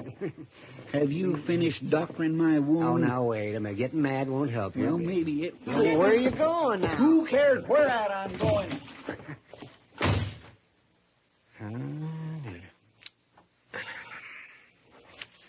He'll get over it, Doc. Yeah, I hope so. The only thing I can figure is that he's got this Ledbetter mixed up with somebody else. Yeah. But it'd certainly help if he'd say why he thinks he's after him. Because... Matt? Yeah, what is it? Come over here at the window. Huh? What's going on? Look, down there in the street. That's Asa Ledbetter. And Chester's standing there about to shoot him. I'd better hurry, Doc.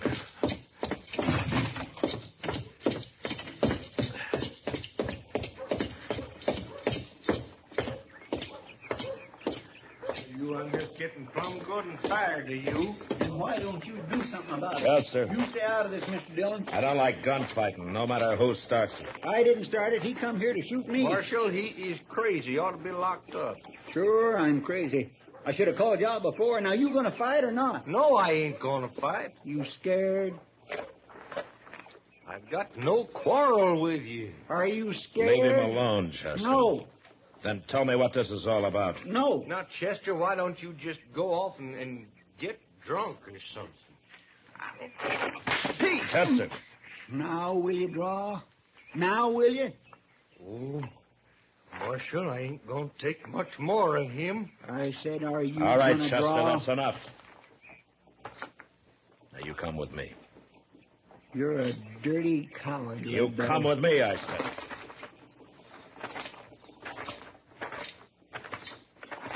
You're with him, ain't you?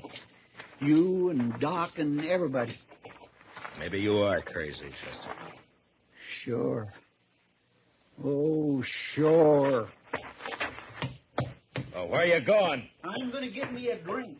Alone.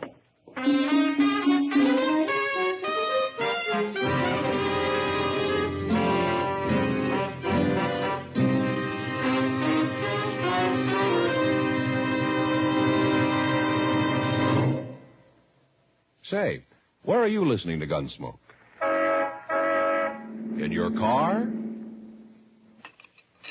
Getting ready for dinner? Oh, I see. Just relaxing in your favorite easy chair. Well, I'd say you're in a good spot right now to really enjoy a Chesterfield. You see, Chesterfield packs more pleasure because it's more perfectly packed. It stands to reason. A cigarette made better and packed better smokes better, tastes better. And Chesterfield is more perfectly packed by Accuray. This electronic miracle removes human error in cigarette manufacture. So Accuray Chesterfield is firm and pleasing to the lips, mild, yet deeply satisfying. Yes, Chesterfield gives you something no other cigarette can give you. Chesterfield packs more pleasure because Chesterfield's more perfectly packed. To the touch, to the taste.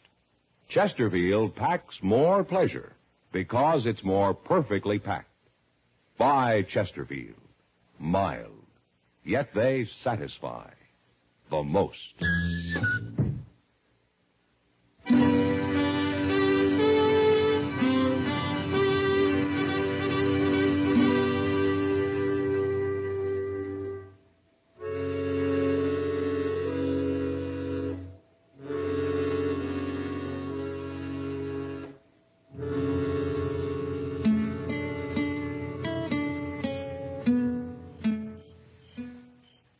Doc?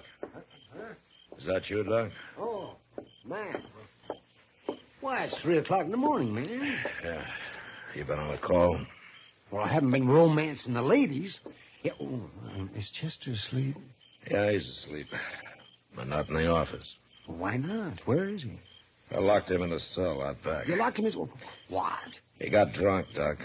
By sundown, he was as drunk as I ever saw him. Well, maybe he needed it, Matt. Maybe it'll bring him out of all this.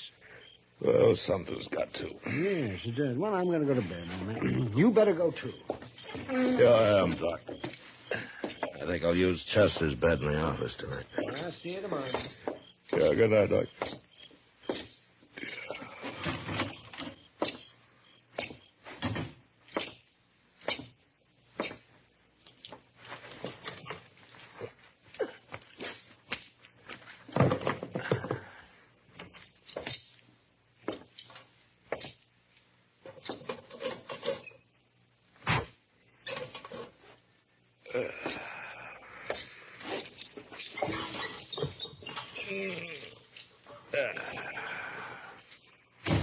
Don't move, Chester. This here's a shotgun. All right, now get off that bed and get over to the window. Go on.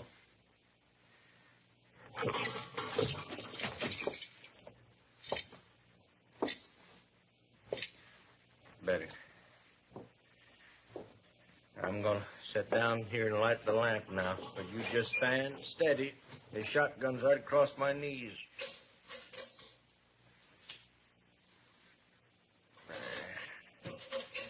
Now, Chester, you and me, we're going... Marshal? What you doing here? Well, I was trying to get some sleep. Well, you don't sleep here. It's Chester's bed, all right. Where is he? Now, he's around. Somewhere. Where you go? Stand still. Marshal, stand still. I mean it. Well, I was just going to close the back door here. You left it open. I want it open. All right. I'll open it wide. Here, Marshal, no call for that. All right, where's Chester at? I don't know where he is, Ledbetter. You're lying. Yeah, I'm lying. He got drunk this afternoon. You brought him over here. I thought you put him to bed, but since you didn't, there ain't but one place he'd be. Right out there in that cell behind you. You walk right past him on your way in, Ledbetter. Get out of that doorway, Marshal. No. I'll shoot you if you don't. You'll shoot Chester if I do. Now move, I say. I can't oblige you, Ledbetter. I'm sorry. I'll kill you, Marshal.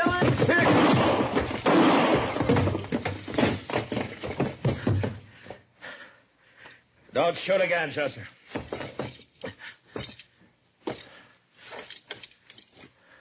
Mr. Dillon?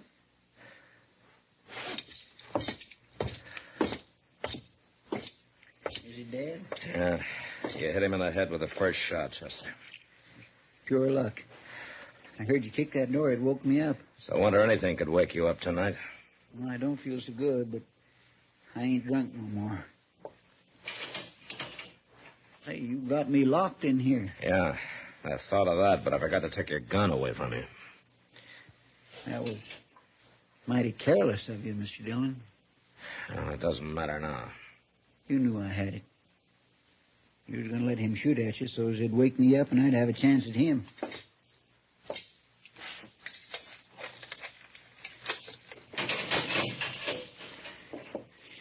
I guess I was kindly wrong about you being agin me. You know, it might have helped things if you'd have told me why Ledbetter was after you, Chester. I just couldn't, Mr. Dillon. Oh, why? It had to do with a lady. Oh. She's dead now. But I didn't want nobody talking about her. Saying her name. Nobody. Can you understand that?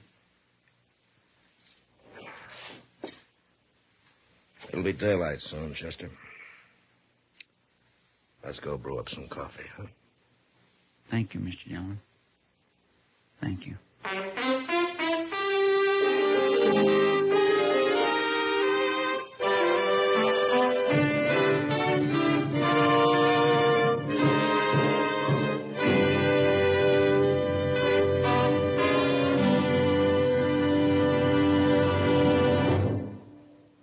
In a moment, our star, William Conrad.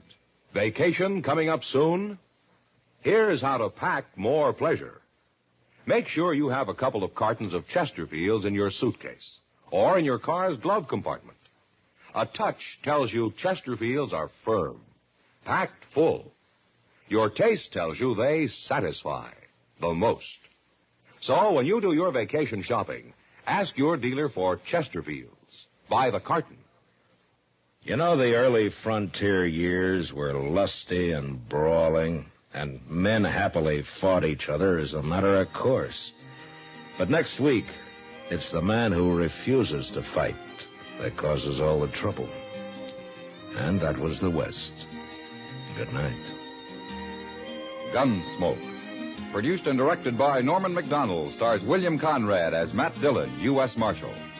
Our story was specially written for Gunsmoke by John Meston, with music composed and conducted by Rex Corey. Sound patterns by Tom Hanley and Bill James. Featured in the cast was Lawrence Dobkin as Asa Ledbetter, Parley Bear as Chester, Howard McNear as Doc, and Georgia Ellis as Kitty.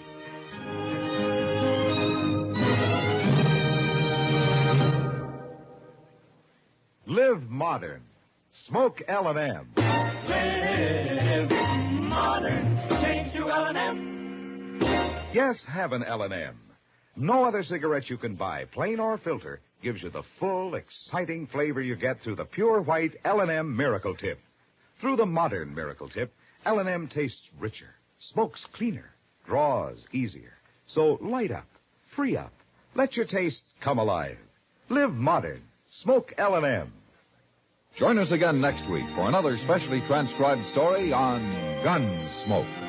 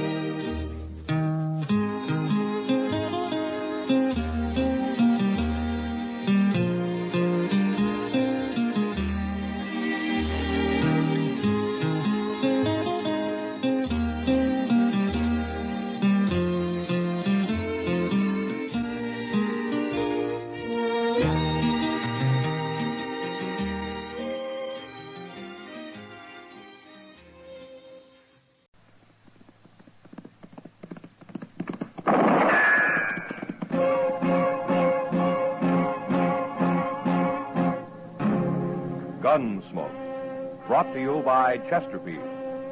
Chesterfield packs more pleasure because it's more perfectly packed, thanks to Accuray. They satisfy the most. Around Dodge City and in the territory on West, there's just one way to handle the killers and the spoilers, and that's with a U.S. Marshal and the smell of Gunsmoke.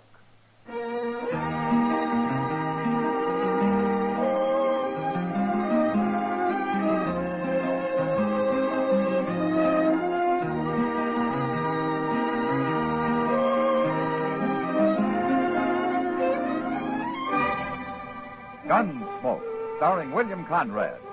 The transcribed story of the violence that moved west with young America. And the story of a man who moved with it. I'm that man, Matt Dillon, United States Marshal. The first man they look for and the last they want to meet. It's a chancy job, and it makes a man watchful and a little lonely.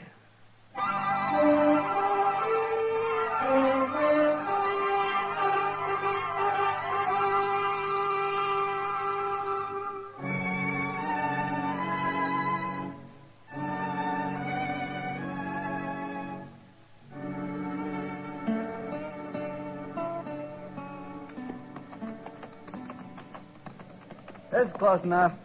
Let's leave the horses here, Boyle. Okay. Don't forget your rifle. Yeah, I got it.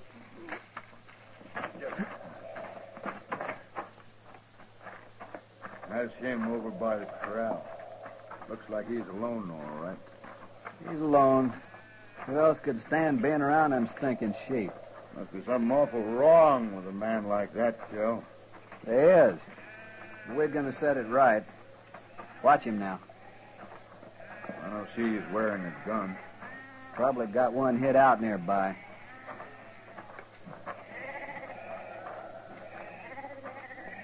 Hello? Your name Gideon Seek? It is. He's your sheep? Yeah. You got anybody helping you? I always work alone. I notice you ain't wearing a gun, Seek. I don't even own a gun. You don't? I don't believe in killing. Well, we do. Most men do. Seek, this is cow country. You know what that means? Oh. It's my sheep. We got to make an example of you. Other people might get ideas. If we don't, pretty soon the country'd turn white with them willies. But I only have a few. Only 24 of them. There's 24 too many. We're going to kill them, Seek. We're going to shoot every one of them. Oh, no. You go running to the law, we'll come back and shoot you. Well, you can't kill them. You try to stop us, we'll have to hit you on the head. I won't do anything. He's too scared, Cal. Come on, let's get to work. Oh, please. Please, don't kill those animals. You just stand right there. Be keeping one eye on you. You start the other end, Boyles. I'll start here. Okay. But you mustn't do it. You'll have a lot of meat left. If you eat sheep meat. I don't eat any kind of meat, but you mustn't kill them. Shut up. Let's get it done, Boyles. I'm ready. Go ahead, then. Stand back, Seek. No.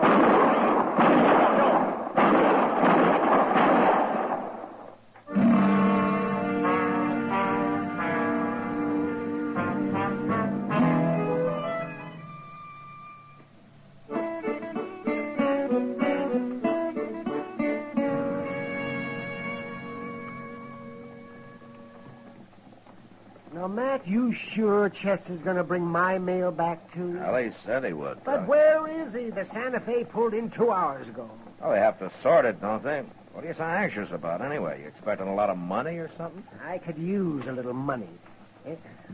Oh, and there's a man who owes me $20. Oh. Gideon Seek. He's just getting off his wagon there. Well, Gideon's an honest man. He'll pay you. Oh, I know that. I'm not worried about him. Good morning, Doc. Well, Marshal. Morning, Gideon. How are you? Doc, I got bad news for you. Oh? I'd meant to bring in some sheep today, and I was going to pay you when I sold them. Oh, well, I can wait, Gideon. Well, I'm afraid it'll be a long time now, Doc. Oh, that's all right. Something happened, Gideon? I lost my sheep, Marshal. You lost them? I'm going to get some more as soon as I can, and I'll pay you, Doc. Now, you know I'll pay you. Oh, of course I do. Well, goodbye. So long, Gideon. Oh, He's a strange one. Yeah, he is. But how could a man lose all his sheep, man? I don't know, Doc. But I got to ride out that way in a couple of days. I'll stop by and have a look.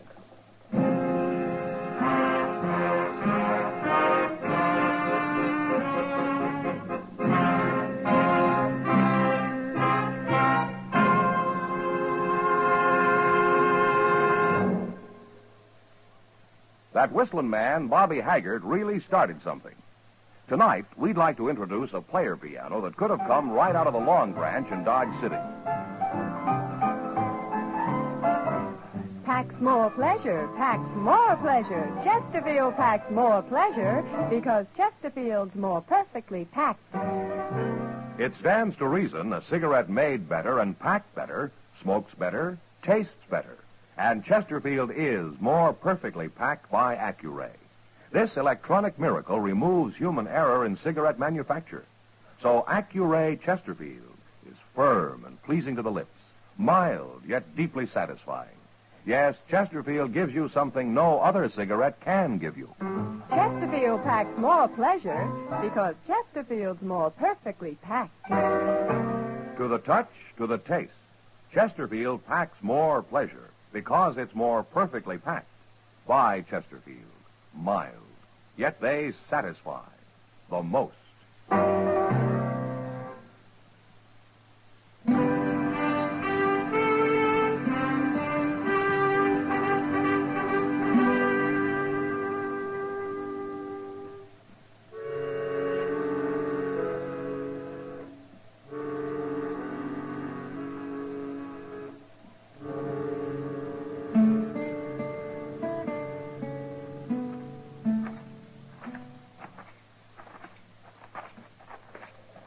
Well, I don't see old Gideon nowhere's around, Mr. Jones. He's probably in the shed, Chester.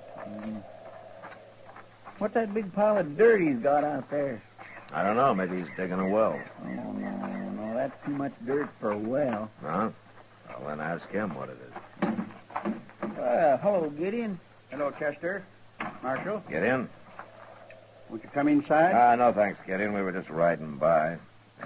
Chester was wondering what you're digging out there. Oh, well, that's a grave. A grave? My sheep are buried there. What happened, Gideon? They got killed. How? It doesn't matter, Marshal. I'm going to get some more when I can. Who did it, Gideon? Tell me. A couple of men. They shot them. They shot all your sheep? Yeah, it's no use asking me their names. I won't tell you. Don't you want them caught? No. Look, Gideon, I know you're a peaceful man and that you never carry a gun and all, but this is a matter for the law. Now, you tell me who did it so I can go after him. No, I can't. Why not? I don't believe in killing, Marshal. I didn't say I was going to kill him. They killed your sheep, didn't they? That you don't understand. Then you better tell us. I don't believe in killing for any reason, even for food. And I don't believe in trying to resist evil. What do you mean by that? Well, if a man strikes me, I don't strike back. But don't you believe in defending yourself? The men who killed my sheep will be punished. Hey, well, if I find them. No, Marshal. Their own conscience will punish them. Look, Gideon, you've got a right to think any way you want to think. But so have I. And I'm a lawman. I'm sorry, Marshal, but I can't help you. Those men aren't through with you yet. You get more sheep on here, and they'll be back, and the next time they probably won't stop just with a sheep. I'll win in the end, Marshal. You're awful stubborn, aren't you? No more than you are. All right, Gideon. It's your funeral. Come on, Chester.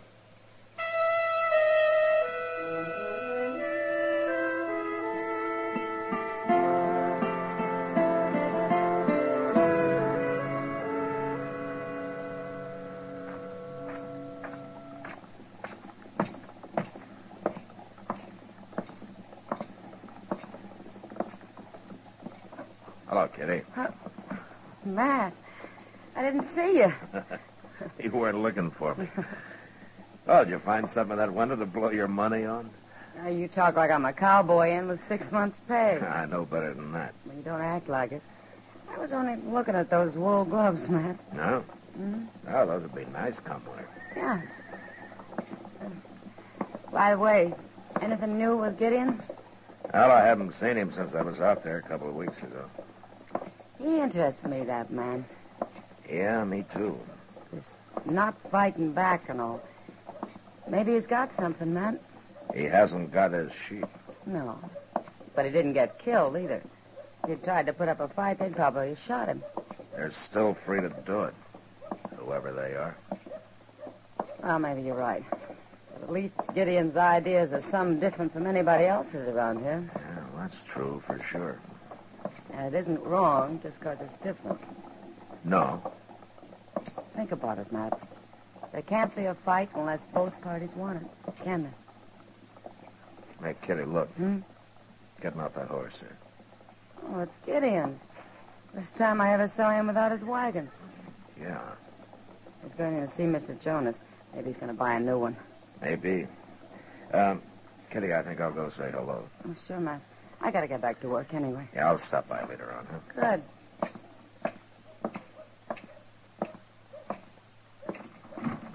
It's asking a lot of you to trust me, Mr. Jonas. Things going the way they are. There ain't many men I'd trust, Gideon, but you're one of them.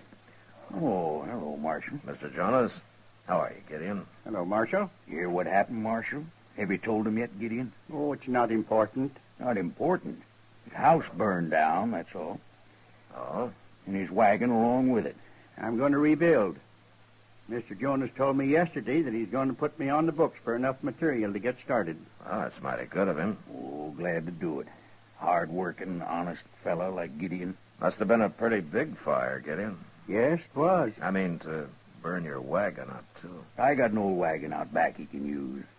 You wait here now. I'll go see just how much material I got on hand. Well, Gideon, Well, what, Marshal? so they came back and burned your house down, huh? All right, they did. But I'm still not going to tell you who they are. They must want you out pretty bad, Gideon. But I'm staying. They'll kill you next. It's no use arguing, Marshal. Hell, it beats me. I don't know what to do. Just don't do anything, Marshal. Like you, huh? They can't win. They're doing pretty well so far, Gideon. Now, I can't beat it out of you, but I sure hate to stand by and watch a man let himself be destroyed. I guess we'll never understand each other, Marshal. No, I guess not.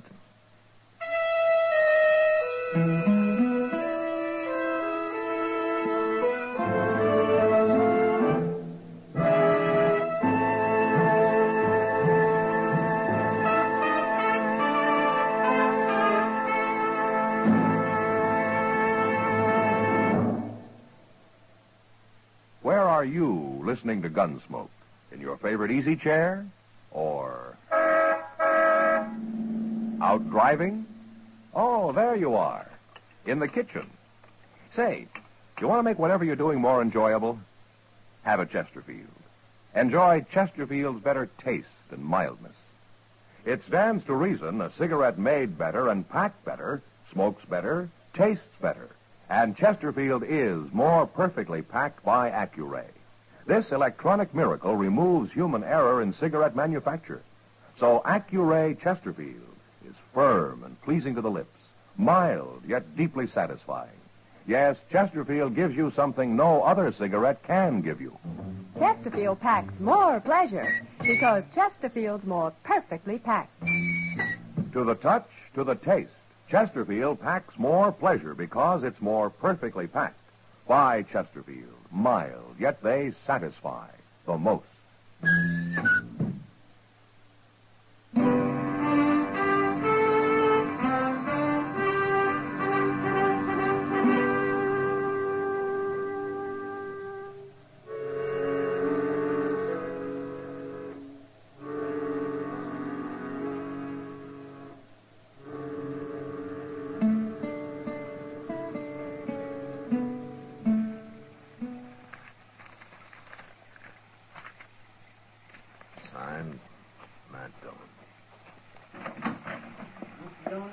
Yeah, Chester. You better come outside. Oh, what's the matter? Well, there's a wagon out there and Gideon Seek's in it. He must be hurt bad. What?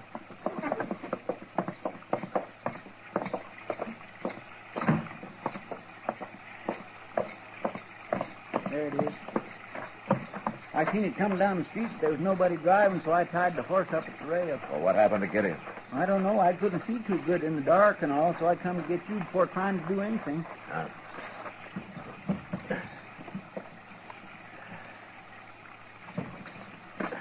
He's been shot, Chester. He's still alive? Yeah, but we better get him up to Doc's. Come on, give me a hand here. Yes, sir. All right. You think we can ride out and find where it happened and maybe track him down? What, at night in the rain? Well, maybe now he'll tell us who done it. I doubt it, even if he lives. He sure does make it hard for the law, doesn't he? Yeah, he sure does.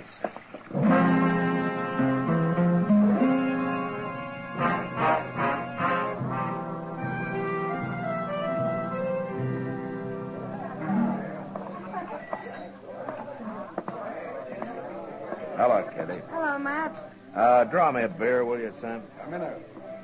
How's Gideon Seek today, Matt? Doc says he'll be all right in time. But he still won't talk? Oh, he talks all right. I just don't understand him, that's all.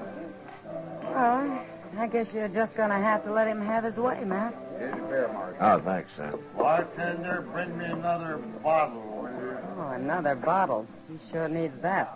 Yeah, he's pretty drunk, isn't he? He ought to be. Sam says he's been here since morning. It doesn't look like he's going to make any trouble, will he? I'm not so sure. He's been drinking like he's awful mad at something. Kitty? Huh? Who's that who just came in? I don't know. I knew I'd find you, Boyle. You had to come in and get drunk, didn't you? You just leave me alone, Phil. What'd you run off for? What's the matter with you? I told you what's the matter, now leave me alone.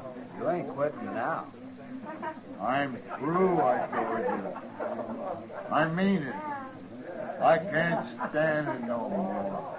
I start something, I finish it, and I told you this morning I heard it ain't finished yet. I don't even like to be around you, Kel. You make me ashamed of myself. You listen. My horse is down the street. I'm a time next to yours, and then I'm coming back here for you. And you're going with me if I have to carry it. What do you suppose that's all about, Matt? I don't know. But I think I'll find out. Yeah. Excuse me, Kitty.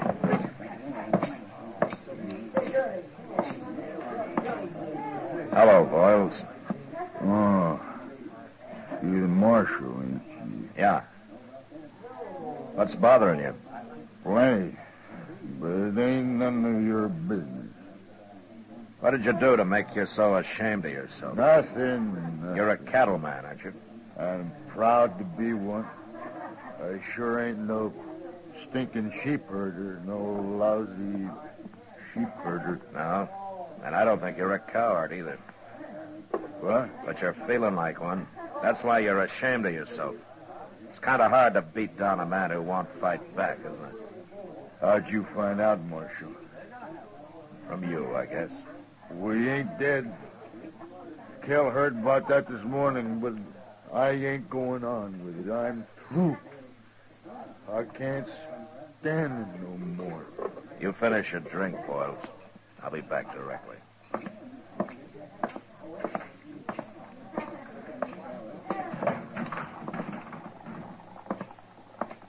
Well, where are you going, Mr. Dillon? Wait right here, Chester. I may need you.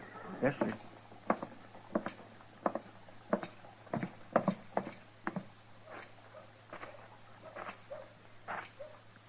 Well, what do you want, Marshal? I've been talking to your partner, Kel. What? Kind of broken him down, what you two have been doing lately. What are you saying? It's made him ashamed. Now, you heard him. He can't stand it anymore. It's Boyles you're talking about. He's drunk. He always gets to feeling sorry for himself when he's drunk. Uh-huh. You shot a man last night, Kel. You left him for dead. You better be ready to back that up, Marshal.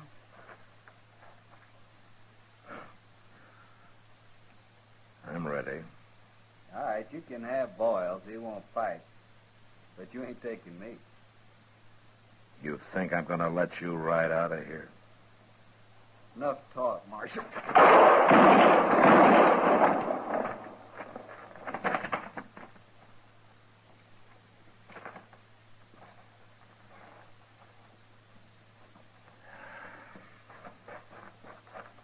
Is he dead, Mr. Dillon?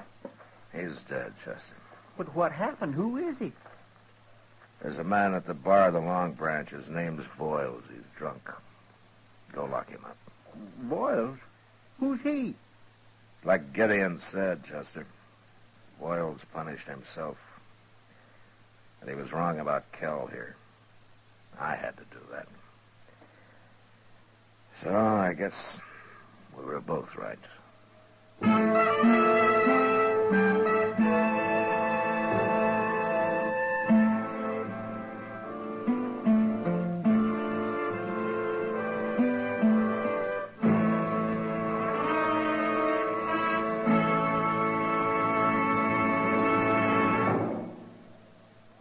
In a moment, our star, William Conrad.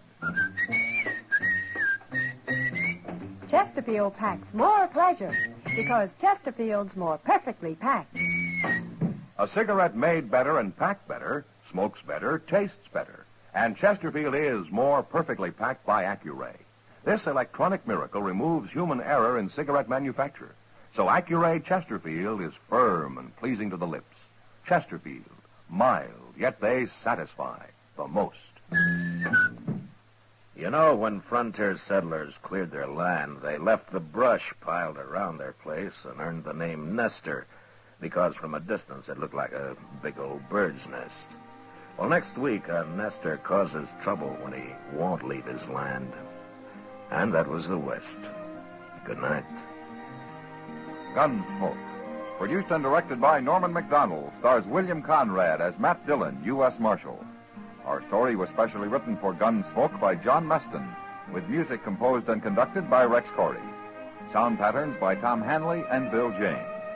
Featured in the cast were Ralph Moody, John Daner, Harry Bartell, and Jack Moyles. Harley Bear is Chester, Howard McNear is Doc, and Georgia Ellis is Kitty.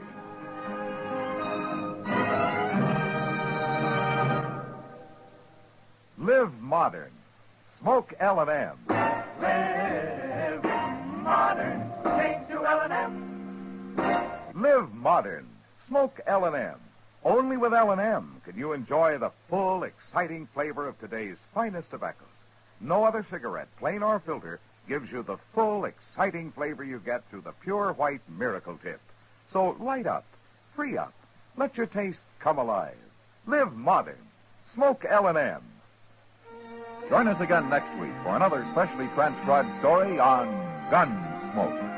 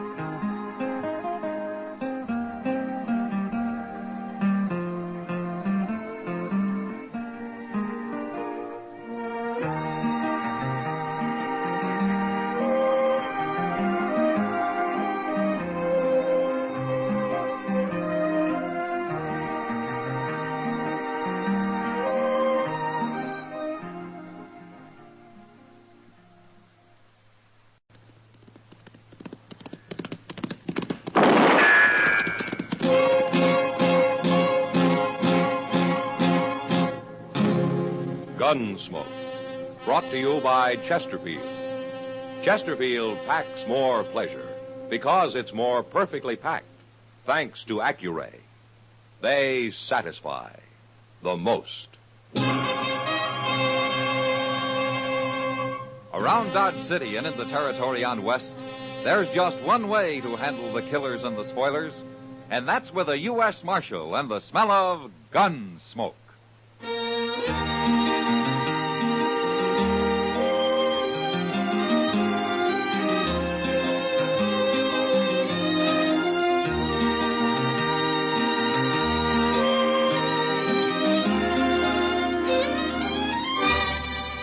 Gunsmoke, starring William Conrad. The transcribed story of the violence that moved west with young America. And the story of a man who moved with it. I'm that man, Matt Dillon, United States Marshal. The first man they look for and the last they want to meet. It's a chancy job, and it makes a man watchful and a little lonely.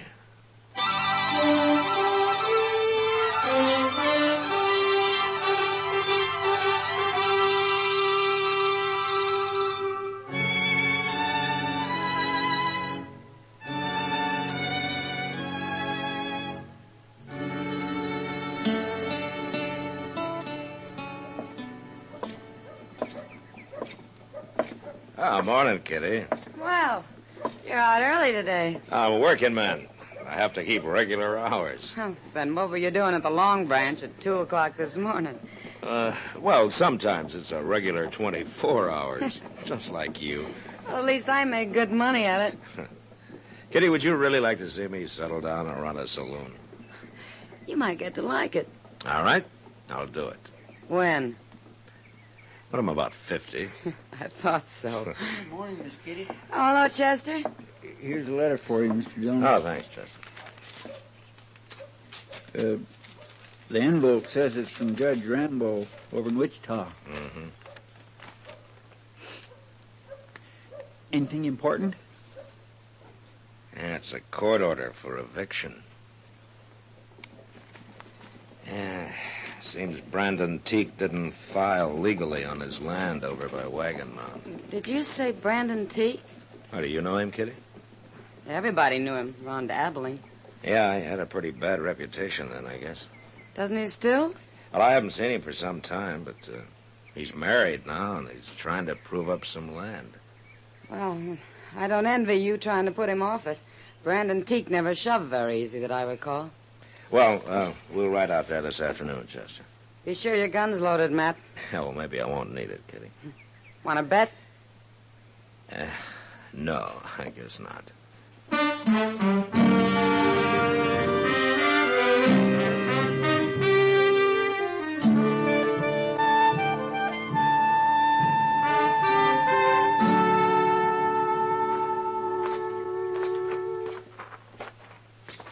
You ask me, Teague's gone and build himself a mighty nice place out here, Mr. Dillon. Yeah, he's doing fine.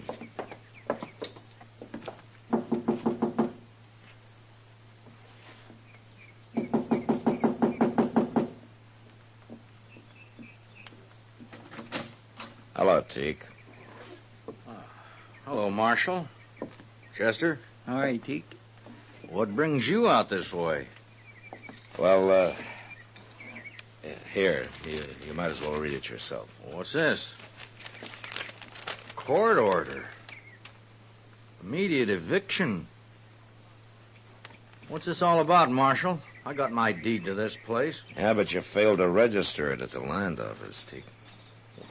Nobody told me about that. I'm sorry.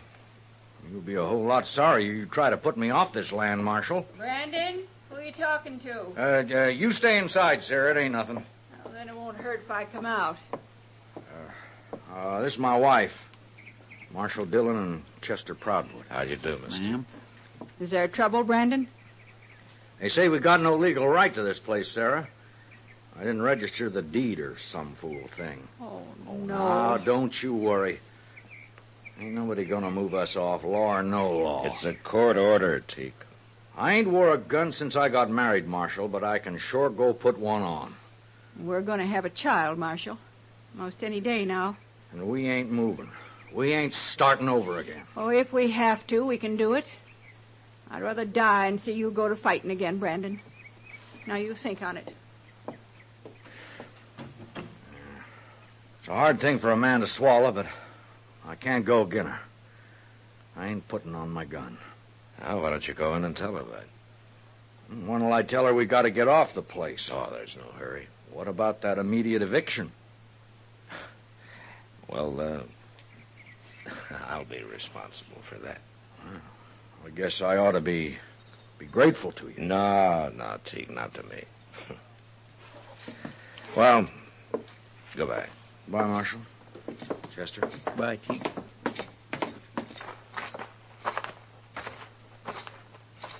When are you going to put him off, Mr. Dillon? I'm going over to Wichita, Chester. I'll find out there.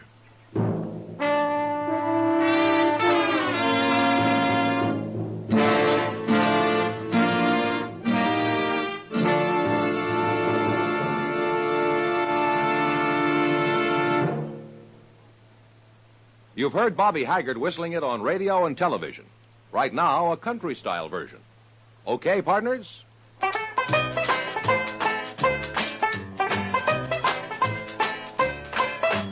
Packs more pleasure, packs more pleasure. Chesterfield packs more pleasure because Chesterfield's more perfectly packed. It stands to reason a cigarette made better and packed better, smokes better, tastes better. And Chesterfield is more perfectly packed by Accuray. This electronic miracle removes human error in cigarette manufacture.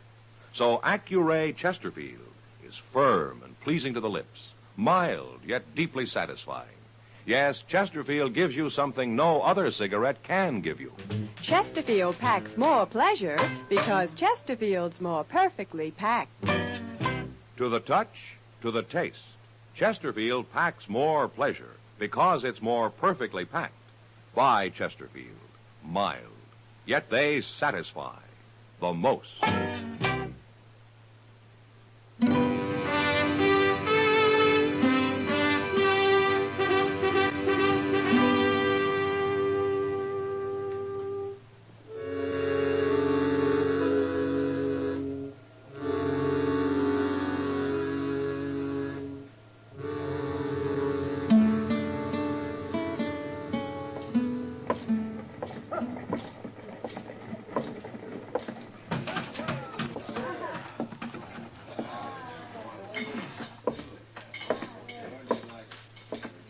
Hello, Judge. Marshal Dillon, what are you doing in Wichita? Well, I came to see you. Oh, that's so? It's about that court order you sent me, Judge. Which court order, Marshal? The one to evict Brandon Teak off his land near Wagon Mountain. Oh, that. Yes, I remember. What's the trouble? Is he putting up a fight? No, he isn't. Well, he sure must have changed. I remember Teak around here. He was a wild one. Well, he's married now, Judge. As a matter of fact, they're expecting a child any day. A child? Mm-hmm. So, I told him that they could take their time about moving. Take their time? Yeah. That order was to evict them at once, Marshal. Yeah, I know that, Judge. There's no room for sentiment in the law, Marshal Dillon. What's right is right, and what's legal is legal. Look, Judge, Teak's been on that land for over a year. How come this business about failing to register his deed just came up? It was only recently brought to my attention. And who brought it to your attention? Lee Sprague. Not that it makes any difference. Lee Sprague, huh? He owns a lot of land around Wagon Mountain, doesn't he? And he's filed on this. There's nothing irregular about it, Marshal, if that's what you're thinking. Well, legally, I'm sure everything's correct, Judge. You can't argue with facts, Marshal. Now stop being a sentimental fool and go do your duty. Brandon Teak's a changed man, Judge. He's done more than prove up that land. He's proved himself up, too. Homestead Act, 1862, paragraph 12.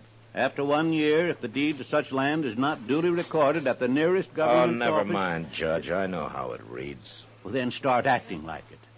I can hold even a United States Marshal in contempt of court, you know. Yeah, sure you can.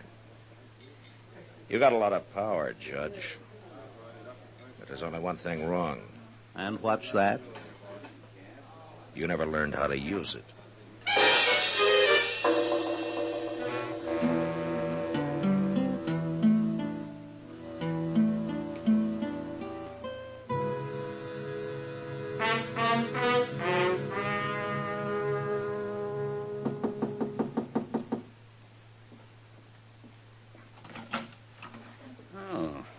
Marshal Dillon. I want to talk to you, Sprague.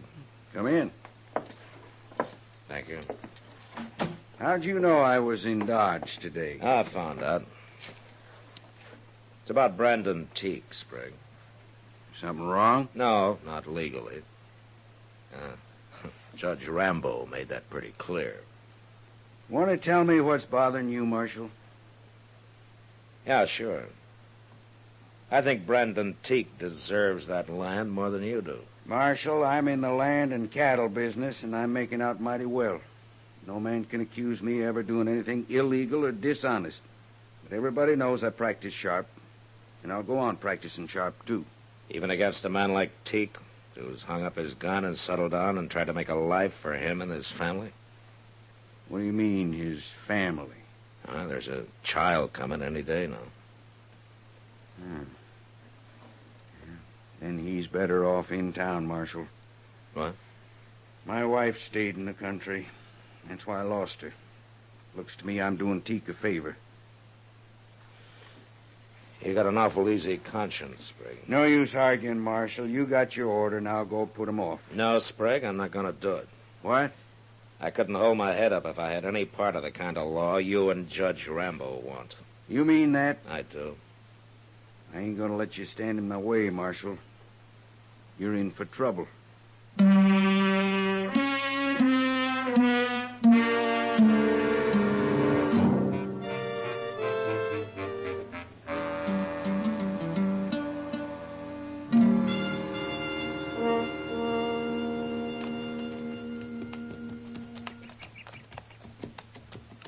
It's Brandon Teague and his missus both talking that fellow, Mr. Dillon.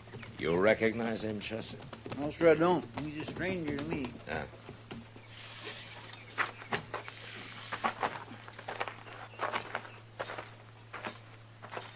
Looks like they're all head up over something, don't it? Yeah. Miss Teague hadn't ought to be standing out in the heat of the day this We'll way. let Marshal Dillon settle this, Haley. He's got nothing to do with it no more. Man, How to do, Marshal? what's the trouble here, Teague? You told me there was no hurry about our leaving, Marshal. Wait a minute. Where'd you get that badge, mister? Who are you? I'm Jim Haley, Marshal. Deputy Sheriff from Wichita. Wichita? Well, how'd you get here? I took the Santa Fe to Dodge, then I rented me a horse. Answer me, Haley. Judge Rambo sent me. I guess he felt the law needed a little enforcing down this way. He's got a court order, Marshal, just like the one you had. It's plumb legal. And I want you people to pack up and be out of here by tomorrow. Just a minute, Haley. I can take care of him, Marshal. No, Brandon, there'll be no fighting. Now, sir, You ain't gonna do nothing except move, Teak, and right now. No. Woman, you let go my arm! Sarah!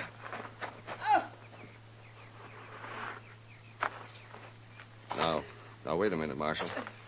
She shouldn't have grabbed my arm like that. I was only trying to do... Get his gun, Chester. Yes, sir. Is she hurt, Teak? You all right, Sarah? I'll be all right. She only grabbed his arm. He's gone and hurt her, Marshal, flinging her off like that. Chester. Yes, sir. Jump on your horse and ride for Dodge, huh? Tell Doc to get out here. Fast.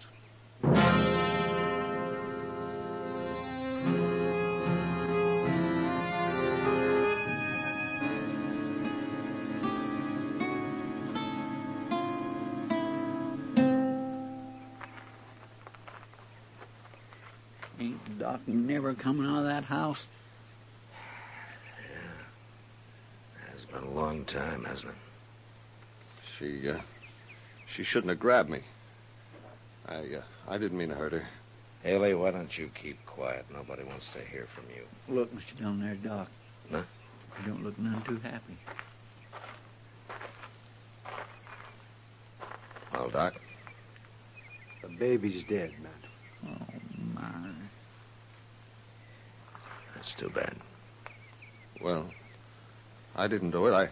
I only pushed her a little. I told you to shut up, Haley. There wasn't a chance of saving the baby. It's her I've been working on. And she's going to be all right now, man. Yeah.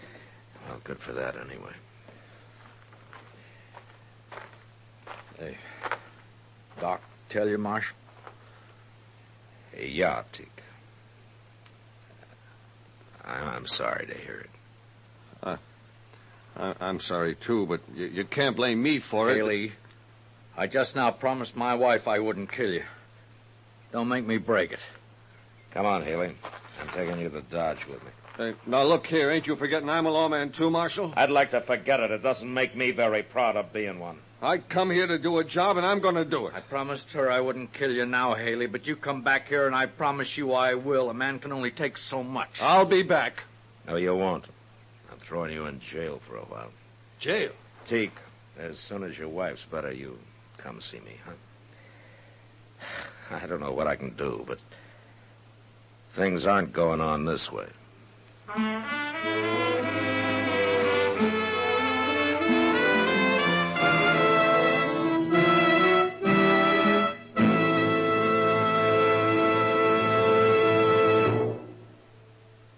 Where are you listening to Gunsmoke? In your kitchen? Getting ready for Sunday supper? Maybe in your living room, relaxing? Or out driving? Say, be sure and watch the road. But remember, there's pleasure ahead when you smoke Chesterfield. When you satisfy yourself with Chesterfield's better taste and mildness. It stands to reason. A cigarette made better and packed better smokes better, tastes better. And Chesterfield is more perfectly packed by Accuray. This electronic miracle removes human error in cigarette manufacture. So Accuray Chesterfield is firm and pleasing to the lips, mild, yet deeply satisfying. Yes, Chesterfield gives you something no other cigarette can give you. Chesterfield packs more pleasure because Chesterfield's more perfectly packed. To the touch, to the taste, Chesterfield packs more pleasure because it's more perfectly packed. By Chesterfield. Mild, yet they satisfy the most.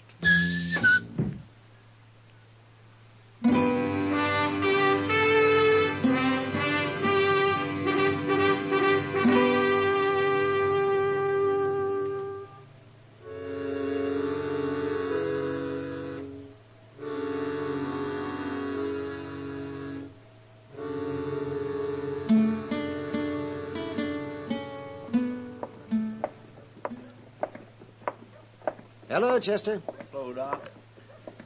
Where's Matt, Chester? In the office, talking to Lee Sprague. Sprague? It's a little late to be talking to him, isn't it? I'd say so. You sure Brandon Teague's coming to Dodge today, Doc? That's what he told me. There's a neighbor woman staying with his wife. Not that she really needs anybody now. Well, I'm glad to hear that. It's only been a week, but she's a strong woman.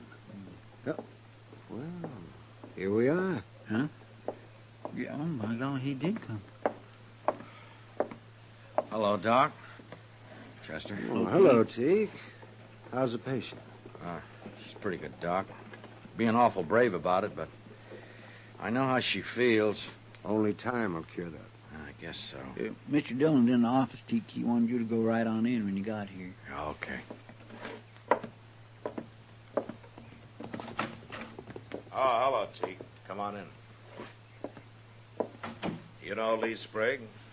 Yeah, I know him. Hello, Teak. Sprague and I were over at the land office this morning. I think we got everything straightened out. What do you mean? Here. Take a look at this. What is it? That's a deed to the land you're on, Teak, and this time it's legally registered. Yeah, sure. In your name. That's right. You help him with this, Marshal?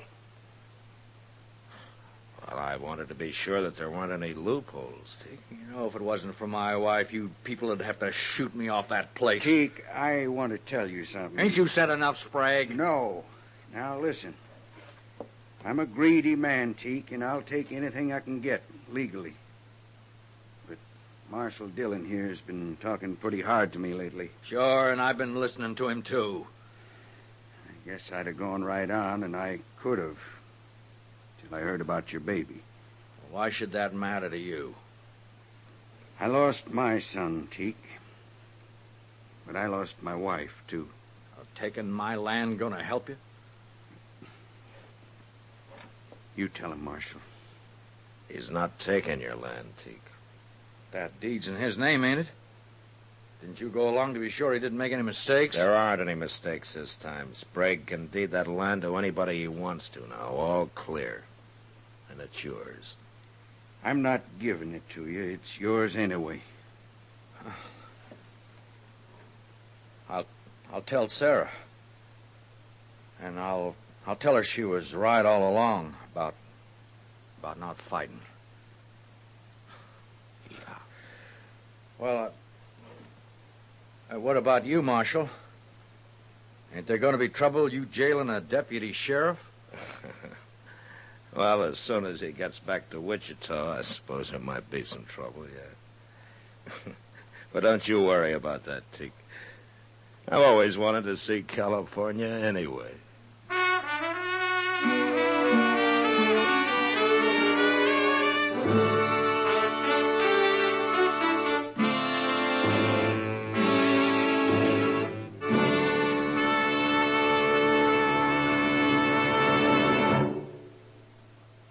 In a moment, our star, William Conrad. What's your idea of vacation pleasure?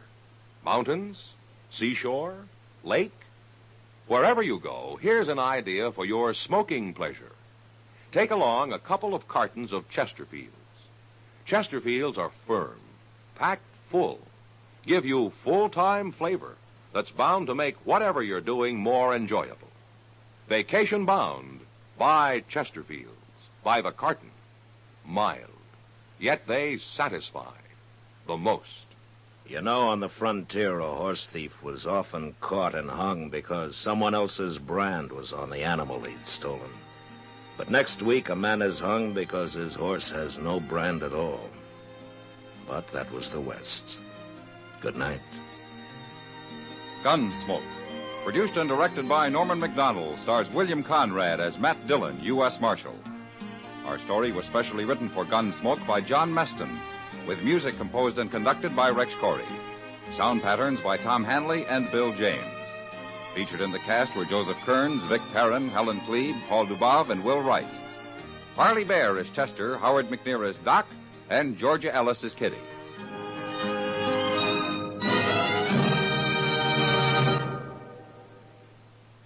Live modern. Smoke L&M. Live modern. Change to L&M. Only with L&M can you enjoy the full, exciting flavor of today's finest tobaccos through the modern miracle of the pure white Miracle Tip. So light up, free up, let your taste come alive. Live modern. Smoke L&M. Live modern. Change to L&M. Join us again next week for another specially transcribed story on Gunsmoke.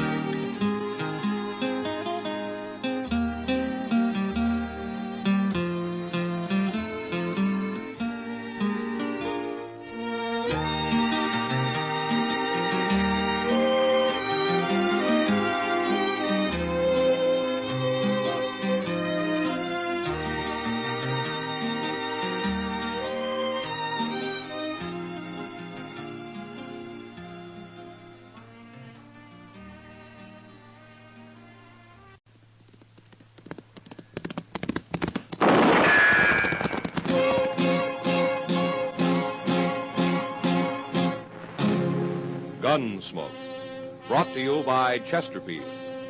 Chesterfield packs more pleasure because it's more perfectly packed, thanks to Accuray. They satisfy the most. Around Dodge City and in the territory on West, there's just one way to handle the killers and the spoilers, and that's with a U.S. Marshal and the smell of Gunsmoke.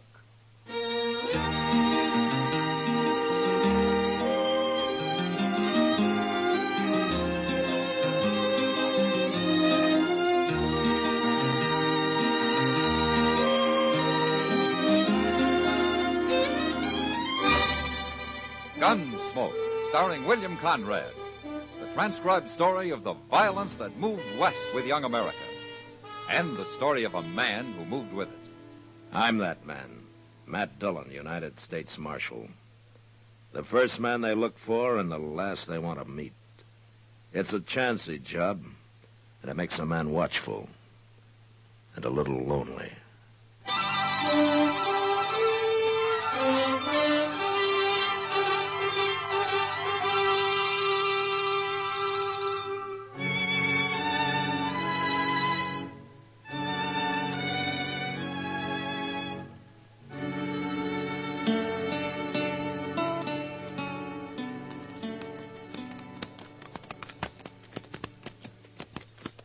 You know that man, Shelby? No. Looks like some kind of tenderfoot to me. Who else is camping a grove of trees, got no water? You have a little talk with him.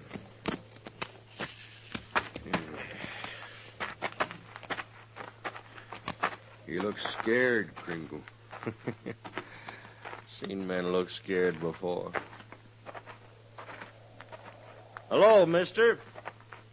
Oh? Camped here all alone? Yeah. Scouting around for some homestead land. Good-looking horse you got over there. He seems to be a good horse. He's awful young. I think I'll take a look at him. Sure. What you men doing out here? Oh, we just ride around. We scout for things, too. Land? We ain't the kind of settle down to hard work like that. I had a little orchard back in Ohio. Raised apples. Yeah. Yeah, apples is fine. Wished I had one now. Hey, Kringle. Yeah? That there horse ain't got no brand on him. No brand? It washed off crossing the river. You talking about washed off? It did. I ain't lying. Well, it don't matter none. Go get your rope, Shelby. I'll get it. What's you need a rope for? Well, now, don't you worry about that, mister. We'll take care of everything. What are you going to do? I told you not to worry. Now, look, I ain't done nothing. Of course you ain't. We're just going to save you from all that hard work you was planning on. No. All right, I got it, Shelby. Hurry up. Let me Stand still. Let me go, will you?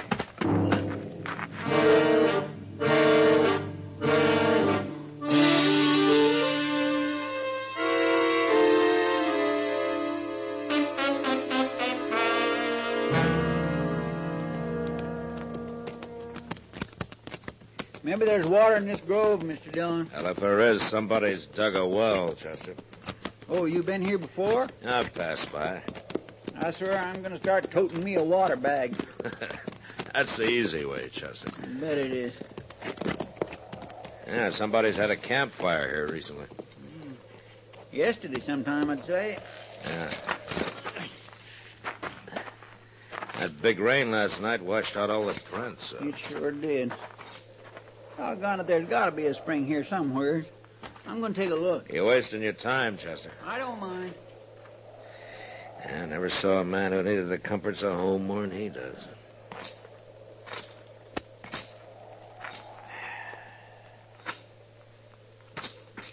Mr. Dillon! Mr. Dillon, come here, quick! Huh? Look. Yeah. Lynched. Scared me half to death. I seen him hanging there. It isn't a very pretty sight. There ain't no horse around. Where's his horse? They probably stole it.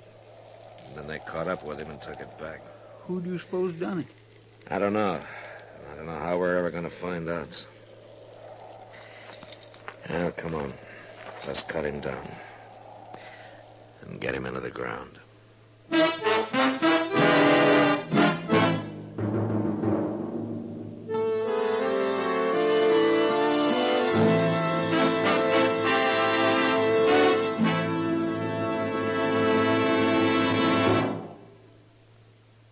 Introducing one of the country's best-known jazz musicians and arrangers, Mr. Bobby Haggart. How about whistling along with him?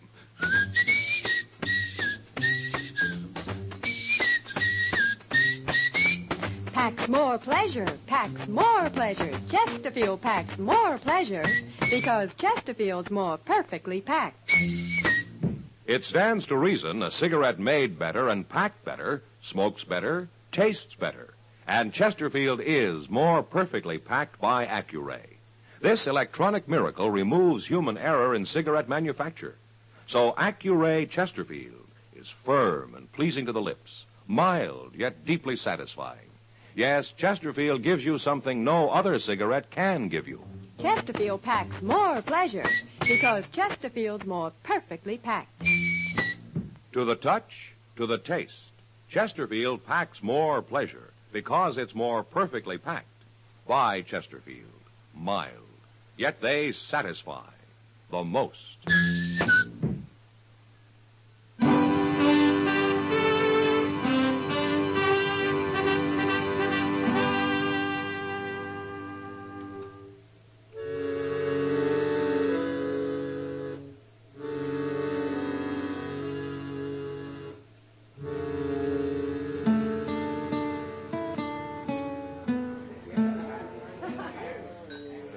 Matt, I don't know what I'd do if I rode into a grove of trees and found a man hanging there.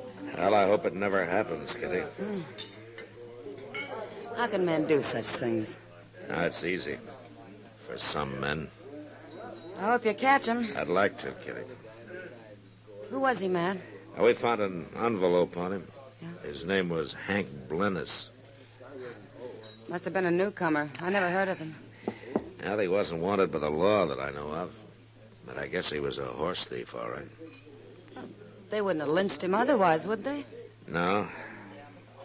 Then why did you find out who's had a horse stolen recently? Well, they wouldn't likely be talking about it now, Kitty. Well, things could be worse, Matt. Oh, what do you mean? Suppose there wasn't any law at all. Then people wouldn't even have to hide what they do.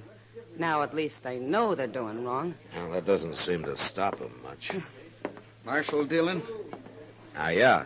My name's Charlie Drain, Marshal. Oh? I run cattle up north on the Republican River. Happened to be in Dodge on business, and I heard about that lynching yesterday. You know something about it, Drain? I know I don't like it. My own pa was lynched, Marshal. A mob strung him up by mistake. I was just a boy, but I seen him do it, and it's laid in my mind ever since. Yeah, I can understand that. But, what about this lynching? It's a big thing with me, Marshal. I can't endure seeing no lynchers get off free. Well, I don't like it myself, Drain. Then you do something about it, or I will. Now, Matt.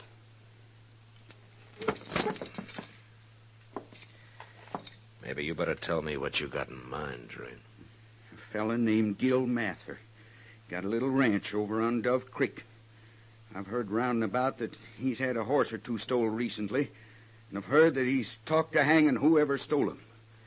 It looks to me like he went and done it, Marshal. I know Gil Mather. Well, then maybe you better go bring him in. Or you will, huh? I'll see him dead. I told you how I feel about things. I ain't fooling, Marshal. Drain, I got some advice for you. Is that so? Why don't you take a walk around Dodge and talk to some people, huh? You ask them what I'm like when somebody tries to crowd me. Then you go sit down somewhere and think about it. You think about it real hard.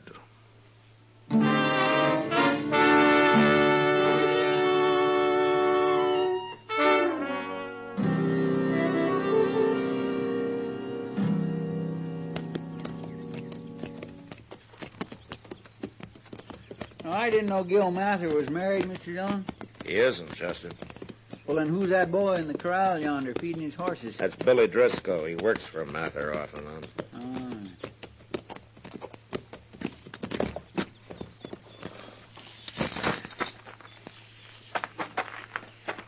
You think Mather will fight? I'm not arresting him, Chester. I got no evidence says he did it. Well, what if he admits it? And it's not often a man admits to a crime, Chester. Just not. Hello there, Marshal. Chester. Oh? How are you, Mather? Oh, fair to middling, Marshal. What brings you out here?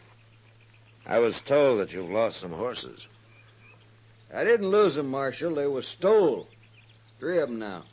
Any idea who's been doing it? If I knew, there'd be a man hanging from a limb somewhere. There was one, Mather.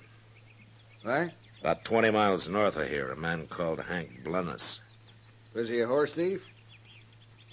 Probably. Who hung him? Some people think maybe you did. No. No, it wasn't me. But horse thieves has got to be hung, Marshal. Mather Blennis was lynched Thursday. Where were you then? You questioning my word, Marshal? Where were you? Marshal, you got any evidence, you come arrest me. Meantime, I got work to do. Contrary, ain't he, Mr. Jones? Yeah. It sure looks to me like he's hiding something. Well, I can't arrest him for that. Come on, let's get back to town.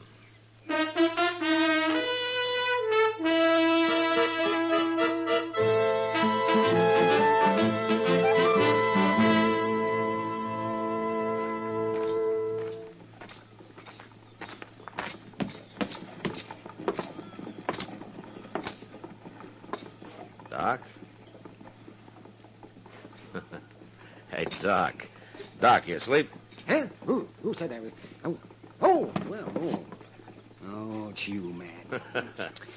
You sure don't do much to dress this town up, Doc. Oh, what man's got a better right to sit out here and rest his eyes for a few minutes? No?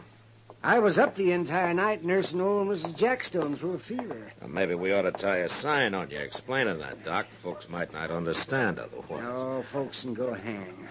I'm here if anybody needs me. Well, a man'd have to be mighty sick to need a doctor who looks like he's sleeping off a drunk. Don't harp at me, Matt Dillon. From what I hear, you're not exactly distinguishing yourself at your own trade. Well, you got me there, Doc. Yeah, you bet your life. And since you admit it, then I won't say any more to you. Well, good. Even though it does kind of look bad when people can go around stringing up anybody they please, and with no interference from the law. Yeah, well, thanks for not saying any more about it, Doc. Oh, I'm not one to twist the knife. Now, you know that. Oh, sure. Marshal Dillon, I want to talk to you. What's the trouble now, Drain? I'm tired waiting, Marshal. Something's got to be done. Drain, why don't you go back up to your ranch and leave all this to me, huh? 'Cause you ain't doing nothing, that's why. You see them 2 men over there, Marshal? What? Them 2 standing over there. Who are they? One is Kringle and one is Jack Shelby. And they feel as strong as I do about all this.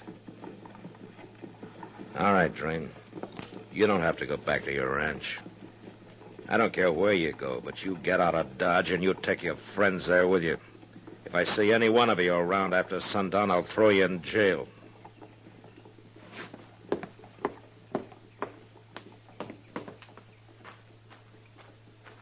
I take it back, joking you, Matt. You are kind of up against it. You know, Doc, I just thought of something. Huh? What? That fella Blennis was obviously a dude. He wasn't even wearing the right kind of clothes for a man who'd been out here very long. Maybe he wasn't a horse thief at all. Then why would anybody lynch him? Well, I'm going over to the stable, Doc. Maybe Moss Grimmick can help me.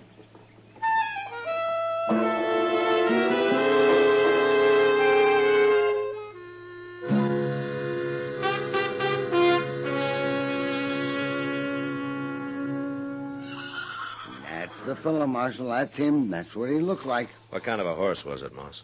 A little 3-year-old bay. Real young, but plumb gentle. Had 4 white stockings, Marshal. Yeah, that gives me something to go on. There's another thing, too. That horse wasn't branded. What? Well, I raised him myself, and I just never got around to putting no mark on him. Except for no good stuff I bought. What stuff? Oh, a fella sold it to me, some kind of chemical powder. You wet it and then kind of paint your brand on with it and supposed to take the hair off. But it don't work. I tried it on another animal. It just washed right off. Ah. And whoever's got that little bay of yours could put his own brand on him, huh? I'm a real fool, Marshal, believing you can brand a horse rubbing a little chemical powder on him. Well, we all get taken sometimes, Moss. I stopped Gil Mather from getting took, though. Oh, you did? Yeah. He come in here the other day, asked me about it. I told him. What day was that, Moss? Thursday. Him and the boy, Billy Driscoll, they come to town every Thursday, Marshal. Come in early, spend the whole day. Why? Something wrong? Hank Blennis was lynched Thursday. Well, you wasn't thinking Gil Mather done it, was you? Charlie Drain was, and he still is. I better go find him, Moss.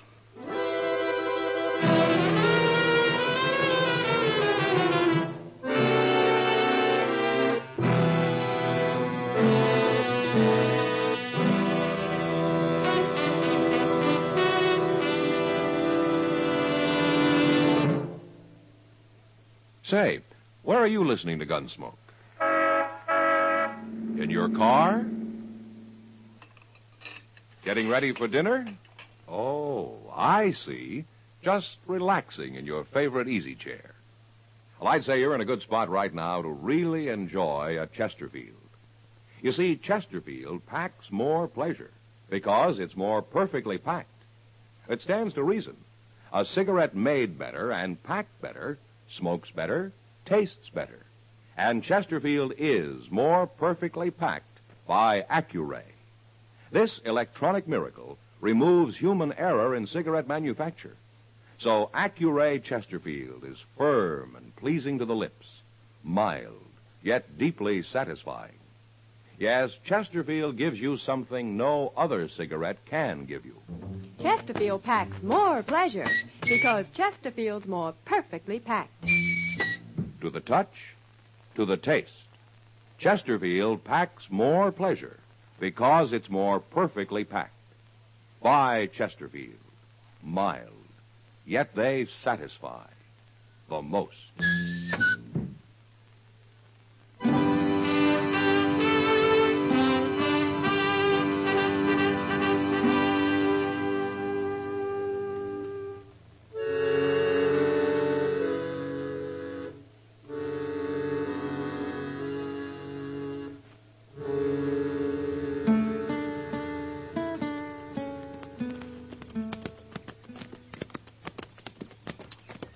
I don't see nobody around at all, Mr. Dillon. Maybe they're in the house, Chester.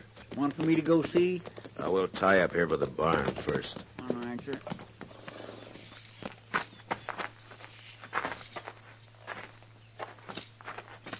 Could be Mather and the boys eating their dinner, Mr. Dillon. At least you hope so, huh? Well, any man gets a little hungry now and then. Wait a minute, Chester. Well, there's Charlie Drain. Yeah. They was in the barn. Them other two fellows, they must be Kringle and Shelby you told me about. Yeah, that's them. What are you doing out here, Marshal? I'm looking for Gil Mather, Drain. He ain't around. Chester. Yes, sir. See if he's in the barn. I said he ain't around, didn't I? Go ahead, Chester. Yes, sir. And don't any one of you try to stop him. Now, which one of you is Kringle and which is Shelby? I'm Kringle, he's Shelby. Why? And it's my job to know who people are, that's all. Well, now you know. Yeah, now I know. If you ask me, it's your job to punish criminals, Marshal. You're right, Drain. Well, you ain't been doing very good at it. I'm kind of slow sometimes. You're too slow. Mr. Dillon. Mr. Dillon. They're in there. Gil Mather and the boy, both of them. Don't stand in front of me, Chester. They're dead. These fellows went and hung them, both of them. Keep your hand away from that gun, Kringle. But you can't blame me. Me nor Shelby. It was Drain's idea. He paid us to come along with him, is all. Billy was just a kid. Why'd they have to hang him for? So he was a kid. He was keeping mighty bad company, now wasn't he? Drain, both the boy and Gil Mather were in Dodge the day Hank Blennis was lynched. Are you sure of that? There are witnesses. I don't want no more part of this. Come on, Shelby. Hold it, Kringle. Well, you ain't stopping me, Marshal. Is that your bay horse over there? With the 4 white stockings? What about it? It's pretty smart of you to lynch a man rather than shoot him when you go to steal his horse. What are you saying, Marshal? They hung Blennis, Strain. I guess they figured helping you with Mather and the boy put everybody off their track. So they lynched him. They done it. Why, you dirty dogs!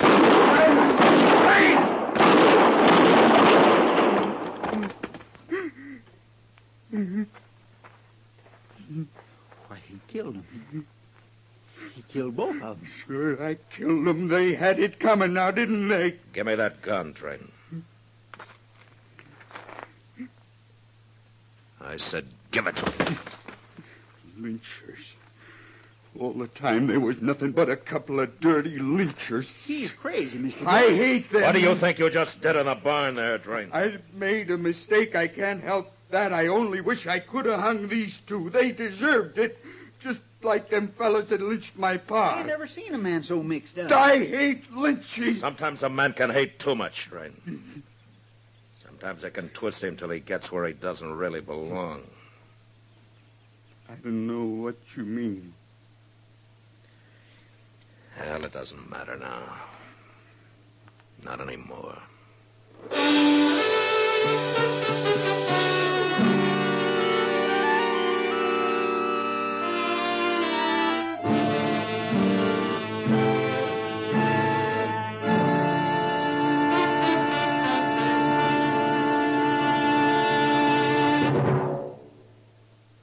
In a moment, our star, William Conrad. When you shop for those last-minute vacation items, don't forget to pick up a couple of cartons of Chesterfields. You'll find it mighty convenient to have a carton or two along in your suitcase. Or, if you're driving, right in the glove compartment. Chesterfield packs more pleasure, more vacation pleasure, because it's more perfectly packed. So buy Chesterfields. Buy them by the carton. Mild, yet they satisfy the most. You know, on the frontier, bullets cost 8 cents apiece, so they were seldom wasted. But next week, it's a stray bullet that kills a man. And that was the West. Good night. Gunsmoke, produced and directed by Norman McDonald, stars William Conrad as Matt Dillon, U.S. Marshal. Our story was specially written for Gunsmoke by John Meston, with music composed and conducted by Rex Corey. Sound patterns by Tom Hanley and Bill James. Featured in the cast were Vic Perrin, Harry Bartell, Lawrence Dobkin, John Daner, Jack Moyles, and James Nusser. Harley Bear is Chester, Howard McNear is Doc, and Georgia Ellis is Kitty.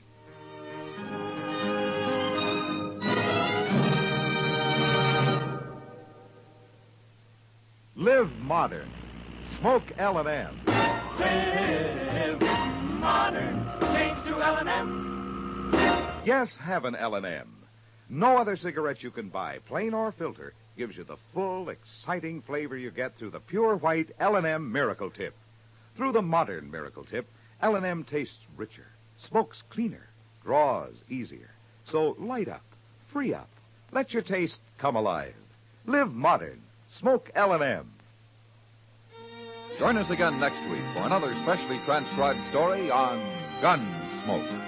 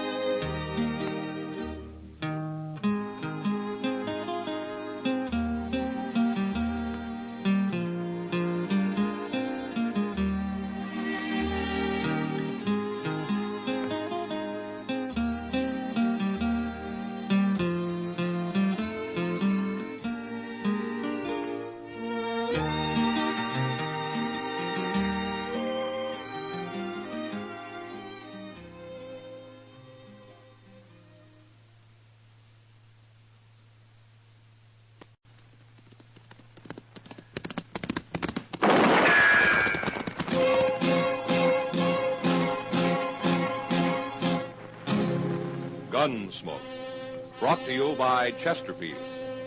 Chesterfield packs more pleasure because it's more perfectly packed. thanks to Accuray. They satisfy the most. Around Dodge City and in the territory on West, there's just one way to handle the killers and the spoilers, and that's with a U.S. Marshal and the smell of Gunsmoke.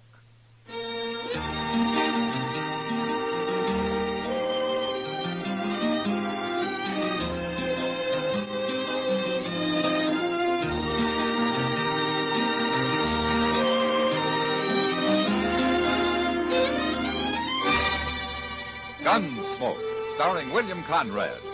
The transcribed story of the violence that moved west with young America. And the story of a man who moved with it. I'm that man, Matt Dillon, United States Marshal. The first man they look for and the last they want to meet.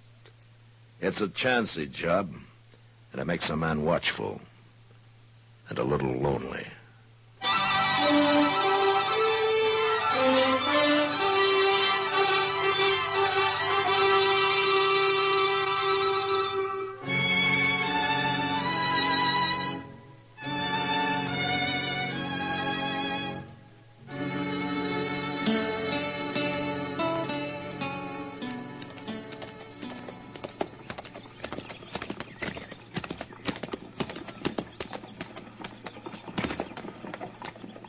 Hey, Tipple, move that horse you're in over so I can get mine in there.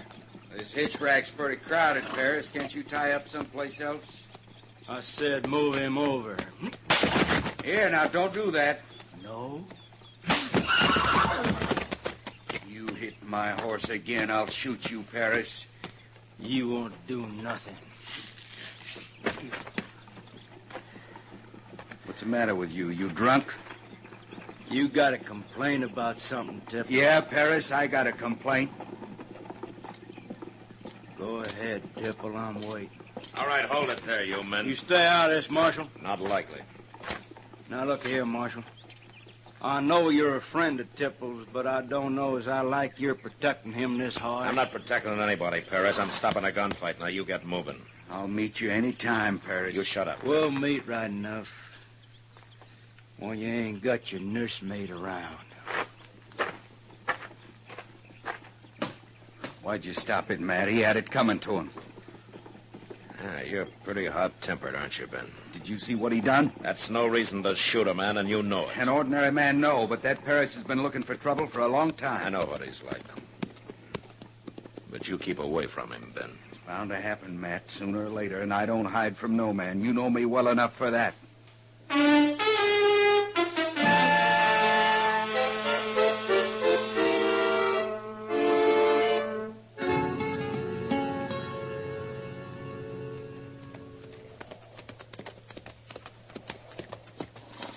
This doggone old river's awful high for this time of year, ain't it, Mr. Dillon? They must have been having some big rains up in Colorado. Oh, now that's where I'd like to be. Up in them tall, cool mountains. Yeah? My, just think of laying on your back up there in the deep grass, drinking snow water and eating trout, and listening to all them pretty birds singing away.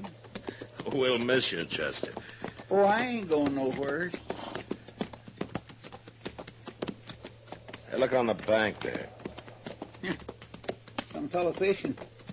He must have fell asleep. He isn't asleep, Chester. No, sir. I don't believe he is.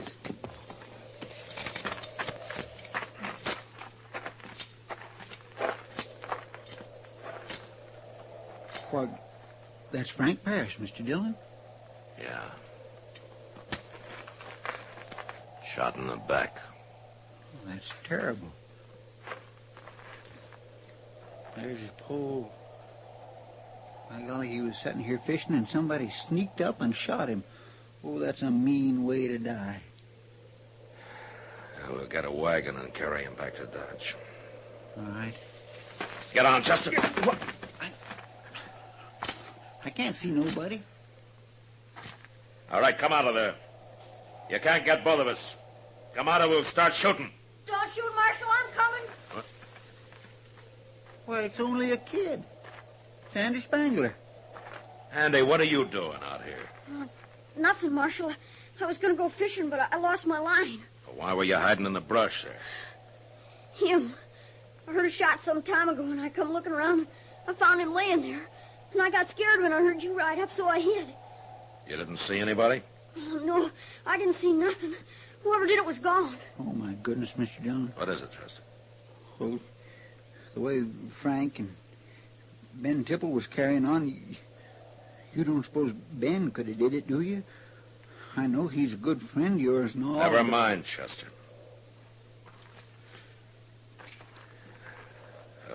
Well, let's get back to town. Come on, Andy. You can ride behind me.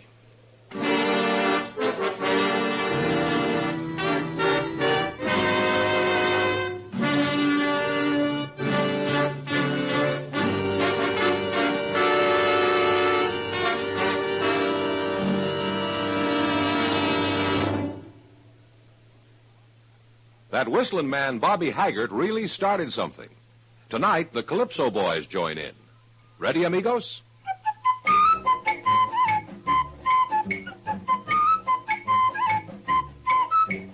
Packs more pleasure, packs more pleasure. Chesterfield packs more pleasure because Chesterfield's more perfectly packed. It stands to reason a cigarette made better and packed better, smokes better, tastes better. And Chesterfield is more perfectly packed by Accuray. This electronic miracle removes human error in cigarette manufacture. So Accuray Chesterfield is firm and pleasing to the lips, mild yet deeply satisfying. Yes, Chesterfield gives you something no other cigarette can give you.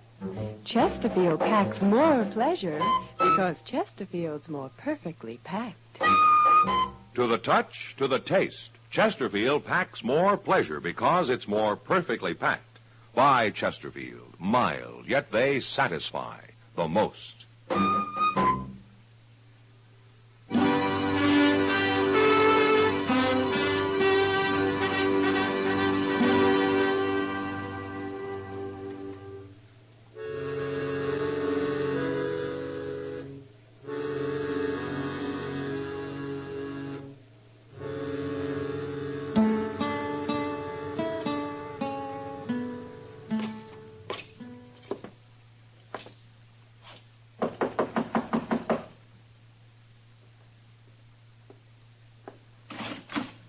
Hello, Ben. Why, Matt. Come in. Oh, I was about to take a little nap. Now it's cooled off some. Ben, you heard what happened to Frank Paris yesterday? Yeah. Yeah, I heard. Well? Are you asking me if I did it, Matt? Most everybody in Dodge thinks you did. And what do you think? Well, I've been telling everybody I've known Ben Tipple a long time, and that he's hot-tempered, and that Frank Paris has been prodding him every chance he had. But the Paris didn't even have his gun out.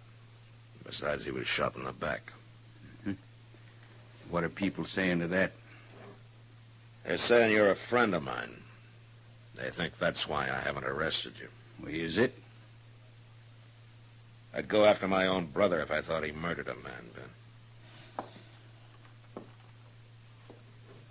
Happened yesterday morning sometime, didn't it, Matt? Yeah, that's right. I got no alibi for then. I wasn't with nobody.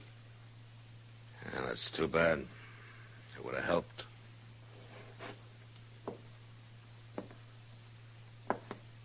I might have shot Frank Paris someday, Matt, but never in the back. I know that, Ben. But until I find out who did it, you better lay low.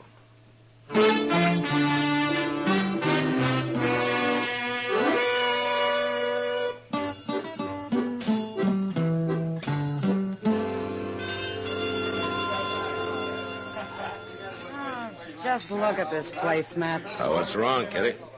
Well, it may be the biggest saloon in Dodge, but it's sure the emptiest. Oh, you're getting greedy, Kitty. And it's about time. I'm sure not getting younger. You're going to be able to retire before you're 30. Why not? Well, I'm glad somebody's getting rich around here. Law sure isn't. No. But the law keeps busy. What? Joe Spangler and his pa. I think he's looking for you, Matt. Oh. Evening, Miss Kitty. Evening. I want to talk to you, Marshal. Go ahead, Spangler. I want to know why you ain't got Ben Tipple in jail. Frank Ferris was a friend of yours, wasn't he? That don't matter. And it doesn't matter that Ben Tipple's a friend of mine.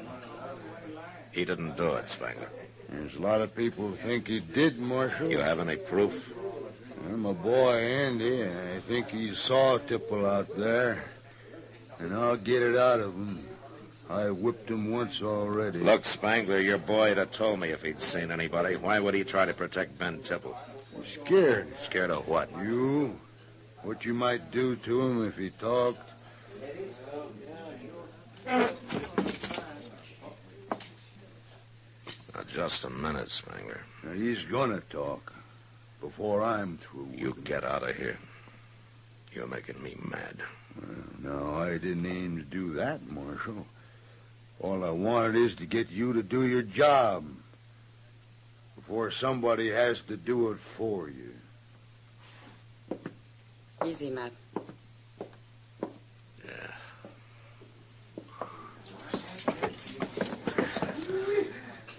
I ought to take him apart. Well, that wouldn't help. It'd make me feel better.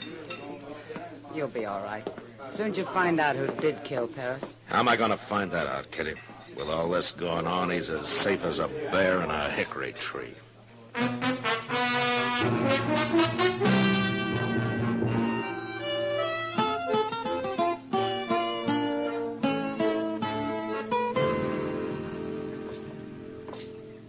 Well, looks to me like you're going to have a busy day today, man. I am? Why, Doc? Well, I don't know. Now, maybe it's because you did so little yesterday.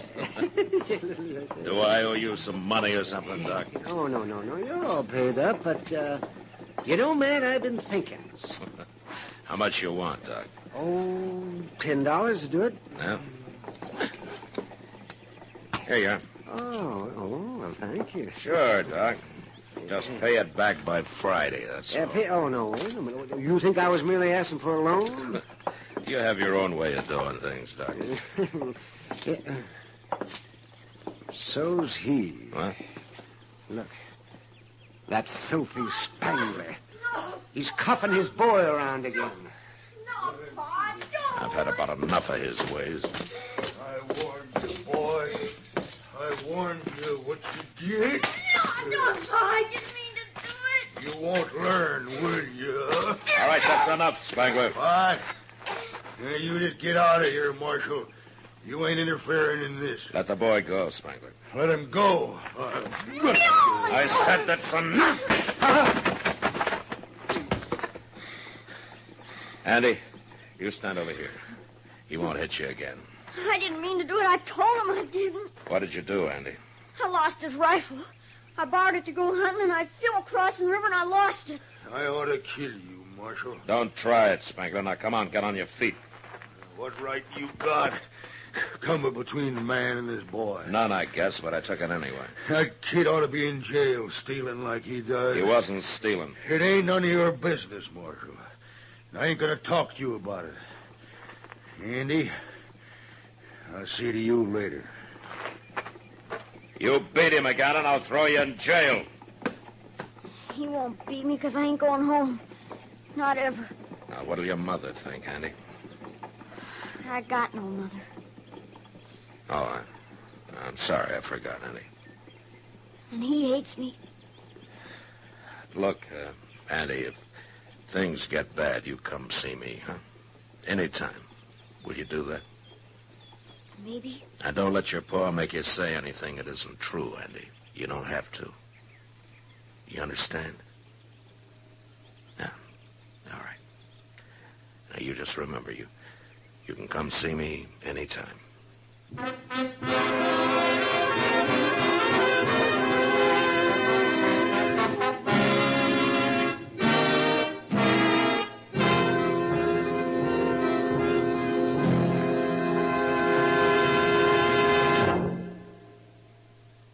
are you listening to Gunsmoke? In your favorite easy chair? Or out driving? Oh, there you are. In the kitchen. Say, you want to make whatever you're doing more enjoyable? Have a Chesterfield. Enjoy Chesterfield's better taste and mildness. It stands to reason a cigarette made better and packed better, smokes better, tastes better. And Chesterfield is more perfectly packed by Accuray. This electronic miracle removes human error in cigarette manufacture. So Accuray Chesterfield is firm and pleasing to the lips, mild yet deeply satisfying. Yes, Chesterfield gives you something no other cigarette can give you. Chesterfield packs more pleasure because Chesterfield's more perfectly packed. To the touch, to the taste, Chesterfield packs more pleasure because it's more perfectly packed. By Chesterfield, mild, yet they satisfy the most.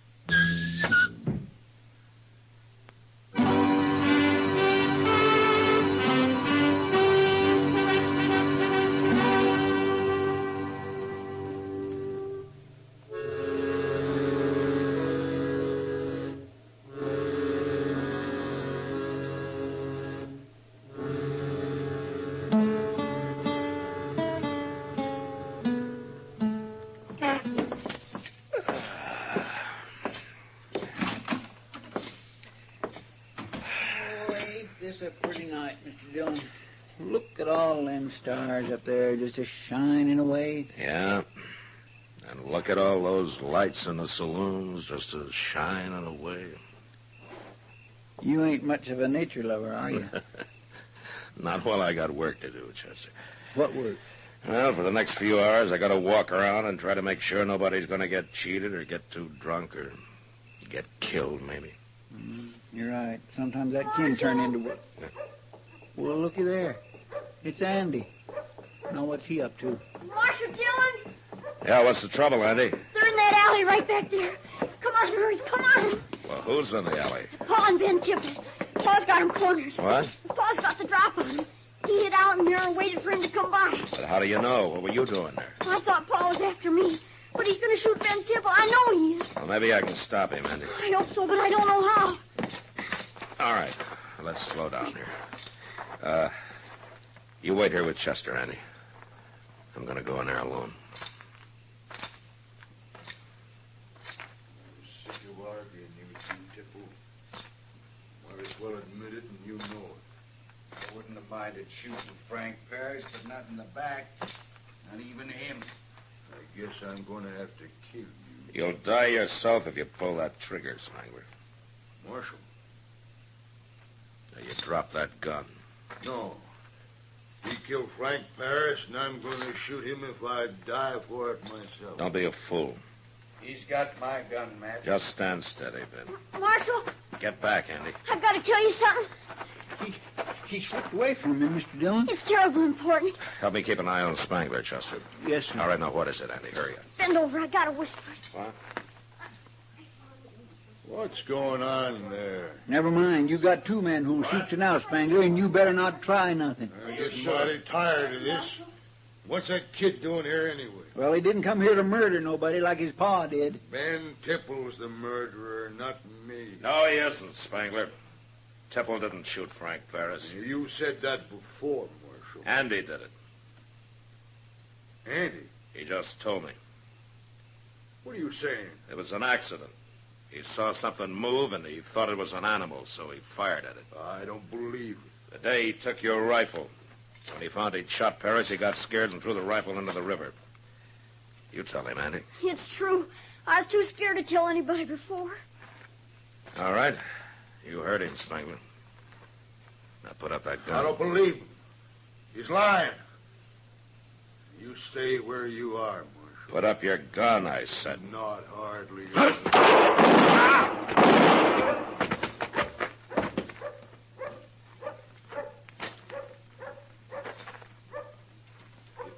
You killed him, Matt. He almost killed me, Ben.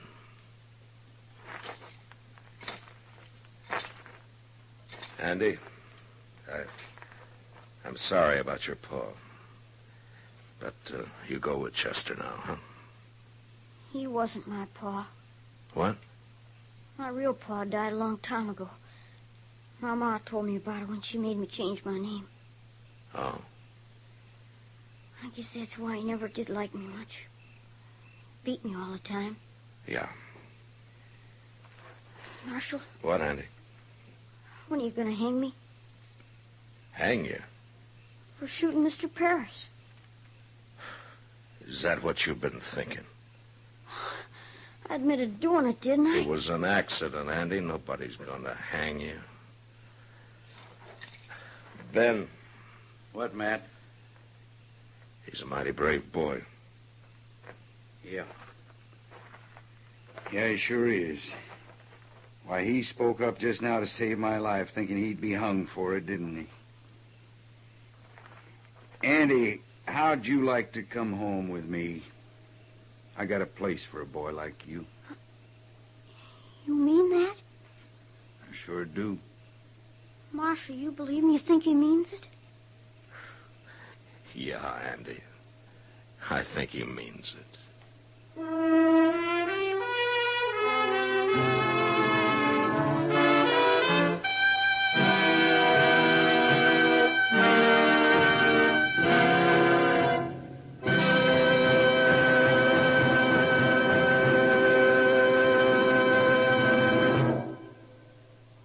In a moment, our star, William Conrad. Chesterfield packs more pleasure because Chesterfield's more perfectly packed. A cigarette made better and packed better, smokes better, tastes better. And Chesterfield is more perfectly packed by Accuray. This electronic miracle removes human error in cigarette manufacture. So Accuray Chesterfield is firm and pleasing to the lips. Chesterfield, mild, yet they satisfy the most. You know, along the frontier, whether because of Indians, a gunman's bullet, or lack of water, death was always near at hand. But next week, it's a girl who causes the death of 4 men. And that was the West. Good night. Gunsmoke, produced and directed by Norman McDonald, stars William Conrad as Matt Dillon, U.S. Marshal. Our story was specially written for Gunsmoke by John Meston, with music composed and conducted by Rex Corey. Sound patterns by Tom Hanley and Bill James. Featured in the cast were John Daner, Vic Perrin, Richard Beals, and Jack Crucian. Harley Bear is Chester, Howard McNear is Doc, and Georgia Ellis is Kitty.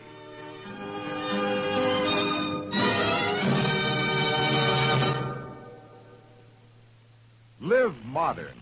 Smoke L&M. Live modern. Change to L&M. Live modern. Smoke L&M.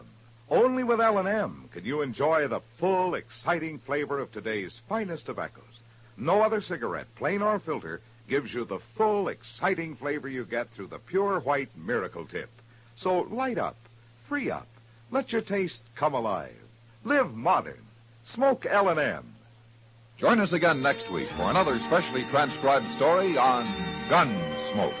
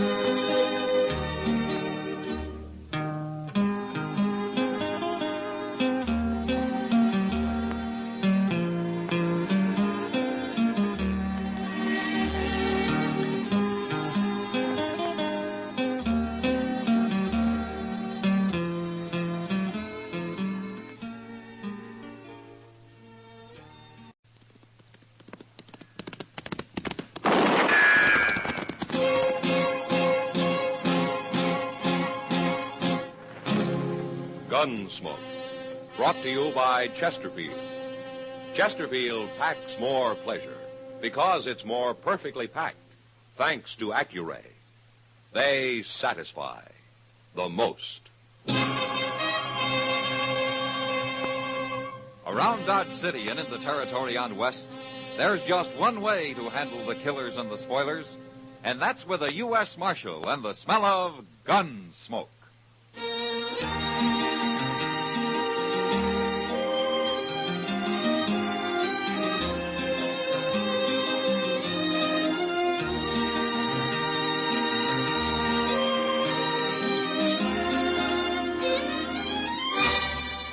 Gunsmoke, starring William Conrad.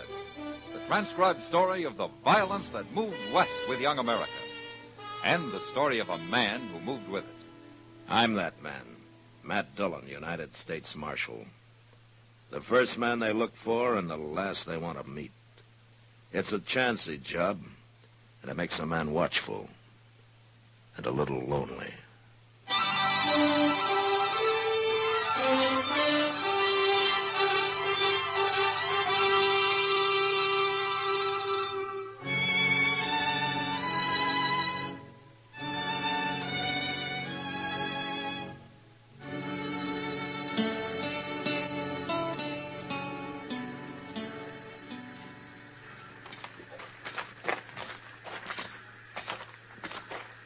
I sure will be glad to get back to Dodge, Mr. Dillon. Oh, Wichita's a nice town, Chester.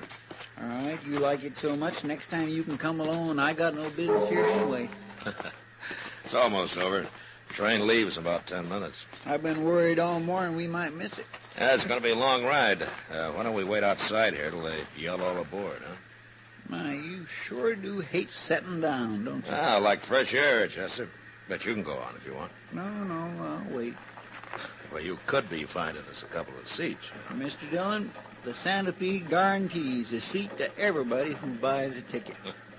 I was only trying to give you an excuse to get off your feet. Well, I ain't so tired of all that. Hey, look what's coming. Where? Oh. Hey, you're a pretty girl, ain't you?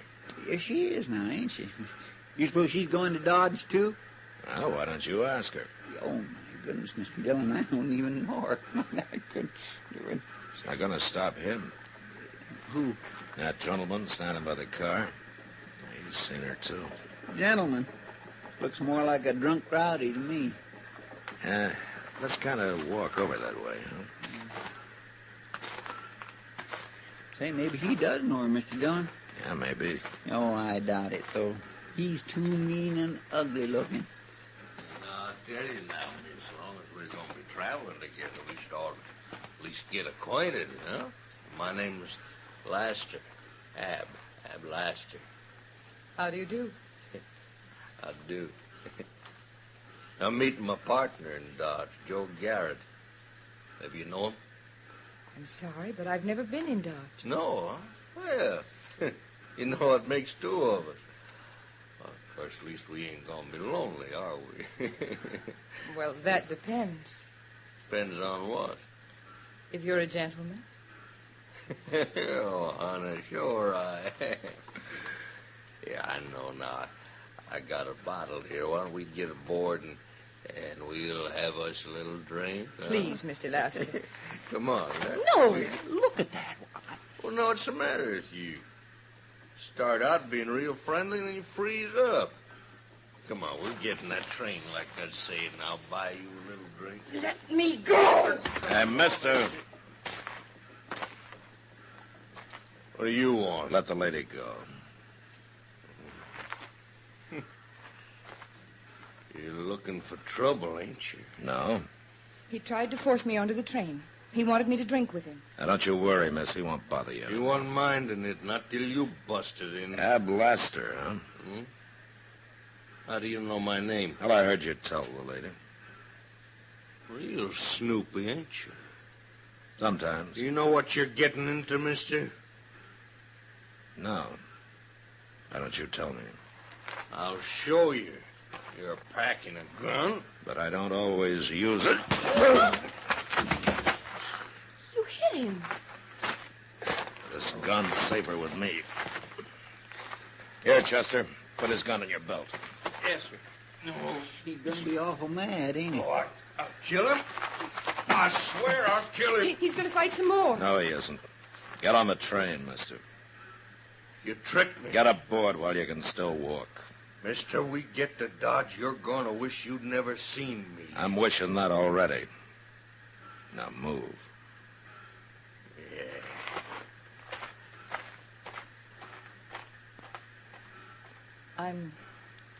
I'm sorry for all the trouble. That's no trouble, miss. I didn't mean to get you into a fight. It wasn't your fault. But I always feel that it is. What? Why, just my being a woman, I guess. You know. Oh, well, there won't be any more trouble, miss. Not till we get to Dodge, anyway. Come on. Let's get aboard, huh?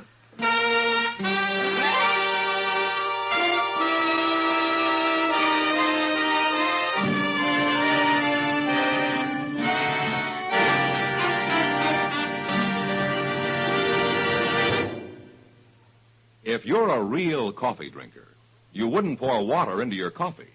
No, you want it for real. And it's the same when it comes to smoking. Why settle for a watered-down smoke? Why filter your fun? Smoke for real. And remember, nothing gives you so much real, full tobacco flavor and real, all-out pleasure as a Chesterfield. Like they say in the Chesterfield song, And if you smoke for real, smoke Chesterfield. A real high-flying, satisfying Chesterfield. Because you get much more of what you're smoking for in Chesterfield. They're for real. More real flavor. More real pleasure. Check for perfection by Accuray. They satisfy the most. Try Chesterfield. They're for real.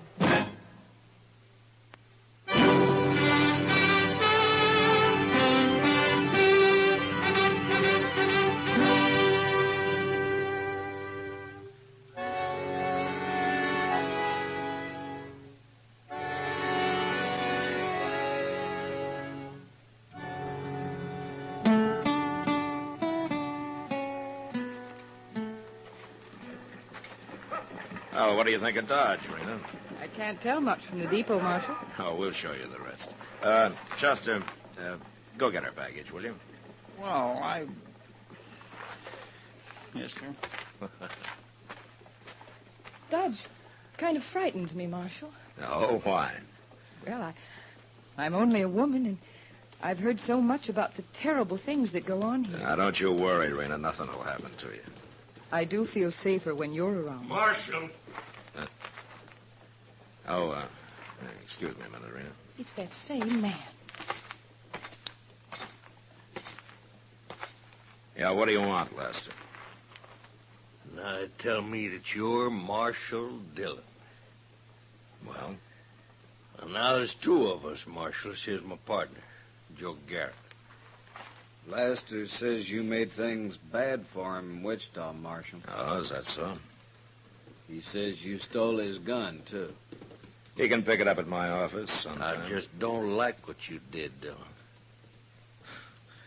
Well, I didn't do it for you, Lester. All right. Now, we're taking some horses up north for a few days. And then we'll be back. I'll be here. I'll be here every day.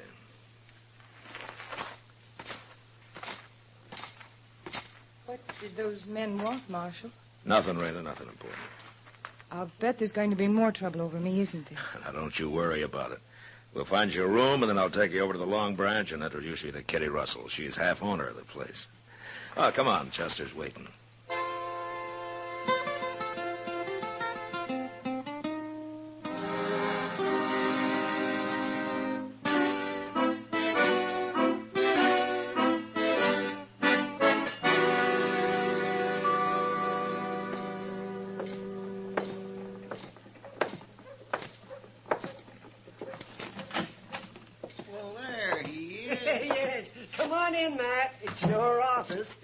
How have you been, Doc? Oh, fine.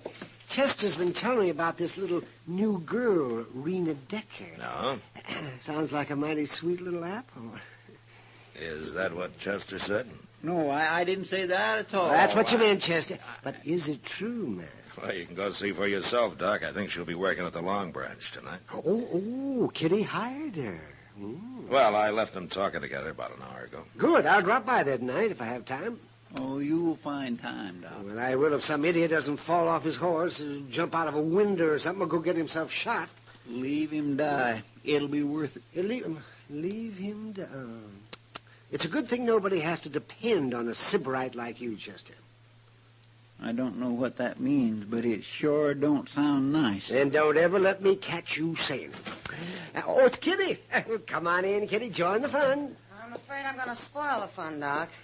Oh, what's the trouble, Kitty? I thought I'd better come tell you before you hear it from her, Matt. What? Rena Decker isn't going to be working at the Long Branch. Oh? Well, why not? I didn't hire her. You didn't hire her forevermore.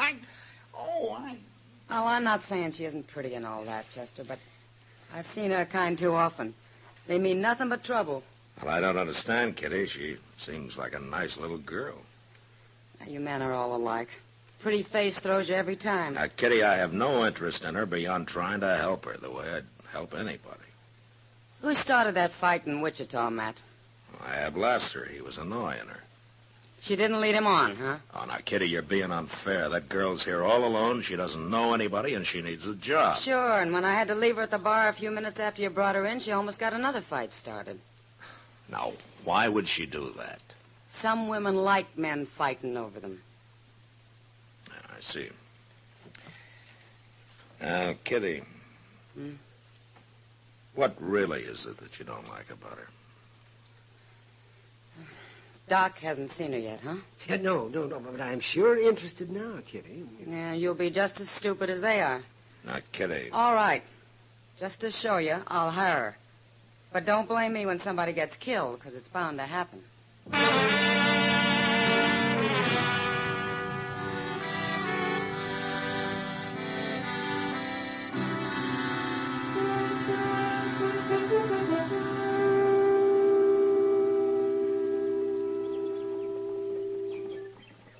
Mr. Dillon? Yeah, what, Chester?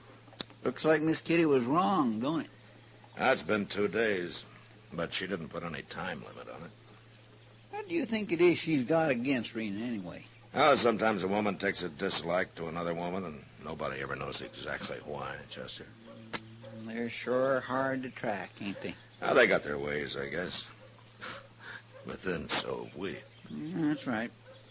We ain't always so plain and simple, are we? Where are you going? Those men in front of the Long Branch. They're going to fight, Mr. Dillon. Look at them. They're about to draw. Hold it, you men! They're both down. Go get Doc, Chester. They look dead to me. Get him anyway. I'll see if I can find out what this is all about. Yes, sir.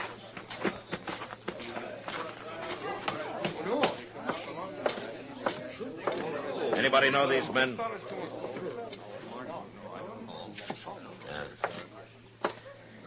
Well, I didn't see you here, Kitty. Hello, Matt. Maybe you knew these men, huh? Just a couple of riders. I don't even know their names. Well, what started it? You wouldn't believe me if I told you. Oh, what do you mean? Talk to her about it. Who? Oh. I'll go with you. All right. Oh, Marshal, wasn't it terrible? I was so scared. Rena, have you any idea what started this? Oh, I don't know, Marshal. I was talking to them at the bar, and they suddenly got mad at each other, and they came out here. That's all I know. What were you talking about, Rena? Nothing. Just talking. And why'd they get mad? You know how men are. Yeah, I know. I know how some of them are. I'll see you later, Matt. Hey, yeah, sure, Kitty. Marshal, What, Rena? sometimes it's an awful burden being a woman. You understand, don't you? I don't know, Rena. I'm not sure what I think.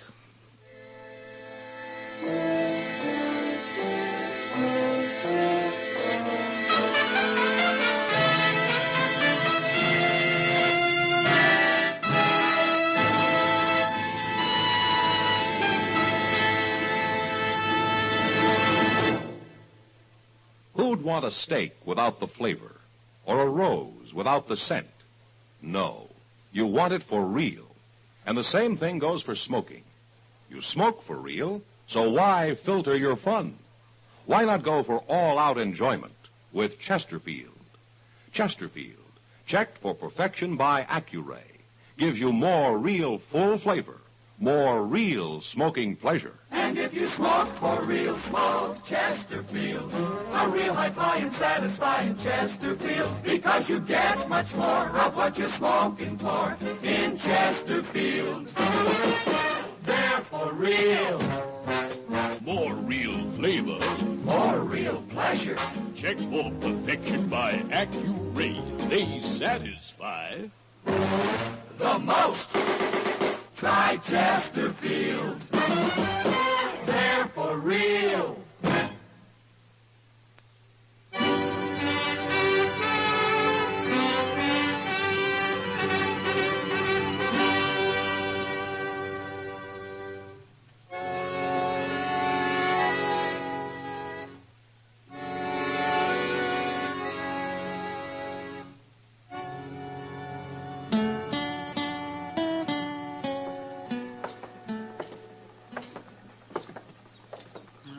Goodness, Mr. Dillon, I sure would hate to be buried that way, like them two fellas. Nobody not knowing who you are, not even a marker on your grave. It's a sad, poor way to end up. Yeah. It's been troubling you, too, ain't it? Some, yeah. You've been awful quiet since yesterday. I've been thinking, Chester. Oh, I'm going to the Long Branch here. You want to come? Well, sure I do.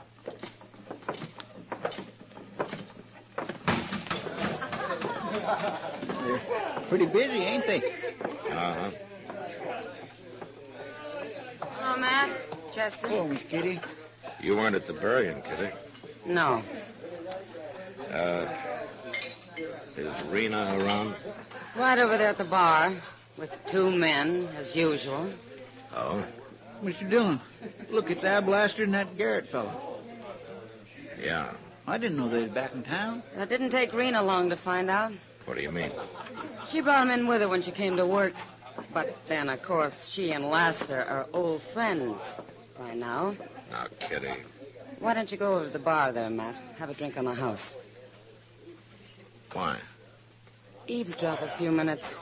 You might learn something. All right, Kitty, I will. Miss Kitty, could you see All right, Rena, honey. Sure is good to see you again. Are you really going to take me to dinner, Mr. Laster? Oh, why, sure, honey. You bet I am. What about me? Ain't I invited? Huh? Well, I guess that depends on Mr. Laster. Yeah.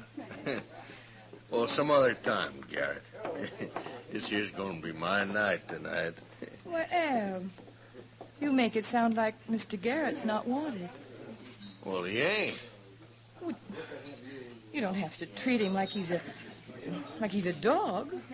Well, I ain't treating him like he's no dog. Am I, Garrett? Well... Of course you are. No man's going to put up with that, is he, Mr. Garrett? Well, no. No real man is. No, by golly, now you take it back, Lester. What? Oh, go on, Garrett. Go on. Leave us alone. Ab. I ain't taking no more. Get your gun out, Lester. All right, Garrett. That's how you want it. Wait a minute!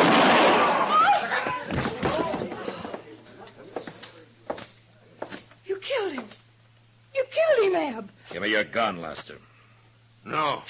Give it to me. How you expect to take a man's gun when he's already got it in his hand, Marshal? Don't be a fool. He killed him, Marshal. Don't let him get away with it. Shut up, Rena. Don't back away now, Marshal. You stay where you are.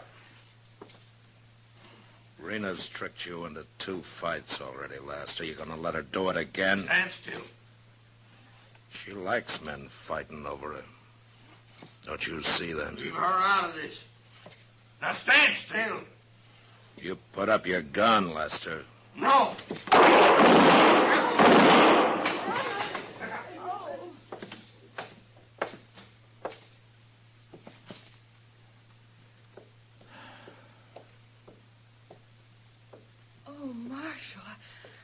was so worried.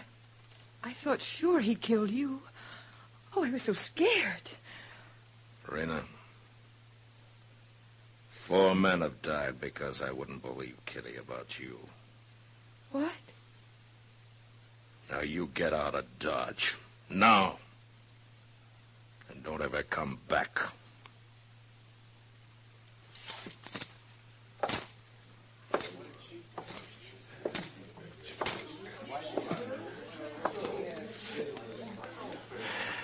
Well, Kitty?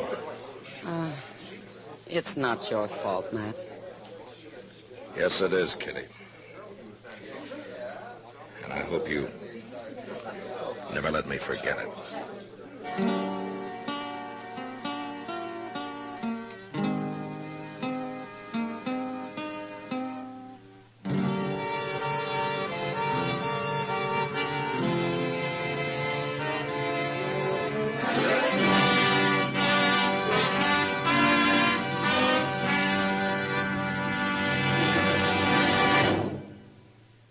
Think what you'd miss if you filtered a kiss. No, you want it for real. And it's the same with smoking. Why filter your fun? Why not enjoy the all-out smoking pleasure of a real cigarette? A Chesterfield. Chesterfield gives you more real, rich tobacco flavor. More real smoking satisfaction. Cigarette after cigarette after cigarette. And if you smoke for real, smoke Chesterfield. A real high-flying, satisfying Chesterfield. Because you get much more of what you're smoking for in Chesterfield. They're for real. More real flavor. More real pleasure. Checked for perfection by AccuRay. They satisfy the most. Try Chesterfield. They're for real. Gunsmoke, produced and directed by Norman McDonald, stars William Conrad as Matt Dillon, U.S. Marshal. Our story was specially written for Gunsmoke by John Meston, with music composed by Rex Corey. Sound patterns by Tom Hanley and Bill James. Featured in the cast were Lynn Allen, Lawrence Dobkin, and Harry Bartell. Harley Bear is Chester, Howard McNear is Doc, and Georgia Ellis is Kitty.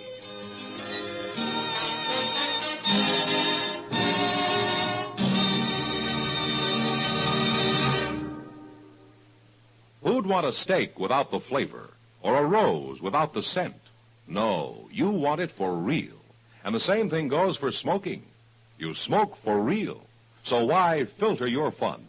Why not go for all-out enjoyment? And if you smoke for real, smoke Chesterfield.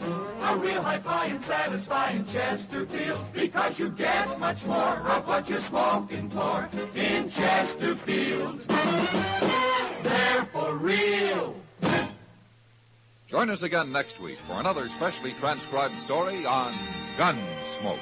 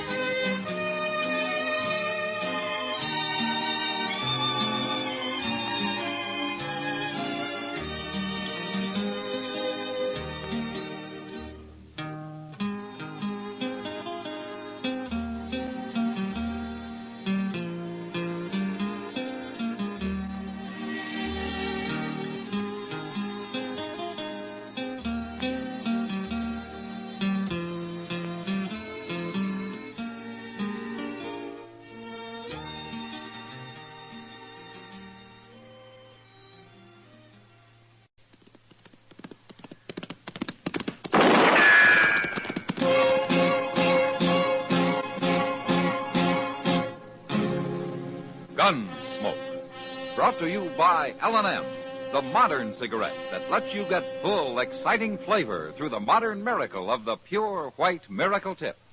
Live modern. Smoke L&M.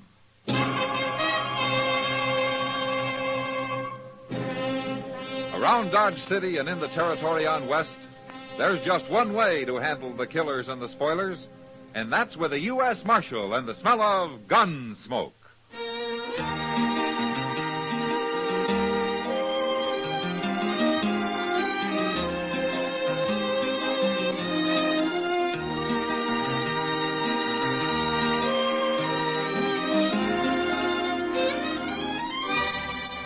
Gunsmoke, starring William Conrad.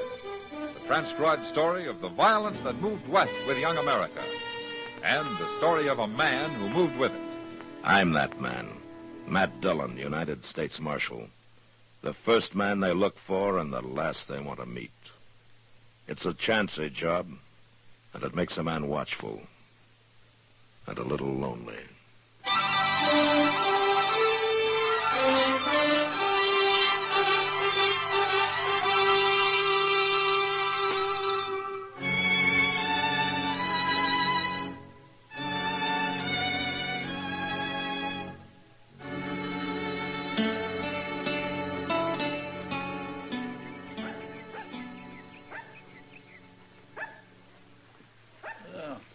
We kindly cooled up after all that hot weather, didn't it, Mr. Dillon? Uh-huh.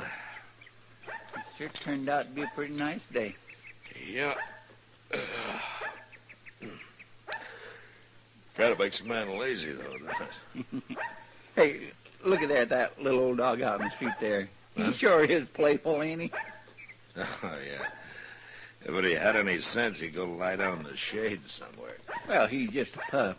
Uh-huh. Oh, now he better leave them horses be. He's gonna get kicked. Well, he's got to learn sometime. Go on. Go on, scat. Go on, get away from me, you mutt. He's gonna make that fellow mad. Go on. Oh, I'll fix you. Hey. Why, he shot him. Well, what a mean, miserable thing to do. That little old pup wasn't hurting nothing. No, he sure wasn't.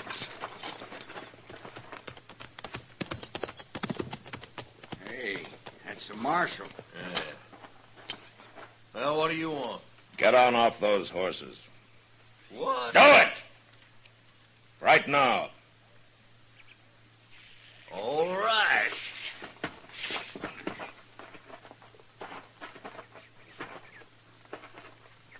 Now, what's your trouble, Marshal? I'll take your gun, mister. No, you won't. I'm not even going to argue with you. Then I'll make a move. Here, Chester, hold it. Yes, sir. All right, I'll take yours, too. Sure, Marshal. I ain't gonna try nothing. Hold up now. What's this all about, anyway? What's your name, mister? Walt Gorman. Mm-hmm. And what's yours? Hakes. Jod Hakes. All right. I don't allow shooting and dodge. Well, ain't no reason to take our guns. I ought to bend them across your heads. Come on, Chester. Hey, wait a minute. When do we get them guns back? Tomorrow noon when you leave town. But we ain't figuring on leaving. Oh, never mind him, Hakes. He can't run us out. By golly, you are too, Mr. Dillon. I will, Chester. Look at that poor little dog. I wonder whose 'tis. I don't know. Probably belongs to some kid around here. I'll carry it round back to jail. Maybe the kid will want to bury it himself. Yeah, why don't you do that? That Gorman sure is a mean one. Well, I can get mean, too, Chester. And I got a feeling I may have to before I'm through with him.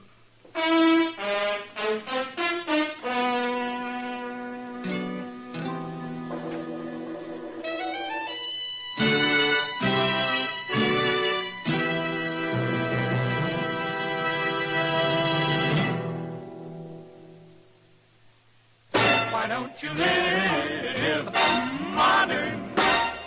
Live modern. Live modern. Change to L&M. Only with L&M can you enjoy the full, exciting flavor of today's finest tobaccos through the modern miracle of the L&M Miracle Tip. Through the pure white Miracle Tip, L&M tastes richer, smokes cleaner, draws easier. No other cigarette, plain or filter, gives you all the flavor you want. The rich, exciting flavor you get only from L&M. So light up, free up, let your taste come alive. Live modern. Smoke L&M. Make today your big red letter day and start to live the modern way. Live, live, live modern. Get L&M today.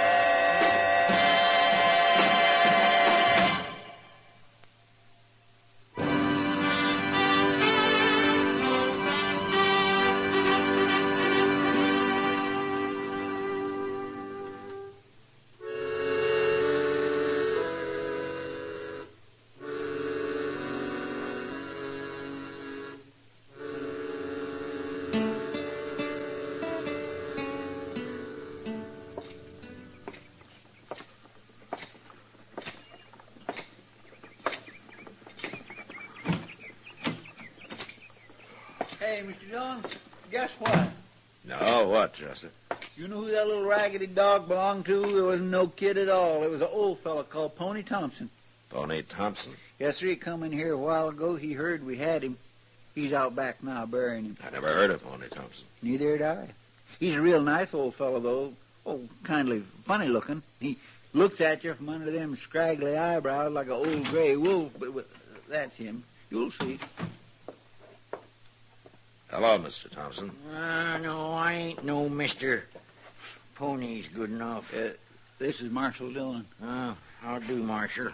I'm sorry about your dog. Well, I shouldn't have brung him. Town's bad enough for humans. Where you from, Pony? I haven't seen you in Dodge before. I don't seek out no town but once a year. I move around on the prairie, Marshal. Sometimes I go into the mountains. I just can't stand four walls and a roof. It's like being in jail. What are you doing here now? Once a year, I get drunk. What? That's why I come to town to do it. I figure if I got to get drunk, I got to be cooped up in some saloon. But, just walking down your street there, I feel kind of hog-tied. Oh, my goodness. Hey, Marshal. Yeah, Pony. Who shot my dog? A couple of men who just rode into town. I'll have to know their names. Why, you want them to pay you for the dog, Pony? No, 'tain't money I'm after. I didn't think so. I got a heavy old rifle down at the stable with my gatherings. I figured to go kind of beat 'em half to death with it. Yeah, that wouldn't help you, Pony. You ain't gonna tell me their names? No, Pony, I'm not. Well, where you going? I can't get drunk unless I start drinking, can I? No. But I'll find out who shot my dog. Don't you worry.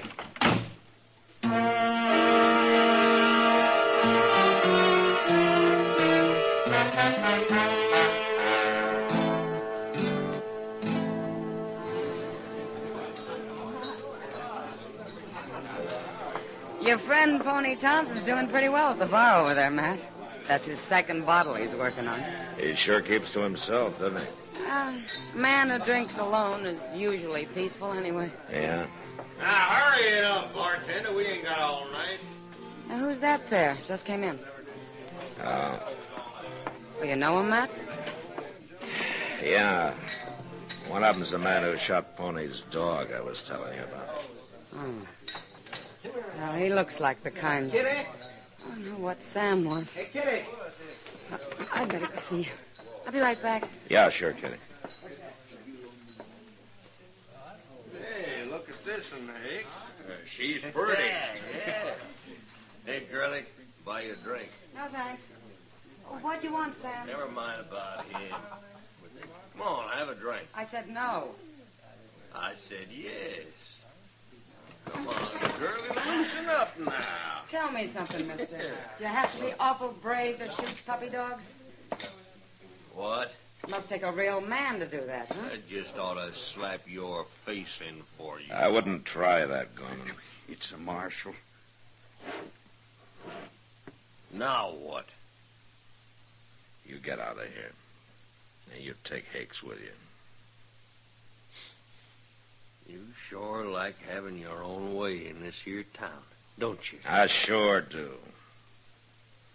Now, you get moving. Come on, Gorman. We don't want no trouble. Get up.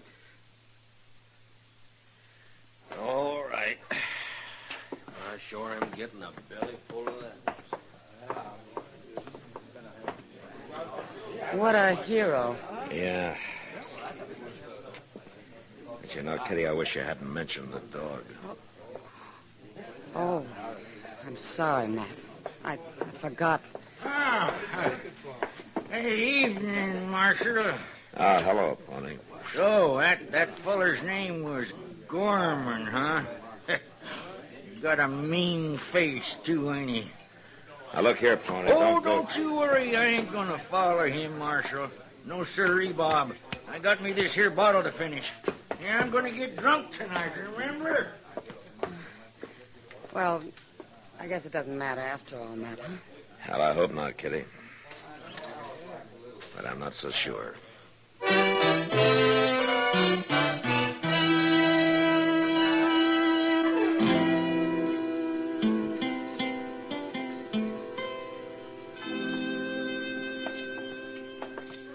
Oh, my. Side meat, fried potatoes, harmony grits and sorghum, and a cup of lye. Matt, there was a mighty poor breakfast, if I do say so. Well, then I'm glad I didn't treat you to it, Oh, Doc. look who's in it. If you ever treated me to breakfast, I'd be so dumbfounded I couldn't complain. Gunn! Mr. Gunn! What? Oh, it's Chester. At the stable door there. You too, Doc. Hurry up! Me? What's he got, a sick horse in there? He's got something, Doc. He looks pretty worried. Oh, Chester's always worried. If it isn't money, it's women. Ma Strinnick went to the office looking for you. Now, what's the trouble, Chester? There's been a killing. What? That fellow Walt Gorman, he got his throat cut in here. Moss found him laying in one of the stalls. Pony Thompson done it. How do you know? Well, he was right in there with him. He still is. We tied him up with a rope. Of course, he was passed out drunk when Moss found him, but he come to fast enough when we sluiced some water on him. How could he kill a man when he was passed out? I don't know, Doc, but he was all spattered with blood, and the knife was laying there right there by his hand. There he is. Oh, Marshal, make him turn me loose. That's Gorman under the saddle blanket back there. All right, I'll take a look, but I don't know how much good you do. Oh, please get me loose, Marshal. Please, I just can't stand this. All right, on time, Chester. All right, sir.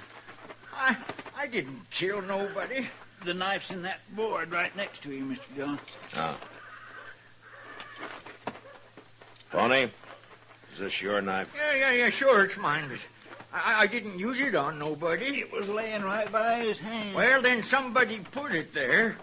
Gorman's dead, all right, Matt. 4 or 5 hours. He took a knife in his back and then had his throat cut. There. Yeah. Well, I wouldn't do a thing like that, Marshal. I wouldn't have thought so, Pony. It's true. Oh, sure, I found him later after you left the Long Branch, but well, I only swore at him a little for shooting my poor pup. I'm going to have to lock you up, Pony. Oh, no, please, Marshal, don't do that. Please, don't. I got no choice. I tell you, I'd just go crazy. You put me in jail. I told you how I am. Chester, take him down. Come on, Pony, let's get going. Oh, please don't. Not jail, You please. should have thought about that before you killed Gorman. Now, come on. I'd rather get shot. I'd rather die. You ain't gonna die. Now walk along.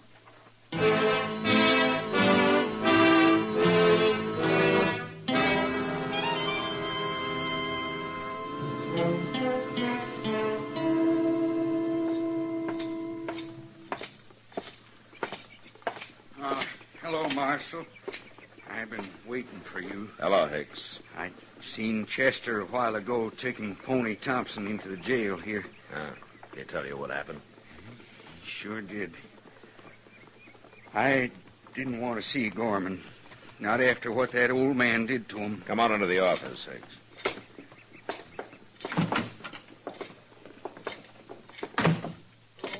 Mr. Dillon. Chester? What's the matter? What's the matter? You sick or something? He hit me. What? Oh. Where's Pony Thompson? That's what I'm telling you. He hit me with that stool in there. You mean he got away? I turned my back to go out of that cell, and that's Oh, I remember. And he's been gone about 20 minutes. Well, let's find him. Standing around here is doing no good. We'll find him, Hicks. Oh, but I know where he went. You do? Where? Well, in the stable there, he was mumbling about a hideout he knows down by the Arkansas somewheres. You feel up to riding, Chester? You bet I do. And I'm coming, too. I'll shoot that old devil on sight. It's a good thing I took your gun, Hicks. But you're coming with us, all right, just to make sure you don't find another one.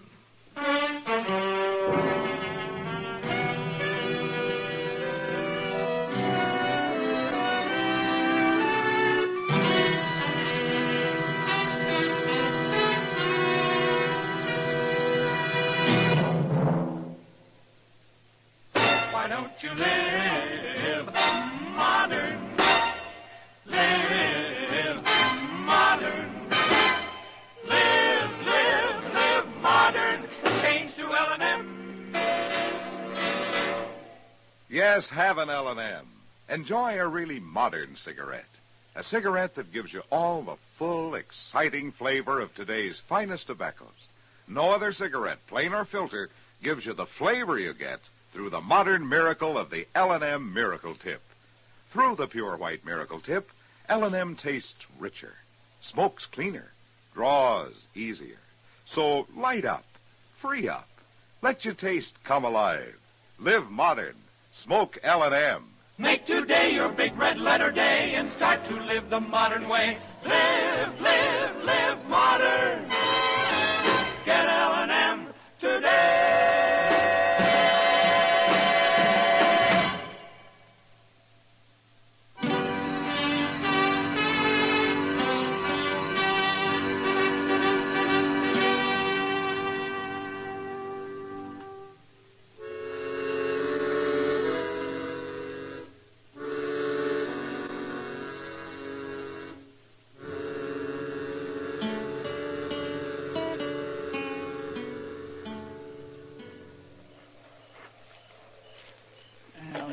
Breaking day, Mr. Dillon. We can get moving again directly. He could be 30 miles from here by now. Well, you can't track a man in the dark, Hakes. We done the best we could. Blackest night I ever seen. Marshal, I want you to give me a gun today. You're awful anxious to shoot him down, aren't you, Hicks? It's to keep him from shooting me. He's probably armed by now. Oh, sure he is. There's lots of guns laying along the banks of the Arkansas. I'm cold. I'm going to walk around a little and stretch my legs.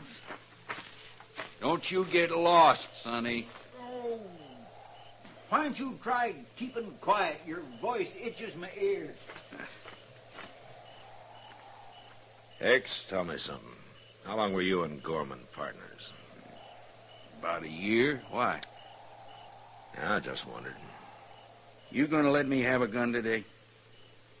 I wouldn't trust you with a buggy. Now, you got no cause to say that. I want Pony Thompson alive. He'd be no good to me dead. What do you mean? Well, I didn't get a chance to talk to him, for one thing. Hey, Mr. Dillon. Yeah, what? There's a little old cave right up here. Go crawl in it. Maybe it'll fall on you. He sure bothers me. You kind of bother him. I ain't done nothing to him. Mr. Dillon, come here, quick. What? Yeah, what is it, Chester? There's a man in this cave. Ah.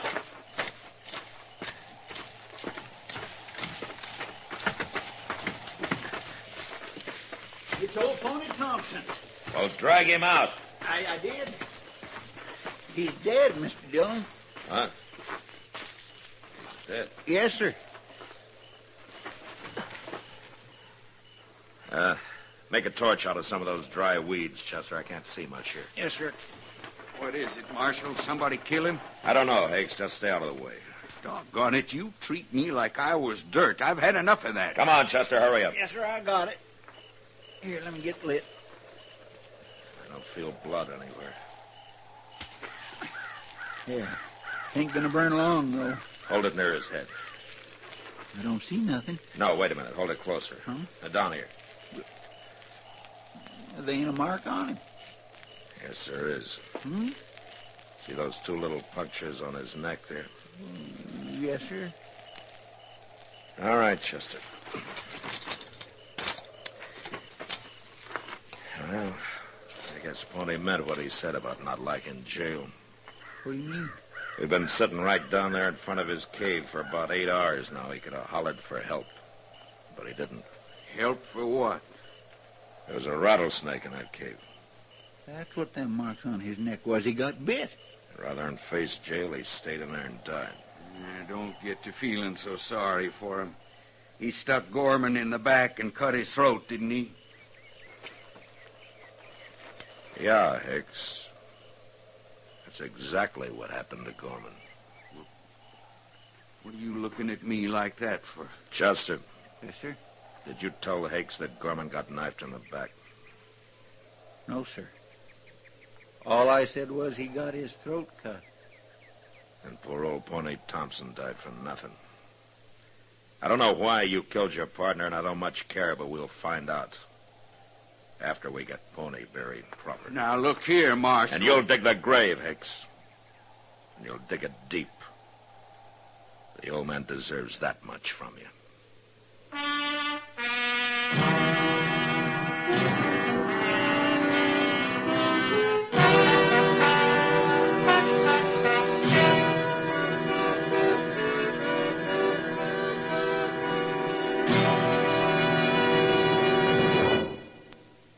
In a moment, our star, William Conrad. In a recent study, a noted traffic expert estimates that inadequate highways and resultant traffic jams cost the American economy billions of dollars every year, and suggests that the cost of modernizing our roads would quickly be regained in time saved.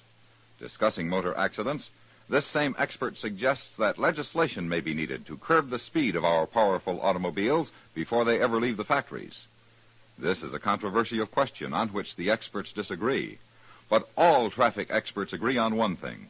Common sense cannot be legislated into the automobile driver. He has to learn it by himself. Anger, bravado, and the spirit of competition often are expressed on the highway by excessive speeding, disregard of traffic signs and signals, and other risky maneuvers. Psychologists sum it up by saying that careless drivers are emotionally immature. Put more bluntly, it means that careless driving is kid stuff. This has been a CBS Radio public service announcement. You know, when a High Plains woman was looking for a husband, cowhands used to laugh and say, she's throwing a wide loop. Well, next week a woman catches her man right enough, but with a .50 caliber rifle. And that was the West. Gunsmoke, produced and directed by Norman Macdonald, stars William Conrad as Matt Dillon, U.S. Marshal. Our story was specially written for Gunsmoke by John Meston, with music composed and conducted by Rex Corey. Sound patterns by Tom Hanley and Bill James. Featured in the cast were Joseph Kearns, Vic Perrin, and Lawrence Dobkin.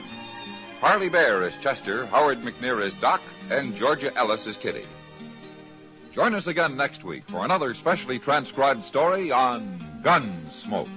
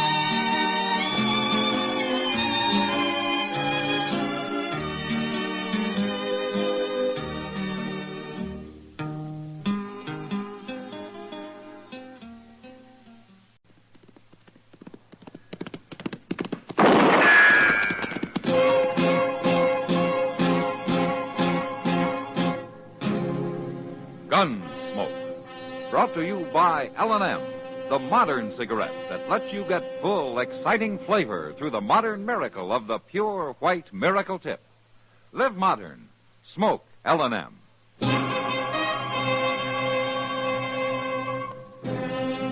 Around Dodge City and in the territory on West, There's just one way to handle the killers and the spoilers, and that's with a U.S. Marshal and the smell of Gunsmoke.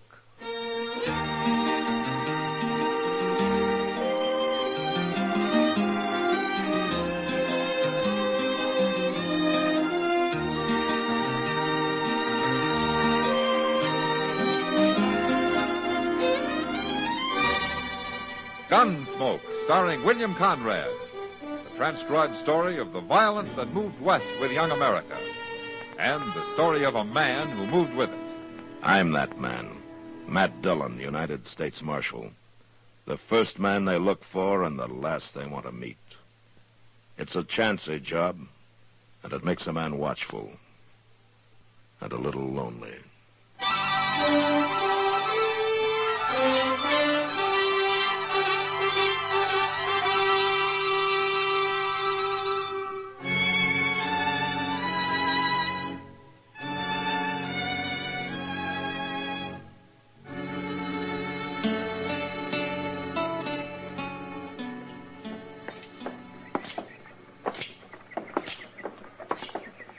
Looks like the Kinsmans is at it again, Mr. Dillon. What? Jeff Kinsman and his wife standing by their wagon over yonder. Oh, yeah. Yeah, she's after him about something, isn't she?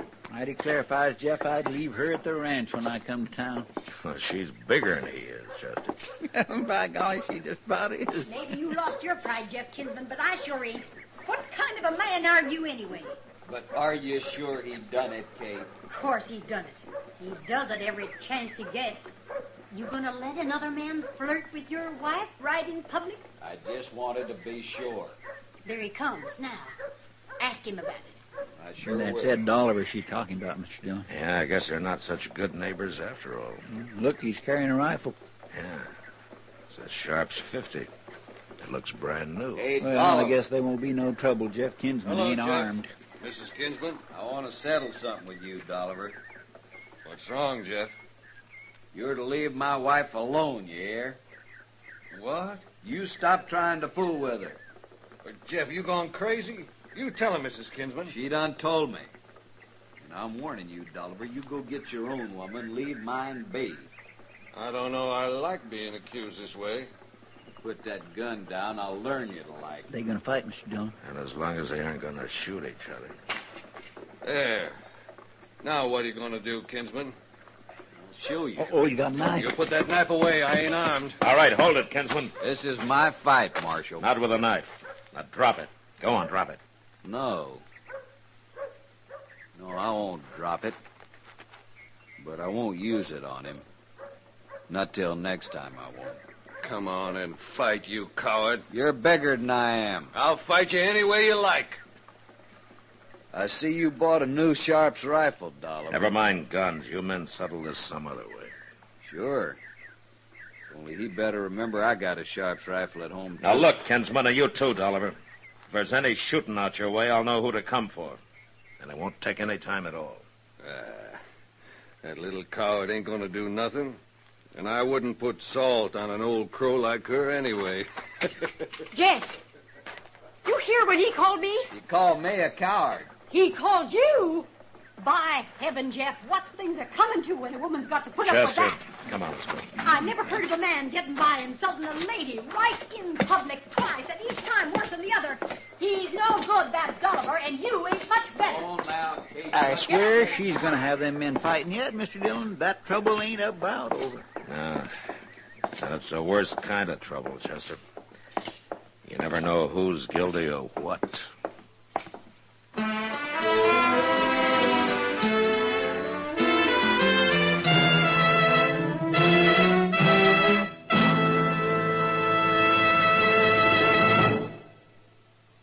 Why don't you live modern? Live modern. Live modern. Change to L&M. Only with L&M can you enjoy the full, exciting flavor of today's finest tobaccos through the modern miracle of the L&M Miracle Tip. Through the pure white Miracle Tip, L&M tastes richer, smokes cleaner, draws easier. No other cigarette, plain or filter, gives you all the flavor you want. The rich, exciting flavor you get only from L&M. So light up, free up, let your taste come alive. Live modern. Smoke L&M.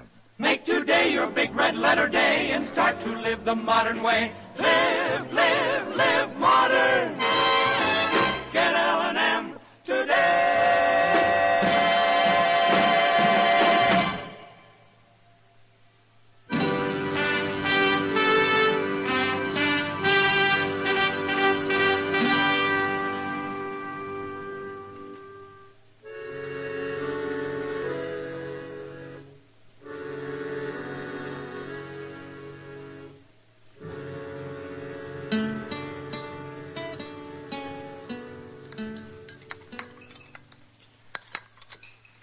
Pour me a little more coffee, will you, Matt? Yeah, sure, Kitty.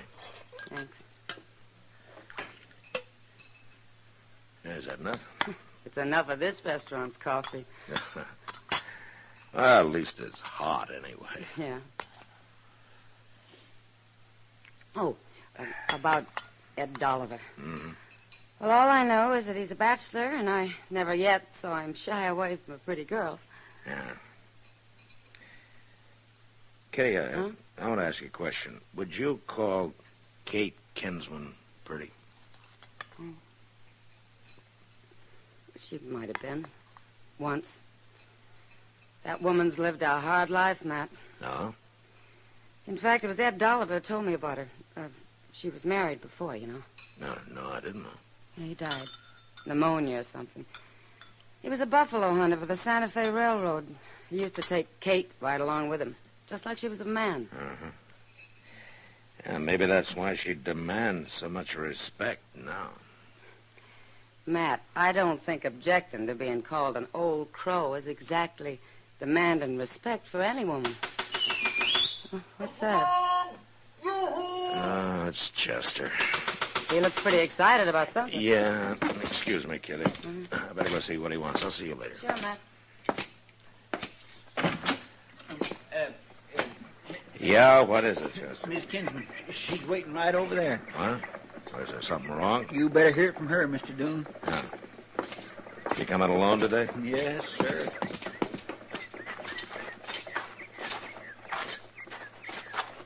Hello, Miss Kinsman. What can I do for you? It ain't me, Marshal. It's my husband. It's Jeff. What's the matter? He's dead. What? He was murdered early this morning. Ed Dolliver done it. How do you know it was Dolliver? I'll show you how. I left Jeff right on the prairie where I found him. Chester. Yes, sir. Go get Doc. We'll follow Miss Kinsman out to the ranch.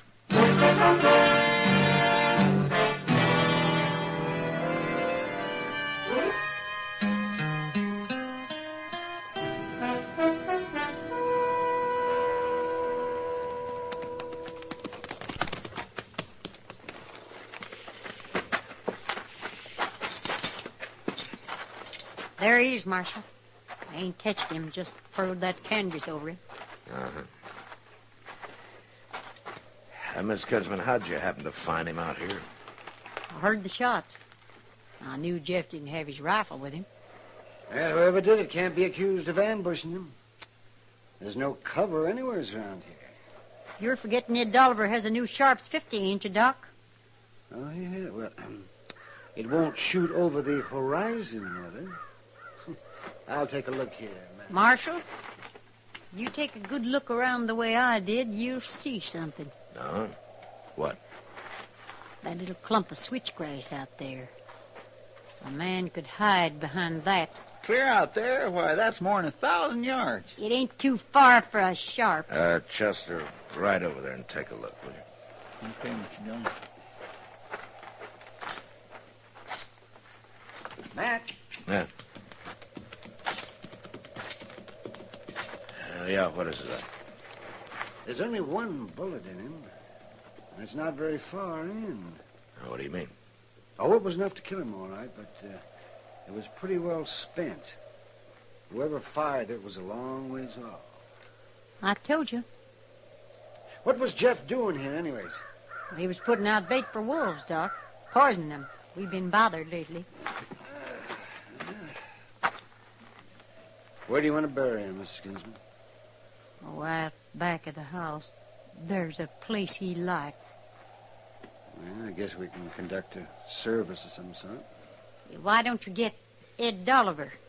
I hear he reads the book real good. You haven't seen him around, have you, Miss Kinsman?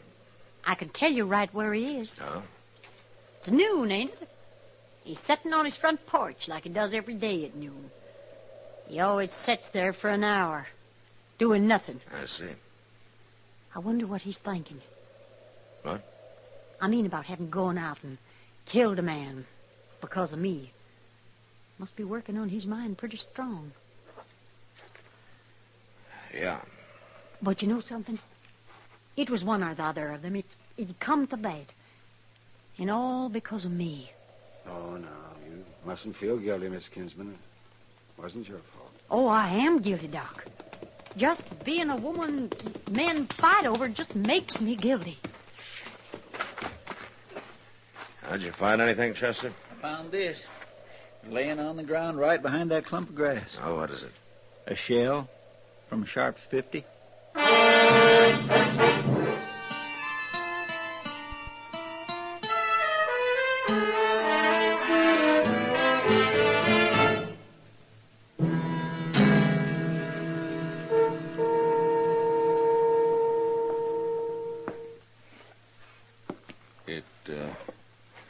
It don't look good, does it, Marshal? No, Dolliver, it doesn't. There's one thing might have worked for me. Oh, what's that? My new Sharp's rifle. Supposing it hadn't ever been fired. You could tell, couldn't you? Easy. Where is it? Ain't no use, Marshal. I was shooting it this morning, trying it out for the first time. You weren't with anybody, huh? No. I got no alibi, none at all.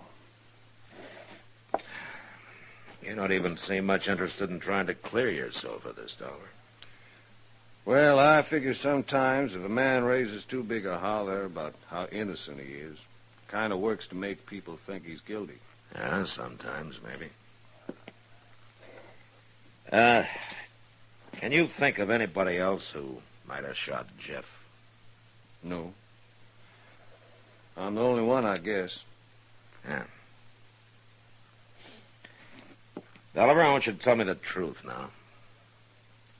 Do you have any interest in Miss Kinsman? I wouldn't be proud of it. I could do better than her, Marshal. A whole lot better. Yeah, you got a pencil and some paper around here. What? I want to write a note to Miss Kinsman. About what? Well, never mind. Just get it for me, will you? Whatever you say, Marshal. Chester. Sure. Now, when I get this written, I want you to ride over to Miss Kinsman's with it. Sure. But where are you going? Well, I'm taking Dolliver into Dodge to lock him up. But don't you tell her. Now, you stay here tonight, and I'll be back by tomorrow morning. I swear I don't understand. You will. Later.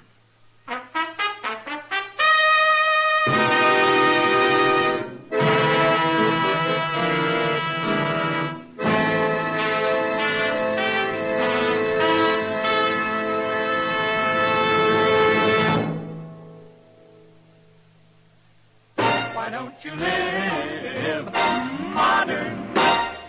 Live modern. Live modern. Change to L&M. Yes, live modern. Smoke modern. Smoke L&M. Enjoy a modern cigarette. L&M gives you the full, exciting flavor of today's finest tobaccos. No other cigarette, plain or filter, gives you the flavor you get through the modern miracle of the L&M Miracle Tip. Through the pure white Miracle Tip, L&M tastes richer, smokes cleaner, draws easier. So light up, free up, let your taste come alive. Live modern. Smoke L&M. Make today your big red letter day and start to live the modern way. Live modern. Get L&M today.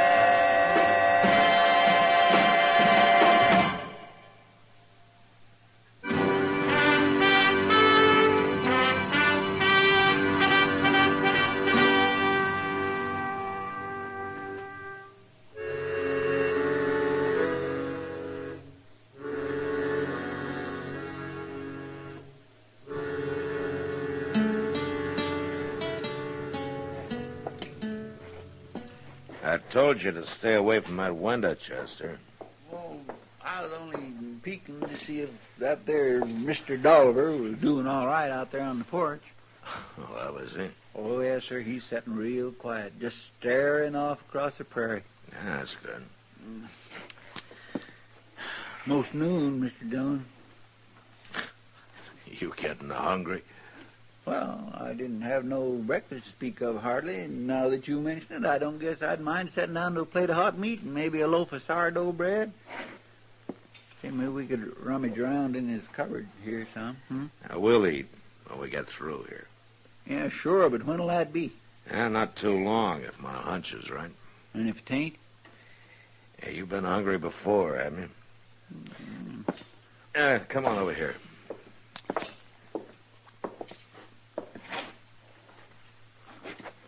Well, I just can't hardly see nothing out of this little hole.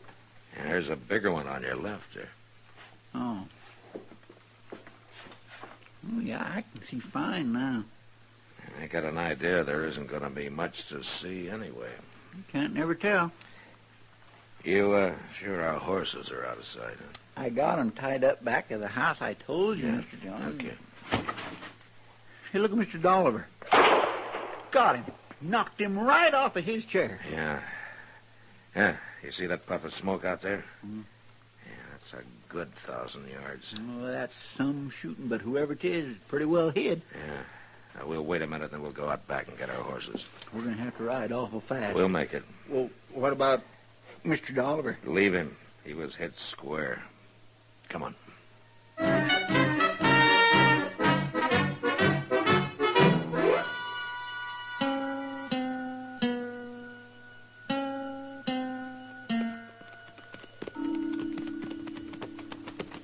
We'll put our horses in the barn here, Chester. Nobody in sight yet. Now, let's hurry.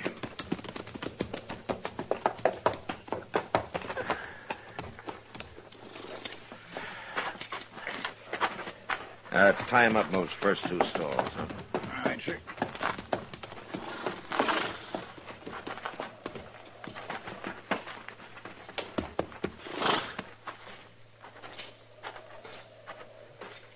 I declare it's blacker than the inside of a cow in here after that blazing sunshine. Your eyes will get used to it after a while.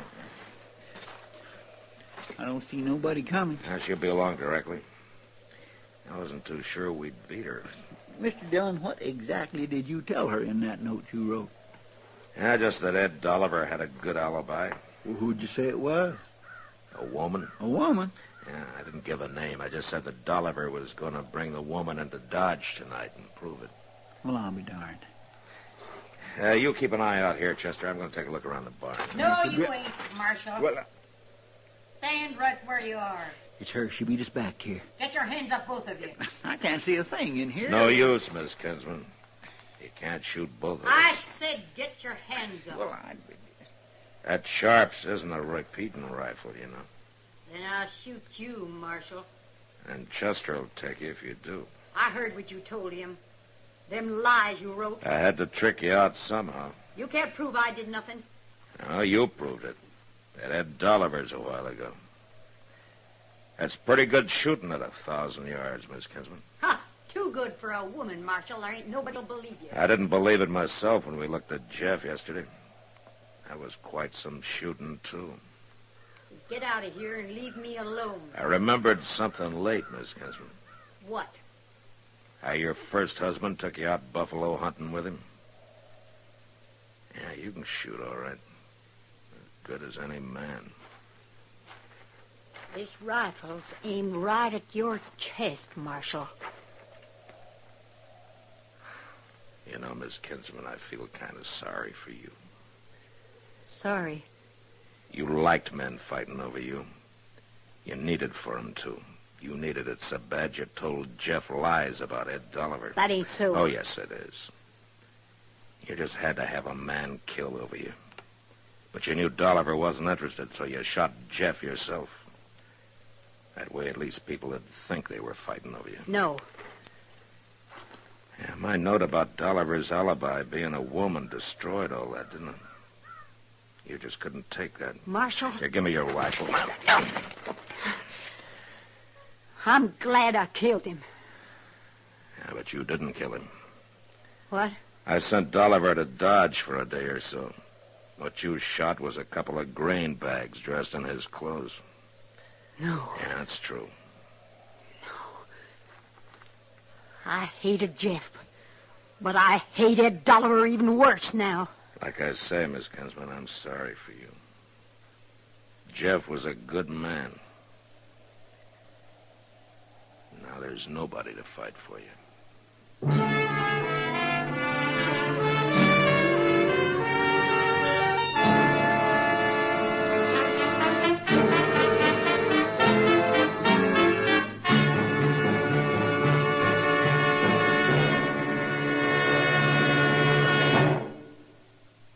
In a moment, our star, William Conrad.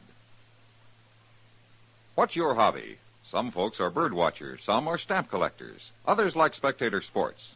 But here's a hobby that should fascinate just about everybody, and that's sky watching to help the Air Force spot unidentified planes. Just a few hours a week in your spare time is all that's necessary to follow this exciting and vital pursuit. All you have to do is volunteer for the Ground Observer Corps, a civilian component of the Air Defense Command. You'll be trained and supervised by officers and airmen of the United States Air Force to spot planes in your filter area. Men and women from teenage up can help cover the blind spots in our radar system by sky watching for 2 hours a week. That's all that's needed to keep up the 24-hour schedule of the Ground Observer Corps. Besides doing a necessary job for America, you'll be varying your daily routine with a different kind of hobby. Get your friends and neighbors together to join you as volunteers for the GOC. Find out from your local civilian defense office how you can be a ground observer for the USA. This has been a public service message by CBS Radio. And now, William Conrad. You know, on the frontier, it was usually land or water that were fought and died for. But next week, a man dies because of a clapboard building. And that was the West. Gunsmoke. Produced and directed by Norman MacDonald, stars William Conrad as Matt Dillon, U.S. Marshal. Our story was specially written for Gunsmoke by John Meston, with music composed and conducted by Rex Corey. Sound patterns by Tom Hanley and Bill James. Featured in the cast were Jeanette Nolan, Harry Bartell, and Paul Duval. Harley Bear as Chester, Howard McNear as Doc, and Georgia Ellis as Kitty.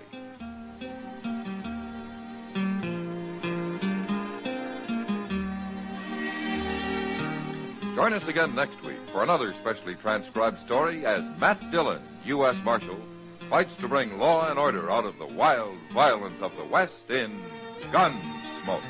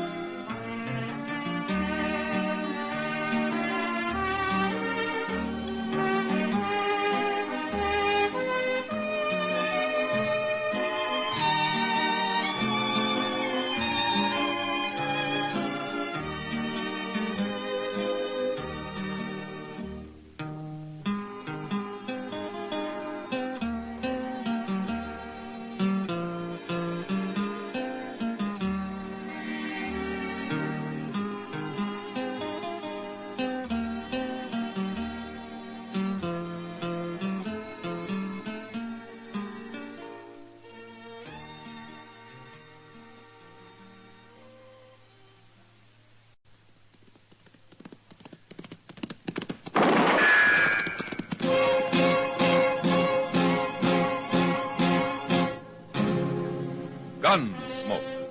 Brought to you by L&M, the modern cigarette that lets you get full, exciting flavor through the modern miracle of the pure white miracle tip.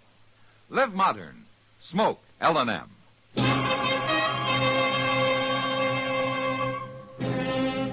Around Dodge City and in the territory on West, there's just one way to handle the killers and the spoilers, and that's with a U.S. Marshal and the smell of gun smoke.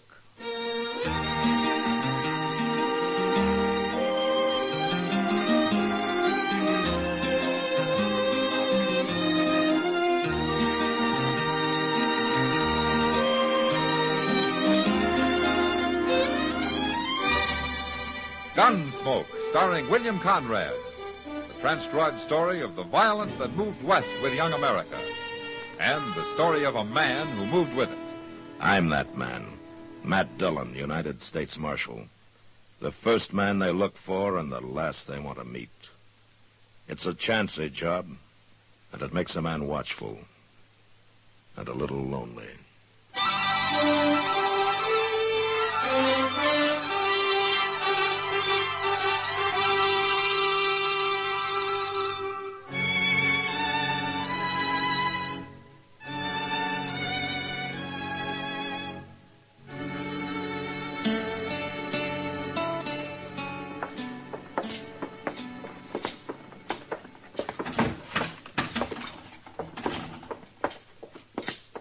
Hello, Matt. Chester. Hello, Kitty. Oh, Miss Kitty. I'm looking for your partner, Kitty. Oh, Sam? Mm-hmm. He's in back breaking out a shipment of whiskey we just got. Sit down. He'll be here in a few minutes. Okay. Sam in trouble, Matt? Oh, no, Kitty. I just wanted some information from him. It's nothing important. Well, that's good. Who are those two men? I don't know. They're strangers to me. That one wearing the gun, I'd like to keep a stranger. Where is the owner of this place? He don't look like he's going to make nobody happy. Hey. Excuse me. Let Sam take care of him, Kitty. Well, it's my job, too. Go get the owner, miss. We want to talk to him. I'm one of the owners. You? What is it you want? Well, we can't do business with no woman, Breeze. And what's wrong with doing business with a woman, mister? Well, it ain't fitting, that's all. Well, what's going on, Kitty? You the real owner here, mister? Miss Kitty and I own it together. What can we do for you? My name's Tom Breese. This here is Red Temple. I'm Sam Noonan. They say this saloon's worth about $15,000. Is that right? I guess that's about right. Why? We want to buy it. What? I said we want to buy it. We'll give you $10,000 cash. You just said yourself it's worth 15. I hadn't finished. We'll give you $10,000 down, $5,000 a year for the next 2 years. That makes $20,000 in all. You'll give us $20,000? Go check at the bank.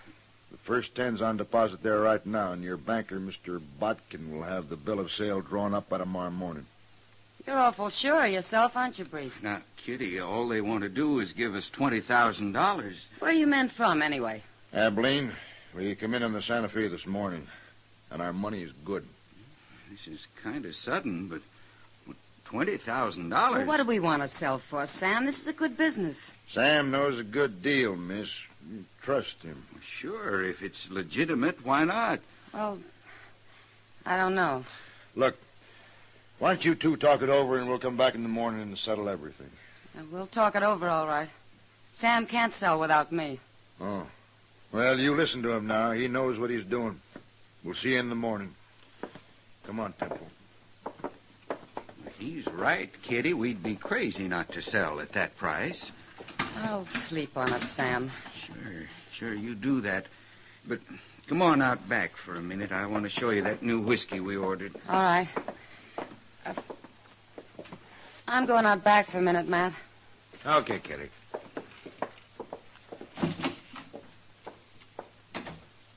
Well, I'll be doggone.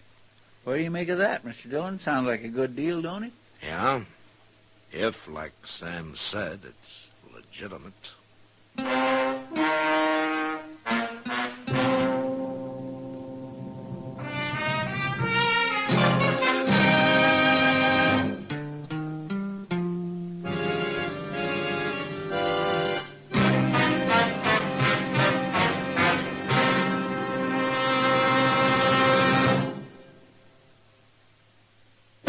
Don't you live modern? Live modern. Live modern. Change to L&M. Only with L&M can you enjoy the full, exciting flavor of today's finest tobaccos through the modern miracle of the L&M Miracle Tip. Through the pure white Miracle Tip, L&M tastes richer, smokes cleaner, draws easier. No other cigarette, plain or filter, gives you all the flavor you want. The rich, exciting flavor you get only from L&M. So light up, free up, let your taste come alive. Live modern.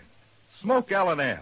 Make today your big red letter day and start to live the modern way. Live, live, live modern.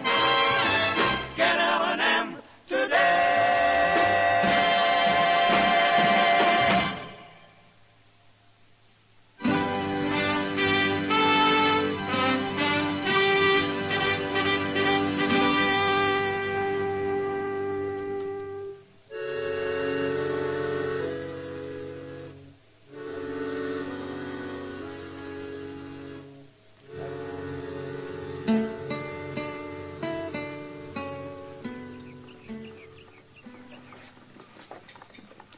I just ate and I'm still hungry.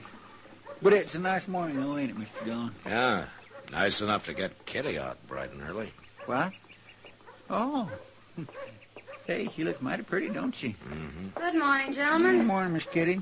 Well, are you in business or out, Kitty? In. I told them this morning I'm not selling. Oh? Well, how's Sam feel about it? Sam's hardly speaking to me. I'll bet. Oh, what decided you? I honestly don't know, Matt. Maybe I just don't like those two. And I don't like their big hurry, either. They insist the deal has to be settled by Wednesday, day after tomorrow, no later.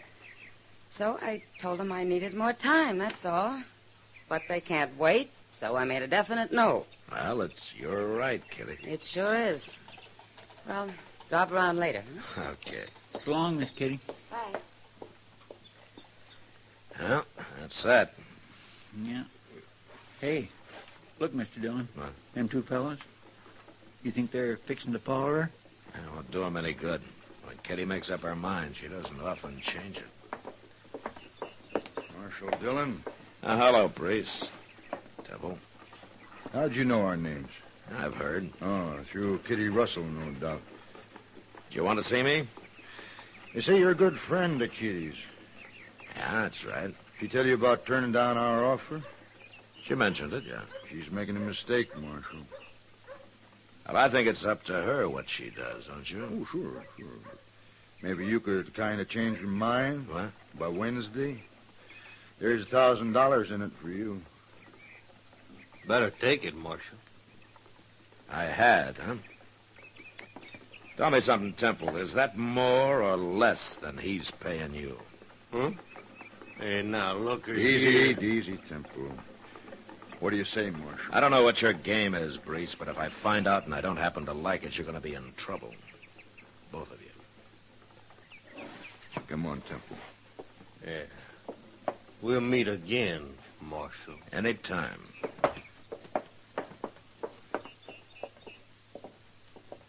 My goodness, they're going to bear watching, ain't they? Yeah, they sure are.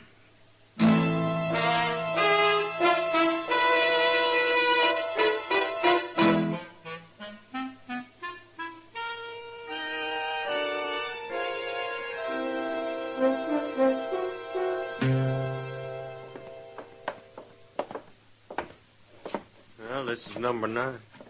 Go ahead, Temple. Knock.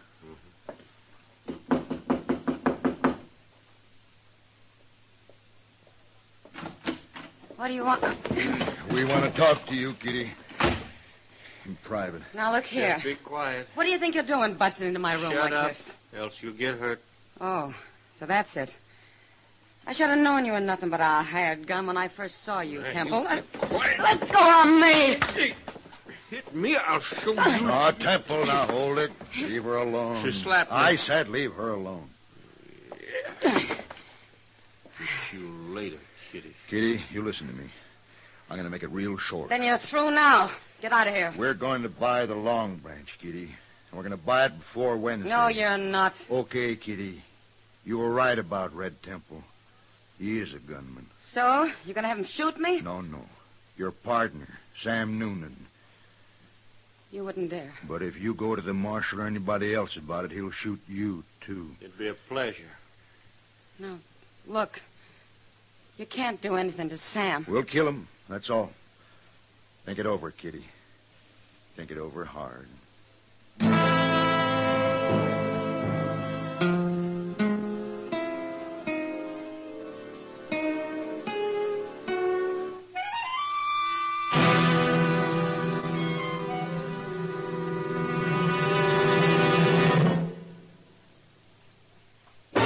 don't you live modern? Live modern. Live modern. Change to L&M. L&M is the modern cigarette that lets you get all the full, exciting flavor of today's finest tobaccos. No other cigarette you can buy, plain or filter, gives you the flavor that you get through the modern miracle of the L&M Miracle Tip. Through the pure white Miracle Tip, L&M tastes richer, smokes cleaner, draws easier. So light up, free up, let your taste come alive. Live modern. Smoke L&M. Make today your big red letter day and start to live the modern way. Live modern. Get L&M today.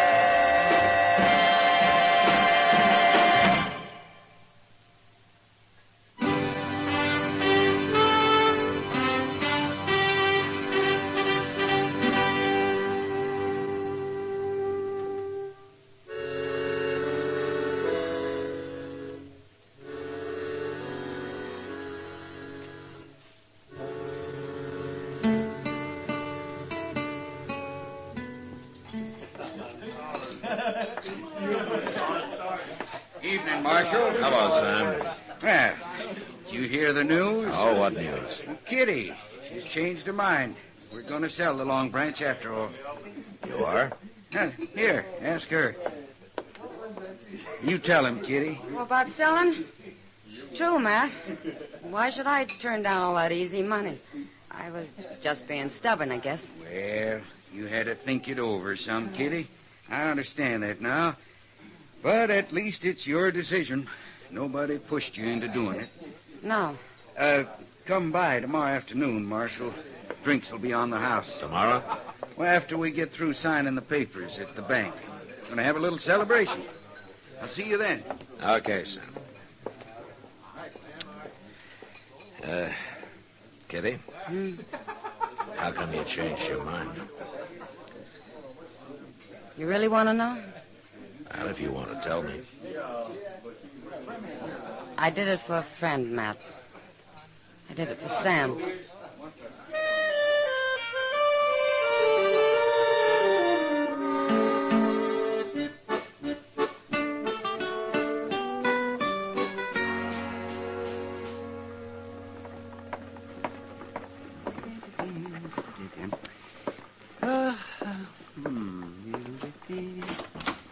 Well, good morning, Matt. It's past noon, Doc. Well, then it's time to go eat some dinner. All right. As soon as Chester gets back from the depot. Depot? You go to meet somebody? Oh, Chester meets everybody who comes in. But his excuse is that he's picking up the mail. Oh, sit down, Doc. Thank you, Matt. Oh, that's good. Say, you know, Dodge ought to put Chester on the payroll as a kind of official greeter. Yeah, he'd like that. Wouldn't he? But it's kind of funny. He welcomes them, makes them feel at home, and then you come along and look them over and run half of them back out of town again. Well, maybe that's why I'm not as popular around here as I might be. Well, lawman isn't supposed to be popular, man. Not if he's doing his job right. No, I guess so. You know, practically everybody has something on his conscience, Doc. Yes, that's true. Yeah, that is. Even of me. Oh? You want to tell me about it, or wait till I find out and come after you, huh? Well, no, I'll wait. It'll kind of give you something to think about on a rainy afternoon. Okay, Doc. Mr. Dillon, Oh, hello, Doc. You here? No, I'm not, Chester. Oh, a friend of yours is in town, Mr. Dillon. I met him down at the depot. Oh, who, Chester? Glenn Horn. Do you remember him? Sure I do. One of the richest gamblers in Abilene. What's he doing here? You didn't say. Oh, where is he? He went to the Dodge house. He said he'd be by later. Oh? Glenn Horn doesn't travel for pleasure. I think I'll go see him right now.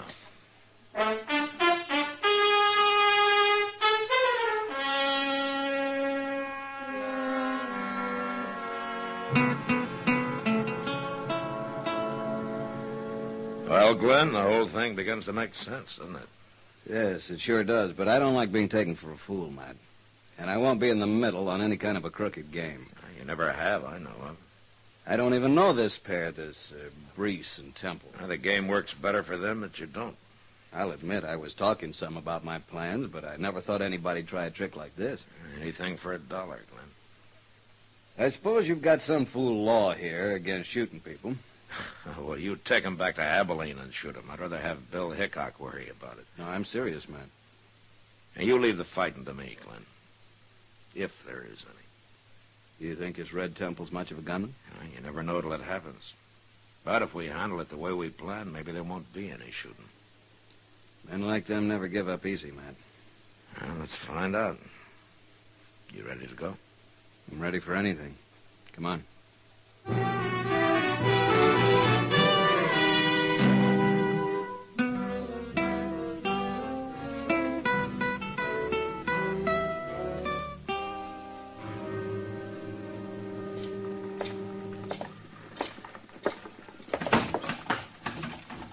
Marshal, come over to the bar. Have a drink.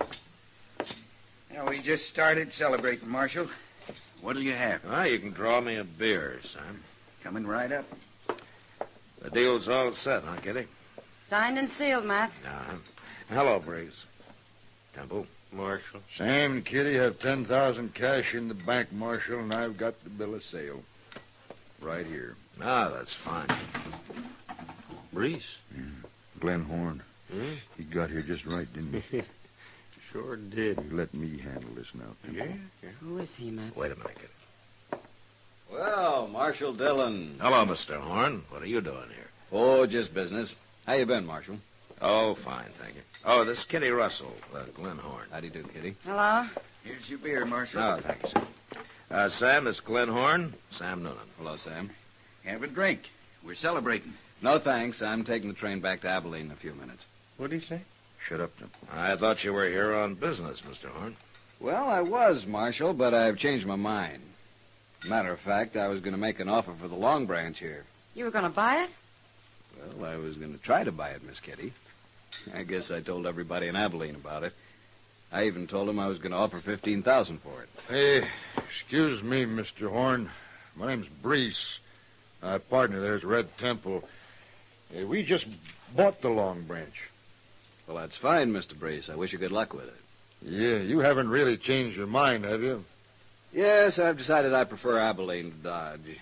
I don't know why I was thinking of moving anyway. Yeah, but it's for sale.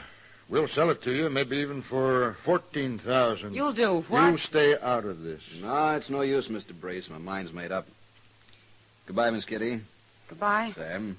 Goodbye, Mr. Horn. Good to see you again, Marshal. Yeah, I'll look you up in Abilene sometime. Bye. We can't let him go, Breeze. He means what he says, Temple. Hey, Kitty. Sam, I got something to tell you. What? Here's the bill of sale. You can have it back. What do you mean? We've changed our minds, too. We want our money. What's going on here, anyway? Deal's off. We want our money. We're going back to the bank and get it right now. But you can't do that. Yes, we can. Wait a Sam. minute, Temple. I want to explain. Marshal, something. just you keep out of this. Not likely. What is it, Matt? It's real simple, Kitty. Glenn Horn was thinking of offering $15,000 for the Long Branch, and these two heard about it. So they bought it for $10,000, and we're going to make a fast $5,000 profit on it. But they were going to pay us another $5,000 a year for 2 years. Yeah, if you could find them. Men like them can disappear pretty easy. Rotten crooks. I should have known. You forgetting something, Kitty? All right, Temple. I haven't said anything. Oh. So that's it, huh? They've been threatening you, Kitty? No, Matt. You're looking at me, Temple, and you keep looking at me. Shoot him, Temple. I'd do it, Marshal. Nobody else is armed, Temple. I guess it'll have to be me. You first, anyway.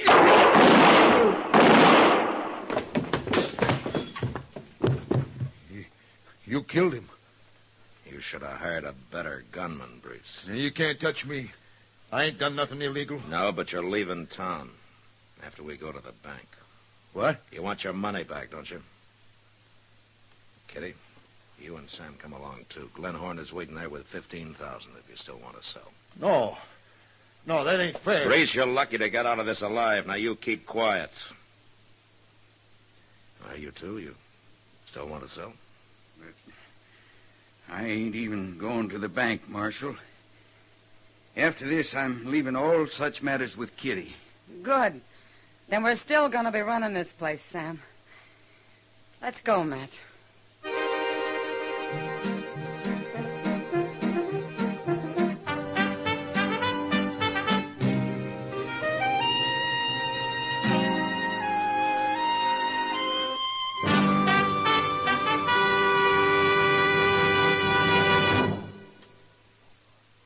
In a moment, our star, William Conrad. How can we make America a better place to live? First, we must keep our own homes in good condition. That goes without saying. Secondly, we must clean up slums. Slums hurt everyone, not only those who live in them. If there's a slum near you, it lowers the value of your house. If there's a slum anywhere, it breeds delinquency and crime, which you pay for in higher taxes. What can you do? Well, some slums are beyond repair and should be torn down, but some can be rehabilitated. Right now, local groups may be at work in your town seeking adequate housing for all our people. Find them. Join them. Write to Action. Action is the American Council to Improve Our Neighborhoods. It's a new national nonprofit organization designed to give you the information you need to protect the housing health of your community. Send for Action's free booklet. Write today to Action, Box 20, Radio City Station, New York 20, New York. This has been a CBS Radio public service announcement. And now, William Conrad. You know, on the frontier, most men, even the gunfighters, wore only one gun. Because they felt if you couldn't get the job done with 5 bullets, you shouldn't get in arguments to begin with. And that was the West. Gunsmoke. Produced and directed by Norman McDonald, stars William Conrad as Matt Dillon, U.S. Marshal. Our story was specially written for Gunsmoke by John Meston, with music composed and conducted by Rex Corey. Sound patterns by Tom Hanley and Bill James. Featured in the cast were John Daner, Lawrence Dobkin, Vic Perrin, and Harry Bartell. Harley Bear is Chester, Howard McNear is Doc, and Georgia Ellis is Kitty. Join us again next week for another specially transcribed story as Matt Dillon, U.S. Marshal, fights to bring law and order out of the wild violence of the West in Gunsmoke.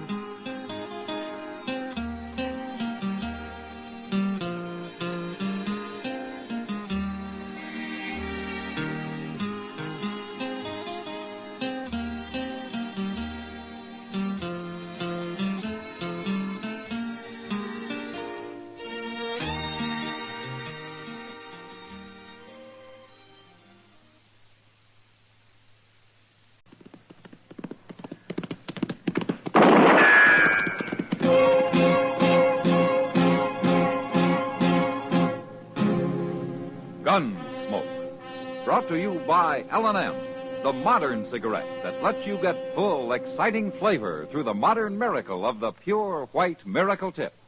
Live modern. Smoke L&M.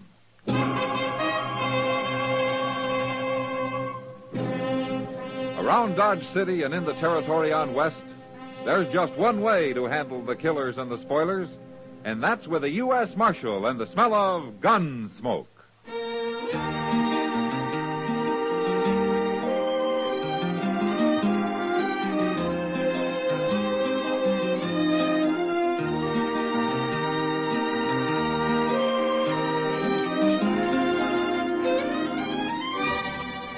Gunsmoke, starring William Conrad. The transcribed story of the violence that moved west with young America. And the story of a man who moved with it. I'm that man, Matt Dillon, United States Marshal. The first man they look for and the last they want to meet. It's a chancy job, and it makes a man watchful. and a little lonely.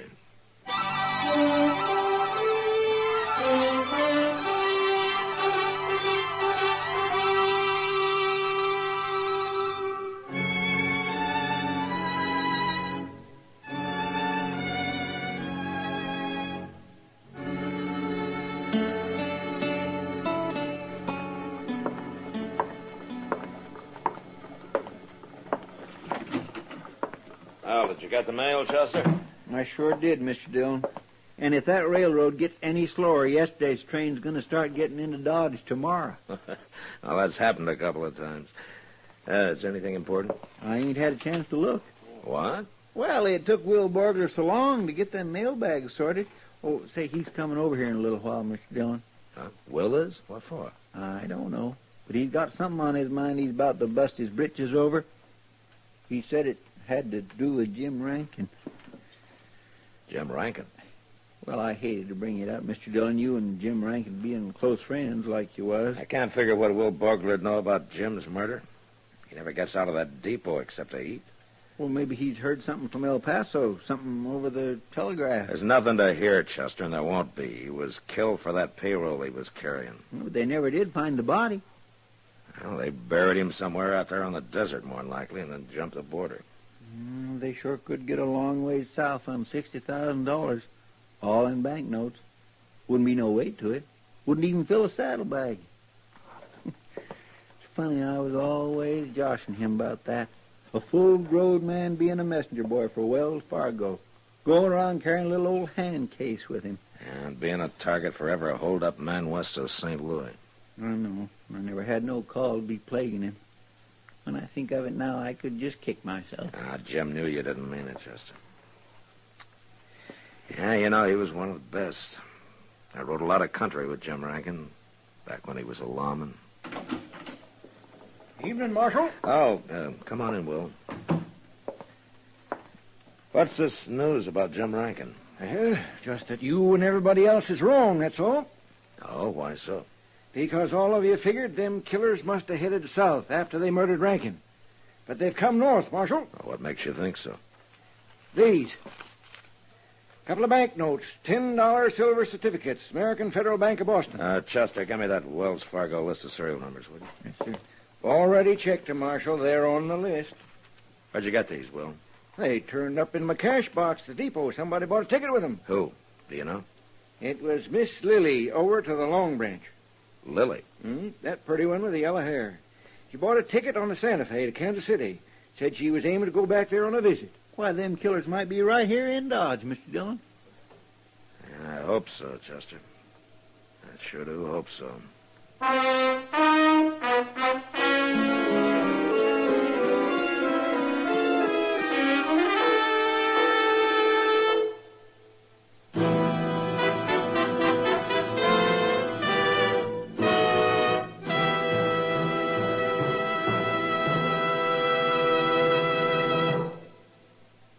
Why don't you live modern? Live modern. Live modern. Change to L&M. Only with L&M can you enjoy the full, exciting flavor of today's finest tobaccos through the modern miracle of the L&M Miracle Tip. Through the pure white Miracle Tip, L&M tastes richer, smokes cleaner, draws easier. No other cigarette, plain or filter, gives you all the flavor you want. The rich, exciting flavor you get only from L&M. So light up, free up, let your taste come alive. Live modern. Smoke L&M. Make today your big red letter day and start to live the modern way. Live modern. Get L&M today.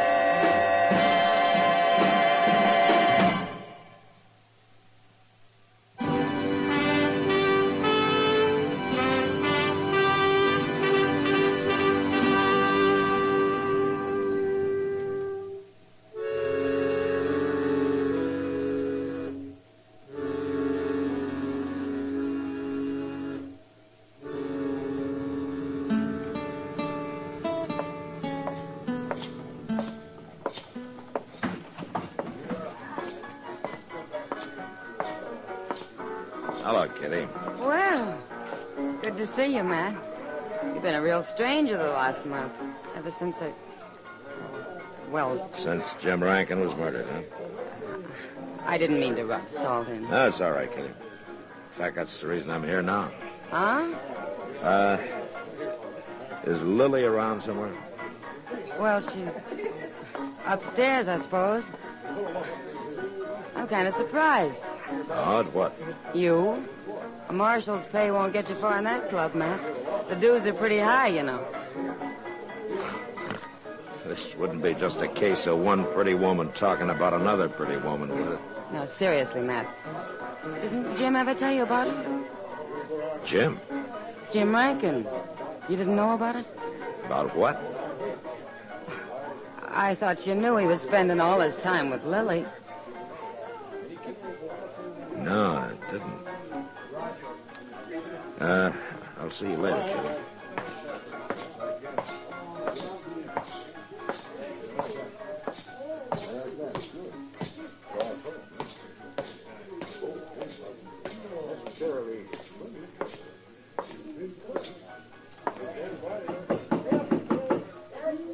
Come in. Marshal Dillon. How are you, Lily? Well, this is quite a surprise. I understand you're leaving for Kansas City. I'm just going for a visit. Is there a law against it, Marshal? Or do you care personally? You bought a railroad ticket this afternoon from Will Borgler. You paid for it with a couple of $10 notes of the American Federal Bank of Boston. My, you have been taking an interest. Where did you get those banknotes, Lily? Oh, come now, Marshal. I want to know where you got those bills. I don't know where I got them. You don't know, huh? Of course not. The gentlemen who come into the Long Branch are usually quite And the generous. gentlemen who come in usually carry gold or silver. Paper money is rare in Dodge, and you know it. I don't remember who gave them to me. And what difference does it make? They're good, aren't they? Yeah. And they were stolen from a man who disappeared from a blood-stained room in El Paso, Texas. How do you know? Because Wells Fargo records the serial number of every banknote they ship. And these numbers match. Oh, but The man's name was Jim Rankin, in case you've forgotten him in the last 30 days. Marshal, Jim and I were going to be married. We're going to be married? Is it that unbelievable? It's just that Jim never mentioned it, that's all. He knew what you'd say. When did you see him last, Lily? 10 days before he got killed. He went from here to St. Louis and then straight to El Paso. Did you know his plans, where he was going to stay in El Paso, how much money he was carrying? What are you trying to say? I just asked you if... Sorry I couldn't make it any sooner. Will you get out of here, mister? You've got the wrong room. Yes, I have. Sorry, folks. I was looking for Wait somebody just else. a minute. You're a gambler, aren't you? Houseman over at the Alafraganza? That's right, Marshal. Deuce McCoy. Who were you looking for? Nobody. I'll not bother you folks any longer. McCoy, you wouldn't happen to have any banknotes on you by any chance, would you? Banknotes? I'm strictly gold standard, Marshal. I got caught with some of that worthless paper trash during the rebellion. My apologies, ma'am, Marshal.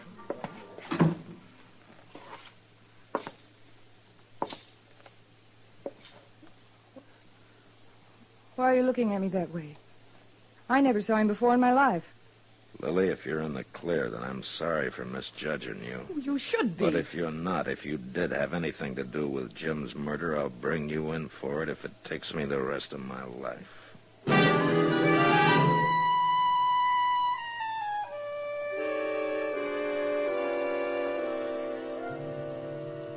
3 days went by, and things stayed pretty much the same. I found out Jim Rankin had told a couple of people that he was going to marry Lily. And she could have been telling the truth about the 2 banknotes. Maybe she didn't remember where she'd got them.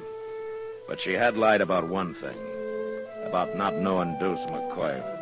Word had gotten around town that she and Deuce had been thicker than thieves for a long time. But that didn't help me. Neither one had been out of Dodge in 6 months. And then one evening about 8 o'clock, Kitty came into the office with the news that started a landslide. Well, Miss Kitty. Matt, there's something funny going on. What do you mean, Kitty? Lily.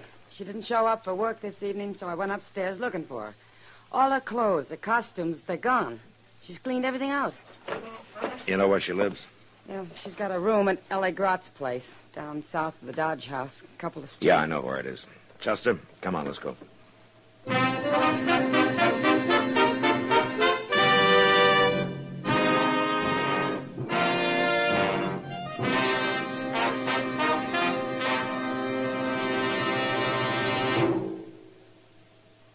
Why don't you live modern? Live modern. Live modern. Change to L&M. Yes, have an L&M. Enjoy a really modern cigarette. A cigarette that gives you all the full, exciting flavor of today's finest tobaccos. No other cigarette, plain or filter, gives you the flavor you get through the modern miracle of the L&M Miracle Tip. Through the pure white Miracle Tip, L&M tastes richer, smokes cleaner, draws easier. So light up, free up, let your taste come alive. Live modern, smoke L&M. Make today your big red letter day and start to live the modern way. Live modern. Get L&M today.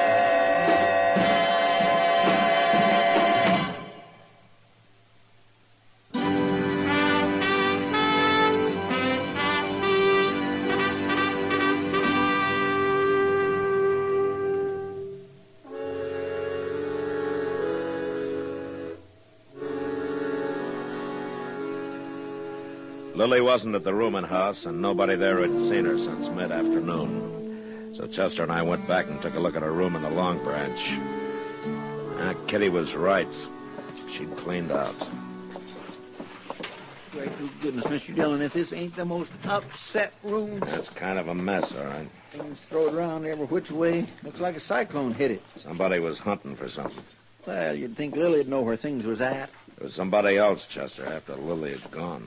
Well, where do you think she's gone to, Mr. Dillon? Well, she bought a railroad ticket to Kansas City. Night train leaves in half an hour. Yeah, we better get over to the depot. Come on. You know, it's kindly hard to think ill of a woman as pretty as Lily. Man just can't hardly help believing anything she wants him to. Yeah, I know.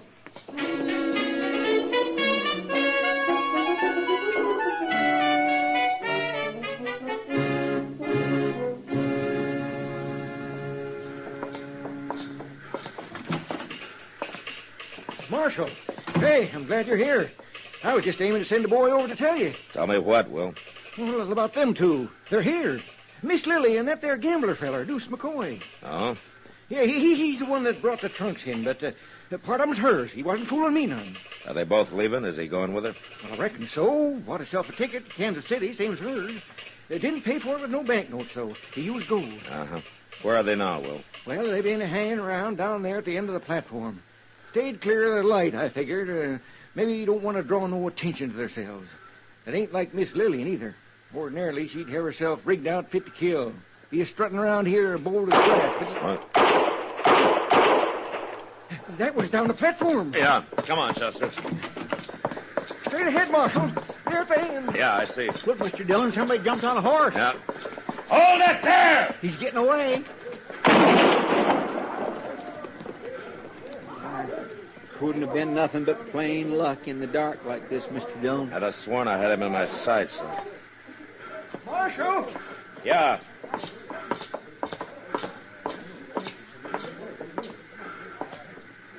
It's Miss Lily and that gambler feller. They shot both of them. He's dead.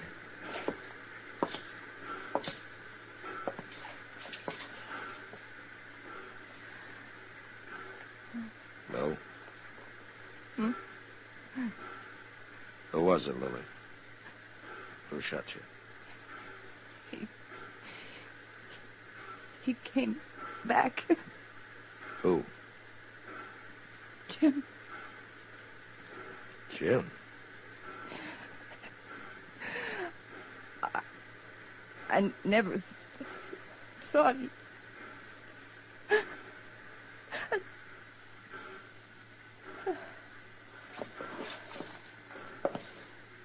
You gonna go after Mr. Dillon? No, we'll wait till sunup, Chester. Sunup? There's no hurry, not now. I got a pretty good idea where Jim will head for.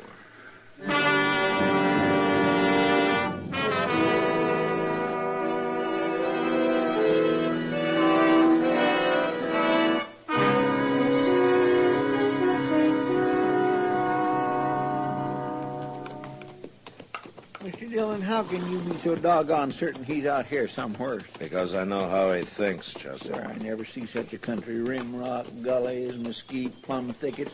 We couldn't find him in this stuff in a month of Sundays. I think he'll find us. Oh, dear, I just believe you wouldn't talk that way. Mr. Dillon gives a man the willies, knowing all the time there might be a gun sight leveled on him and not knowing just when the shot. Well, you know now, Chester. Hold it. Right where you are. He's just by that point of rim rock. Oh, forget it. He's got perfect cover. Is that you, Matt? Yeah, it's me, Jim. Leave your gun. Come up here. Come alone. Stay here with the horses, Chester. Don't do it, Mr. Dillon. You don't know what he's up to. Only one way to find out. Here, take my gun. Well, I just don't like this. I don't like it. Over this way, Matt.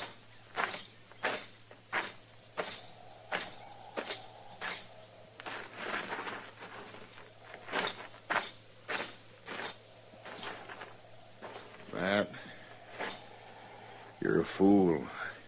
I could have shot you dead. I was betting you wouldn't. Why'd it have to be you? That's the difference, Jim. It'd have been somebody sooner or later. You knew it was me, or you wouldn't have come here. How did you know, Matt? Lily told me. Before she died. I'm sorry about that.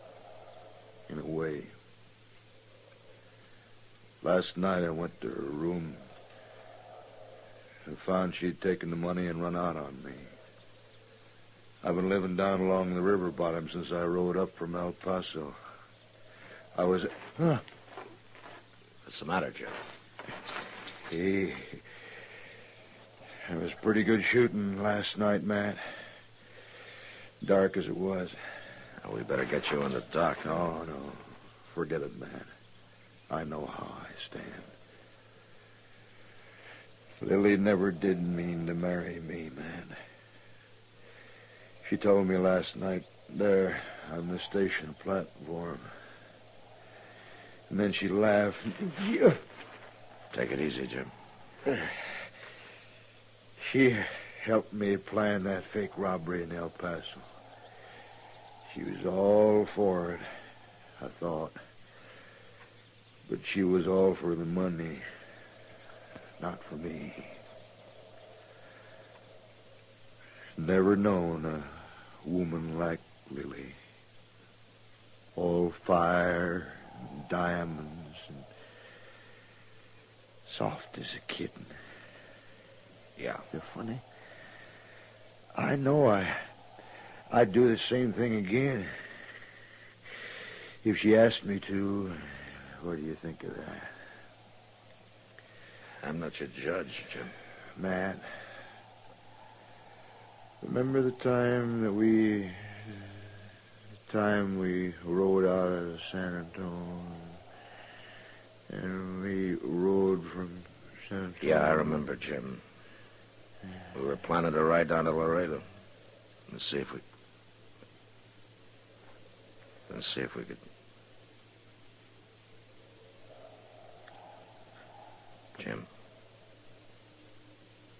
Jim?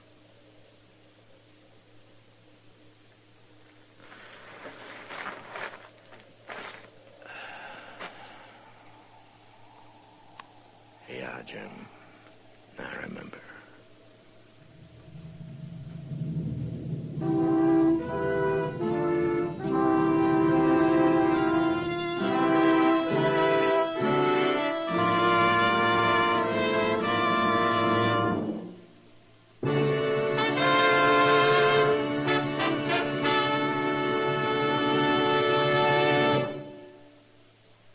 moment, our star, William Conrad.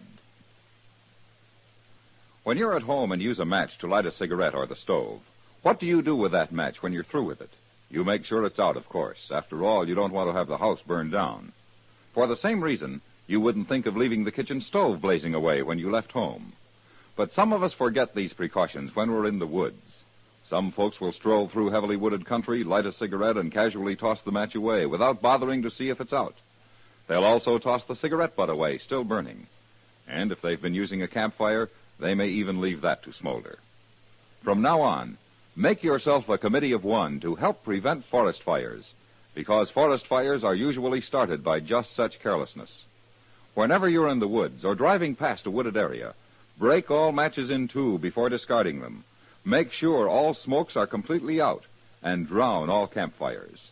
Don't leave any sparks behind. They can cost our country millions of dollars in lost timberland. Remember, only you can prevent forest fires. And now, William Conrad. You know, there were rifles of all makes out on the frontier. Springfields, Henrys, Spencers, Colts, Maynards, Enfields, Sharps, even old flintlocks. And next week a man discovers it doesn't matter what it's fired from. A bullet kills a man awful fast. And that was the West. Gunsmoke, produced and directed by Norman McDonald, stars William Conrad as Matt Dillon, U.S. Marshal. The script was specially written for Gunsmoke by Les Crutchfield, with editorial supervision by John Meston. The music was composed and conducted by Rex Corey. Sound patterns by Ray Kemper and Bill James. Featured in the cast were Lynn Allen, Tim Graham, Lawrence Dobkin, and John Daner. Harley Bear is Chester, Howard McNear is Doc, and Georgia Ellis is Kitty. Join us again next week for another specially transcribed story on Gunsmoke.